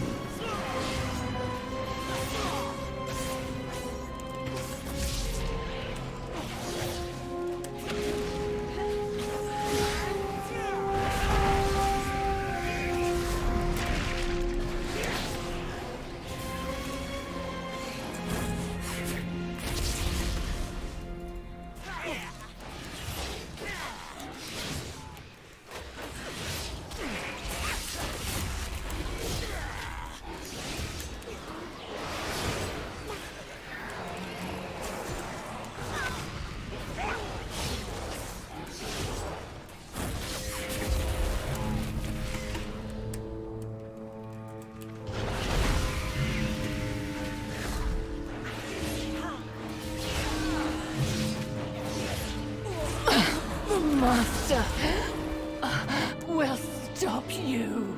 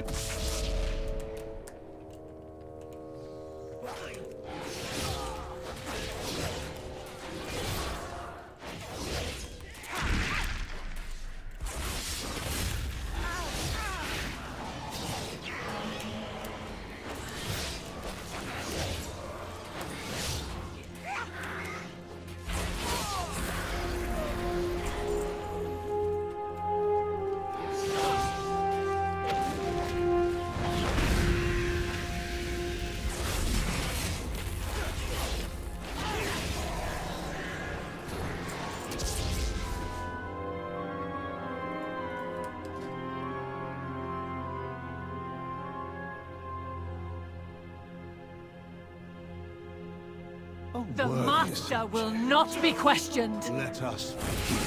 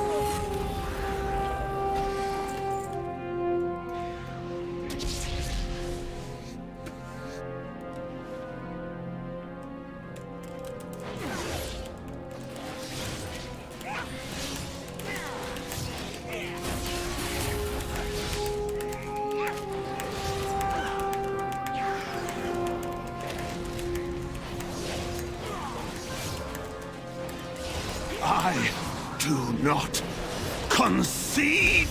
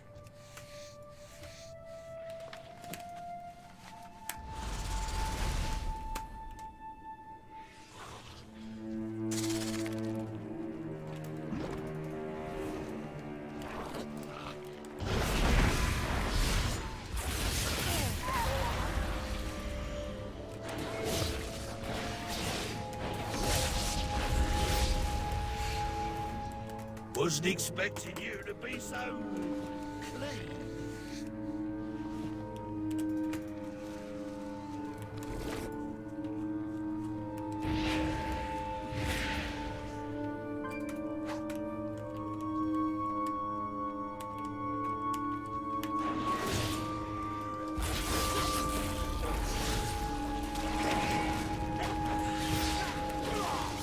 Yeah, not bad. Not bad. Still a bit of mud on your toes, but we'll make a stone back out of here. I didn't get anything for that? No. God damn it. Well, that's, I mean, that helped a little bit with the Venthyr. Fucking annoying. Well, so I can fly from here to there. We'll do all of these we can today.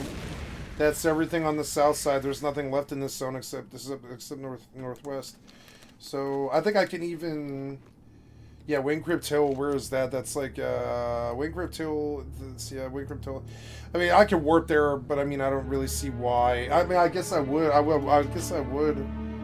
Oh, never mind. I'll just ride. Fuck it. I don't care.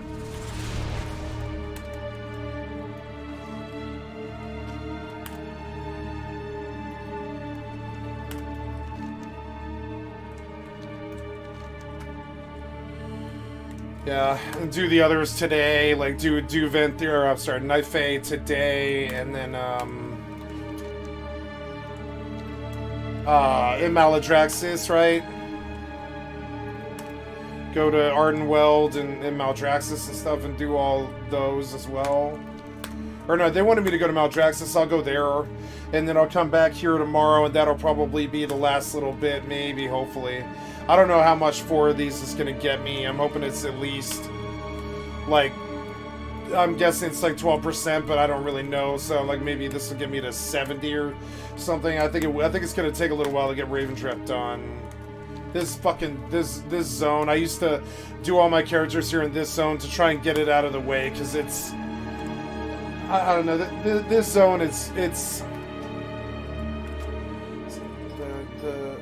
the music is aggro. There we go. It's a little aggro. And this guy's gonna cock block me, which is, oh, and I could, well, I made a mistake. I went too far. God damn it. It's my fault. Oh, Forbidden Tomes. Wait, what's this?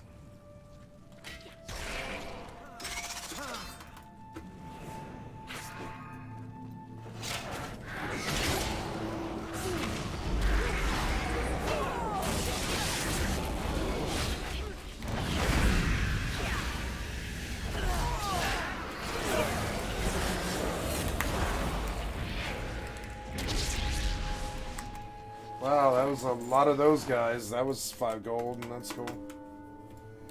And what am I at? 1289. See, I'm making money.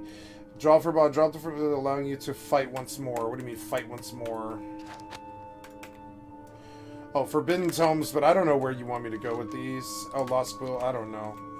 I don't know what you want me to do with these.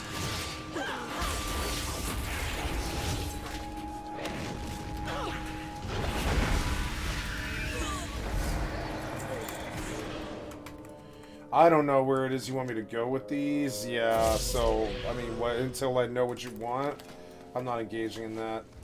Oh, I was hoping he might get me past that guy, but I don't think he does. I went the wrong way. Son of a bitch, man. I went the wrong way.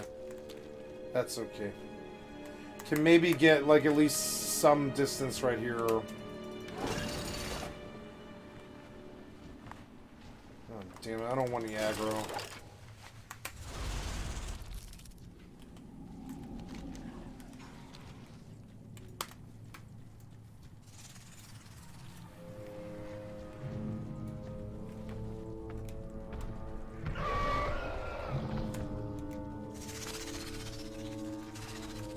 That's a lot of aggro. I don't know. It's a lot of aggro. My master did say to serve everyone. What's this now? Why would anyone walk anywhere? Another satisfied patron.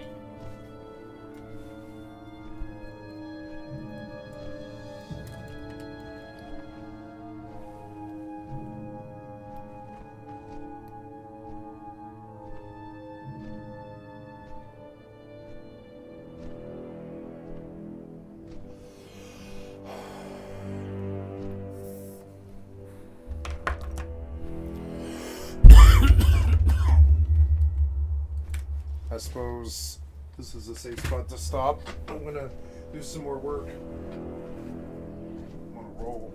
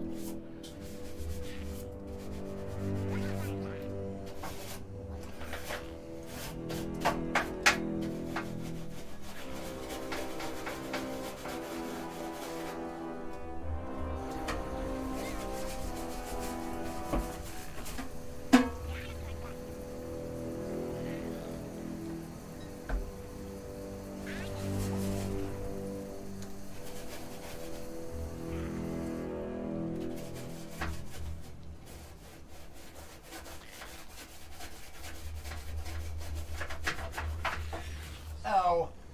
Oh, gotta watch that.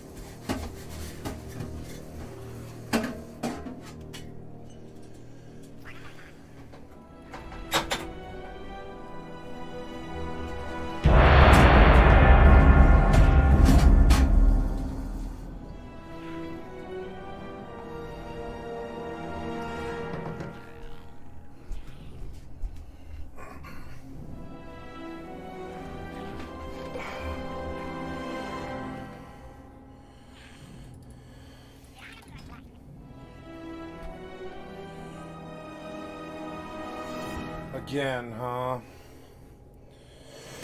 I don't know, man.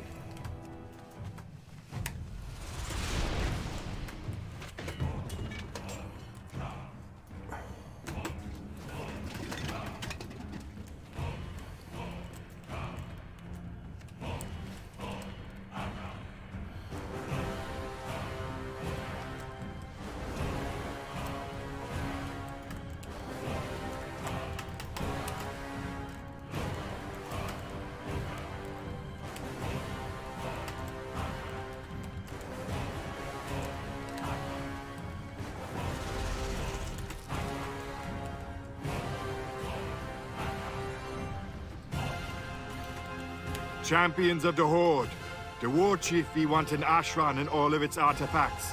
It be up to us to secure the island. Some of you gonna take the fight to the Alliance. The others, find those artifacts before our enemies can get to them. We gonna keep the ancient power here, out of the Alliance's hands, no matter what, for the Horde!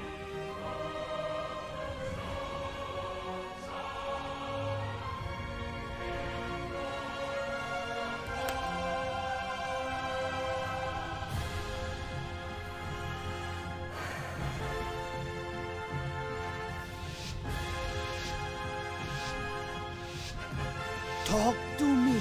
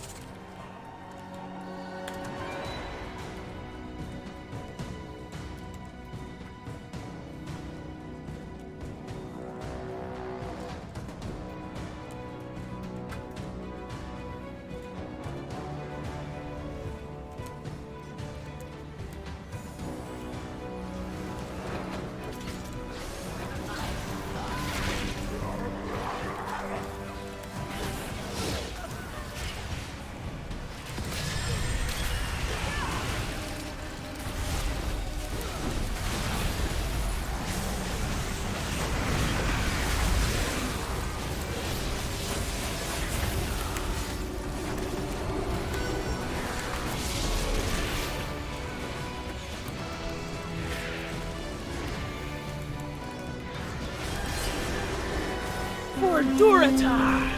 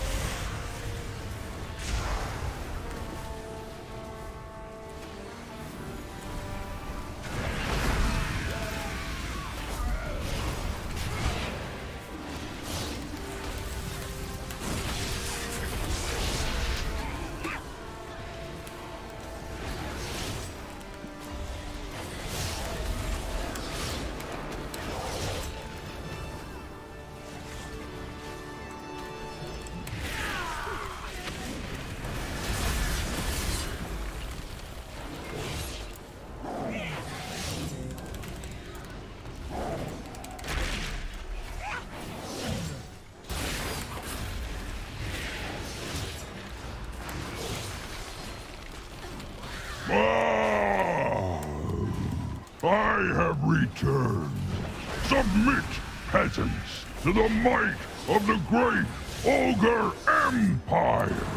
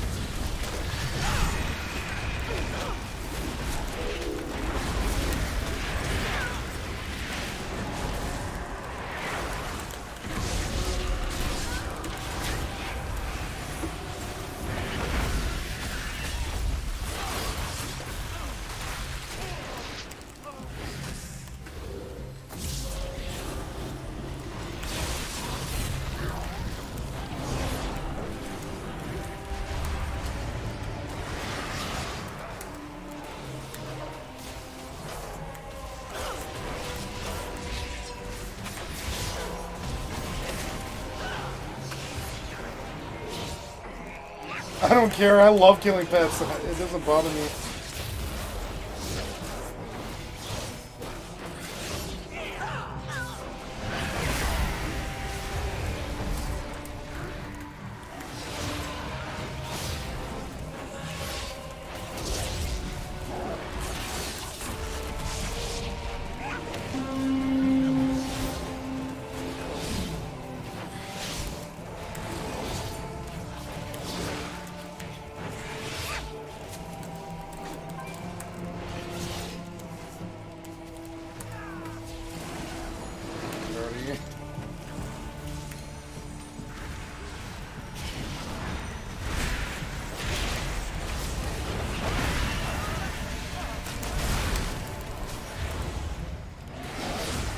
Storm Shield is under attack. To the defenses! Push them back!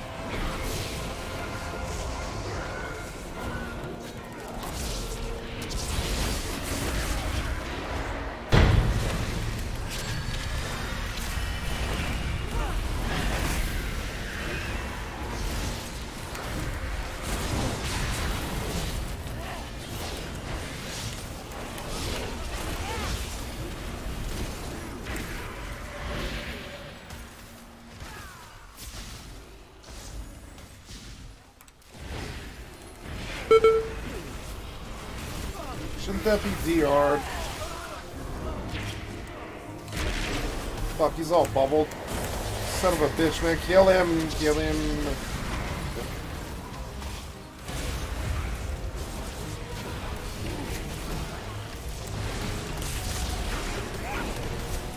Uh-oh. He's gonna die if I don't get out. The stun was so long. God damn it. At least I got out. Yeah, I'm not really trying. I'm trying now.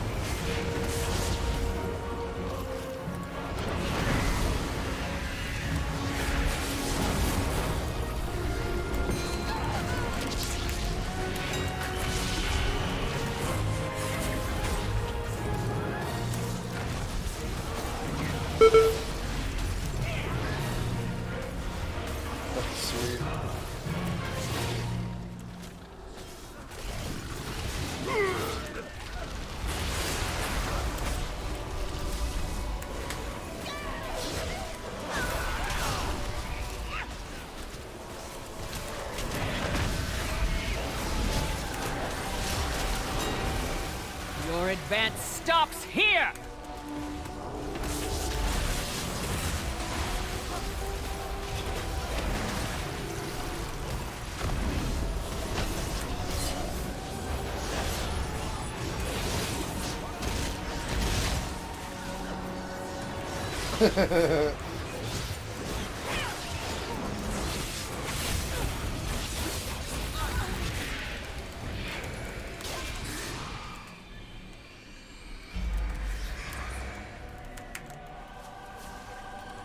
I need some kind of something.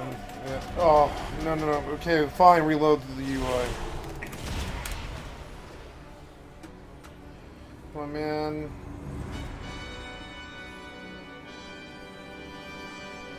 Come on, man.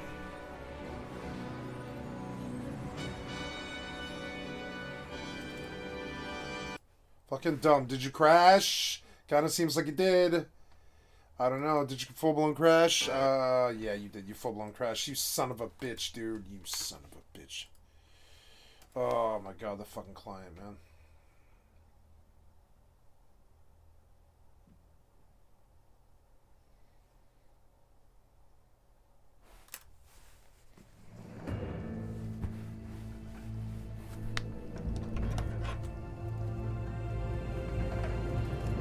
Come on, man. I'm probably dead, but that's okay. It's not my fault. It's not my fault.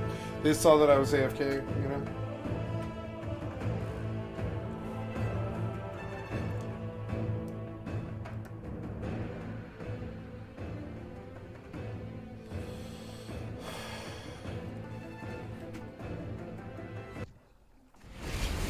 Wow, I'm still alive somehow?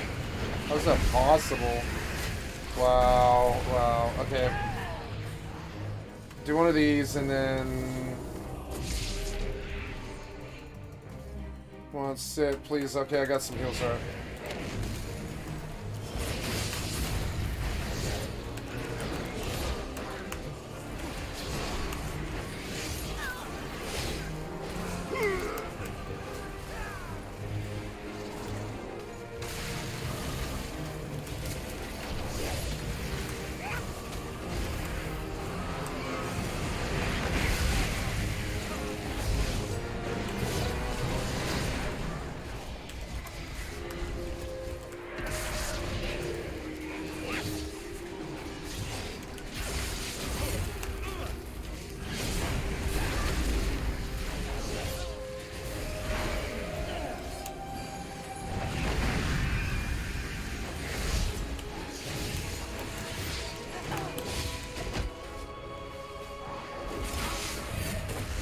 Ashran be ours, man.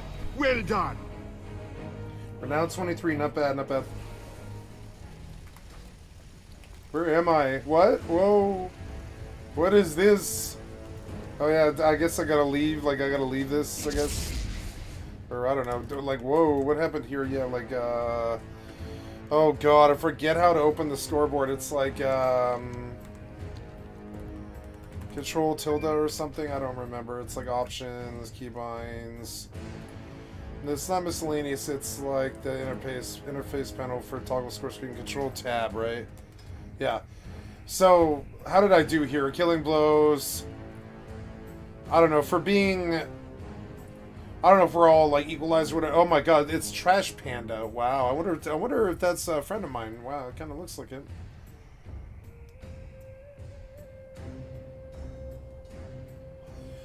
That guy, Uncle Ruckus, and we've been bumping some titties. I see him in every match. I only got 2 kills in here, but I didn't die.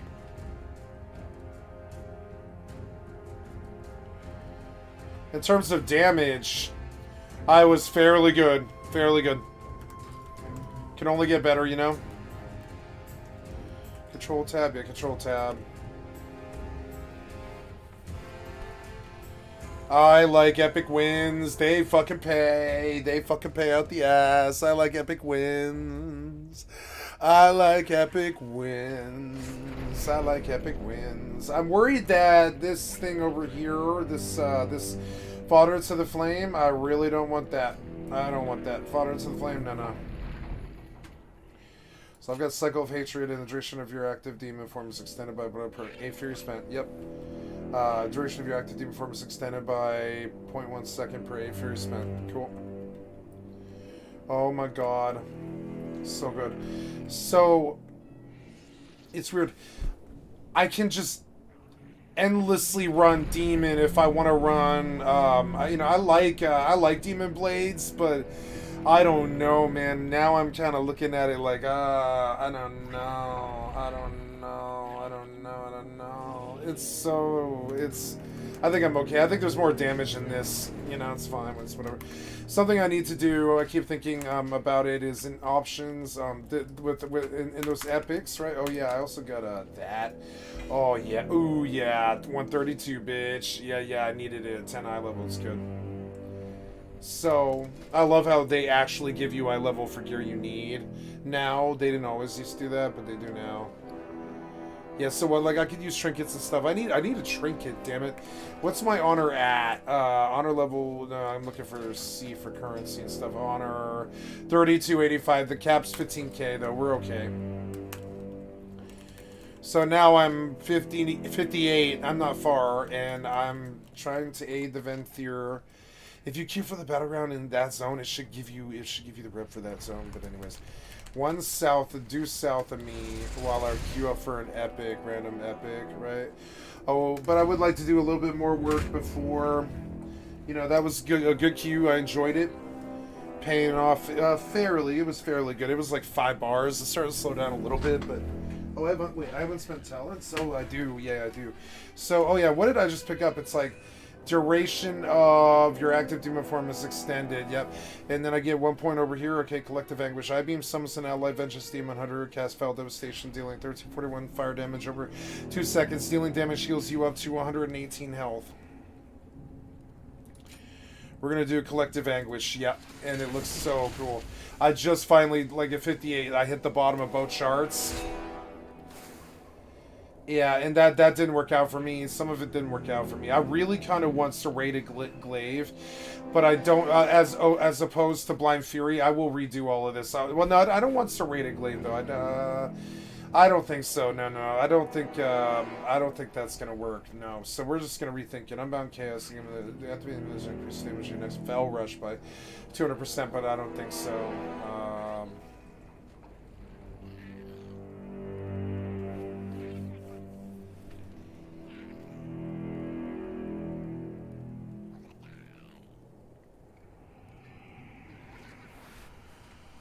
Its initiative is cool. I do want it.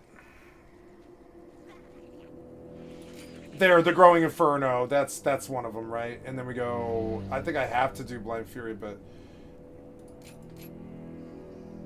Oh, yeah, the Isolated Prey. Yep. And then we go down the singles. Having points available. No, this didn't work. I was able to buy it there before, but all this stuff, right... kind of do want that one, but we're gonna see. Oh no, I don't have that many points, I guess. Yeah.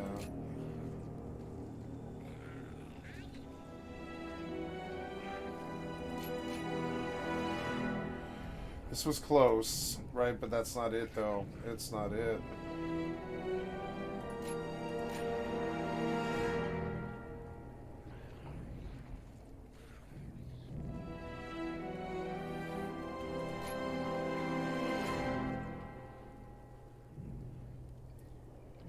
I don't know, man.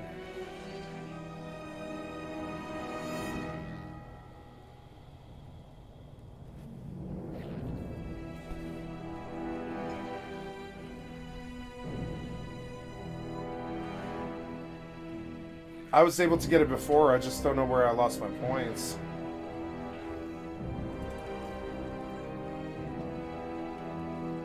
What happened there? Or no, undo pending. Yeah. There's my shit. Yeah.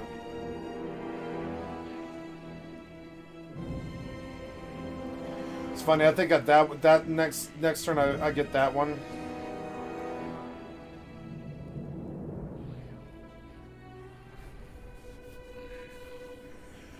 I really wish I could get Growing Inferno with my last point, but I don't think I am. I think I'm probably going to go Game Boast with striking one target, stun duration, increase Chaos Nova. Ooh, yeah.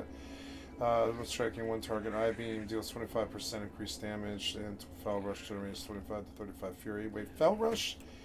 Wait, Fell Rush?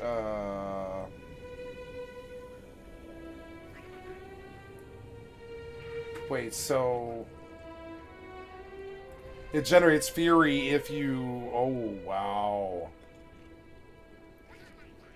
That isolated prey, that's huge. Yeah, that'll be the last point I spend. That's good. Something to look forward to at 60. It's good. So, okay. And then more points when Dragonflights comes and more stuff. It's cool. So, where do I go? We go down. Wiener. T-Tails Theotar to tell his story. Da-da-da. T-Tails Theotar. Okay. I can't wait for Evoker. Every day I keep thinking about it more. Evoker, Evoker, Evoker. You know? Evoker.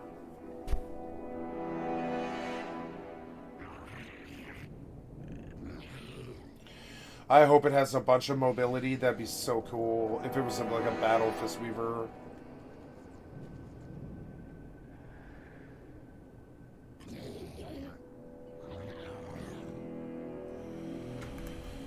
Alright, so I'm going down there, I guess.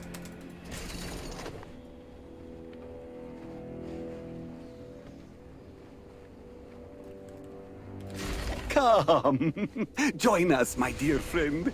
You have arrived just in time for tea. Oh, I like Theotar. Yeah, I like Theotar. I didn't mind Theotar. I thought he was cool. Yeah. I like this guy a lot, actually. Hopefully, where was it, though? I don't know where you want me to go. I've been here. I just don't remember. That's it, right? Yeah, that's it. So... Oh, yeah, Living Shadows Tea, huh? What's that do? 10 minutes. Holy damage taken reduced by 50%. Shadow damage done increased by 20%. I forgot all about this. And, like, how long does it last? It's like 10 minutes. I mean, that's not bad, but yeah. While you're here, yeah, Living Shadows Tea. And Tubbins and Volca. Theotar, the Mad Duke. Sit, enjoy some tea, and listen to the grand tale of my adventure. Come back with my parasol, you ruffians. Let my parasol must stick to the shadows. Curse the light. Oh, hello, darkness. My old friend. Ultra Madness inflicts 300 shadow damage. Has a chance to fear them. Duke's Descent stuns and inflicts 400 shadow damage to all nearby enemies. Okay, and then 3 Spotted Tea. Take a break from the action to restore health and mount like a true gentleman. And the Bolt of Badness, yeah, okay. And then finally, Raise Parasol from the light attacking will cancel the effect. Okay, so, cool. So, but... You will escape your true death. I don't know, man, Oh, hello, darkness. My old friend.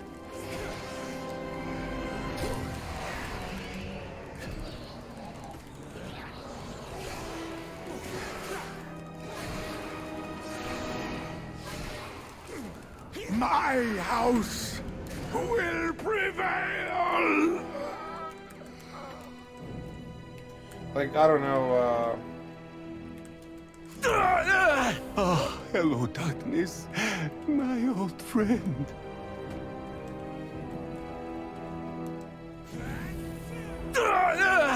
Oppressive, unbearable light.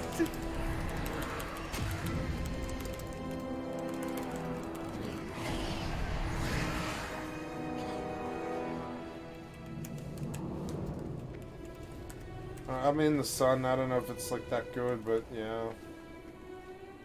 To ash! To ash!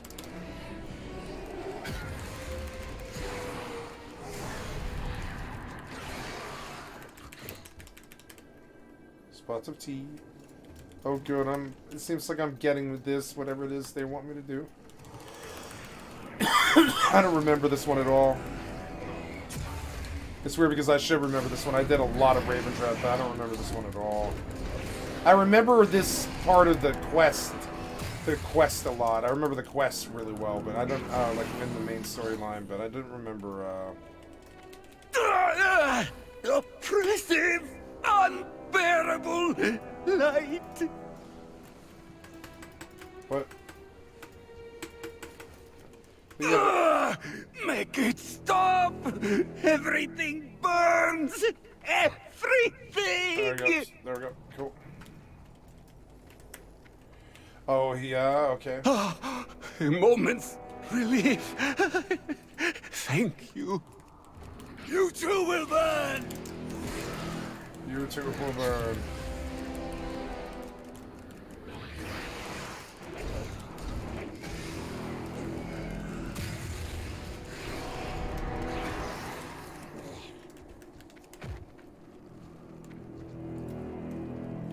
So, a moment's relief. So what is it do I do now? Oh, parasol stealing Venture.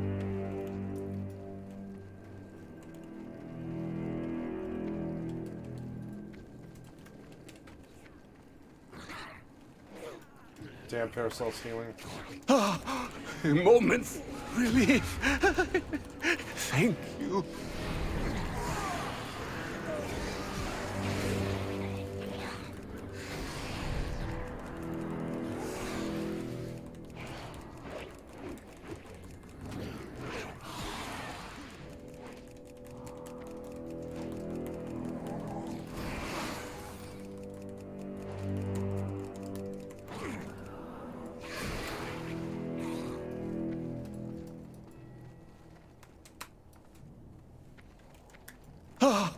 A moment's relief. Thank you. Curse the light! A moment's relief. Thank you.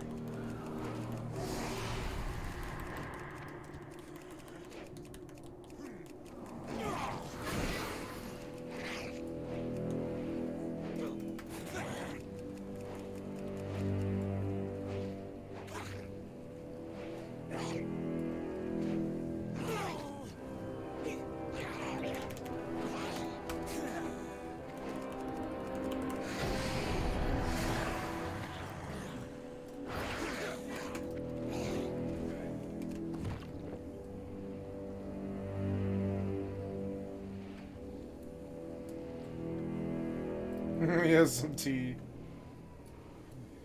Yeah, sometimes life is intolerable.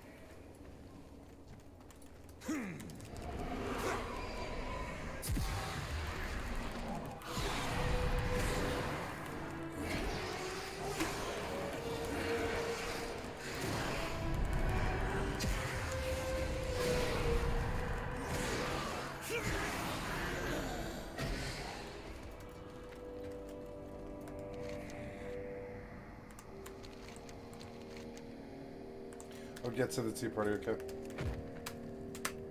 A moment's relief. Thank you.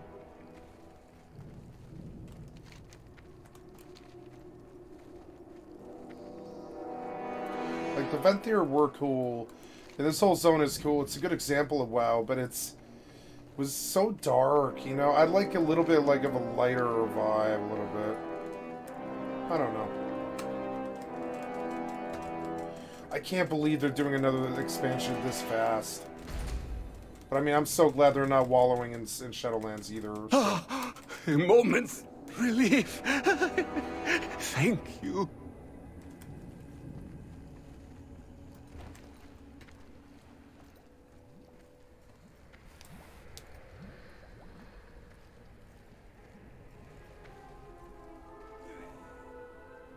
Wonderful. You may join us for tea time anytime. I mean, it was good. It's like 5% per quest, so yeah, I mean, it's gonna take another 1 or 2 days to finish this. There's only like 3 more fucking world quests. So annoying. So if I were to, I'm gonna retake some more Living Shadows tea and reset my cooldown on that, and look around again and.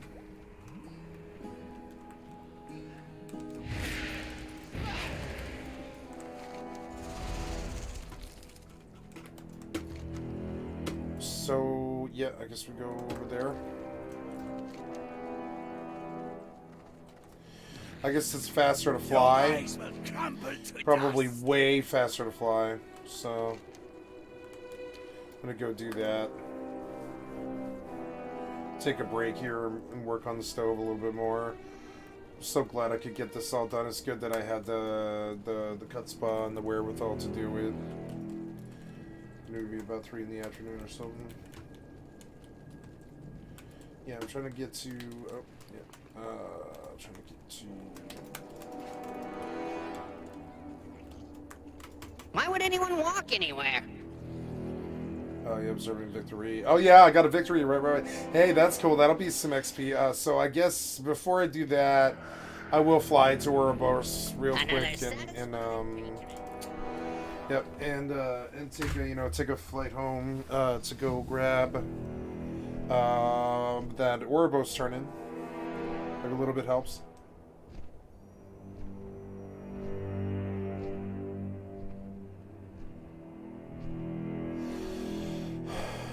I should do one dungeon because it'll chunk it. It'll chunk it for like a whole level. It's probably the wisest thing I can do. And then just finish up with these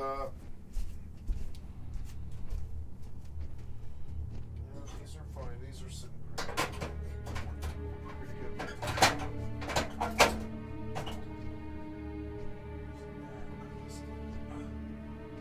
Ow. It's like cheese or something. Whatever. Ow. Actually hurt.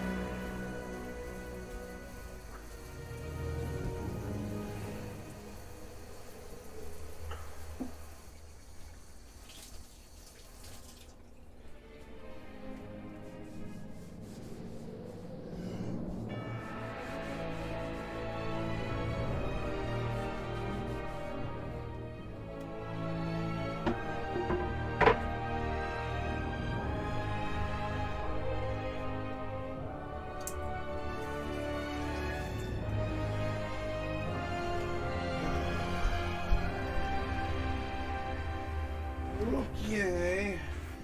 Kitchen's pretty much done except for the sweeping and the mopping. It's good. How may Done I pretty good serve? today.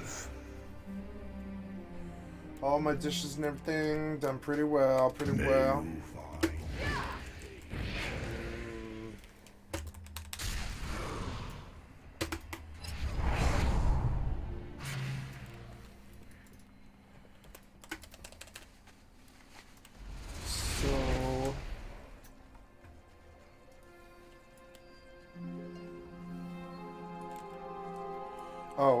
Yeah.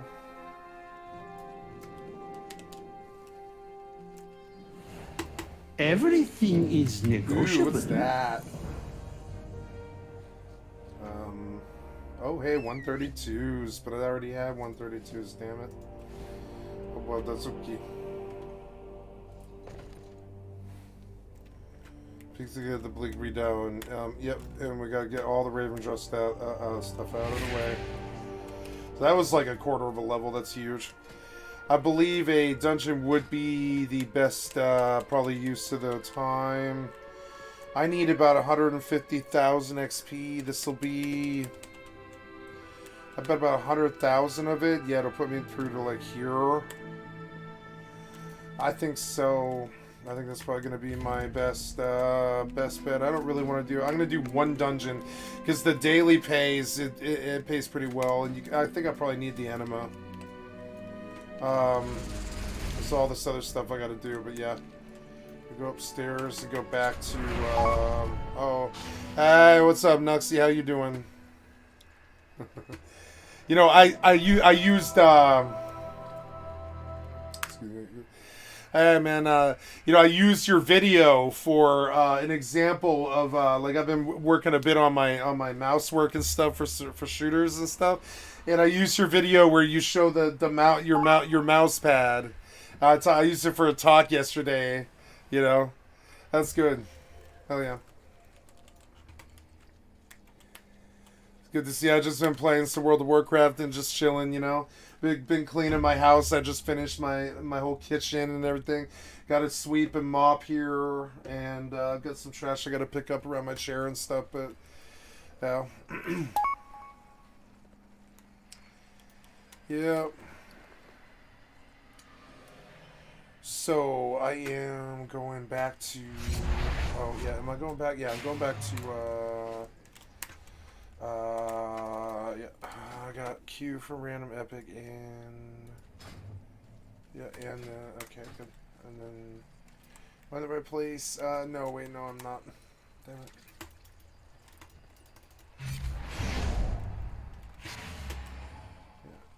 Yeah. Nice, I'm on the right side though. Okay. The purpose reveals our way. Yeah, every day I'm on that grind, you know, every day I'm hustling, you know what I'm saying? Yeah. It's good. It's always good to see a brother, you know what I'm saying? People in my clan. Oh, phone's ringing. Excuse me for just a second. Hello. Hey. Oh, hey, that's good news. Sweet.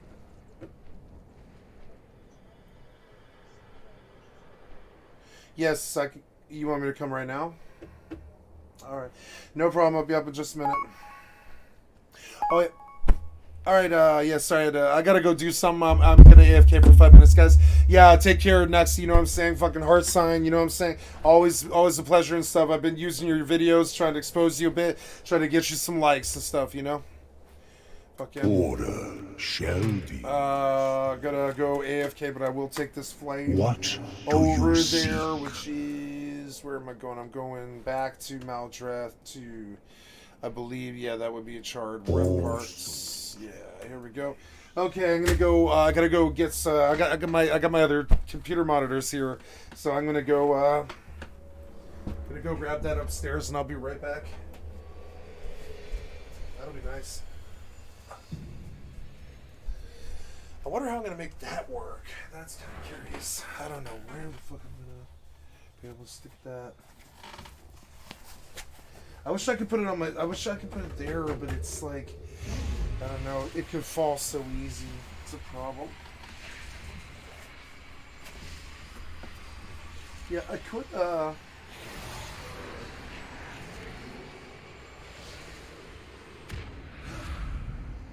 So dope. I fucking love that. All right, gotta go AFK. Sorry guys, I hate to ditch out on you, but anyways, yep, I'll be back here in about 3 minutes. I just gotta grab a monitor and then I'm gonna plug it in. I'll be right back.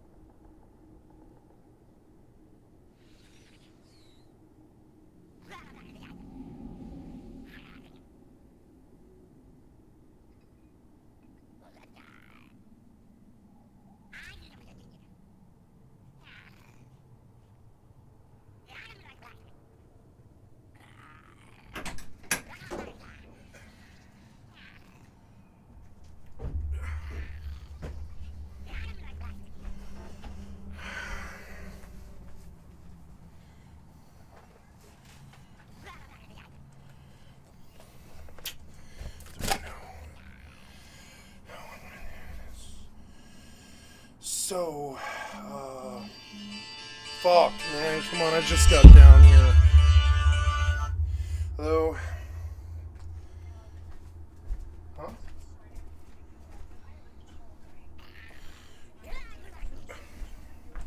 Yep.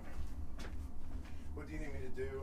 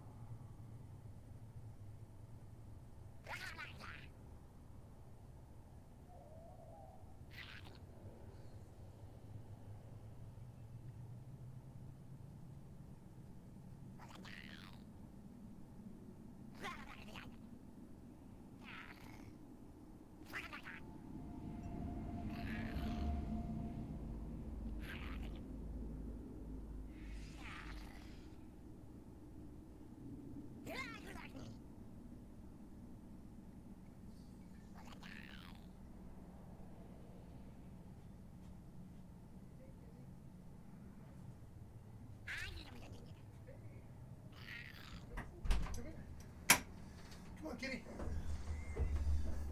You're fine. Come here, kitty. I really don't know. I don't know. I think that guy's gonna have to come. Yeah, hey, you wanna come see me? Door's open, babe. You're good. Yeah, oh yeah, you wanna say hello? Say hello to my little friend. Yeah, hi. Yeah, hi. I just wanted to say hi. I'm kind of busy. Oh, Jesus. Right, I forgot about this. Yeah, oh man, listen to you. You seem frantic. Just relax. Everything's fine, kitty. Yeah. Nobody's trapping you. You're all good. That is not not gonna work. I don't know what to do about that. Yeah, you're always welcome in here, you know. Silly kitty.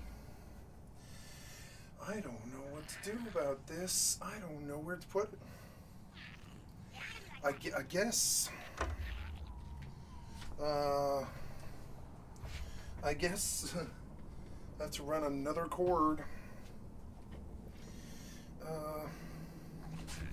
For one thing, what's left on the board? Are those... Hey! Yeah, my camera fell off. Everything fell off. Hi, hello. I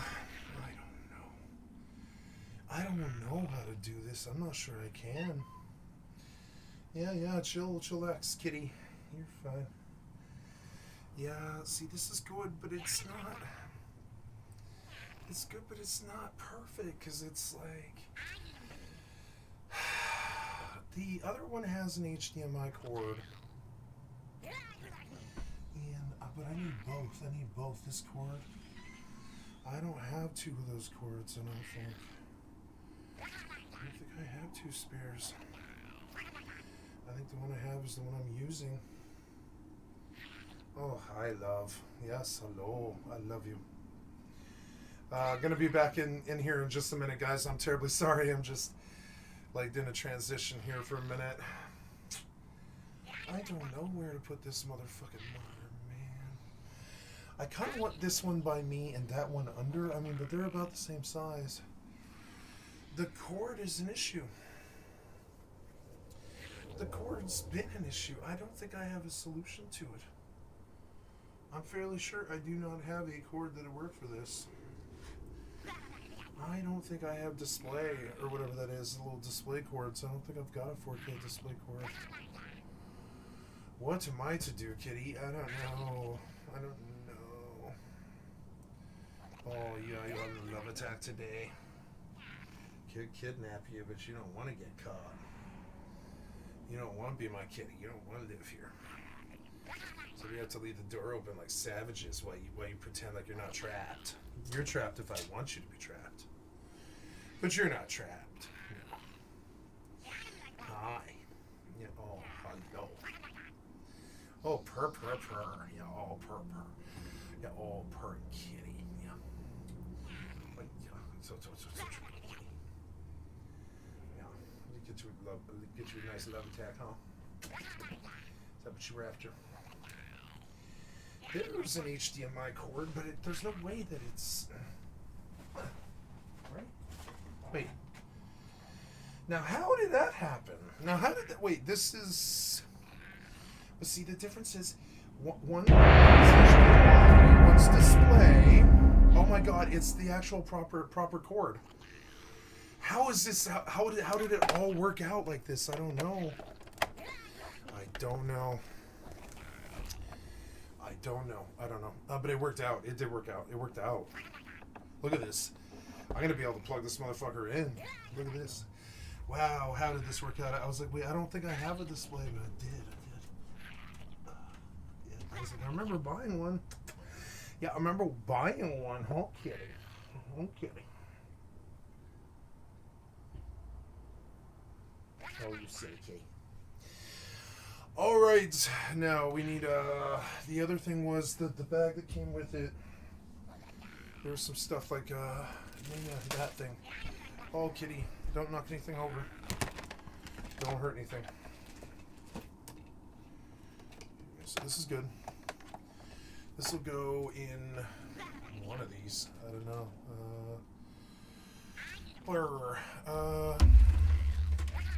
Yeah, one of these, I guess, yeah. Plug you in. Okay, yeah. Oh, hello, kitty. So,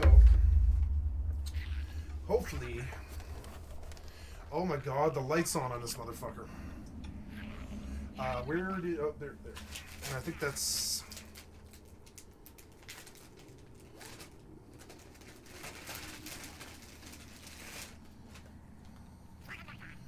This isn't you though, is it? This is... Oh my god, it is. It is. It is. Wow. How is that possible? No, this was never mine. I don't know whose this was, but it's... Weak or no signal, right? Yeah, because I have to sync and identify to the third. So we're gonna... Oh, jeez, don't fall. So we're gonna push this back where it can't fall like that, right? And then I don't know what I'm gonna do with this. I don't know where I'm gonna put it. I think for now... No, I'm gonna pull this down. Watch it, kitty. Oh, you don't have to leave. Hey, come here. You're fine. You're fine. I could do this. I don't really see why not. Let's see. Could do that. Reattach to the table. Right? Like that. Yeah, like that. Right. And I'll fix that in a minute. This should all work, but then I'll think about it. I'll think about where to put it. Mainly just get it working first to even see if it's worth my time to worry. Yeah, so this thing needs to come back over to where it was. And then I'm gonna pull over here. Okay. This should like down like that, but not curved. Yeah. Pull this that direction. So, what do I do? I put it. Yeah, I think I put it below the TV. I think I do. It's so good. Like, man, it's so good. Who cares? I can just watch TV now. Oh yeah, I've been removed from the queue. Yeah, that makes sense. What do I need to do? I need to go to my desktop. It's a shame I was too busy to see Nuxie. Oh well. Okay, so I am attempting to go to display settings. Oh, identify. 3, right?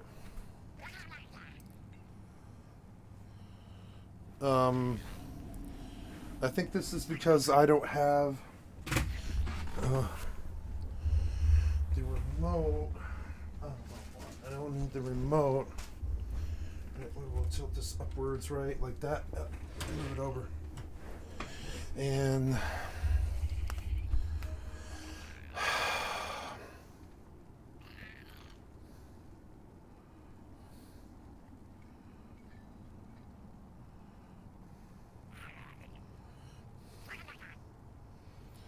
yes, so we go source, right? Source, do menu. What about power button? Oh, yeah, there we go. Then source to HDMI. And there's my monitor. Yeah. So I don't know. Oh wait. What was this again? What was the menu? We are return. Oh my god, I have another monitor now. Oh my god, it's so good. I need to figure it out though. I don't know how I'm gonna do this. It's the same monitor. How did that even happen? So you say that you're in 1920 by 1080 on this one.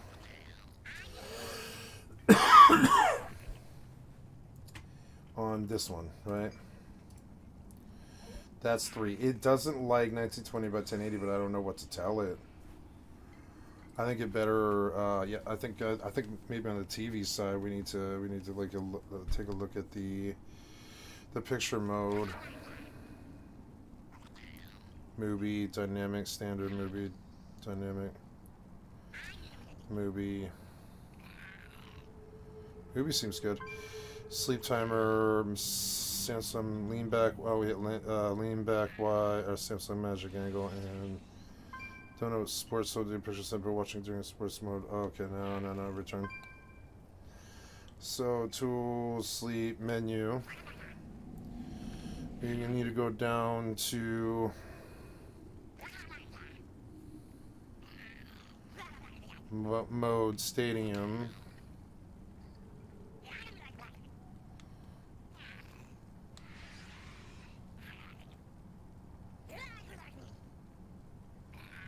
Picture options.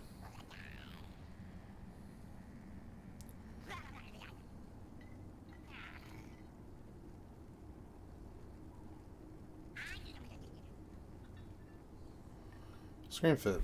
Wait. So how this is actually right now is like that. Oh my god. Okay. Screen fit seems to work.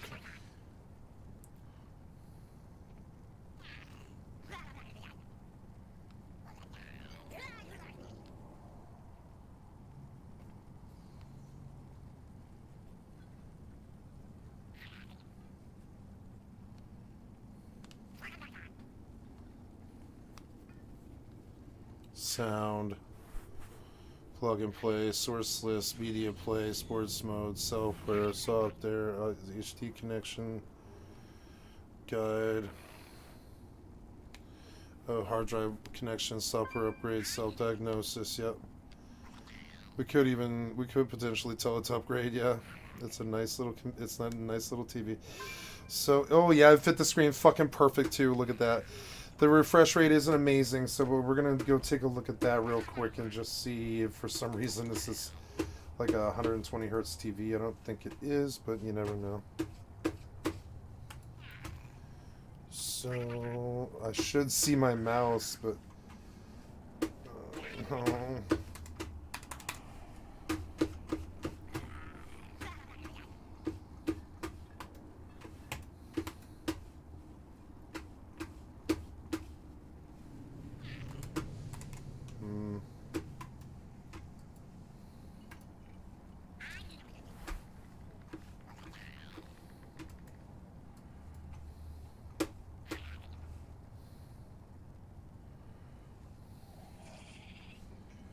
Oh, damn it.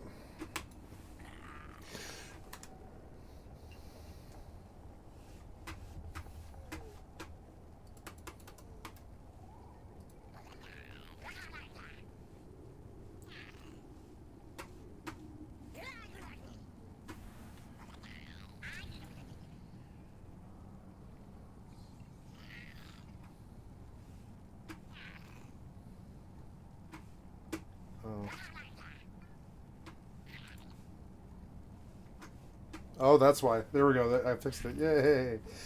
Okay, so then we're going to go load, like, so this should go over to this screen. And there's my TV with my stream settings, right? Oh, I love this. It's going to make my fucking, this makes my day. Yeah, and so what do? Do I put it right underneath? I don't know what I do with this. I don't know what I do. It's really interesting. That sound is driving me crazy. Do you really need to make that sound, please? Please don't make that sound anymore. Fucking so annoying. Yeah, it's good. It's fucking beautiful. So then now,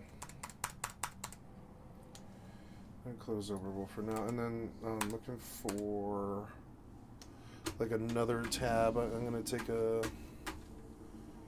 another tab. I think I would prefer to keep it like this. Yeah.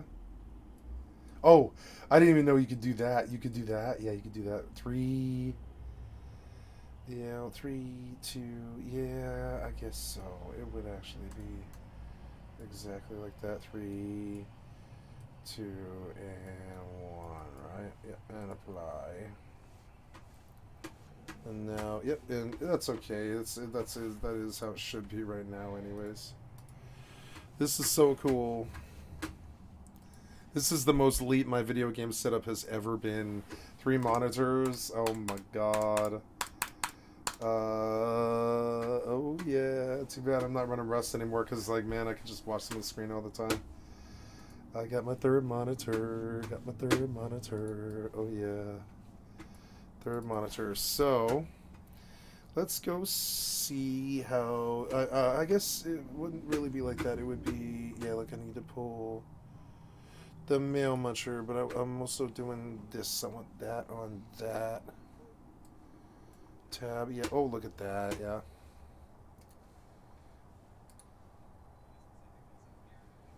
What?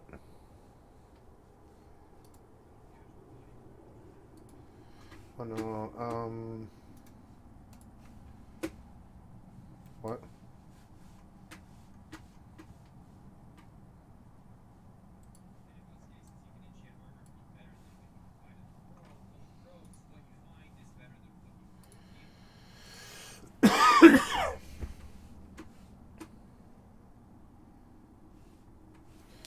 No, that sound is coming through.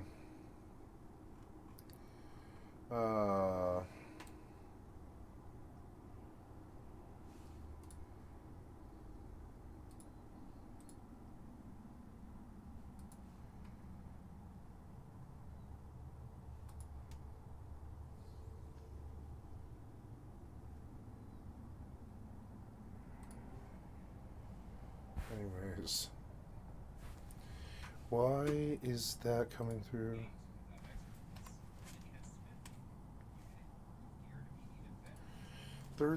Sound plugged. I just plugged in 3rd monitor.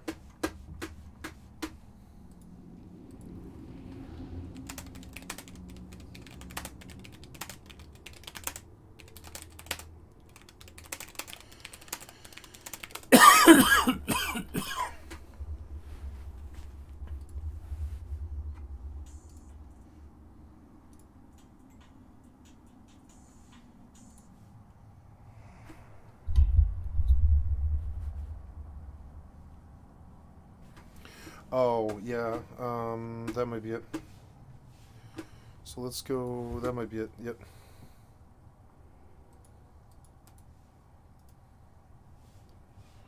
So we'll minimize and we'll come down here and we'll look at display settings. And 4.3 display, right, advanced display. 60 hertz. Yep, this is the highest that goes. Yep, 1920 by 1080, 680. Yep, fits perfect. Yep.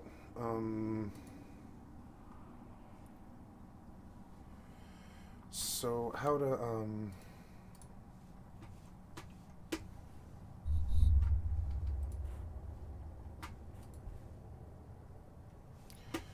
choose my output device, right? Okay, so you say go check the.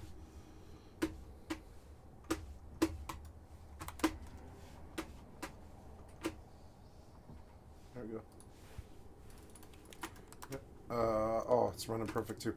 But I need to go to sound, which, yeah, what is that? It's not sound settings. It's like, it's not the volume mixer. It's the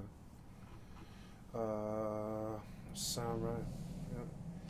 Speakers.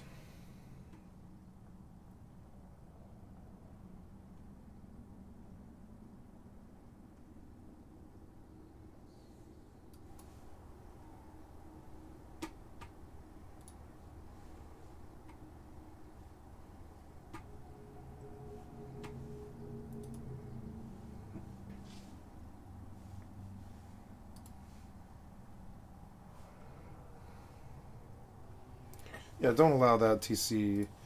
Right, so now it should be alright. I should be able to hear. Using crafting materials. There you go. You cannot improve ropes to be better. You can only replace them.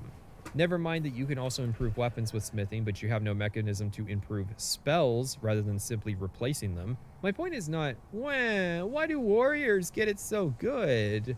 It's simply to compare how functional gear progression in Skyrim works with warriors and why that idea doesn't work with mages. It's yet another obvious sign that nobody really plays pure mages at Bethesda. In Oblivion, the gear progression worked because you could continually find or create new and better equipment. A big part of that was having 2 ring slots for enchantments, where Skyrim only has 1. An innocuous change if you want to play warrior, but for mages, the decreasing number of enchantment slots is yet another nail in the coffin, and at this point, we're probably going to need to go buy another box of nails. Ignoring how many enchantment slots there are in Morrowind, reducing that number even further than Oblivion already had means less and less options for improving your character. If I'm supposed to use enchantments to make my spells better, then why do I only get gloves, boots, hats, a ring, and a necklace to do so? Why do I need Master Enchanting just to double the number of enchanting slots? Why do I need to exploit the fact that you can wear a circlet and a Falmer helm just for a couple more slots? Why can warriors fortify their weapons and use potions to buff their damage, but I only get the potions? Why do warriors get 100% damage from perks as well as their skill values, but I only get 50% damage increases from perks and not my skill value? Why do spell enchantments reduce the cost of spells but not just fortify their fucking damage?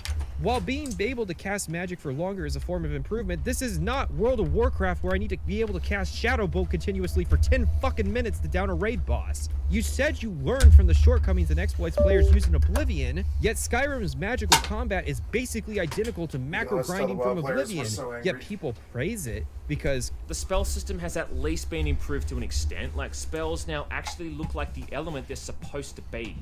In Skyrim, a fire spell looks like fire. The lightning looks like lightning. The schnozberries taste like schnozberries.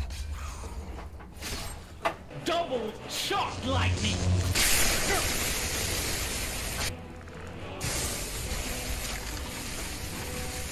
Magic was arguably too versatile in Morrowind and Oblivion, so Shouts gave all builds access to special abilities. Too fucking versatile?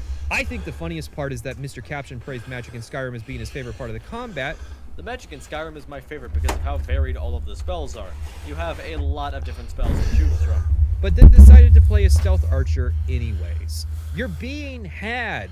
They're focused on making the magic look cooler to cover up the fact that nobody at Bethesda gives a fuck. And then the end result is that every YouTuber who reviews this game assumes that they don't need to look Bethesda deeper than the cares. You're surface dumb. level You of think magic because, Bethesda hey, doesn't care? someone You're else fucking must dumb. have. In the making of documentary, they cut to the quote magic meeting end quote, except instead of talking about magic, they're talking about how armor provides damage resistance. Your damage resistance is determined by your armor and your perks and other stuff that might fold into that. So in this case, admittedly, the player will have to trust that we are doing what we say we are doing. We've always been very big in the Elder Scrolls on dynamic growth of the character. The funniest part is the dragon shouts, where they basically took a bunch of magic effects but made them available to everyone, or rather, more available. Since removing classes means anybody can pick up magic anyways. They probably only updated the magic in Skyrim as a side project to creating the dragon shouts. Why bother with magic when you can cast most of the cool effects on cooldown with a better playstyle? Paralysis, Ice Form, Detect Life, Aura Whisper, Conjuration, Call of Valor, Fear, Dismay, Calm, Kind's Peace, Fire Damage, Fire Breath. Except there's actually a bunch of dragon shouts that have no equivalent magical effect. Ragdolling enemies, moving quickly, summoning storms, summoning dragons, making your swings faster, making dragons land on the ground, disarming enemies, making it stop raining, becoming invincible to damage. I hated being a mage in Skyrim. I hated that my hireling Jizargo had better gear progression than I did. I hated that I was relegated to doing the same thing over and over. I hated that I had to grind multiple crafting skills just to be viable. I hated the faction that was built around my playstyle. I hated that the rewards for sticking with it to the end were so fucking terrible. I hated that the final stage of magical playstyles was just ignoring the combat. I hated that I had to do exploits to have a comparable level of power and fun to previous games. I hated how much potential the game has to have a cool magic system, but doesn't because the developers are at best apathetic about my preferred playstyle, and at worst actively making it worse in some misguided attempt to balance it. Was the goal to make people not want to play mage? Because I'm gonna say you fucking succeeded. If the goal was to make people hate magic because you want to convey how Nords felt about it, congratulations, good job. But I'm sure if you set a game in Somerset, you wouldn't intentionally make the combat shit to make a narrative point, would you? Why is it for every one new thing that you add, 2 things have to go? Uh-oh, someone got mad on the internet, and that means they automatically lose. So says the wisdom of passionless, depressed people trying to squeeze that last drop of dopamine out before they fully convert into NPCs. I mean, GG, no ratio. I'm actually getting frustrated writing this. Like, I usually feign emotion with a lot of stuff because my emotions don't last long enough between playing the game and writing about it. But thinking about Magic is genuinely one area where I start to get angry, and I want to say in recording that I got angry again. It peaked a lot. Have you ever been a fan of a series, but as time has gone on, you've started to feel more and more that the creators resent you, that they want new fans, and that they're willing to lessen your enjoyment if it means broadening their appeal? Now imagine this is one of the only series you can get that experience from, and also there hasn't been a new title in over a decade. I asked about other games or even indie projects I could look into, and the response was that my expectations were too high. Yeah, I guess expecting developers to do what modders have already done for free with Skyrim, but this time with the actual potential to get paid for their work is just unrealistic. I'm serious, I promise you, there's an audience for this, not Bethesda, fuck them. I haven't bought one of their games without a 90% discount since 2011. I seriously doubt they'll ever try winning their old fans back other than nostalgia baiting about better games. Don't be an abused housewife, just fucking move on. No, I mean for new studios to come in who want to try innovate on the formula. Let Bethesda keep practicing their keep it simple, stupid idea. Let them keep stripping mechanics down until their games become a parody of the idea of a role-playing game. Don't interrupt enemies while they're making mistakes. Instead, take advantage of it. Don't bankroll this $200 million project for hardcore RPG gamers and expect $1 billion in sales. Instead, come up with a realistic budget with the expectation that you can firmly capture a very specific audience consistently.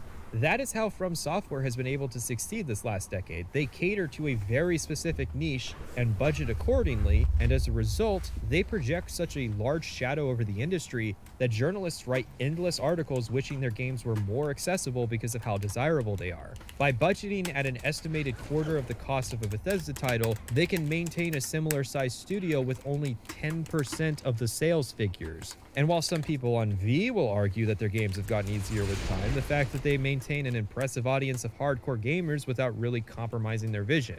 So whether you're a solo dev or part of a AA studio with a couple $1 million in the budget, just know that if the boomer shooter crowd can have a renaissance in their genre, then so can role-playing games. Right, so the College of Winterhold. Hang on, I gotta scroll up the script and see where we're at. Yeah, no, it's taken a while. Whoa now. Ease off on the magic. Are you fucking kidding me? Ease off on the magic. Okay, so there's a bit of a time skip in character because I did the initial quests at a very low level so that Tolfdir would offer his alteration training service, but then I left so that the level scaled rewards of this quest would be maxed out. So months after getting instructions from the Archmage to research Sarsal, we finally return and head to the library. It's headed up by, get this, an orc. And he's pretty important at the college too. Actually, that's only mildly progressive. While there weren't any orcs in the Cyrodiil Mages Guild, there were orcs in the Morrowind branch. Granted, 3 of them appeared to be battle mages deployed to a Daedric ruin, and the 4th was a necromancer, but that's still better than the discriminatory enrollment practices of Hannibal Traven's Mages Guild. You are now in the Arcanium, of which I am in charge. Enemies approach. Man the mirrors. Those that try to breach our walls will be met with light. Torn apart by angry Atronachs. Now, do you require assistance?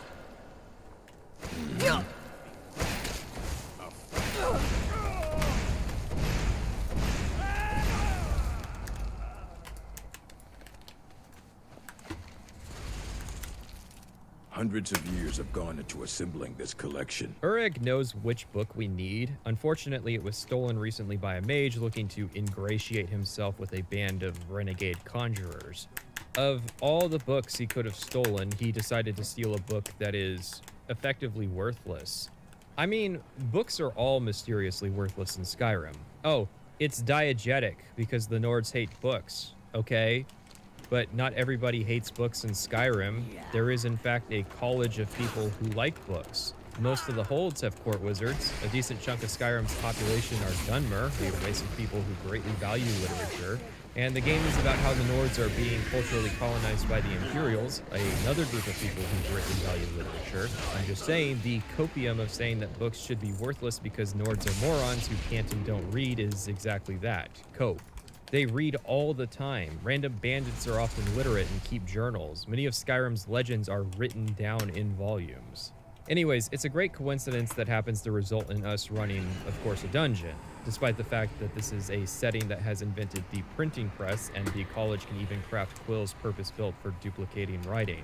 There's even a famous chef in Skyrim named the Gourmet who has published a popular and well-known cookbook, something that is kind of a modern concept. I bring all this up because it's very strange and convenient that Ureg only had a single copy of this book, which happened to be stolen. So we head out to Felglow Keep, an old fort being occupied by sorcerers who decided to leave the college. Was it because they're necromancers? I sure know. Those archaic policies died out with the Mages Guild, and were never enforced here. Necromancy, as any other type of magic, is a tool to be used. It is unusual, to say the least. We aren't really given a clear idea what restrictions Archmage Aaron had placed on this group that forced them to splinter from the college. In fact, a lot of people's issues with Savos Aaron are that they don't like him, as in him personally, which is weird because Aaron is shown to be rather hands-off. He delegates most management decisions to Mirabelle Irving, someone who is more respected by members of the college. And it seems that while Aaron disapproves of some dangerous research, everyone knows you would be stupid to actually ask the Archmage to approve of anything directly. I am quite content to see nearly any aspect of magic explored and investigated here. But I do not and will not approve of any research or experiments that cause harm to your fellow members of the college. We don't really find out what the Caller's problem with the college was, considering she's just leading a small group of conjurers. The UESP editorializes and calls her insane, when in reality she's quite cogent and can even be convinced to allow us to leave with the books and her prisoner, despite the fact that we are... You're the one who barged into my home and laid waste to my projects. Orthorn is the guy who stole some literature to try and impress the Caller, which failed since he's their prisoner. Funny thing is, this is the first I'm hearing of this. I've never actually run into Orthorn, so I don't have footage Sinfall of him. will remain Double safe funny, he thanks to your disappears as soon as the quest is over, so saving him has no impact. Same with the Caller. Whether she lives or dies is irrelevant for the rest of the story, so we have to ask the question, what's the point of this quest? If Ureg just had the book we were looking for, nothing would have changed other than the fact that we would have crawled one less dungeon. Now you might say the goal is to show how people are dissatisfied with and leaving the College of Winterhold due to Savos Aaron's poor leadership. Except we're not given an explicit reason why these people left in the first place. In addition, the dungeon is full of hostile wizards performing experiments on living subjects, so if anything, I'm taking the opposite away, that Aaron's leadership led to a bunch of degenerates being forced to leave. Of course, I doubt Bethesda was duels are a attempting matter to make of that pride point. and Rather, I prestige. think the idea is that it's meant But to for show the how Aaron is cartel, fracturing they the college. also mean But when it came profit. time to translate the story from the whiteboard to the game, someone ended up taking That's a an lot of existing weapons conjurer you're dungeon carrying. and slapping an NPC Going named to war. generically the Caller, complete with a random face at the end, and called it a day. Imagine if things had played out differently depending on how you handle this quest. For instance, if Orthorn or the Caller are alive after this quest, maybe they come back to help us later on. Maybe if you use magic to get past the Caller's servants without actually killing any of them, she will comment on this with gratitude. I'm going to compare this to Leowin's Mages Guild quest, where the player has to find an amulet to get a recommendation from the local branch leader. It's a very similar quest in that it starts with dialogue to figure out where to go, then you go to a dungeon before being confronted by a character at the end. Except that quest had narrative relevance. Say what you will about the Oblivion Mages Guild, but most of its quests, if it sent you to a dungeon, had a narrative reason to send you to that dungeon. We are going to Fort Blueblood because our boss needs an amulet in order to be normal, and we are confronted by a necromancer named Kalthar who stole the original amulet so that our boss would get fired. I criticize the execution, but this is a really good excuse to go make the player do a fort hunt. The only reason you go to Felglow Keep is to recover a book that isn't even relevant to the keep or the group residing within it. None of the characters are relevant, it's almost entirely self-contained. When Morrowind sent you to get a book for a quest, it would go one of 3 ways. The book would be common, and you could find it at bookstores, which were present in several cities. The book would be rare, and you could find it only at a rare bookstore in the capital, or in the library of the secret police, or in several notable dungeons. Or the book would be unique, and you would have to find it at a very specific location. When Morrowind sent you to a dungeon, it would give you ample cause to understand why you were going to that dungeon. And when a book was supposed to be rare, its gold value would reflect that. Vampires of Vardenfell Volume 2 is a rare book due to having been banned by the Tribunal Temple for spreading the heretical claims that it is possible to cure vampirism. You can find the book during the Tribunal Temple questline when you're sent to clear out the vampire stronghold of Galam Deus, which is one of the locations where the book can be found.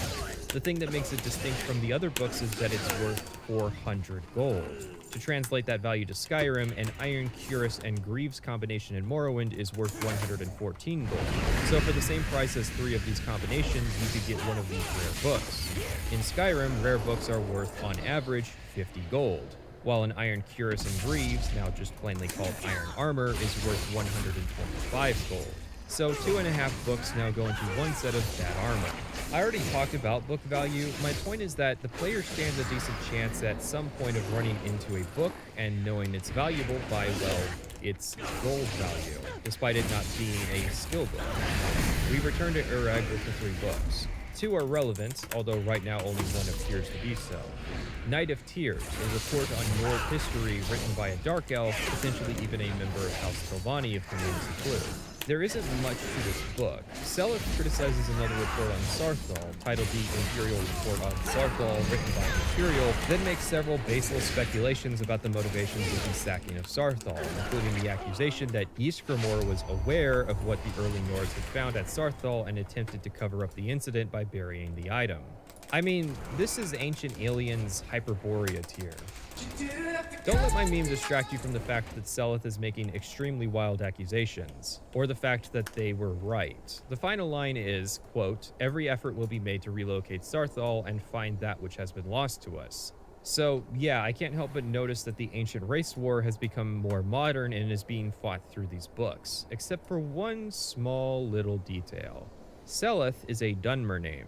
The Night of Tears was performed by Falmer. The Falmer were worshippers of the Aedra, while the Chimer and later Dunmer are worshippers of the Daedra. The reason I bring this up is that the orb will be named the Eye of Magnus. Magnus is not actually an Aedra or Daedra. In fact, his notable quality is that after hearing Lorkhan's mortality plan, he decided to up and just leave for Aetherius, creating a rift so massive between the planes that so much light would pour through that it actually lit up Mundus. Yes, Magnus created this universe's sun. That's how powerful he was.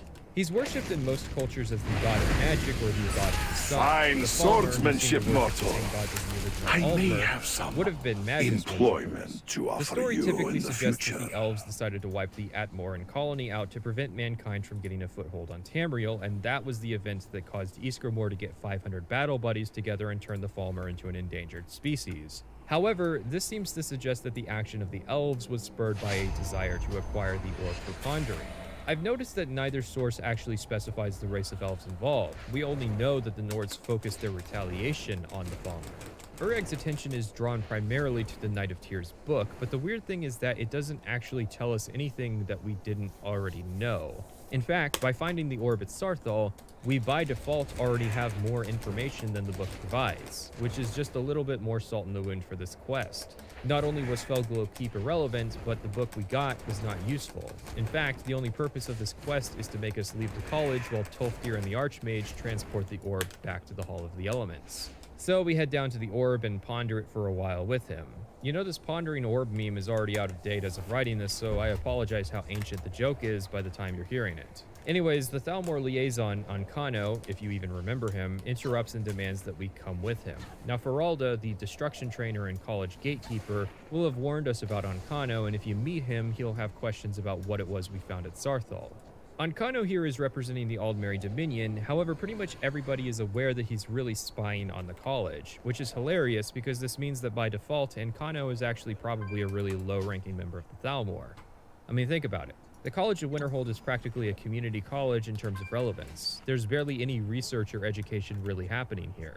They didn't send their best to spy on us because they probably assumed the Nord Magic College would not do anything significant. Anyways, Ancano is interrupting our research because a member of the Psijic Order has arrived asking to meet with us specifically. Ancano is alarmed by this and demands that he attend our and the Archmage's meeting with this envoy. Now we meet with a member of the Order at Sarthal, but this is actually a different person. He stops time like the last guy and we have a conversation. This object, the Eye of Magnus, as your people have taken to calling it. The energy coming from it has prevented us from reaching you with the vision we have already seen.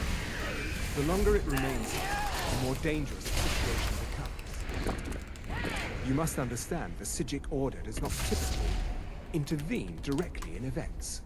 One of the guards said he saw a mage of thin air. He claimed it was one of those Psijic monks.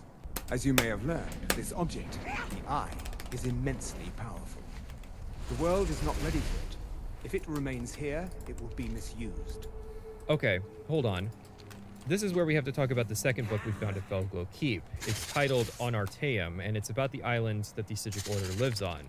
Their first appearance in recorded history is fairly early in the First Era, meaning that they were likely founded in the Merithic era. To give context for this time period, the dwarves still existed, the Dunmer were still a golden-skinned race, men in Cyrodiil were slaves to the Ayleids, and there were still men arriving from Atmora in Skyrim. In fact, many of the tombs you see in the game had not yet even been built, because the ancient Nords whose bodies they were meant to inter had not been born yet. The Psijics are an Altmer order, and they lived on Artaeum, which was the third largest island in Alinor. I say it was, as the island vanished in the Second Era after the Mages Guild was founded and would not reappear for 500 years. The Psijics are capable of moving their island, making it difficult for it to be visited directly, let alone invaded. The Order has also played a part in Tamrielic politics, although notably our boy Uriel VII actively did not trust them. Wow, weird, the guy that didn't trust a famous Altmer order was assassinated by a cult led by an Altmer that led to the rise of an Altmer superpower in Tamriel. It's weird how these things work out. Despite that, the Psijics and the Thalmor claim to hate each other, which is evidenced by Ancano's concern at their arrival and the reason that the Psijic stops time and afterwards pretends to be confused at who we are before subsequently leaving. It should be noted that the book that clues us into who the Psijic Order are first appeared in Daggerfall before the rise of the Aldmeri Dominion, meaning that there are a couple centuries of context we are missing. Now, in the Pocket Guide to the Empire 3rd Edition, a physical book that shipped with the collector's editions of Oblivion, the Order is stated to have ramped up recruitment from 17 members in the preceding millennia to 30 members in the 2 years before the events of Oblivion. The book also mentions how there is a cultural revolution brewing among the young Altmer in Somerset, so I think Bethesda knew full well where they were wanting to take the story when it came to the rise of the Aldmeri Dominion. However, the Thalmor are an unexpected twist. We'll talk more about them during the Civil War and main quest sections. This appears to be the College of Winterhold's vestigial connection to the main quest. Each game's magical faction has generally been connected at some level to the main conflict of the story. In Morrowind, the Mages Guild provided a big puzzle piece to the mystery of the disappearance of the dwarves, while in Oblivion, the Mages Guild plays a role in uncovering the location of the Mythic Dawn base. In Skyrim, there's a guy who wears black and yellow who is an antagonist. This seems to be a flaccid attempt at Mock emulating pools are the Geralt's ideal style place of to the dredge up unreliable new narrator, but much treasures, lamer. Who are the amongst Thalmor other and what do they things. truly believe? Let's leave most of that up to speculation. Who are the Psijic Order and what do they want in this situation? Let's be vague and mysterious to sell the idea that they are a vague and mysterious order. Here's the thing. Vague and mysterious are tools you use when something is not the subject of your story. When we hear about Nords and Morrowind, it was shrouded in a lot of mystery because Morrowind was not really about the Nords. When we heard about Nords in Skyrim, we got a lot more detail because now they're the subject. As long as the Psijics were background lore, it was fine to keep them an enigma. But once they start being characters and doing things, well then that comes with the expectation that we're actually going to learn something about them. We're going to peel back a bit of that mystery and find the world is a rich tapestry of unique cultures. ESO ends up telling us a lot more about the Psijics and their actual storyline in one of the canon games. Instead, they are sentient plot devices. They somehow know, can teleport to, and stop time at Sarthal just to deliver a vague message about judgment. Quaranir implies it was a vision and that the eye is preventing them from sending further visions, except I just got back from Felglow Keep, which is halfway across Skyrim. Maybe the idea is that Tolfdir undid the binding containing the amorphous energy of the orb, a binding that could withstand the sheer power of the orb, but whatever that is, but not 10 seconds of a basic lightning spell. And also, it wasn't containing the energy at all. Yurik Galderson was using the orb to be invincible.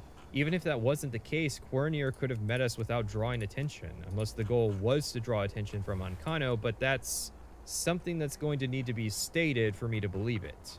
Anyways, we're given a single clue, an entity named the Augur of Dunlane. Okay, so this was supposed to be a surprise since you can't do the restoration ritual until after this quest, so pretend for a moment that you know nothing about the ghost gangbang from earlier. What is the Augur of Dunlane, and will it take me 3 hours to explore this topic?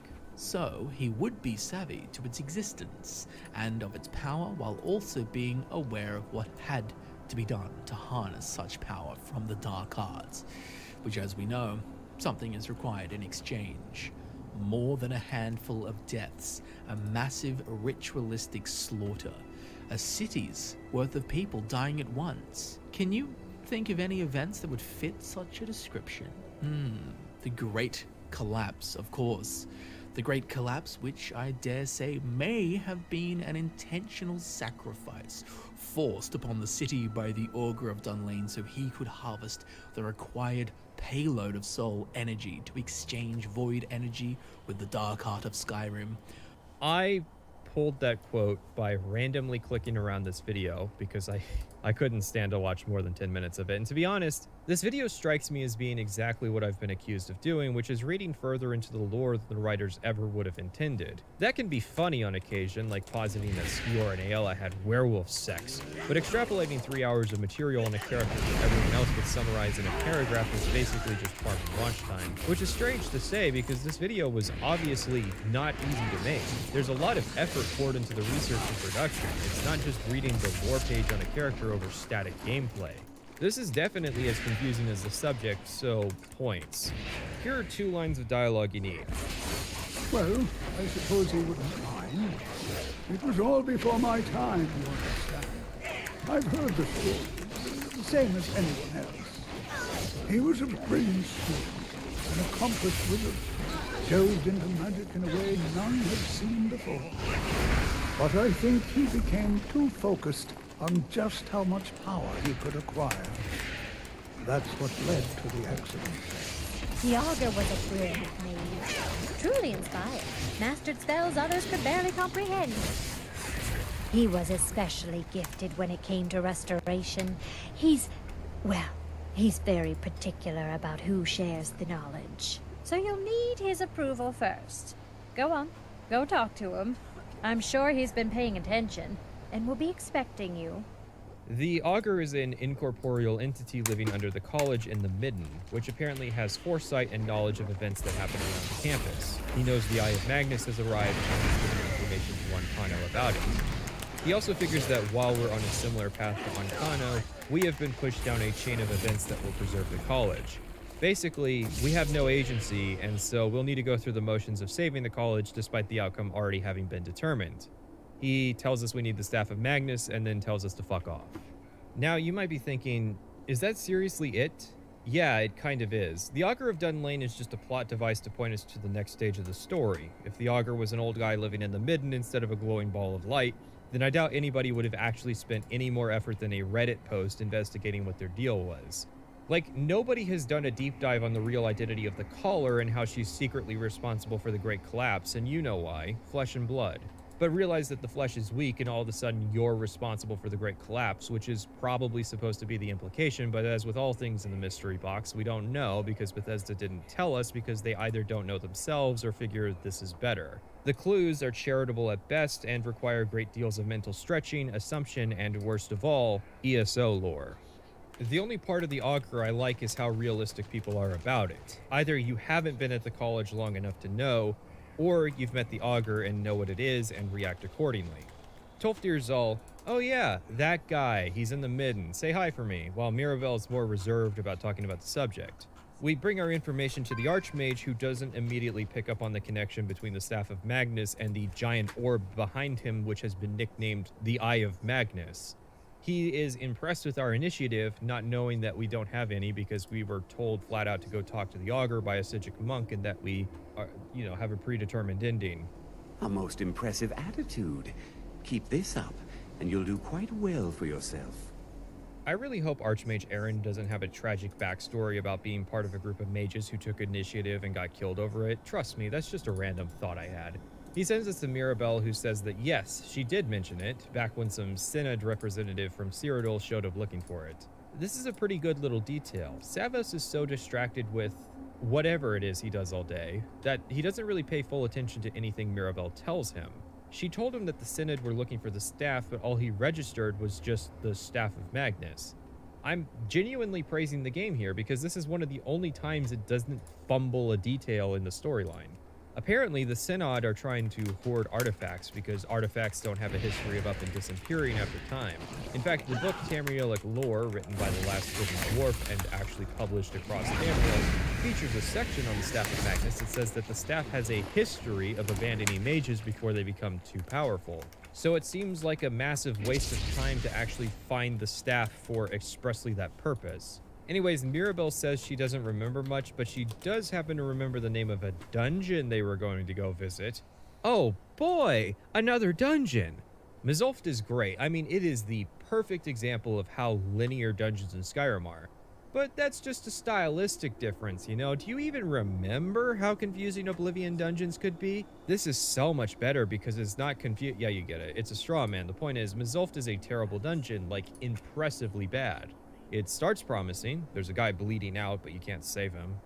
Well, you aren't expected to. The sequence apparently breaks if you do, since the key you need is on Gavros, but they meant for him to die here. Then you go down the hallway and find a corpse with a free potion. Then you continue down the hallway until you fight some enemies. You kill them, and then you continue down the hallway until you fight some enemies. And then you continue down the hallway until you fight some enemies. Down the hallway until you fight some enemies. Hallway, enemies. Hallway, enemies. Hallway, enemies. Now, linear hallways of encounters can theoretically be interesting if the encounters themselves are interesting. But this is just a series of encounters with level-scaled automatons and Falmer in Skyrim's combat. If you tried to submit this in a level design competition, you would be mocked. They were so proud of their new dungeon design philosophy that they outright lied about Oblivion only having a couple level designers, when really the team had only grown by 2 members, from 6 to 8. Yet for some reason, a dungeon that was meant to be part of a major questline got 0 attention. The only interesting part is this T intersection, but even that's just as simple as go to the end of this hallway, fight a boss, get the key that they have, and then go back to the intersection and unlock the door to the quest area. But what can be done? Well, I hate how people think that if you don't have the simplicity of a Skyrim dungeon, then you obviously have to have the needless complexity of a bad Oblivion dungeon. Oblivion has some terrible dungeons. Trust me, I made a mod that connects 60 of them together into one continuous area. I know how bad they are. Now, it's not as easy as simply saying, hey, make better dungeons, Bethesda. I'm sure they're trying their best. I think the issue is that with Skyrim, the rank-and-file level designers got top-down dogmatic edicts about their design, which meant there wasn't really room to experiment.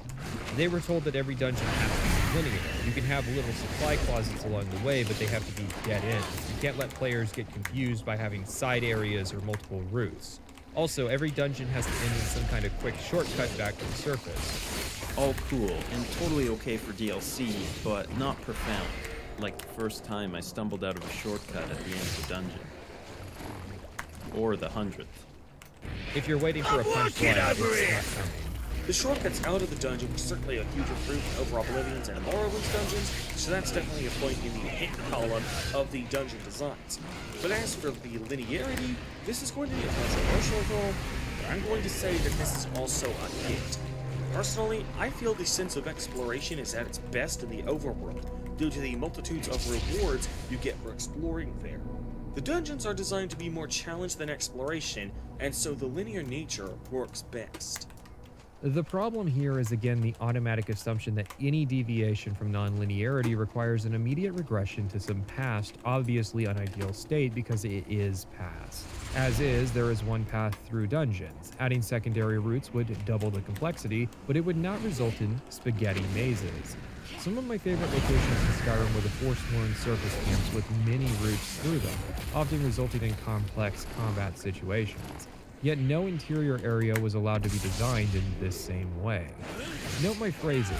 Areas were allowed to be designed by certain consistent parameters. Play through these dungeons and you can gradually reverse engineer what the rules were. The dungeon must be a linear hallway. It must end with a boss level encounter with a boss level chest. The dungeon must then provide either a shortcut to the entrance or an exit depositing you back into the overworld. It is a rote design philosophy, and it is obviously such when you compare it to areas from any other Bethesda title, including Skyrim's downloadable content. It is a low point in the series, where Bethesda was so focused on ironing out context for areas that they neglected complexity. It is true that the average dungeon in Skyrim has a small story to it compared to such areas in Oblivion. It's also true that the UESP article for most dungeons in Skyrim have not created maps compared to their Oblivion counterparts. Creating a custom map for an article is actually a surprising amount of work. I did this myself for a certain dungeon we'll be doing later in this questline, and the games do not make it easy to do. It can be concluded that this hasn't been done because it isn't necessary for Skyrim. But let's back up a second. We've observed how the design is different, but does that make it bad level design? Level designers are often beholden to the broader mechanics of the game. It is why analysis of dungeons is intrinsically tied to analysis of the gameplay loop. If all it takes to be considered good level design is a strong connection to the gameplay, then yes, Skyrim has good level design. But I disagree. In my view, good design should be a function of how much of an experience an area provides. The experience can mean many things, but for most, the easiest to strive for is fun. Other experiences can be intrigue, setting, and horror. Is an area fun? Does it create greater context I am for certain Skyrim? whatever Does it make was you stretched fear a up will monstrous aid our faction? cause. And would you be likely to recommend that particular level to your friends? That was the inherent mistake that Oblivion made. I would say that many Morrowind dungeons violate these principles as well, but its most memorable areas did not. Examples given, Kogarun and Ald Daedroth. There are a couple dungeons in Skyrim that rise to the occasion, but the unifying element between all of them is almost always that a quest was tied to it. And where a quest is, a quest designer was, which is to say, these areas received attention because they were tied to the content loop. Other areas without quest are left to the universal blueprint because there's no guarantee that players will ever find it. Now, those two Morrowind dungeons I listed are not exceptions to that rule. They were, in fact, both tied to the main quest line. Generic Morrowind dungeons also leaned on the gameplay to be memorable, it's just that the gameplay had much greater depth to support it. Skyrim dungeons are not memorable because they're not made to be. They are amusement park rides. Queue up at the door, and once the ride is over, find yourself right back where you started. Oh yeah, my camera. I didn't fix my camera. I'm sorry guys, I'll do it in just a second. Except people often recommend individual roller coasters. Nobody ever recommends an individual Skyrim dungeon. There we go. So oh, the thing, camera. I forgot about this. In this dungeon. Sorry. That's understandable. I thought the shortcut was this northern door, so in my rush to get there, I managed to whirlwind sprint at exactly the right second to completely miss the actual shortcut. Then, when I found that the door wasn't the shortcut, I decided to just backtrack out of the dungeon. Now, this is certainly a mix of my fault and bad luck, but there were actually 2 other times in the game where I did have to backtrack that weren't my fault. Having to backtrack in Skyrim is great, because it exposes how awful the dungeons are. It was generally the rule that most Morrowind dungeons involve backtracking, although funnily enough, Kogarun actually doesn't, although it deposits you inside the ghost fence and the quest is nowhere near a teleport point, so you'll either need to fly or backtrack the dungeon anyways. Backtracking in Morrowind wasn't that bad though. Besides, the fact that you could just teleport home as soon as you were done with a dungeon, it also gave you an opportunity to make sure that you had fully explored the area. Then in Oblivion, they added some dungeons that ended with a shortcut, presumably because they got rid of the teleportation. A lot of the Oblivion dungeons were also complicated, however, so backtracking wasn't the end of the world since there was a chance you might find more loot or areas to explore on your way back to the entrance. Backtracking in a Skyrim dungeon, however, is a complete waste of time. Everything there is to see will be seen the first time, like an amusement park ride. And that's the big problem with Mizulft. They wanted it to be a challenging dungeon, but there are only 2 ways that the level designers can create challenges without breaking the rules. They either need to stack the dungeon with high-level enemies, or make the dungeon really big. But since they can't make the dungeon wide, as it would violate the linearity rule, they have to make the dungeon long instead. The end result is this ridiculous hallway of combat encounters. We get to the end and are confronted by Peritus Decimius, a surviving member of the Synod who was expecting us to be that guy that died earlier. You know what would be really stupid? If this part of the dungeon had the back door. Oh, right, it does. You might respond, sure, but the back door is up on a cliff, so it would be hard to reach. Yeah, seems like a useful time for some kind of magical power that grants you the ability to fly. I mean, barring that, I like that the Synod decided that fighting their way through the automatons and Falmer in the ruins was somehow less risky than mountain climbing. I mean, it's not like this is literally the most important thing the Synod have going on in Skyrim right now. They are literally retrofitting a dwarven observatory to display the locations of all the powerful artifacts in Skyrim. Actually, no. Tamriel. That means this is not the most important thing the Synod are doing just in Skyrim. It's literally the most important thing that any faction on the continent is doing at this moment. However, it ends up not working due to interference being created at the college by the Eye of Magnus. Paradis is naturally upset, but at least takes the time to explain that the other location on the map is Labyrinthian, which presumably must be the Staff of Magnus. He's off to go inform the council of the immense power we're hoarding, so I make sure there isn't much left of Paradis to find by vaporizing him. A place like this is definitely better suited to being in our capable hands. No need to complicate things politically. It's not like the Synod would ever know. They're portrayed as being utterly incompetent. Their stroke of genius was crafting the focusing crystal we use for this map. So, after Oblivion, the Imperial Mages Guild was dissolved due to anti-magic sentiment. I'm having difficulty imagining this crowd getting together to protest at the Arcane University and the mages actually going, you know what, all those guild halls, we closed them. I'm sure it has a lot more to do with the downfall of the Septim Dynasty and the fact that 90% of the council had either resigned over the necromancy ban or had been killed in the ensuing civil war. Even the Archmage died, sacrificing himself so that Mannimarco could be defeated, so it's hilarious that the guild still collapsed anyways because it undermines Traven and his sacrifice completely, as well as the work of the player back in Oblivion. The guild was replaced by two factions, the conservative College of Whisperers, who maintained the Mages Guild original policies of unrestricted magic and education, and the Synod, a liberal faction that not only continued the ban on necromancy, but extended it to conjuration as well, and changed the organization to require years of membership and dues payments just to learn magic. The only reason the Synod have enjoyed any success is by political maneuvering, in this instance the goal of collecting magical artifacts being one of those maneuvers. Now you might be thinking, College of Winterhold, Thalmor, Sigic Order, Synod, it seems like we're introducing a lot of factions without really elaborating on or characterizing any of them. This is a story by Whiteboard. College of Winterhold, college that is in Winterhold. Sigic Order, Order of Sigic.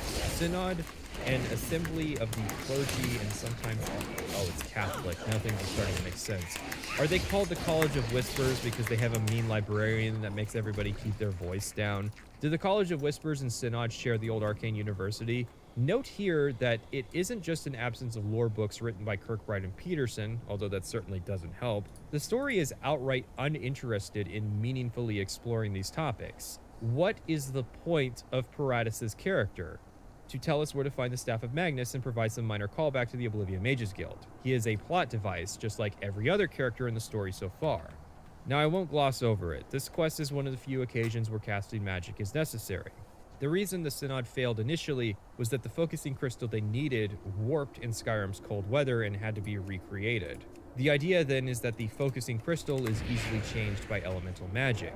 You use magic to tune the beams to the 3 tracks, and then you use these buttons to move the lenses around. Before you get too excited, every player starts with the necessary flame spell, but if you somehow don't have it, there is a handy spell tome that is available.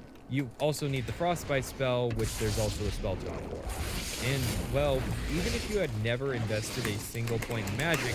Focus completely wrong by the time we got here. The cold, water. Bet it just needs to be heated up. No? Why would it need to be cooled down? This puzzle is still extremely easy to solve just with the base 100 magicka and base magic regeneration that every character has. Now, is that moving the goalpost? Yes. So I guess I do have to congratulate Bethesda on trusting the player to be able to cast novice destruction magic. It's like saying that I have to congratulate Bethesda for making me swing a weapon during the companions. It's a very low bar, dangerously low, a tripping hazard. It wouldn't have been so low if this wasn't the first time in the questline, at quest 6 out of 9, that we are expected to use magic in this way. I like the Harry Potter games as an example. In those, you learn a spell, and then that spell stays relevant throughout the game for making progress. It's not a new flavor of combat magic. You also need those spells to navigate and explore. What are some puzzles I could come up with without creating and or implementing any new spells? You could make a maze where you can see the obstacles but not the rat inside it, requiring you to use Detect Life to track the rat's progress. You could hide a person behind one of 3 doors and give the player one guess to get it right. You could have the Dwemer batteries that charge when shocked with lightning magic. You could have fireplaces or torches that could be lit and put out with fire and frost magic, which gives you a lot of options for puzzle doors. A bunch of invincible cultists are crowding your personal space and you have to use fear spells to get them to leave you alone. Maybe you get trapped inside one of the pipes in a Dwemer ruin and all you can do is use illusion magic to manipulate the people inside to make progress through it. Here's an idea. There's a pillar that will extend out an arm, forming a bridge whenever it is happy. But hurting it makes it lower that arm, and healing it makes it raise it up again. There are tons of really cold in here. I've got to shut the door. Like maybe a pressure Opened plate it for that the you cat can't earlier. physically reach and have to use telekinesis to weigh down with an object, or the opposite. A pressure plate that you can't reach that is already weighed down by a body that you have to use reanimate to move. What about using magic lights to lure a giant unkillable spider around a room, or making a magically dark dungeon that fire will not illuminate, requiring light spells or night eye to even navigate? Actually, they did that in Dragonborn. Those are just ideas I have with the spells in the game. Feather spells could apply buoyancy to certain objects like barrels, making them float on the surface of water. Maybe there's a maze that you have to command a hireling through, and they reach a locked door that you have to remotely unlock using a targeted open spell. The spell magic to remove effects, like making paralyzed people who are obstacles in your way able to move again. I'm just saying it's magic. Once you implement one of these systems, you can just use them routinely enough that players will understand the pattern. This is the basic framework of how children's games work, let alone actual puzzle games. Bethesda's always struggled with this, and I think it's a mixture of apprehension that players will get confused mixed with the woes of their engine. Although there is stuff in the Dawnguard and Dragonborn expansions that indicate they're not completely deaf to the possibilities of literal magic. Fallout didn't exactly fill me with a lot of hope, but maybe that's just the constraints of that setting being harder to gamify in these particular ways, because radiation magic sucks. Because we didn't take the shortcut out of Izulf, we missed dialogue from one of our Civic friends that is critical to understanding the story that's being told. I apologize for this and will play the dialogue in full in order to atone for not giving the game the chance to tell its story. You have done well thus far, but trying times are ahead. It is imperative that you return to your college at once. You will be told to take swift action, rise to the challenge, and discover what you are capable of. You are on the right path. You will prevail. England prevails. Oh, sorry, never mind. The absence of this dialogue changes nothing. Actually, its presence makes things worse. So you guys can contact me remotely when out of range of yacht. Is that difficult? So why didn't the guy who physically came to college just call us while we were at Felgrove? We head back to the college to find the Hall of Elements warded off with Ancano inside pondering the orb. Forgive me for this, however, I'm going to make the assumption that Bethesda is not implying that Ancano's ward is sufficient to block the energy of the orb and make the Sigil call impossible, because it happens moments after we use the Ocular, which is being interfered with by the Eye of Magnus. So unless I'm supposed to believe that Ancano just happened to throw the ward up between me killing Paratus and me reaching the shortcut, I mean, why do this? Why add this component to the story just for Nerian here to act like a cheerleader? You've done well, things will be hard, but you can do it. If you're taking a hands-off approach to the situation, then why call me but say nothing? I know why. It's to establish that the Sigil Order is involved in the situation, but make them more mysterious and show how they're manipulating events very gradually.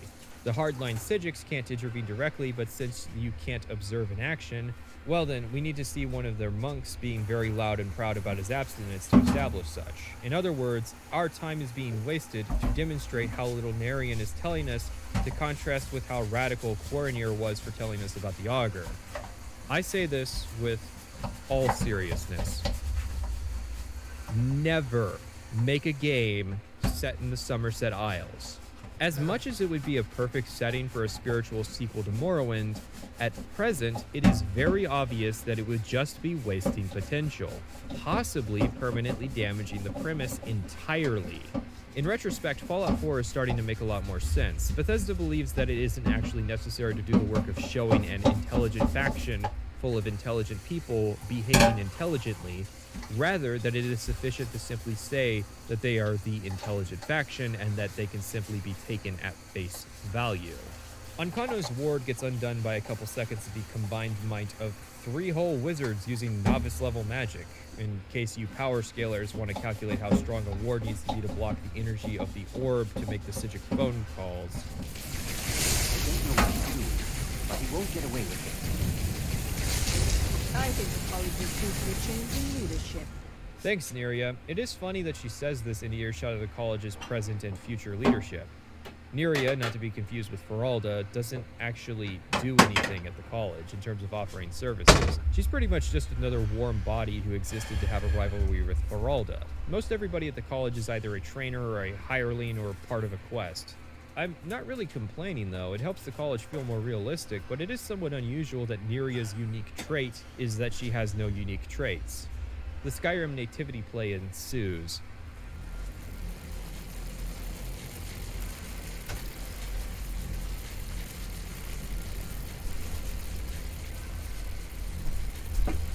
What's going on?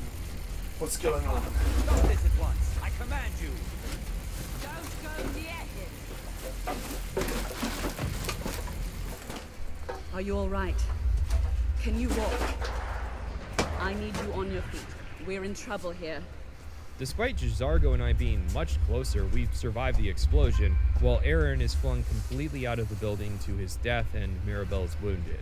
It's quite comical.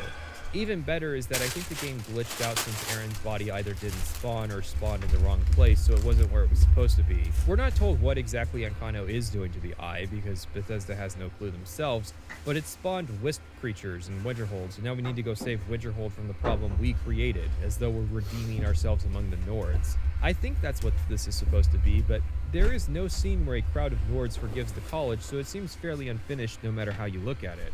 There is also a superficial MMO aspect to it.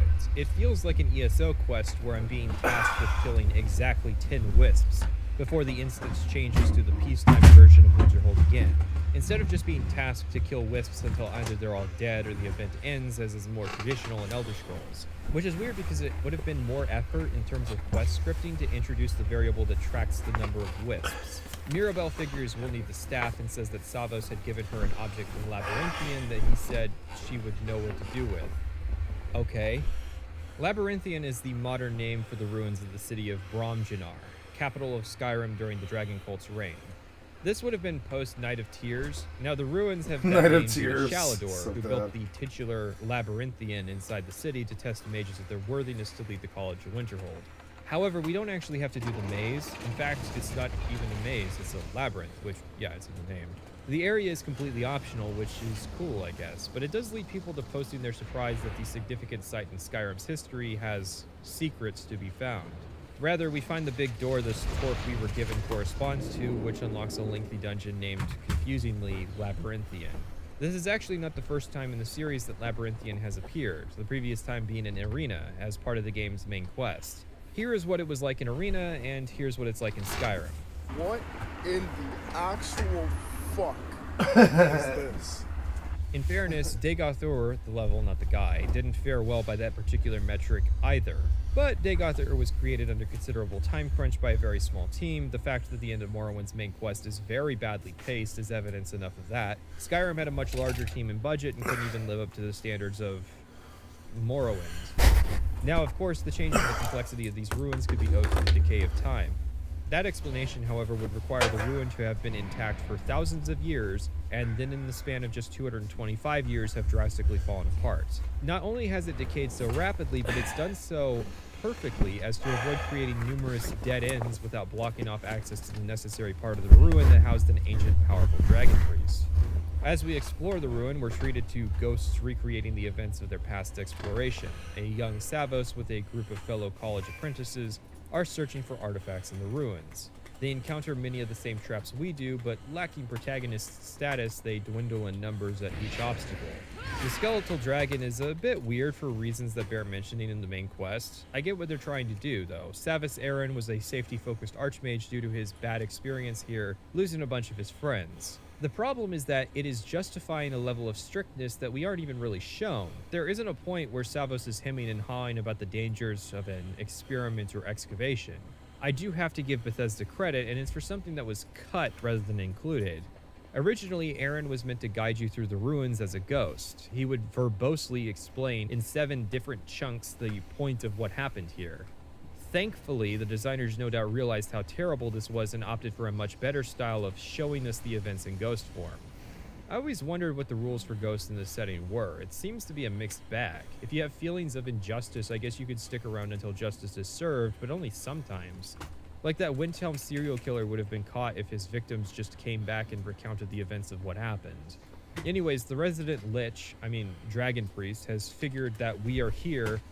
He exposes a detail that Aaron was here, and in case you hadn't figured that out yet. But how do you know it was Aaron?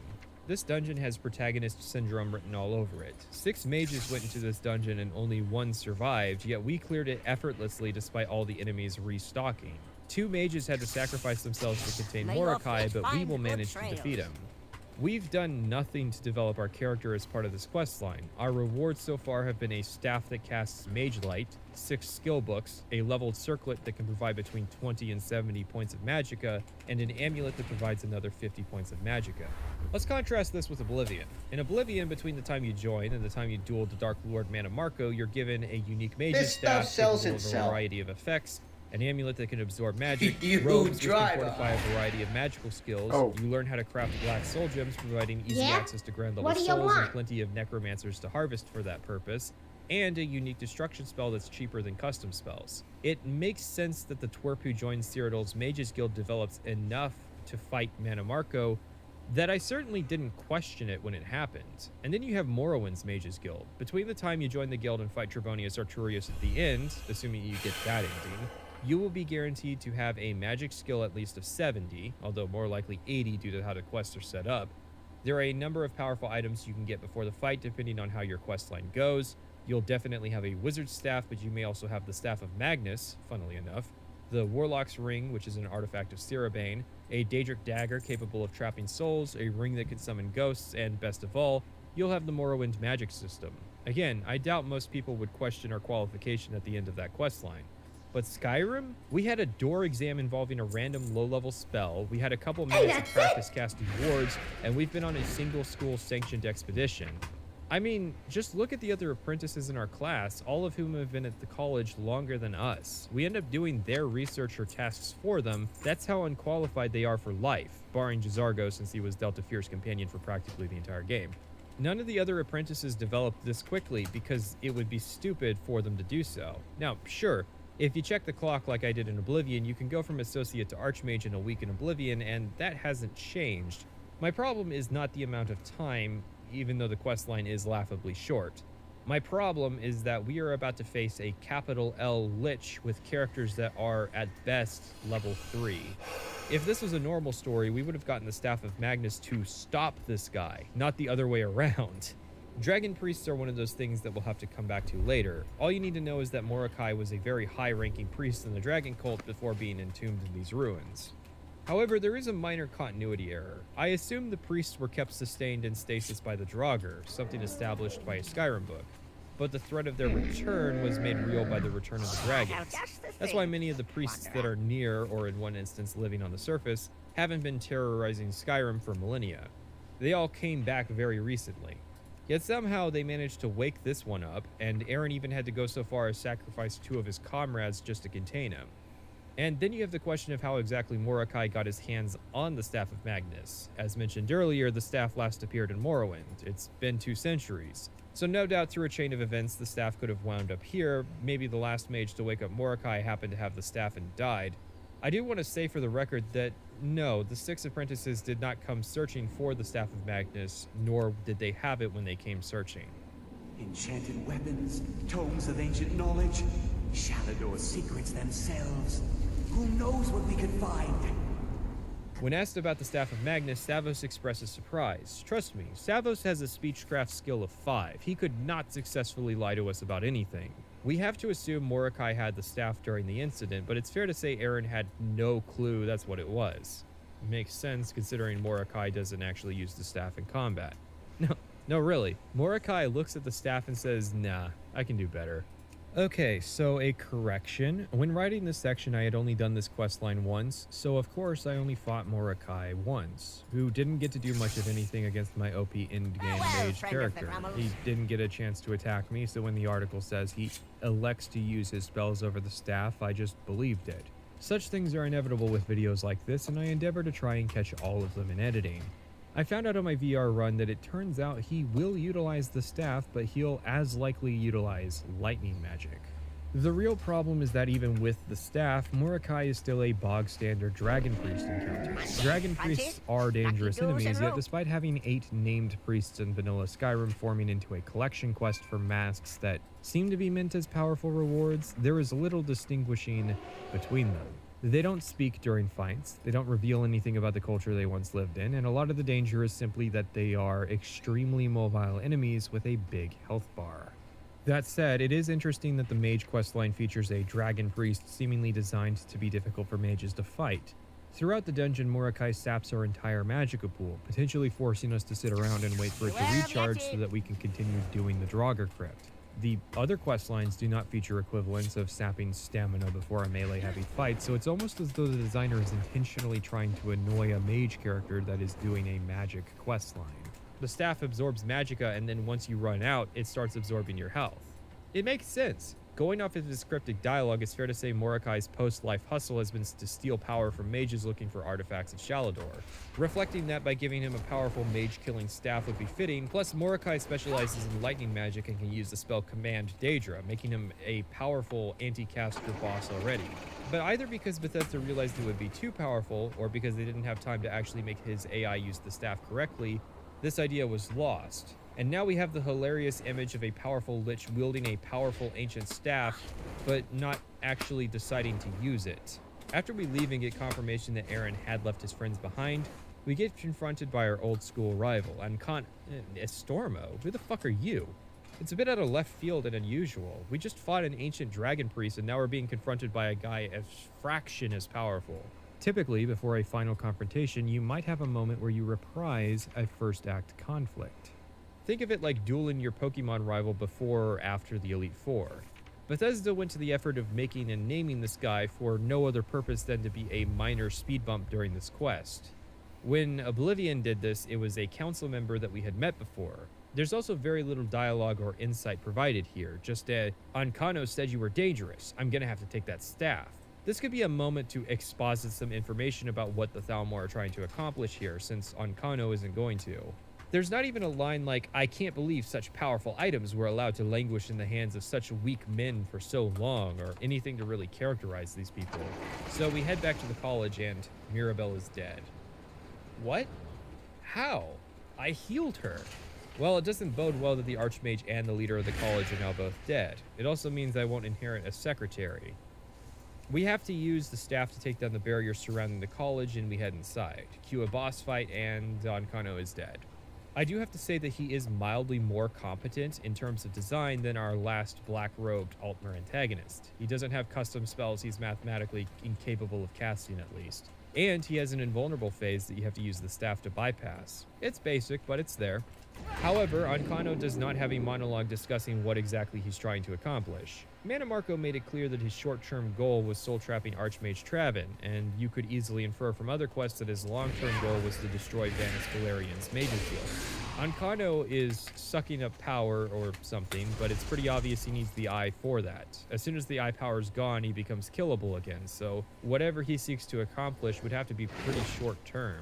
Okay, so how would I fix this? I would give Ancano a speech about how his goal is to destroy the College of Winterhold. He might say he hated having to work here, but moreover, undermining the magical institutions of men has been a long-term objective of the Thalmor. They're responsible for planting the seeds of distrust for magic among the Nords, especially in Winterhold. However, that was a side effect. In reality, the college was meant to have been destroyed during the Great Collapse, caused by the Thalmor and blamed on the Red Year. but the Augur of Dunling has kept the college standing. Maybe Ancano was the wizard who summoned the storm, and his failure led to him suffering a career setback. So Ancano was assigned to undermine the college's credibility in Skyrim, and merely ended up taking advantage of the opportunity provided by the Eye of Magnus to attempt to destroy the college again, this time hopefully killing the Augur in the process.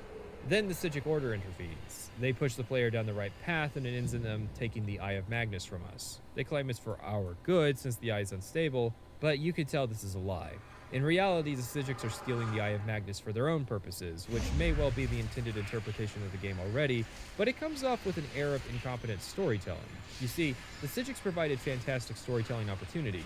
They are obviously versed in forbidden and illegal magic, like teleportation and stopping time. No doubt they can levitate as well. Levitation was the only one that was canonically banned, after all. Teleportation is simply claimed to have been a lost art.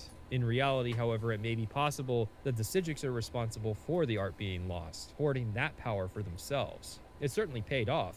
We are so magically weak in Skyrim that it is doubtful there is anything we could do to stop the Psijics from stealing the eye, even if we wanted to.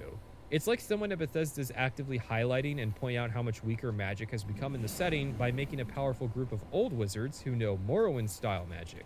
Fuck the College of Winterhold. The only reason this questline edges out over the companions for the award of second worst questline is that the college didn't force me to become a werewolf. Everyone has to start somewhere, right? The situation ourselves. Just a little more salt in the wound, huh? Hey, Tolfi, the reason I resolved the situation is that I had external help from the Psijics. Yeah, the college is fucked. Not only do magical institutions run by the player have a history of falling apart, but this one's now being run by someone who can get blackmailed by the Psijic Order. Awesome. We get Aaron's robes, which are useless because even with their effect, they occupy the helmet slot, denying us more enchantment slots. Ultimately, the question remains, why is the College of Winterhold like this? The truth is, the College of Winterhold had the same fate as the magic system of Skyrim. It's pretty much just an excuse to have particle effects. Even the logo and imagery of the college is plastered with the symbol of the eye. It's all about what you see at the surface level.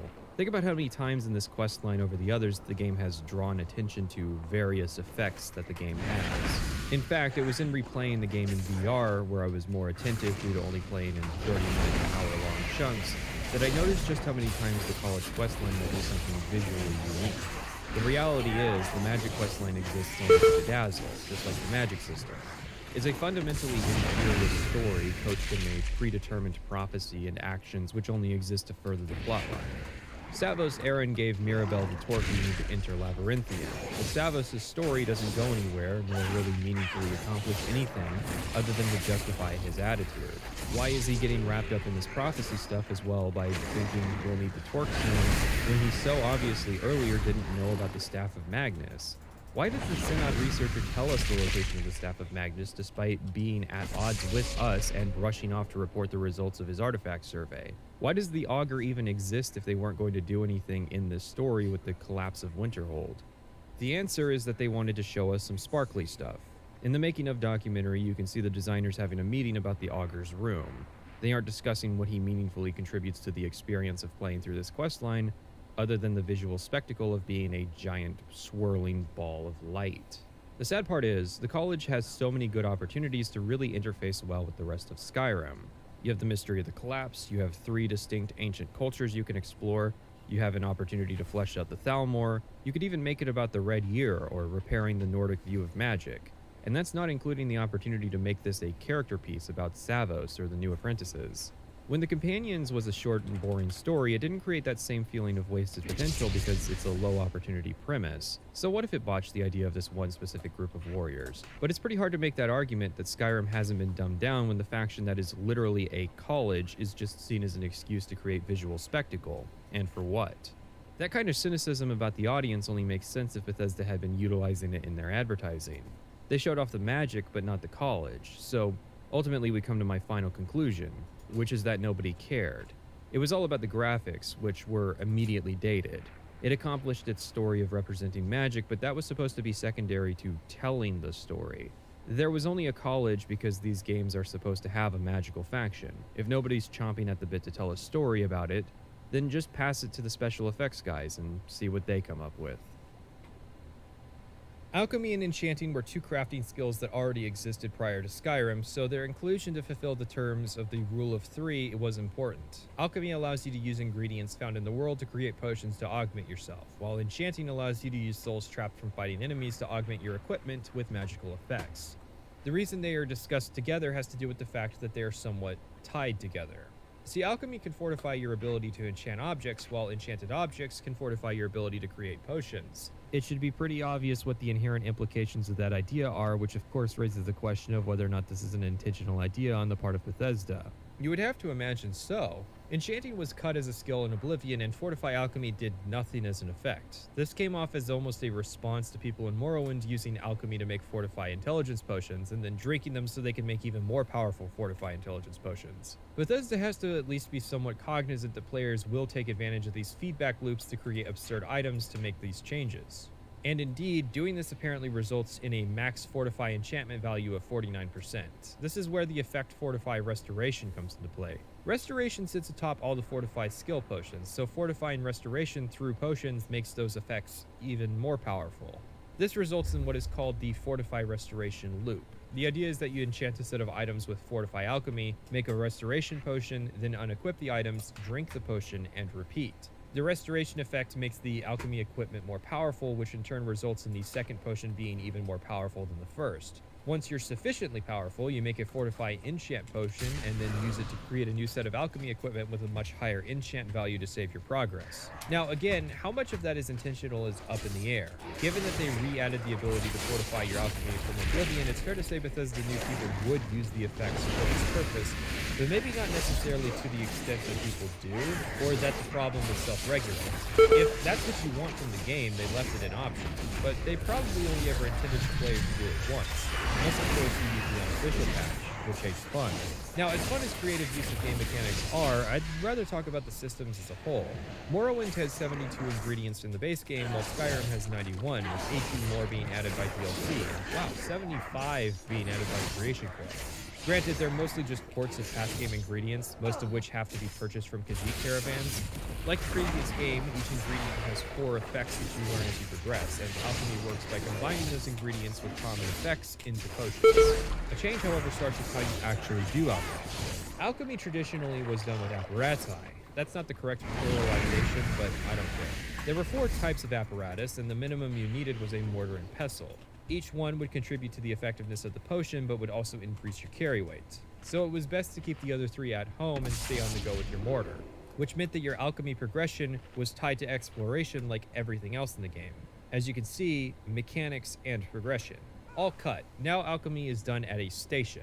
This was by demand of the Alchemist Trade Union in order to increase visits to alchemy shops. Each station is equal in effectiveness, and you cannot improve these stations. Mechanical choice about carry weight and progression through exploration have been replaced with perks.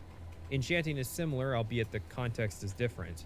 Enchanting's only done at stations, but that was inherited from Oblivion. It has been made more freely available to the player, whereas Oblivion enchants were gated behind Mage's Guild progression and paid DLC. Oblivion had cut hand enchanting because the formulas were busted and almost impossible to pull off in Morrowind, and decided against trying to fix it.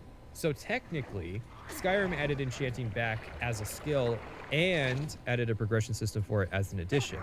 For both skills, every 20 levels you can spend a perk point to make your creations 20% stronger, in addition to increasing the effectiveness per skill point. These perks are straightforward and boring, but I would actually consider them to not be something that should be cut.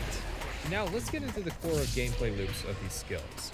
To use ingredients, you need to know what effects they have, which of course leads to the taste testing. There are a couple perks in the tree that give you more effects when you eat ingredients, but without the ability to refund those perks, that would be an immense waste. There are a couple potion recipes that you can buy from alchemy shops. While useful, I think the lack of potion recipes for fortify effects is an issue. I also think that they should just teach you the effect of the ingredients instead of having to constantly open them. If I am expected to augment my damage using alchemy, then the least you can do is actually make it easy to figure out how to craft those potions without the internet. None of the effects around making yourself do more damage are primary effects, or in essence, would be listed from taste testing without perks. It's hard to tell given the sheer number of effects involved, but it's difficult to imagine someone stumbling upon Fortified Destruction simply by creating other potion types first. Morrowind avoids this problem by tying the number of effects you know to your alchemy skill. For instance, skill levels 15 through 29 will tell you the first effect, 30 through 44 will tell you the second, 45 through 59 tells you the third, and 60 through 100 will tell you all 4 effects. Oblivion continued that idea, making the first effect known to all, but the final effect requiring upwards of alchemy 75. So it's kind of a trade-off. They gamified the system more, making it so you have to sacrifice ingredients to learn new potion types, but it also means it may be difficult to actually learn a specific potion type that you desire. For instance, if you want to learn how to make a fortified destruction potion, you would first need to make a resist shock potion from glow dust and glowing mushroom. As a specific example, glowing mushroom lists resist shock as a primary, and you can learn glow dust also has that effect from a recipe. But I don't really know how you realistically would go about learning to do all that. The OESP does have a list of 73 potions to create that will teach you every effect in the Legendary Edition, but at that point you might as well admit that you just looked up how to make whatever potion you wanted anyways. Remember, base game Skyrim does not come with the ability to grow plants. Every ingredient used has to be sourced from exploration or alchemy shops. I think this is a rare instance where adding more mechanics somehow made a system worse. And the solution's honestly staring us in the face. You can keep the experimentation and taste testing idea, I guess, but instead of adding perks that teach you more effects from testing, just add perks that teach you the effects. Do it in place of the physician perk. See, I'm not the biggest fan of the fact that you have to take the physician perk before you take the poisoner perk. Magler didn't learn the art to help others. In fact, Magler was my attempt to try and engage with the alchemy system as naturally as possible. My usual instinct with Skyrim is to hoard ingredients until the point that I decide to do alchemy all at once. Using it as I went was somewhat natural, but the reality was that unless you decide to RP as a dedicated alchemist, I just don't think it's a good system. Which is probably why there have been multiple attempts to overhaul the Skyrim alchemy system. The perk tree is a mess and potions in the game are a little busted. It's far too easy to stack health potions and live forever, so most people change the system to make potions heal over time, which I would agree is a great way to handle healing effects in the system. Another issue is inherited from the previous games, which is that potion values are determined by magnitude. Sounds innocuous until you learn that this includes negative effects. In fact, the final perk that removes negative effects from potions and positive effects from poisons actually lessens your ability to make money. If, for some reason, maybe you want to have the gold value overflow, you decide to make a lot of money, what you can do is make a potion with as many effects as possible, even though the potion is functional garbage. Merchants will pay lots of money for it, which you can then use to buy more ingredients. Again, this is where that idea of player-operated shops might actually be useful. Having a system where people come by, buy your spare potions, and sell you ingredients would mildly automate a rather boring part of the game. Perhaps it's less efficient than handling the transactions personally, so that the people who like to play traveling merchant don't feel so alienated. What's funny is that alchemy XP is tied to the value of the potion, which themselves are determined by the game rather than any kind of economy or player value. For instance, you would think an instant health potion would be much more valuable than potions that heal over time, but it's actually backwards, and massively so. This leads to a disconnect between what the player would mechanically perceive as valuable and what is actually valuable according to the game. Moreover, it causes alchemy leveling to snowball, because remember that you make more powerful potions the more you level up alchemy. It's the only crafting skill to have that effect, because increasing item value through smithing comes from tempering, not the smithing directly. This leads into enchanting. Enchanting is fairly similar in premise to alchemy. You learn effects instead by breaking down existing items, creating a potential use other than gold for items you don't use. That does leave out all those artifacts you can't disenchant. Maybe the idea could transition to the player being that the artifact is the enchantment, and that extracting the enchantment is sort of like channeling the spirit of the item into some other form. Either way, once you know an effect, you can then apply it to a new item using a soul gem. You fill soul gems by soul trapping creatures and killing them. None of this is new, but the system is now so accessible there's zero reason for every character to not participate. Use it to light the braziers that call the great houses players to are the arena. encouraged by the allure of If doing you better are fast in combat. enough to do What so. effects can be put on what items are defined arguably arbitrarily. For instance, you can't apply Fortify Alchemy to every apparel slot, but only head, neck, hands, and rings. that leaves chest, feet, and shield slots open. Now, generally what effects go in what slots is presented somewhat logically. Every shield enchantment is about making the player better defensively. The effects do not list which slots they occupy, requiring some trial and error and eventual disappointment about a desired effect not fitting on a desired item. While every effect has a maximum of 4 potential slots, some effects like Fortify Barter will only have 1. Effects are then empowered by soul gem levels, so you create powerful items with grand souls and weaker as you go down. While this in theory means that enchanting should be limited by your ability to face enemies with sufficiently powerful souls, veterans obviously know that the most common soul type in the game is also the most powerful. This means that while the discovery element of enchanting functions better than alchemy, the mechanical resource aspect of enchanting is weaker. Enchanting is also invariably tied to smithing as a skill, since you can level both together easily, crafting items and then applying enchants to those items for higher resale value, or just experience. There's also a number of enchantments which dominate in terms of value, such as Banish, Absorb Health, Paralyze, Water Breathing, Muffle, and Fortified Sneak. I found that enchanting was the least tedious of the 3 crafting skills. It's easy to incorporate into the gameplay loop, valuable to do so, and not resource intensive enough to become annoying. I also find the enchanting perk tree to actually be well designed. You can immediately jump into 3 distinct paths, one for using enchanted items, one for enchanting weapons, and one for enchanting apparel. At the top is the perk Extra Effect, which allows you to apply 2 effects to an item. Strength means everything to the Maldraxxi. Prove that none can match you in the arena. I really don't have a problem with that. Extra Effect is a perk which unlocks a new ability for the player rather than simply making the player X% better at using the skill. It means that there is a tangible difference between when you start off enchanting and when you stop. It's not a huge difference, but I think the game would be worse I keep if Extra everything Effect well was a maintained. default ability. Compare that to Alchemy. All that changes is that you get better at it. Oblivion did have an idea where master alchemists could make potions using a single ingredient, and really, it's Oblivion's fault. In fact, I'd say that Oblivion's enchanting system is worse than Skyrim's. The real question is, how much worse than Morrowind is Skyrim's systems? While Morrowind's system does allow you to achieve a lot, it has one fatal flaw in my eyes.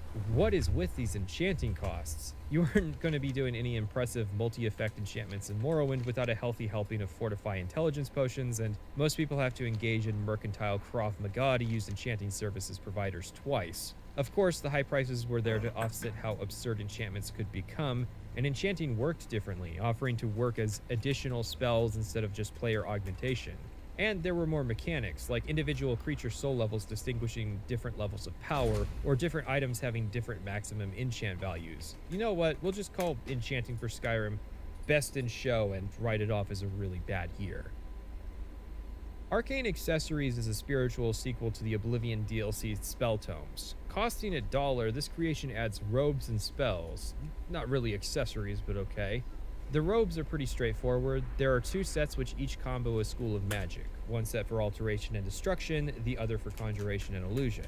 It basically combines the existing robes of those tiers, so a master set of robes will do 22% spell cost reduction for both schools, making them objectively superior to anything in the base game. It was in the first wave of CC content, back when all we knew about paid mods came from the Steam Workshop, so of course it's more powerful than anything in the base game. Hell, prior to the Anniversary Edition release, the robes would just be deposited into your inventory as soon as the creation was installed. The other aspect to this creation is a list of spells. This is where that Open Spell and Paralyze rune came from. Choking Grasp, Hangman's Noose, Strangulation, and Touch of Death are all health absorption spells. They were actually drain health spells back in Oblivion, which meant that they would either instant kill an NPC or have done nothing after 5 seconds. Switching them to absorb health may have been necessary if drain health is no longer possible in the game, but come on, are you seriously telling me you're going to make nostalgia bait for an Oblivion DLC, but you aren't going to put in the effort to actually make the spells do what they originally did? Mara's Wrath is another adapted spell, although rather than creating an explosion of fire and turning undead, now it's a cloak You here spell. for inspection. Pride of Hearstang is another adapted spell which did 3 things: Fortify Strength, Resist Frost, and Summons Bear. Surprise, surprise, Fortify Strength has been changed to Health Regeneration. It's funny because that one goes back to Blood Moon, which had Call Bear, which just summons a bear. I just like the lineup of Daedra, and then there's just a bear among them. Orum's Aquatic Escape makes you invisible for 15 seconds, as well as grants Water Breathing and Night Eye. Despite those applications, the notable part is that it's significantly cheaper than a regular invisibility spell. which is a running theme of arcane accessories, effectively replacing a lot of base game magic. This is where things get good. The unbounded spells are actually new, and each effect does something unique and mildly interesting. They are streaming spells, but Flame will lob balls in an arc, Frost will surround you in a blizzard, and Lightning will surround you in a storm of lightning strikes. Finally, we have the elemental spells. These make me shake my head in disappointment that I was not using them sooner because they are all overpowered. They do the same thing, an explosion of elemental damage of all types, but they're all significantly cheaper than base game destruction magic while benefiting from every elemental perk. They had caught my eye while I was playing, but I had decided against them as to justify not spending those precious perk points, but in retrospect, that was really stupid of me. If the game had been a little more spreadsheety and informative about how spells work, I would have more easily pieced together how absurd the spells are. It's a rather interesting situation. On the one hand, I want to make fun of this creation for adding a bunch of overpowered magic in the game, and even deciding to put all the new spell tomes in a single chest that you get a quest to visit. On the other, it's like the designer wanted to make an attempt at rebalancing magic to actually be better. But they couldn't add spellcrafting because they only had 4 hours to implement all of this, so they added a couple spells from Oblivion, but balanced Well them to the done. standard that magic should Speed, have originally been dexterity, at. Which and leads to another cunning creation are released all years later, valuable Necromantic traits. Grimoire. This one came out as part of the Anniversary Edition wave for $1 and is necromancy themed. Apparently it was supposed to come out sooner, but was delayed due to the pandemic. What? Wait, does that mean this isn't modded content, but actually official Bethesda-made Creation Club content? Why? While it does add new robes, the aforementioned problem with enchanting new robes over electing to wear existing robes mildly invalidates them. What about the magic?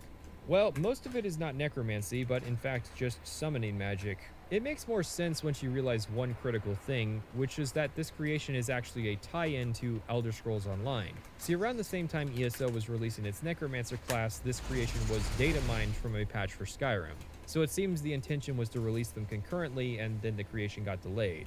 The reason that's funny is that Necromancer in ESO plays more like a summoner class than a class built around reanimation, which is what this creation is. But didn't Dawnguard already add the ability to summon the undead, and Plague of the Dead added the ability to summon zombies? There seems to be an obsession with adding more and more undead to this game that already had too many to begin with. I love the undead. I try to use them as much as possible. Just bring in one of these guys, pop them down. Funnily enough, though, the player won't accidentally absorb random summons from this pack, so we have what is likely an official creation actively acknowledging something that is an issue with the game and even resolving it internally for the creation, but not actually patching the original issue in the first place. This kind of thing honestly stands out more with these magic-focused creations, probably because of that aforementioned issue with how the original designers didn't care about magic outside of presentation. Many of the new undead pale in comparison to the equivalent summons in base Skyrim. I don't want it to come off like I would criticize a creation for being both over and underpowered, but if you're going to add new expert and master level summons, you should make sure they are around the same level as the Dremora Loras in base Skyrim. Most of them are either pathetic, gimmicks, or redundant with the soul-tearing spells from Dawnguard. Really, who was this creation for?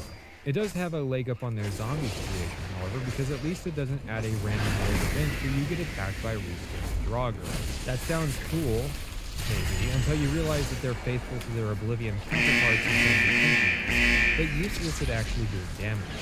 The only reason this encounter is necessary is for, quote, valuable, unquote, mort flesh. Bethesda actually billed it as valuable, further signifying that they don't quite understand what actually makes a potion ingredient valuable, which I think is a fitting cap on this section. They know they can't ask for a lot of money for creations, which inherently limits the scope of what they can accomplish. So instead of adding some kind of detailed, long-term necromancy gameplay option, they just did what was easy and added more summons. How much can you expect from something they only sold for $1?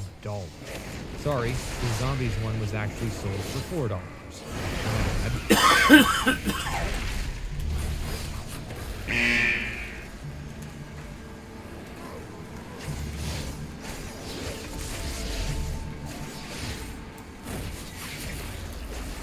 Skyrim's Dark Brotherhood is a funny thing.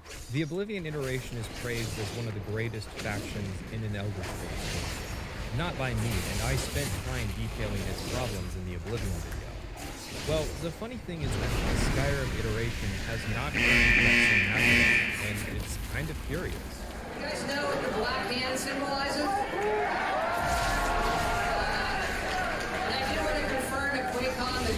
Brotherhood is in the game. Who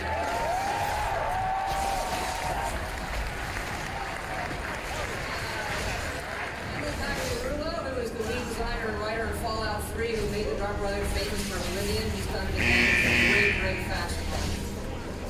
If you decide not to do the main quest, there are different quest lines. My favorite quest line is the Dark Brotherhood quest line.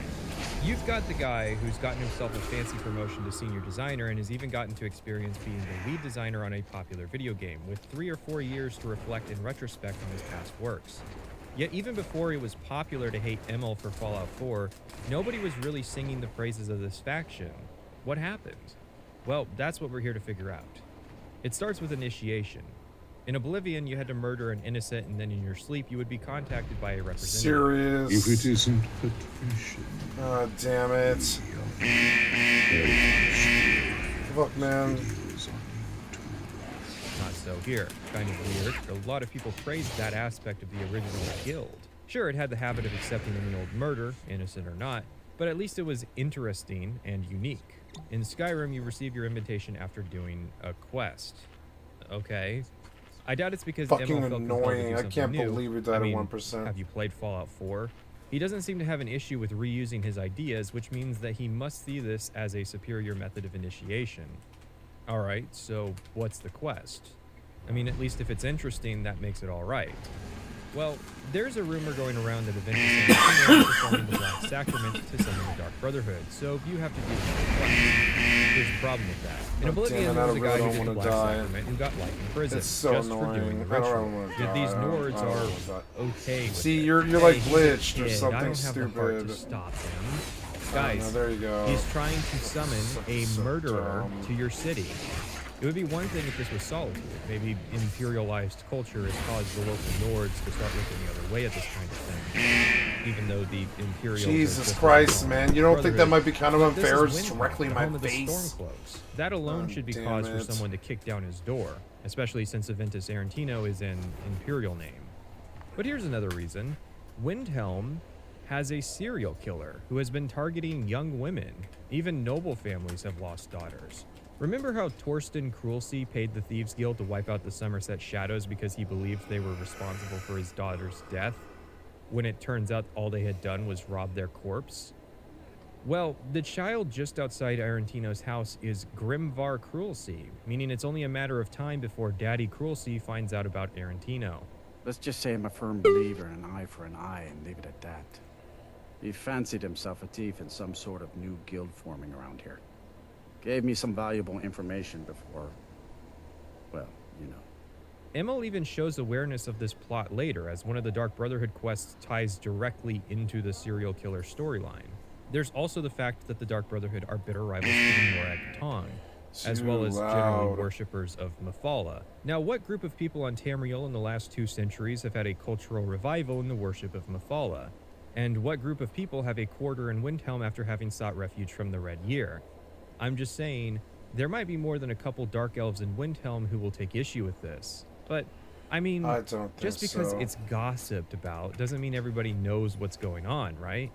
Well, there's a kid and his Dunmer caregiver outside his house who Can't know. have that The buzzer guards all going. seem to know. Not Also in tavern 2022. keepers. I'm Not in not doing Windhelm, raids. in I the don't rest of care about Skyrim, that. which means that everybody knows, because publicans are rather famous for spreading information. It gets worse from here. Arantino is attempting to summon an assassin from the Dark Brotherhood, but none so far have shown up yet. What's funny is that all 3 of my characters did this quest, but had heard about it going on for months prior to actually investigating it for themselves. Now, sure, you can say that about a lot of things in Skyrim. The open world nature of the game lends itself to this kind of predicament, where you can ignore potentially important things for months, then change your mind and decide to take care of it now. Game writers have generally learned to be pretty robust when it comes to handling this kind of interactivity. However, when we start writing a story at Bethesda, when I start working with the team, we start big. We always want to write the great American novel, right? Fallout 3 will be this big epic thing. You're looking for your father. We'll get Liam Neeson to voice the role of the father, and so we always want to tell a huge story and like the great American novel. We want to be, let's be the Great Gatsby, and let's be Moby Dick, or let's be the Scarlet Letter. And there's an inherent problem with that, right? These are all amazing works of fiction, but they're all non-interactive, right? When you're writing a story for a video game, You always have to keep the player in mind. And so what happens with, we're writing our great American novel. This is the process. This is what happens at Bethesda when you write the main story of the game, and even some of the smaller stories. So let's say, okay, we're going to write the great American novel. It's going to be this thing. And on every page will be written comedy and tragedy, and it'll be wonderful, it'll be amazing. And you're going to give this book, this great American novel, to the player. And what are they going to do with it? They're going to rip out every page and make paper airplanes out of it. And you're going to throw them around the room. And you're never going to see your story. Because the story is there, right? They are going to spend 30 hours making facts. He'll spend the next few minutes explaining why it's okay, but the fact that he considers it a bitter pill to swallow says that he must have had a moment of frustration where he believed that people were playing the game wrong. You know that going in. That's the jagged pill that we swallow when we do this.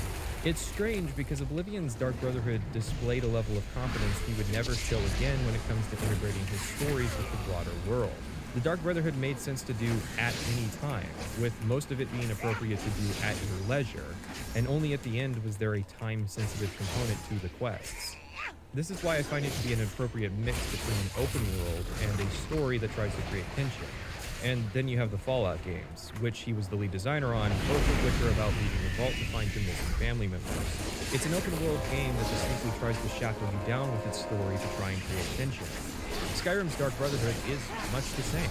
People liked the Brotherhood before, so there's no way people are going to ignore a quest involving them as soon as they hear about it. No, we have to drop everything and head straight to Windhelm as fast as possible to do this quest.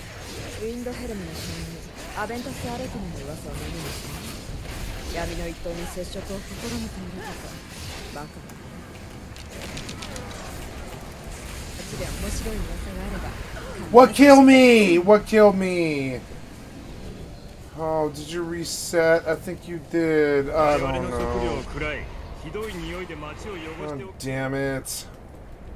What killed me? I wasn't touching anything. While most factions in the game have some kind of quest pointing out where to go to start a quest line, they just point out where to go, not explicitly what to do. There's definitely an air with some Skyrim quests that you're meant to drop everything now to go do it, based on how they're interfaced with the rest of the open world. I am supposed to believe Arantino has sat here for months doing the Black Sacrament unimpeded. The thing is, this is not an immersion reset, argument. huh? I can Yeah, accept you that there is a did. quantum Oh element to God. it. My immersion's not some fragile thing that breaks at the slightest discrepancy, unlike most Skyrim reviewers. Rather, my problem is that the quest itself later draws attention to this. Arantino doing the sacrament for a long time is a plot point in the God quest line. damn it, I kind of want to... Did the Black Sacrament over and over with the body and the things, and then you came. Arantino wants the matron of the Riften orphanage dropped due to her being unkind. This is similar to how Oblivion opened with you killing a rapist and murderer, but a lot more overt that is actually what's happening. You had to be paying attention in Oblivion to know what Lucio did and who wanted him dead for it. Wow. But now Skyrim's a lot more... Just couldn't heal, could you? I had the fucking Consume Magic up, and I went to go heal, and went to go I-beam, and no, just couldn't heal. You can kill Grelod as overtly as possible, and it won't get reported. This is not happening. I'm not going to keep trying to do this.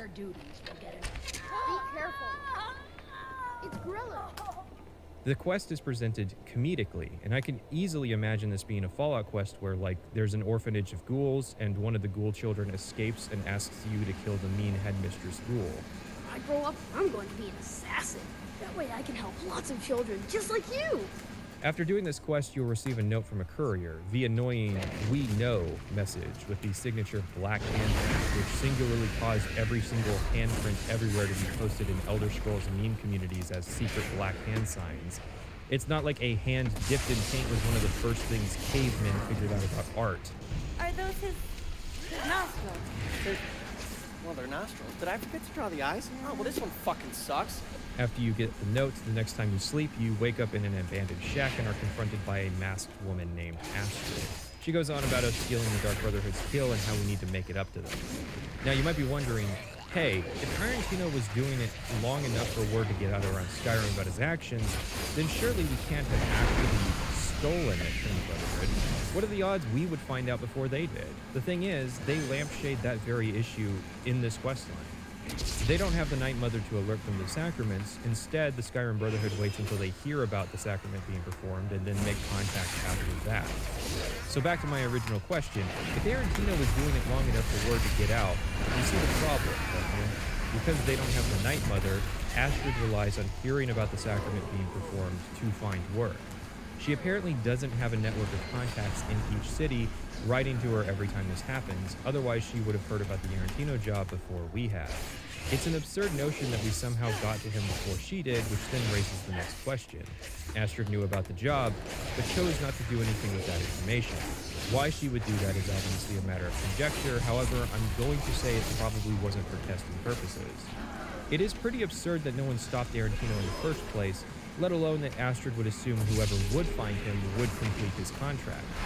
The Night Mother might arrange something like that, but Astrid doesn't have any contact with her. It's weird to say Astrid decided not to do a job, because then how does she know when we do accomplish it? The Night Mother is not telling her about Sithis being owed a debt, and it's bizarre that Astrid would even say that, given that we later find out that Astrid's family is actually not practicing any of the religious aspects of the Brotherhood.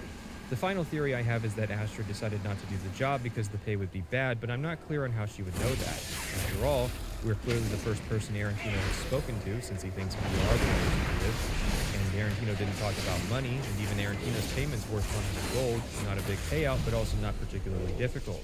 There are just a lot of problems with this premise, so I'm going to propose a solution using a character we meet later on, Babette. Babette, while looking like a 10-year-old girl, is actually a 300-year-old vampire. This was before that trope really got exposed for what it was. You're watching too much lowly hentai. It's doubtful, even with the physical enhancement of vampirism, that she would be particularly useful in a field that can often result in physical violence. Perhaps she gets mostly poisoning and infiltration jobs, but her primary function in the Brotherhood is actually recruitment. See, the neat thing about children is that they are naive and constantly growing into adults, while new children are born. Perhaps Babette infiltrates communities as a homeless child, similar to some that we see, and makes friends with the local children. She then exploits these relationships to create jobs attractive to adventurers looking for opportunities to kill. After all, children can't afford to pay much, so if you're doing the job for them, it's probably just for that opportunity. Babette then monitors the kill and determines if the person is a do-gooder or a potential recruit and passes that information to Astrid. The neat thing about this particular change is that it doesn't really add any additional elements to the story other than some dialogue and maybe a cameo by Babette at the orphanage. What it does do is plug up the holes created by the Arantino introduction. This is, of course, assuming you wouldn't just want to eschew the entire thing in favor of something like, if the player goes to jail for a bounty of 1,000 or more, they're contacted while in jail, and the test is escaping. Speaking of tests, Astrid has one for us. We're locked in this shack, and she says one of the 3 people tied up in the room has a contract on their head, and Astrid wants us to figure out which one it is. Foltheim is a sellsword who doesn't know who wants him dead, but admits it's a probability in his line of work. Aelia is a mother with a bad attitude who figures someone might want her out of their life.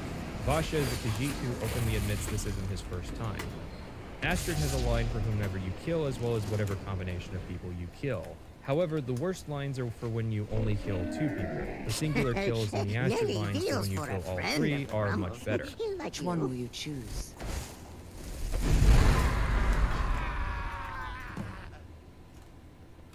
Well, well, aren't we the overachiever? 3 possibilities, 3 victims. Must have been one of them, right? So why take chances? However, there is another option.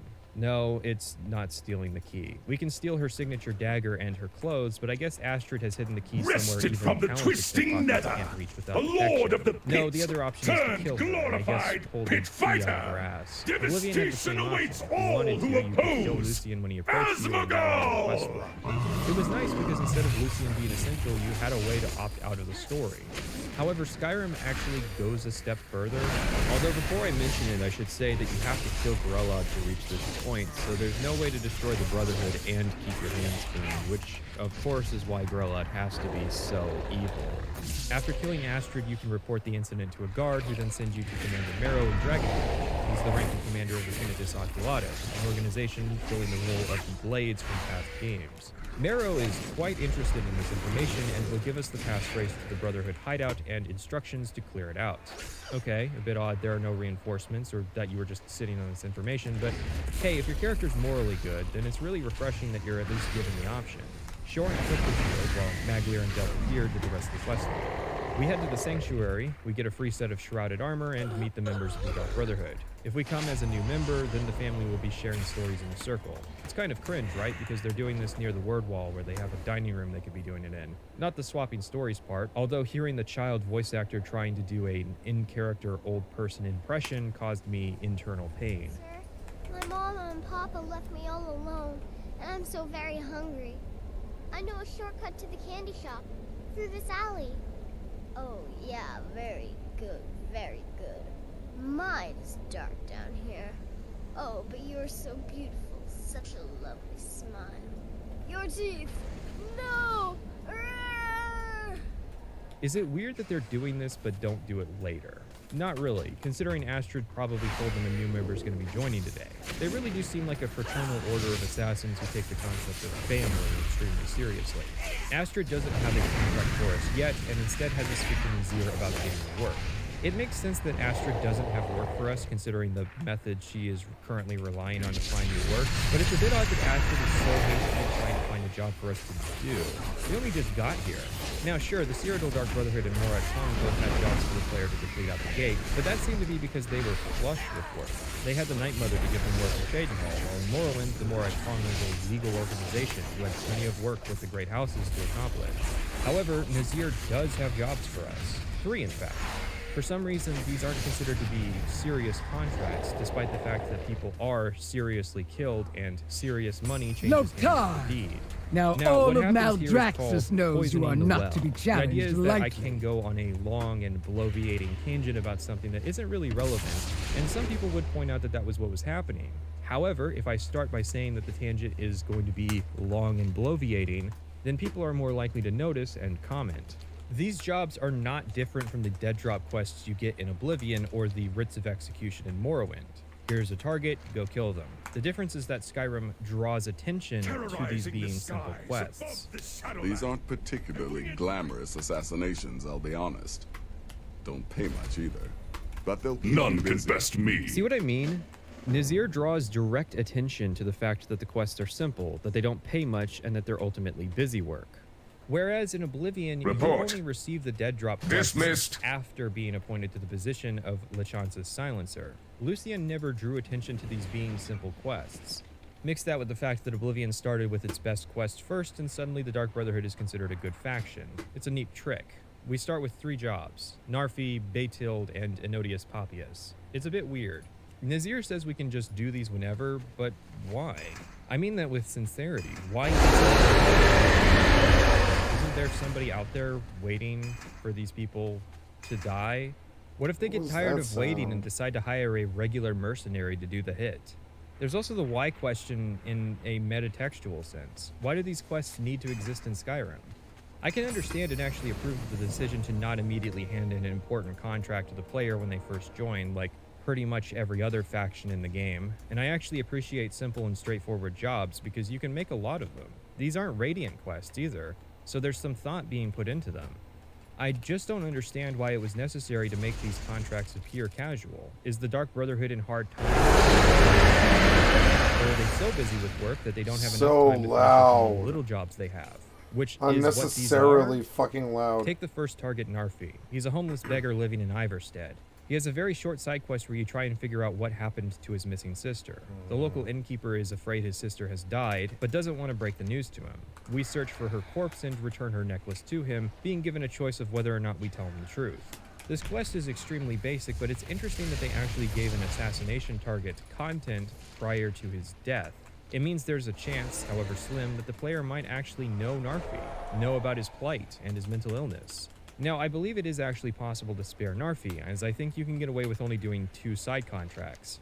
I say I think because I was not going to play through the questline a 3rd time just to test the theory. The problem is that you can only get the later contracts by doing all of the first 3, so Narfi has to die. Okay, that's all well and good, but why exactly are we just sitting on this job? Surely somebody on their way to another job can stop by Iverstead and kill an isolated homeless man, especially since our guildmates will talk about the jobs they've done in Morrowind. Speaking of, the Brotherhood members will discuss their work with each other, even after the initial group discussion. This can be annoying if you're trying to record dialogue and the people in the other room are having a full volume conversation. However, it gets better because these meaning that they are the last refuge of Oblivion-style idle conversations. I'm going to read you a transcript of a conversation, and I want you to guess from this cast of characters who has had it. So, is it true? You're referring to that blacksmith contract. By Sithis, you slew everyone. Well, except for that one you kept alive to serve as witness. Does your wickedness or your skill know no bounds? How can I serve? Contracts like that are few and far Die between, it gloriously. seems. Makes me long for the old days.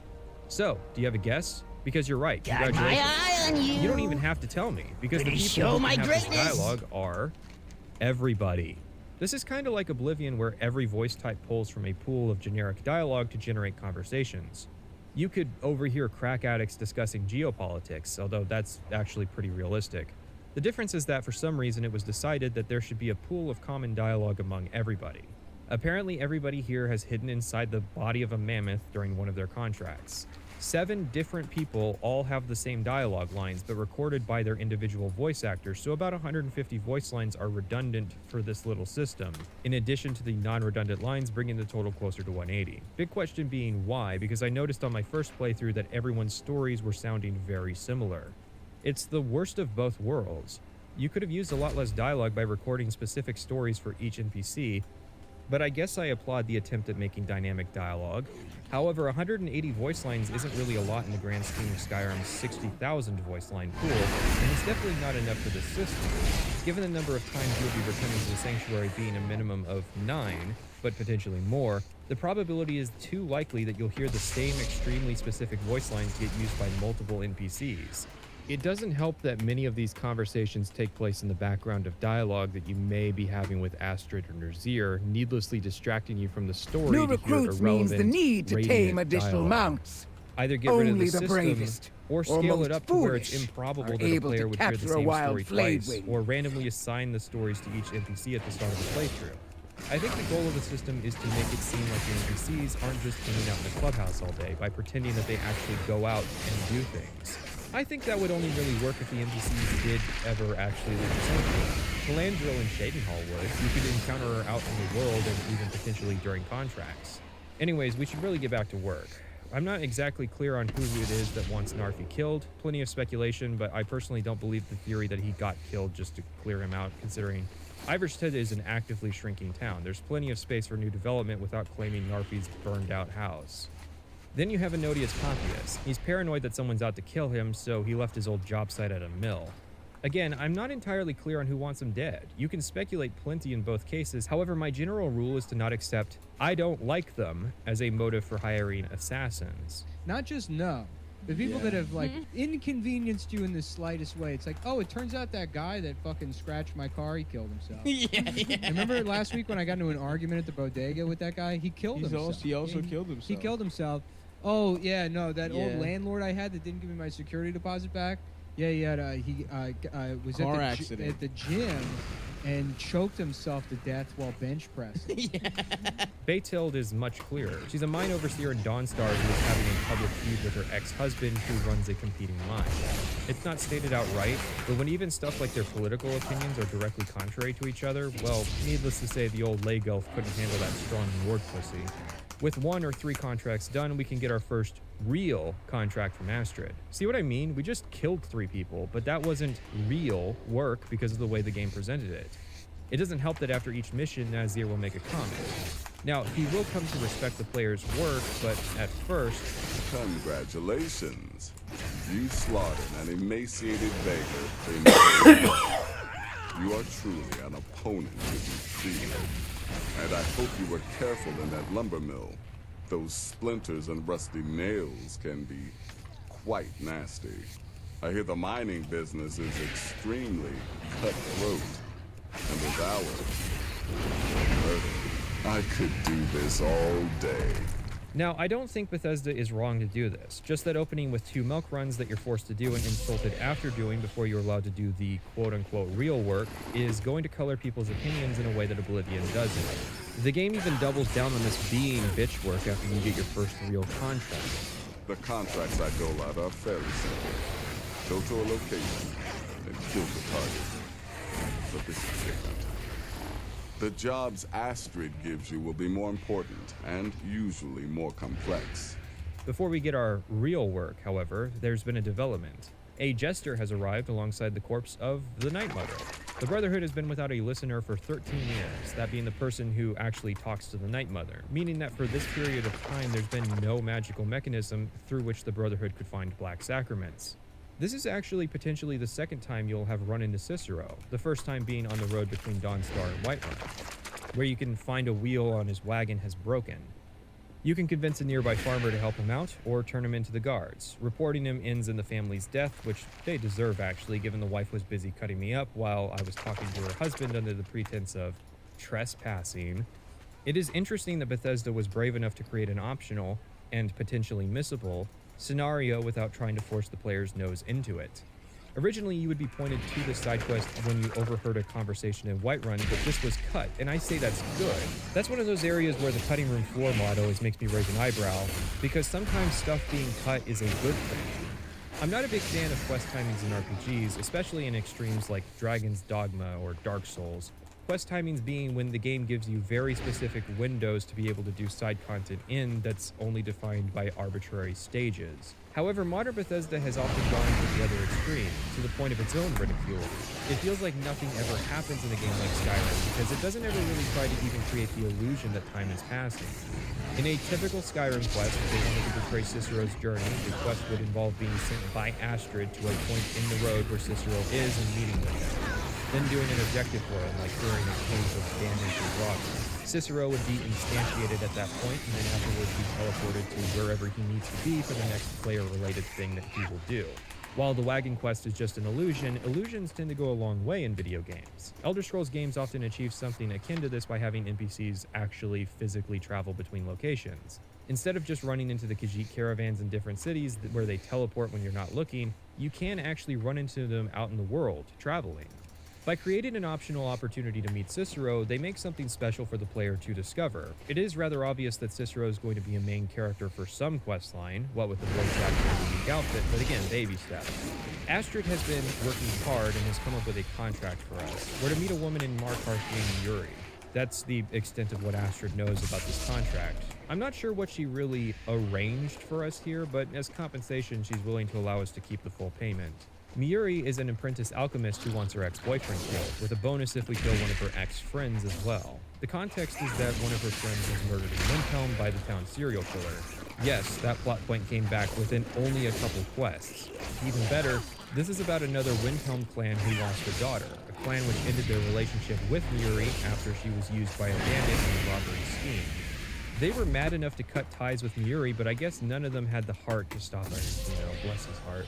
These Nords would absolutely assume that Arantino was killing all these young women in his town after his mom died. Elaine Dufont is the bandit, who actually exists in the world prior to this quest, and you can even chance running into him during a DLC quest. You cannot, however, return the Shatter Shield heirloom of Aegis Bane that he had stolen. Her friend, Nilsine, is the bonus objective due to living in Windhelm. Miuri wants the family to suffer since they falsely accused her of responsibility. I have to say that it seems like intentional design to make the town murder optional, like it's tutorializing the idea. Except Baytild was also a town murder, so I'm gonna have to ask for those points back. Plus you made me run a dungeon. The bonus reward is a ring that lets you make 15% better potions, which is pretty good until you get a fairly high level of enchanting. I have to question why an aspiring alchemist would give something like this up, but I imagine the goal is just to mechanically encourage assassins to try utilizing custom poisons. With 2 jobs and a wild night down, Astrid apparently trusts us more than she does the Night Mother's keeper, Cicero. She wants us to spy on conversations that he's having privately, which will be easy given that we have the ability to go invisible. Of course, that won't cut it. It would be no use clinging to the shadows. They'll see you for sure. You need a hiding place. Somewhere they'd never think to look. Like inside the Night Mother's coffin.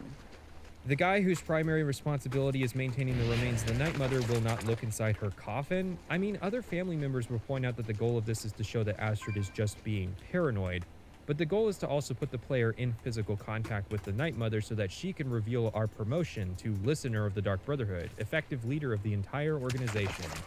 This is definitely a subversion of Bethesda norms, and maybe even a deconstruction of how questlines have typically been written in the past. The point of the story is that the player has had leadership thrust onto them unusually quickly, and how poorly the existing members are going to respond to that sudden shift in status quo is an analysis of that trope.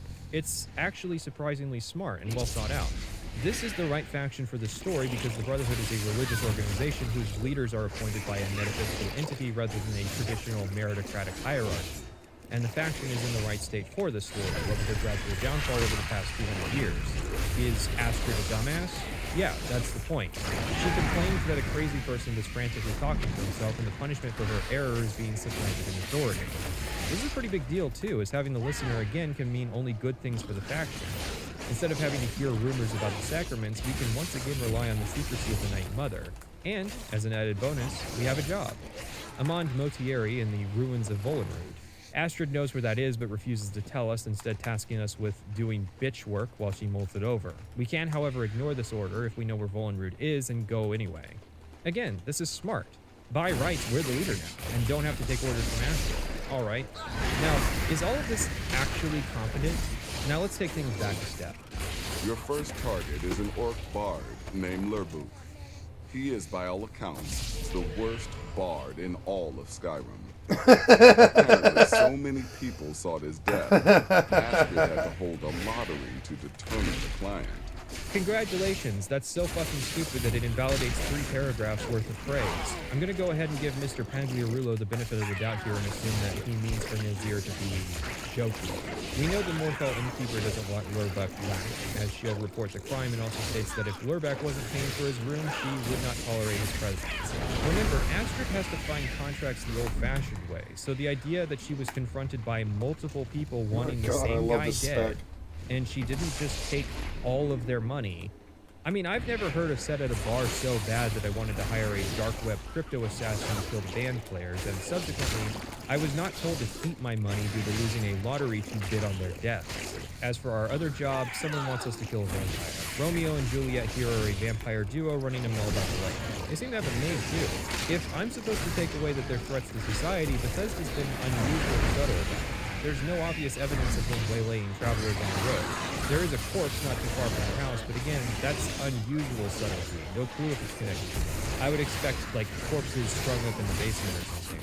Also, don't know who wants Hearn dead, as Hurt will protect him with his life and no one else is here. Like, who wants this to happen? The Dawnguard? Of course, you know me, I went to Volenrud while I was out murdering and met with Motieri. He is, of course, a reference to Francois Motieri from Oblivion's Dark Brotherhood questline. Amand has come to Skyrim and performed the Black Sacrament, which we can actually see in order to request our services to assassinate the Emperor. Okay, yeah, I'm down. I think this is meant to be a follow-up to the Oblivion Elder Scroll heist quest, where a questline will focus on a singular story. We get an amulet for expenses and a sealed letter as instructions. The letter just contains coded instructions that explain the quests that are going to follow. There's no acknowledgement from Astrid about us meeting Motieri before she gives us the order to do so. She just ends the conversation after giving the order. Talk to this Amand Motieri, and let's see where all this leads. Good fortune to all friends of the Grummer. Alright, so, did you meet this Motier? What did he want? That is a shame, as she would absolutely have an opinion about us ignoring This should hold them together for at least another bout! Instead go do the Night Mother's bidding. She wants to analyze the letter while we take the amulet to Delvin Mallory to get it appraised. He exchanges it for a 15,000 gold line of credit and informs us that the amulet signifies that Amand is a member of the Elder Council. The Elder Council are members of Imperial nobility who serve as advisors to the Cyrodiilic Emperor. It's a bit odd that one would be attempting to assassinate the Emperor, Titus Mede II. This is because the Elder Council is already the highest office one can achieve on Tamriel without becoming Emperor outright. It's actually unclear if Emperor Titus has heirs, however he is pretty old and is the 5th Mede Emperor, meaning that the Mede family are more than likely to resume the throne even if he were to die. So Astrid's theory that Motieri is seeking a promotion is unlikely. The game does not present the idea that the Motieri family are Thalmor aligned, nor have I ever really heard that theory. Again, I find this unlikely. The only way murdering the Emperor would stand to benefit the Motieri family is if they believe the Aldmeri Dominion is about to replace the Mead Empire, and they made a deal that they would maintain their position as the Council and the Aldmeri government. Not that it's impossible, and I actually believe there's a moderate chance this is where Bethesda is intending to take the series, but it's also the sort of idea that you might actually want to allude to in the game if that's the case. No, instead, like most Dark Brotherhood quests, the motivation for the murder is going to remain nebulous at best. We know that Amand wants to do it, and that he stands to benefit in some way, and the rest is open for interpretation, because that's what Elder Scrolls is about, right? It's not about the actual writing, it's about creating prompts for people on the Imperial Library and Reddit to write their own speculative rationalizations and fan fiction. Trust me, I'm aware that I am plenty guilty of this, but it's not as fun with Skyrim. The Mehrunes Dagon theory is fun because there's enough rope in Oblivion to hang myself with. It's a good conspiracy theory because it ties together many disparate ideas to create a level of plausibility. Skyrim's version of conspiracy theories is lazy. It's a prepackaged noose. It's literally just saying that X group is behind everything. Assuming Motieri's working for the Thalmor is only plausible because it's the one trick Skyrim has, and it's so bad that even modders resort to using it. Instant plot, just add water. I do not know this word, Thalmor. But if you mean the elves, they were trying to learn the secrets of forging stallium. The Brotherhood has no basis to oppose this contract. Whether the Empire or the Dominion rules Tamriel is irrelevant because both governments will criminalize our activities anyways. The first leg of this assassination is to kill Vittoria Vici. She's the overseer of Solitude's branch of the East Empire Company, fiancée of Asgeir Snowshod, and first cousin to the Emperor.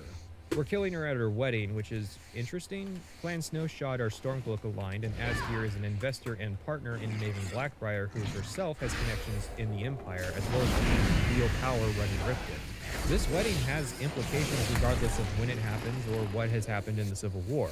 If Ulfric wins, then it's a political marriage helping to build an alliance between an independent Skyrim and the Empire. If the war's ongoing, then it's an attempt at peace, but also undermining the Stormcloak hold in Riften. If the Empire wins, then it's an attempt at reconstruction. Ulfric will even refuse to besiege Solitude if the wedding's ongoing. We're ready to march on Solitude, but the Emperor's cousin is getting married. If royal blood was spilled, all of Cyrodiil would be up in arms. We can't afford an all-out war with the Empire, so we'll bide our time for now. What's also funny is that Astrid has a line if the reverse is true, where if you start the siege before attempting to start the wedding mission. You're responsible for the siege of Solitude. If I sit this undermines all our plans. Fool! Finish that mess, and only then will we speak. This wedding, however, will not be happening. It is a shame the wedding doesn't occur if you choose to wipe out the Brotherhood, but I guess accounting for the politics of this successful union would have been a bit of work. Anyways, Motieri's goal with Vici's death is to lure the Emperor to Skyrim on account of the fact that this is the setting of the game and they aren't going to recreate part of Cyrodiil for this questline. I mean, they would honestly probably just have the wedding in Bruma, that being the middle ground for the three most important parties involved. However, we're just told by Astrid to kill Vici, so understanding what exactly Motieri wants requires us reading the sealed letter which Astrid will sloppy. Babette proposes dropping a loose-hanging statue on Vici while she's given a speech, which fulfills Astrid's bonus condition of this contract. I'm sure Astrid means to make the murder as public as possible, but I feel like the bride dying anywhere at her own wedding would accomplish that same goal. New recruits means the need to tame additional mounts. Is that it's an accidental Only the death. bravest, That's good for or most most jobs, foolish, but when the goal of the are death able is to to draw capture a someone wild out, then flame. the method becomes very important. Is the big E really going to show up if his cousin's killed in a tragic accident? Or is he more likely to show up if she's publicly murdered?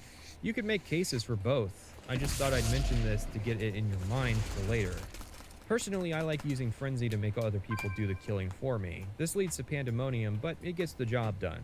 However, Vici left the Overlook to go fight people on the ground and died in the reception area, forfeiting my bonus. Bizarro will also show up to fight people and cause a distraction, but that's kind of weird in itself. Okay, so I get out fine, but now Vizira has to fight his way out of the city instead.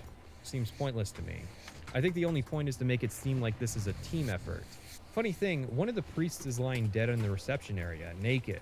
I don't know when or how, but he had died at some point, but the game doesn't actually check for that and will bring dead guests to the reception anyways. It's definitely a loose quest. Not just in terms of functionality, the bugs page says as much. I'm not clear if the goal is to draw the Emperor here for a funeral or to crack down on violence in the province. Perhaps it's an open-ended goal to encourage flexibility in the approach, but then why are there so few actual options? I can't help but feel someone played some blood money between Oblivion and Skyrim. Unfortunately, Absolution came out in 2012, so I can't make the joke that I want to. The problem with taking Hitman as an inspiration is due to the genre differences. Hitman is a linear series of independent missions, while Skyrim is an open-world game that endeavors to have its characters exist and interact with the world before their quest. Agent 47 can perform so terribly that he jeopardizes future contracts because the missions aren't continuous. It's assumed that 47 did a good job, even if the player doesn't.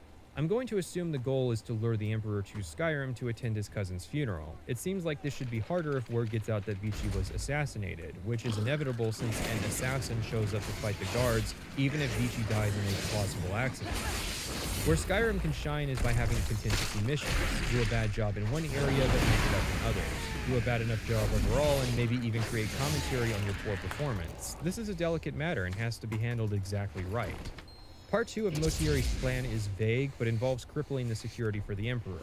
In this case, we need to weaken the Penitus Oculatus. Rather than killing their commander, we are instead going to implicate the commander's son Gaius in a conspiracy to assassinate the Emperor. Motieri didn't specify that plan exactly, and I don't exactly understand how this is supposed to work. Obviously, this is meant to create a false sense of security by making it seem like the threat was imminent. The letter we planned, however, doesn't specify that Gallus was even involved in the Vici incident. Nothing will stand between your men and his enemies. He will die by Stormcloak hand, and neither my father nor the great leader Ulfric will even know anything of this unless we wait. Interesting play, making it seem like an independent plot rather than a Stormcloak ploy. That does make sense, because it means the Stormcloaks aren't going to be a continuous threat should the Emperor visit. The problem is the detail of how Marrow is implicated. We kill Marrow and plant the letter on his body. Our bonus comes from killing him in the city so that he's detected faster, which is strange because it seems like the point of killing him in the city should be that he gets detected at all. There are plenty of people in Skyrim who would pick his corpse clean and leave the body for the animals. You're walking down the street, suddenly you see a man lying on the ground, dead. He has been stabbed 36 times, and laying just inside his jacket is an immaculate letter saying that this man plans to murder the president. No, not even that. This man plans to leave all the doors to the White House unlocked so someone else can murder the president. You can make it look like Marrow was killed in a self-defense situation, but people everywhere should pick up pretty quickly that there are some holes in the story, like why a man who had it made on an assassination plot would randomly go crazy and get himself killed. It says unsuspicious of the death of Marrow also patrols all 5 major cities in Skyrim every week. Actually, only in 5 days. It's quite incredible that this man gets around to every city in this massive province, and Jarl Ulfric is just okay with having an Imperial agent inspecting his city and guards. Upon our return to the Sanctuary, however, there has been a speed bump to our progress. Cicero decided to try and murder Astrid, but only managed to wound Zara. Arnbjorn chased him off into the forest, and Astrid gives us her horse, Shadowlands, to pursue him. We have to get a lead first, so of course there are some convenient journals in Cicero's room to hint to where he is going. We find Arnbjorn wounded outside the Dawnstar Sanctuary, which is where Cicero has been keeping the Night Mother in the 7-month interim between Cicero's departure from Cyrodiil and his decision to finally meet with Astrid. Kind of him to include the pass rates to the Sanctuary in his journals that he did not collect before attempting to murder somebody. Needless to say, this is pretty trap-like, what with the Ghost and the Dark Brotherhood and the Uterfricta, which is a pagan favorite. Cicero is lying on the ground, wounded. He offers us a choice, pointing out how twisted it is that the Night Mother's keeper and the listener are at odds, but he's faking. I can't really justify killing Cicero, though, but apparently this is something Todd Howard himself insisted be put into the game. What are you doing? I'm posting false information on the web. Why? It's fun. Cicero's problem is that he doesn't approve of how the Brotherhood in Skyrim has operated independent of the tenants. Wow. You and me both. Cicero is a madman, but he's a correct man. Astrid was running the real clown show without the Night Mother, but that wasn't her fault. It only became her fault when she started to have a problem with us, the listener.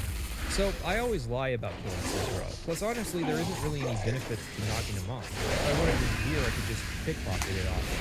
Not that I would want it, because it's not very good. Astrid wants to get the show back on the road, and the next step is to find out if the chef who will be preparing the meal for the Emperor. He is anonymously referred to as the Gourmet, which would be a problem if old Festus hadn't found an autographed copy of his book Uncommon Taste. A gold! I got a gold from him. Anton spills pretty easily. Yeah, some friend you are. And some You just have to kill XP. Anton Like to 3 mobs reveal worth of our XP. What a plans to anybody fucking else. ripoff that I was. enjoy Jesus the Christ. explosive approach to this quest. We're just gonna go We're east, looking for get that Balagog FP. Gronolob, who is residing at the Nightgate Inn in Skyrim. His anonymity is owed to the fact that orcs are still heavily discriminated against in Tamriel, especially in matters seen as higher arts. While I doubt the Emperor would actually object to having a meal cooked by an orc, there is little doubt that Uncommon Taste would not have been as popular had he used his real name instead of the pseudonym. He would never have gotten the opportunity to cook for the Emperor without keeping his racial identity a secret. As interesting an examination of racial politics as this seems, that's the extent of it. Balagog Gronolob is hiding his identity because he is an orc. He's been living on retainer in the basement of an inn that once belonged to a village named Helyarkin that ended up being cut content. That's the reality of the Nightgate Inn. It is not some isolated corner designed to evoke a feeling of melancholy. It's the only surviving piece of cut content.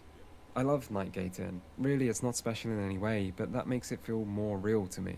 It's just a part of this world, and it's okay that it doesn't have a story to tell the player, because not every place needs something for the player, and sometimes your imagination tells a more interesting tale anyway. And by the way, just because I include something doesn't necessarily mean I think it's objectively 100% wrong. NKB's argument about the world building is generally correct. It's just funny that he spends so much time analyzing Nightgate Inn and how harsh life must be for its inhabitants, without actually having looked it up and realizing that it was supposed to be a settlement the size of Riverwood with an apothecary, blacksmith, and farmhouses. He doesn't really cook and only leaves his basement once a day to fish and farm. I question the need to even hide his body, considering I doubt the innkeeper would even know to report his death to the appropriate sources. I mean, if Commander Marrow eventually heard about this guy dying, he can't connect it to the gourmet because our plan hinges on Marrow not knowing who the gourmet is. Hiding his body is fun. His dagger counts as part of his body, so dragging it into a secluded location will fulfill that condition. On the flip side, turning Balagog into a pile of ash will not. He will also resist attempts to resurrect his body, which would usually be the ultimate way to dispose of him out in the middle of nowhere. We take the writ off his corpse and return to Astrid, who informs us that it is time. To start, you'll overhear a couple Penitus Oculatus agents loudly having a conversation about how safe the Emperor must be now that the plot has been uncovered with Gaius. Then we meet with Commander Marrow, who will comment whether or not we're wearing our chef tunic and hat. After that, we head into Castle Dower and meet with the chef? By Azra, the gourmet. I'm sorry. Your clothes, of course. I should have realized. Please, excuse my ignorance. For some reason, Castle Dower and the Blue Palace both have different chefs. I guess Gianna spends her days cooking meals for General Tullius and the 5 guys training out in the courtyard. She makes us put on a chef's hat, which I lament. What if all our cooking skill was being fortified by our helm of domination? Well, anyways, we get a series of options about what to put in the meal. This is a microcosm of the dialogue options we've been given throughout the questline. A serious choice, a joke choice, and silence. Yeah, Fallout 4 should really be making sense right about now. All right, what next then? A giant's toe? You're sure about that? Of course, I'm sorry. One giant's toe, there. What next? Astrid had given us a poisonous herb to use in the meal. This material is actually an alchemy ingredient, so if we choose not to use it here, we could elect to use it later, which can be used to create some pretty powerful poisons. Unfortunately, it can't be grown or duplicated, so you only get to use it once. Still, I like that it actually has this property and isn't just a miscellaneous quest item. Gianna will decide not to taste this meal after we add our secret ingredient, and we take it up to the dining hall where the Emperor is, hanging out with some unnamed nobles. We do the deed, but... Betrayal! What? Betrayal! 10 out of 10. Marrow confronts us. We didn't kill the Emperor, just the body double. I kind of rushed to get to the mid-act twist because if there's anything I hate doing, it's pretending to be ignorant of future plot points. One of our family members has betrayed us, making a deal with Marrow that the sanctuary would be left alone in exchange Nicely for our life. done. And But you have claimed a big. fierce one indeed. Come on, don't even pretend. It's obviously Astrid. And Marrow's gonna double-cross her, killing us and wiping out the Falkreath Sanctuary because, well, yeah, why wouldn't you?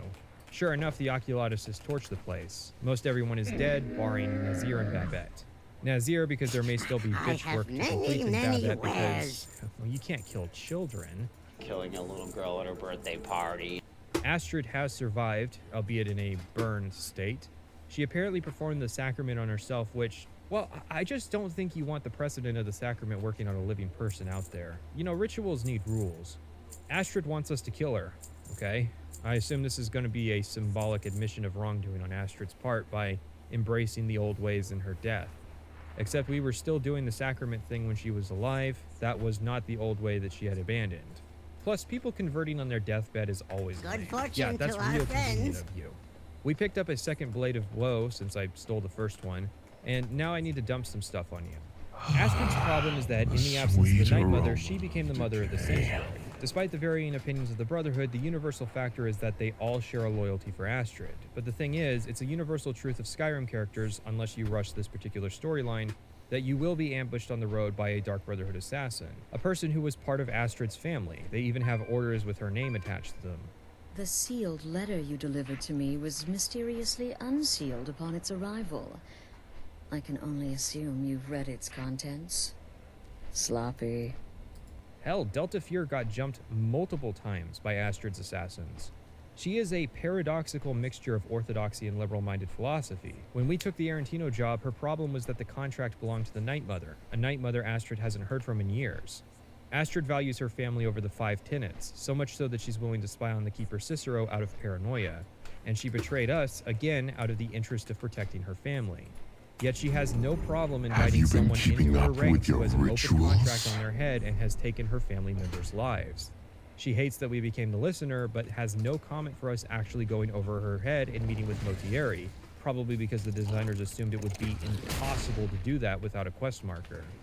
She also makes mistake after mistake, despite having a diverse collection of experience at her disposal. The Vici job was sloppy and poorly organized. She left it an open prompt for someone who was new to the Order and she didn't trust, and then risked additional lives for no reason. The Marrow job was so poorly executed that it was likely the singular contributor to our downfall. She then pitted someone she didn't trust against another enemy of hers who clearly was luring members into a trap to slowly erode our numbers. What was Cicero going to do? Leave the one corpse he's charged with caring for in the hands of heathens? And the deal Astrid made is insane. I'm supposed to believe someone who is as big about family as Astrid could not figure out that Commander Marrow was going to go back on his promises after we murdered his son and disgraced his family name. Astrid is so dumb, she has become an authorial insert. Not because the writer is dumb, but rather because her actions are more likely dictated by a graph of emotional story beats than it is logic, reason, or consistent character storytelling, so or even a point. annoying. I mean, here are the 5 tenets Hey, that what are the Astrid threw chances out. of me Tenet beating 1, this 0? never dishonor the Night Mother. Astrid's more than welcoming to the Night Mother and still seems to practice some level of reverence towards the idea. The only issue she's had is not having contact with her, the listener, for years. Tenet 2, never betray the Dark Brotherhood or its secrets. Again, Astrid has not abandoned this rule because it's a common sense rule to have. She maintained the existence and secrecy of the Falkreath Sanctuary for 13 years. Her only betrayals were against Cicero, who himself was broke once Tenet 1 rich. by refusing to reunite I'd the Night rather Mother and fight the than listeners talk. out of a selfish desire to be the listener himself. The other instance of her breaking Tenet 2 was in betraying us. Tenet 3, never disobey or refuse to carry out an order from a Dark Brotherhood superior. Astrid has maintained this rule as well. There's a strict hierarchy in her family, and Astrid has no superior for herself to actually disobey until recently. Tenet 4 and 5 are rules about not stealing from or murdering fellow Dark Brothers and Sisters. So really, Astrid hasn't done away with the tenets, not at all. The root of the conflict was that an insane man was insane, and Astrid made a completely illogical and nonsensical choice for no reason. And there it is. Nonsense for the sake of drama. Astrid has the potential to be a good character, to show how even simple-minded, honor-bound Nords are susceptible to becoming evil with the right rationalizations. Astrid isn't a murderer, she has a family. Her husband, a werewolf who went too far for the companions. Her children, a group of insane people with various conflicting personalities. Her pet, the giant spider. She's an interesting character because she's a strong Nord woman without the insults and bravado that Skyrim typically associates with that kind of character. And her reward is to have her character assassinated in all senses of the phrase. Now I want to know some similarities. You have the recruitment in your sleep, the blade of woe, the ear-piercing black door, the introduction to your family that occasionally gives advice for jobs, but then you have stuff like the mission where you kill a pirate captain on their own ship, the mission where you drop an object on a target's head, the mission where you track down an NPC who travels between cities. You have the Shadow Scale, the Barbarian, the Crusty Mage, the Pet, Shadowmere, and the 300-year-old Vampire. No, really, they're both 300 years old. There are superficial similarities, and then there's stealing from yourself, and there's definitely a chance about Rulo remaking the same stories between games, but worse. Nazir and Babette head to Dawnstar with the Night Mother's body. We track down Amon, who is surprised that we're still interested in completing the job despite having heard about us getting wiped out. Why are you still hanging out in Whiterun if you thought we weren't going to be finishing the job? Between the Civil War and the Dragons, it seems like you would return to Cyrodiil or wherever with haste. Or Solitude, since the Emperor is, in Skyrim. Yeah, we're told the Emperor has arrived aboard his private vessel moored near Solitude. Mero is also there at the docks, and he'll be so angry at our survival that he'll create a self-defense situation for us to scratch that name off the list. We have to sneak aboard the ship using the anchor, although Maglir took to relieving the deck crew of their lives with a bow, while Delta-Fear peppered the ship with fireballs. This is pretty fun, although the Kataraya has always stood out to me. Something about its visual aesthetics clashes with normal Skyrim, so it ends up looking like something from a mod. It might be intentional, like it's trying to You stand no chance against us! But so is everything else tied to the Legion. I think it's just ugly, like making your cozy little Minecraft home out of nothing but birchwood. It's good for flooring, but not the walls and ceiling. The ship itself is pretty unmemorable. There's a unique scimitar that can be found that paralyzes enemies for 1/10 of a second with parry bashes. There's also a sailor found next to another dead sailor and the Penitus Oculatus agent, implying that he murdered them. The most notable thing about this level is the name of the ship itself, Kataraya. It's named after a Dunmer woman who married Pelagius the Mad and ended up serving as Empress of Tamriel for almost half a century with a fairly prosperous reign. Interesting thing about Pelagius the Mad was that prior to becoming Emperor of Tamriel, he was the King of Solitude and High King of Skyrim, although presumably he was considered a Jarl like the new lore and what have you. So, having a non-septum Emperor coming to Solitude on the back of a ship named for another non-septum Emperor is interesting, especially given that she was an elf. Anyways, Titus Mead II is rather accepting of our arrival, like unreasonably stoic about it. This was the guy who won the Battle of the Red Ring Road in the Great War, although I couldn't really tell you how significant that accomplishment is. Legends canon implies that Mead had simply taken credit for some other schmuck's hard work, that being the player character from Legends. I mean, yeah, it's official Bethesda stamped canon, but that really isn't relevant. What I want to know is whether or not this was the intended interpretation of the canon when this encounter with Titus Mead II was written before Skyrim's release. And it amazes me how many people think I should care about things written after the fact just because there's Elder Scrolls branding on it. If Titus Mead wasn't present at the battle, then where's this sense of stoicism coming from? It perfectly matches the characteristics of a person who was worthy enough to wield Goldbrand, as was rumored, but not somebody who was content with letting other people fight their battles for them, especially considering the man came to Skyrim knowing full well that he was the target of assassins. Again, that's the sort of thing a brave man does. It's a repeat of that ESO thing that retconned the Shivering Isles conclusion to be a routine thing that happens rather than a revolutionary new idea that Sheogorath had. Retroactive continuity that makes the older stories retroactively worse if you decide to accept it. Of course, nobody cares, but this particular story isn't very good, and I have immense doubts Test 6 will break that trend. I think this situation is aping off of Emperor Uriel Septim VII from Oblivion, who also stoically faced his own death. I mean, that's just what emperors in this series do, right? Except Uriel was a master of the mystic arts, and that's more than just a label. Titus Mead II, inversely, was not magically inclined, so there's no reason for him to be all, well, I guess today's a good day to die. Also, he's voiced by Wes Johnson, because, Oblivion. Anyways, after trying to cope and seethe his way out of an assassination, he asks us to kill the person who hired us. That's a pretty easy answer. No. Amon Motieri just had what we in the biz call a positive customer service interaction, or PCSI, before. See, people tend to be actually more amicable after a customer service interaction if there's a complication, but that complication gets resolved, than they are when there are zero complications in the first place. In essence, the catharsis of finding out your order will be arriving on time after all is greater than the displeasure of finding out that your order is going to be late. I've actually abused this principle in my favor to get positive customer surveys, even though nothing was actually wrong in the first place. It's immoral, but that's what happens when the system encourages metrics chasing. Amon finding out that we could pull off this assassination after all, after having languished that we had wasted good money on us, means he is all the more likely to use our services in the future, or to recommend our service to other potential clients. There's also the fact that the Emperor didn't do the Black Sacrament, so it's not officially a contract, and I don't want to encourage people trying to counter-hire assassins. It's just a bad policy to have to renegotiate contracts with our targets. Plus, Amon makes good on his end of the deal, giving us the dead drop location of our payment, 20,000 gold, and an earn back where we made the contract. 20k is a decent chunk of change compared to most Skyrim Quest payouts, but two things. We go to Nazir and can lie to him about the payout, but it doesn't matter because he doesn't take any of it. He recommends we visit Delvin Mallory and buy some of the Dawnstar Sanctuary, the total of which is 19,000 gold, but you could honestly miss most of these.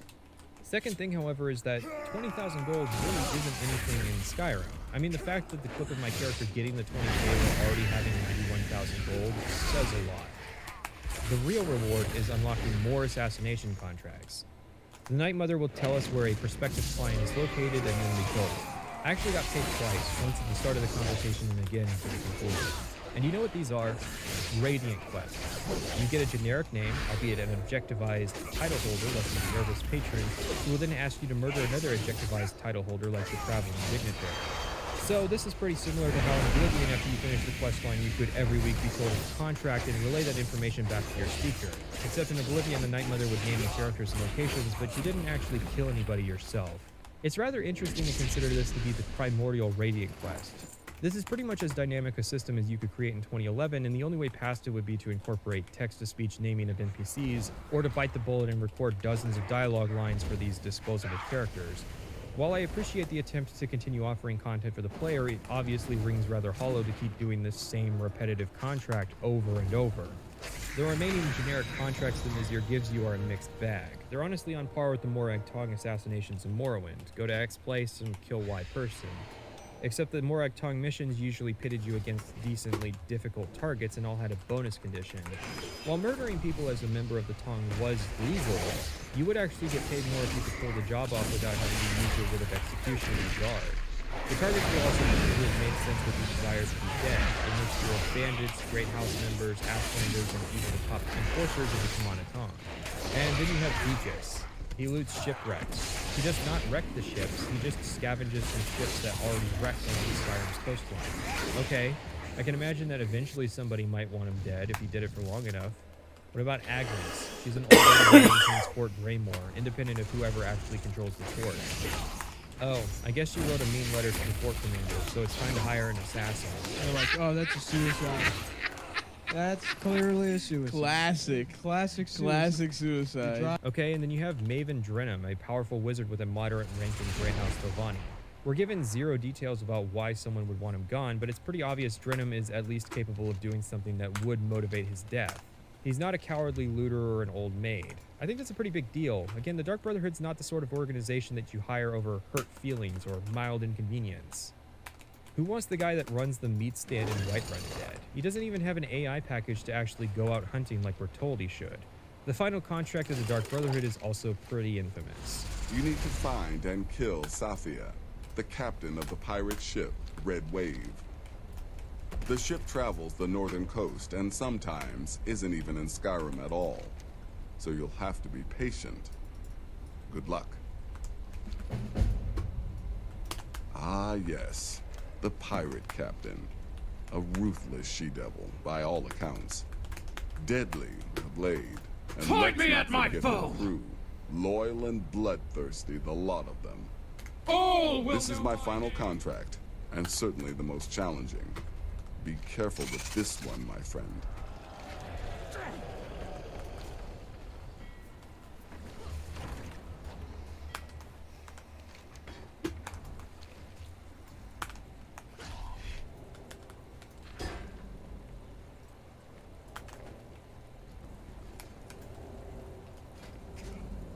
Let me guess. You have some business to discuss. Ah, I see. The old Dark Brotherhood's silent intimidation treatment. Oh, I know who you are. Don't be so surprised. You ain't the first assassin sent to kill me. Won't be the last. Now let's get this over with. Somebody help! What you doing? I should have come here.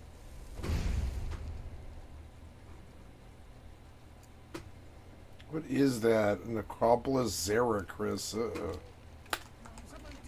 The hell is that?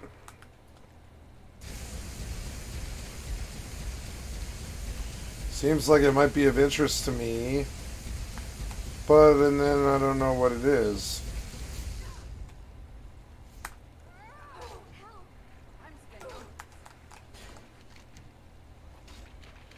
Well,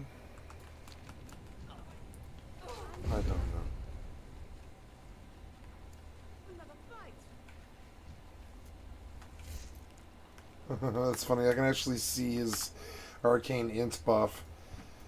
Yeah, like one of these consume magics, right? You for all fire damage. Loyal and bloodthirsty, the lot of them. As you can see, this is on the tier of Morrowind's Fighters Guild messing up and having an unarmored Shoring Hardheart fight you, going down without landing a single hit. But that was a mistake made by a developer working on bear many multiple factions at the same time. You would not expect that mistake to be made again in Skyrim. She's so hasty to start a fight you don't actually get a bounty, nor does any of her crew back her up. I've often heard from other people that Bethesda was under a lot of pressure to make the 11-11-11 deadline, but haven't heard as much about this from the developers themselves. In fact, if you listen to the Bethesda podcast, because they had enough time to do a podcast, Emil Pagliarulo seemed to have more than enough time to do more than just his job. Occasionally I'll record some placeholder audio or, do some shit. Going into the sound booth, right? You never know what you're gonna find in the booth. Boxes of cereal, pieces of wood, shards of glass. I offer only the finest. It's like an ocean nightmare in there. I swear to God, it's so dangerous. The sword, and it's funny because some of these Everything sounds are is stuff negotiable. that I've supplied him with. Like, the sound of the sword unsheathing is one of my swords. The sound of the guy blowing the horn is my horn. I hear it in the game, I'm like, hey, that's my horn. Writing off Skyrim's issues as being that of an arbitrary deadline is, in my opinion, inaccurate. Bethesda had a full 3 years between the release of Fallout 3 and the release of Skyrim, as well as increased staff, resources, and most important of all, experience. Pagliarulo had the title of a senior designer because he was the lead designer on Fallout 3, and had experience at Bethesda going all the way back to the Blood Moon expansion. Really, it comes off more as a lack of playtesting. And that's the Dark Brotherhood. To be honest, I consider it on par with Oblivion's iteration. The only reason the latter is remembered fondly compared to the former is due to recency bias. It's a neat detail that if you're associated with the Dark Brotherhood in Skyrim, that you can be randomly attacked by members of the Morag Tong when you go to Solstheim, since they apparently have the legal authority to kill members of the Dark Brotherhood who are considered a heretical offshoot. Killing the gourmet will leave an emptiness in the collective soul of Skyrim. Shut the fuck up! I know that was you. I ain't even gotta look. Oh yeah, our reward back at the Vici wedding was the ability to summon the spirit of Lucien Lachance. He has some interesting dialogue to share, but he also has a habit of talking constantly. In my time, the blades protected the Emperor. It would seem these Penitus Oculatus will prove equally incompetent. I will kill this jester if you so desire. But there is a disturbance in the void. Our dread father does not wish this. Yes, kill the chef and then steal his very All identity. goods and services for sale. That is the true death. You struck a hard bargain. My time Good show. saw the assassination of an emperor as well. Alas, the Dark Brotherhood did not have the honor of that kill. You stand now at the precipice of the void. I am reminded of another listener, a protege I knew long ago. So long ago. You know, a good purification might be just what this sanctuary needs. That's a terrible idea. We are by implication the last of the Brotherhood. One interesting thing is that the Dark Brotherhood has basically been spared the wrath of the Creation Club.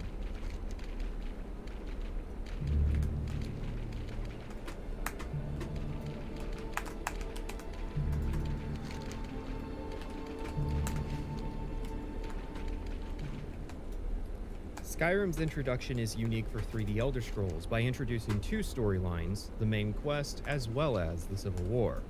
I like that I stand up and I'm still the same height away. I might be closer. This isn't happening. It is happening. Holy shit. Alright, so for some context.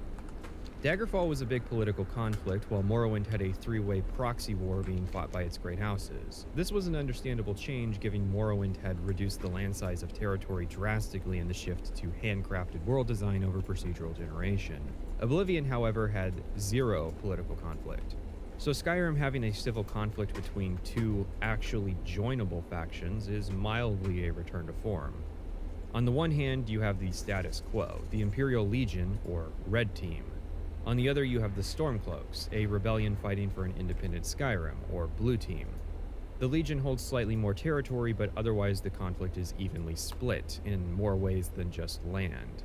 The evenness of the conflict has led to it being one of those fonts of perpetual discussion about which side of the Civil War is objectively correct and true choice. Bethesda's done a pretty good job of creating a choice that isn't weighted 90-10 in favor of one side, and you have to praise that. However, both sides of the Civil War are the same. It's the same quest line down to completely asinine details. You'll do the exact same quest, except all the voice actors will be different, so they have to have these redundant voice lines when they could have just made different quests. But I get ahead of myself. It all starts in Helgen with our execution. We survive, and towards the end of the surface segment are presented a choice with whom we want to accompany for the remainder of the tutorial, Hadvar or Ralof. When I asked on a YouTube poll, Here people to seemed to sate heavily your favor Ralof curiosity. their first time, and it makes sense. Hadvar being a nice guy is not going to excuse the fact that the Red Team just tried to execute us, and if not for literal divine intervention, would have done so. What should we do? She's not on the list. Forget the list. She goes to the block. After we get out of the tutorial, our companion will tell us that we should split up, but also tells us that the nearest settlement is Riverwood and we could find help there and have tour information ready should we decide to go with them. You can actually talk to them at this stage and they will give you some information about their side of the Civil War. For instance, it's revealed Our that forces Ulfric and the require boys got aid. captured at Darkwater All Crossing, must serve which is the a call mining of the settlement in Necrolords. Eastmarch. What happened was, after the Imperials arrested Ulfric and co., they planned to take him by a convoy to the Imperial city. However, before they left Skyrim, plans changed and they were diverted to Helgen. Around the same time, we, who had been crossing the border from Cyrodiil into Skyrim, also got arrested. We keep Ulfric's location secret, same with Lokir the Horse. Alright, so to explain the teams. This is lore heavy, but Elder Scrolls lore is actually over-exaggerated in terms of complexity. Neither team is directly connected to any of the factions we've seen in previous games. This is the Imperial Legion, but it doesn't really represent the same empire as the ones in past games. And the 200-year time gap result for Stormcloak is not directly tied to anything either. Interesting thing I was told was that some people who had played Skyrim as their first Elder Scrolls game had assumed from first impression that the Empire was actually your standard evil fantasy empire, and were surprised when going back to the earlier games to find that the Empire is a generally benevolent faction. So back in Oblivion, Uriel Septim VII got assassinated, beginning the Oblivion Crisis, and his last bastard son, Martin, sacrificed himself to stop it. However, this really only created a new crisis, one of succession. The Septims were notable because they were descendants of Tiber Septim, a man who conquered the entire continent both militarily and diplomatically, and became the god Talos. Now, the 4.5-century Septim reign was not perfect, and there were plenty of attempts by regional leaders for independence from practically everyone. Mankar Cameron from Oblivion was the son of one such rebel. But the Fourth Era marked a trend of successful independence among the provinces. Black Marsh had never been conquered by the Empire, instead simply being surrounded by forts and forced into cooperation. Following the Oblivion Crisis, they sought their independence, feeling that the Empire had failed to protect them. 5 years after Oblivion, the Ministry of Truth that hung over the city of Vivec crashed into the ground, retaining its velocity from when Sheogorath originally grew. This triggered Red Mountain to erupt, devastating the territory. And then Morrowind was devastated again when Black Marsh invaded the region, razing cities and claiming new territory. The Empire was ineffectual in defending Morrowind, and by the 50th year of the Fourth Era, Morrowind was released from Imperial control, becoming an independent province. On the other side of Tamriel, the Somerset Isles were taken over by a youth movement and renamed to Alinor, and then within a decade, a political alliance of Valenwood and Alinor was formed into a new state, the Aldmeri Dominion. Elsewhere would form into a confederation and become effective vassals of the Dominion, while Hammerfell would slip into civil conflict. And then the Great War happened, as a result of the Aldmeri Dominion issuing an ultimatum to Titus Mede II, which he rejected. During the war, the Reach would be taken over by the native Bretons, and the war would end in a peace treaty named the White Swords Concordat. The Concordat ceded southern Hammerfell to the Dominion, which the province rejected and would slowly secede in the aftermath. The Blades were disbanded and the worship of Talos was outlawed. Needless to say, things are less than ideal across the continent. Skyrim began an attempt to reclaim the Reach from the independent kingdom that was forming there, and this is when Ulfric Stormcloak enters the stage. Ulfric was the son of the Jarl of Eastmarch, and was on track to become the Greybeard when the Great War broke out. Ulfric joined the conflict but was captured and held as a prisoner of war by the Thalmor. After the war, Ulfric led the militia that would reclaim Markarth from the Reachmen. However, a condition of the city's release was the free worship of Talos. This drew the scrutiny of the Thalmor, who came to the city and arrested Ulfric for a second time. This is when his father died, and Ulfric, who had been imprisoned for 7 years at that point, was released and took the position of Jarl of Windhelm and Eastmarch. Ulfric went into rebellion, seeking an independent Skyrim. This is when Torrig became the High King of Skyrim after his father's death. Ulfric challenged Torrig to a duel for the throne, and this ended in Torrig's death. However, Ulfric was not formally recognized as the next High King, but he was joined in his rebellion by the Rift, Winterhold, the Pale, and initially Falkreath. And that is where Skyrim begins. General Tullius of the Imperial Legion has arrived in Skyrim and ambushed Ulfric before attempting to execute him. The execution obviously failed after a dragon attack, and now it's up to the player to pick a side in the conflict. Note that contrary to what Extra Credits believes, almost none of that information is actually dumped on the player in the cart ride. The introduction will refer to the names of various factions, but there are obvious contextual clues that give you enough information to figure out what's going on.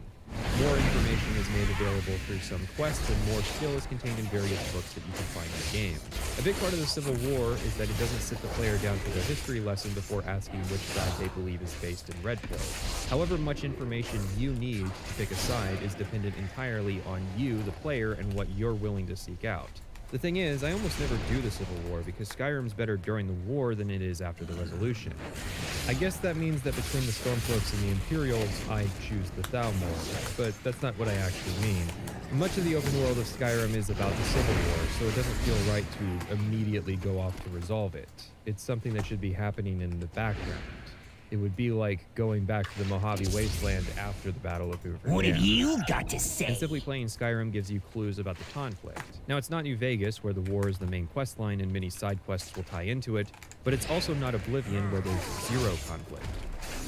But how is the Civil War so even-handed? Well, it's very simple. It comes down to politics. It starts with the most surface-level observation that the conflict is about religious freedom. I practically expect people to think the war is only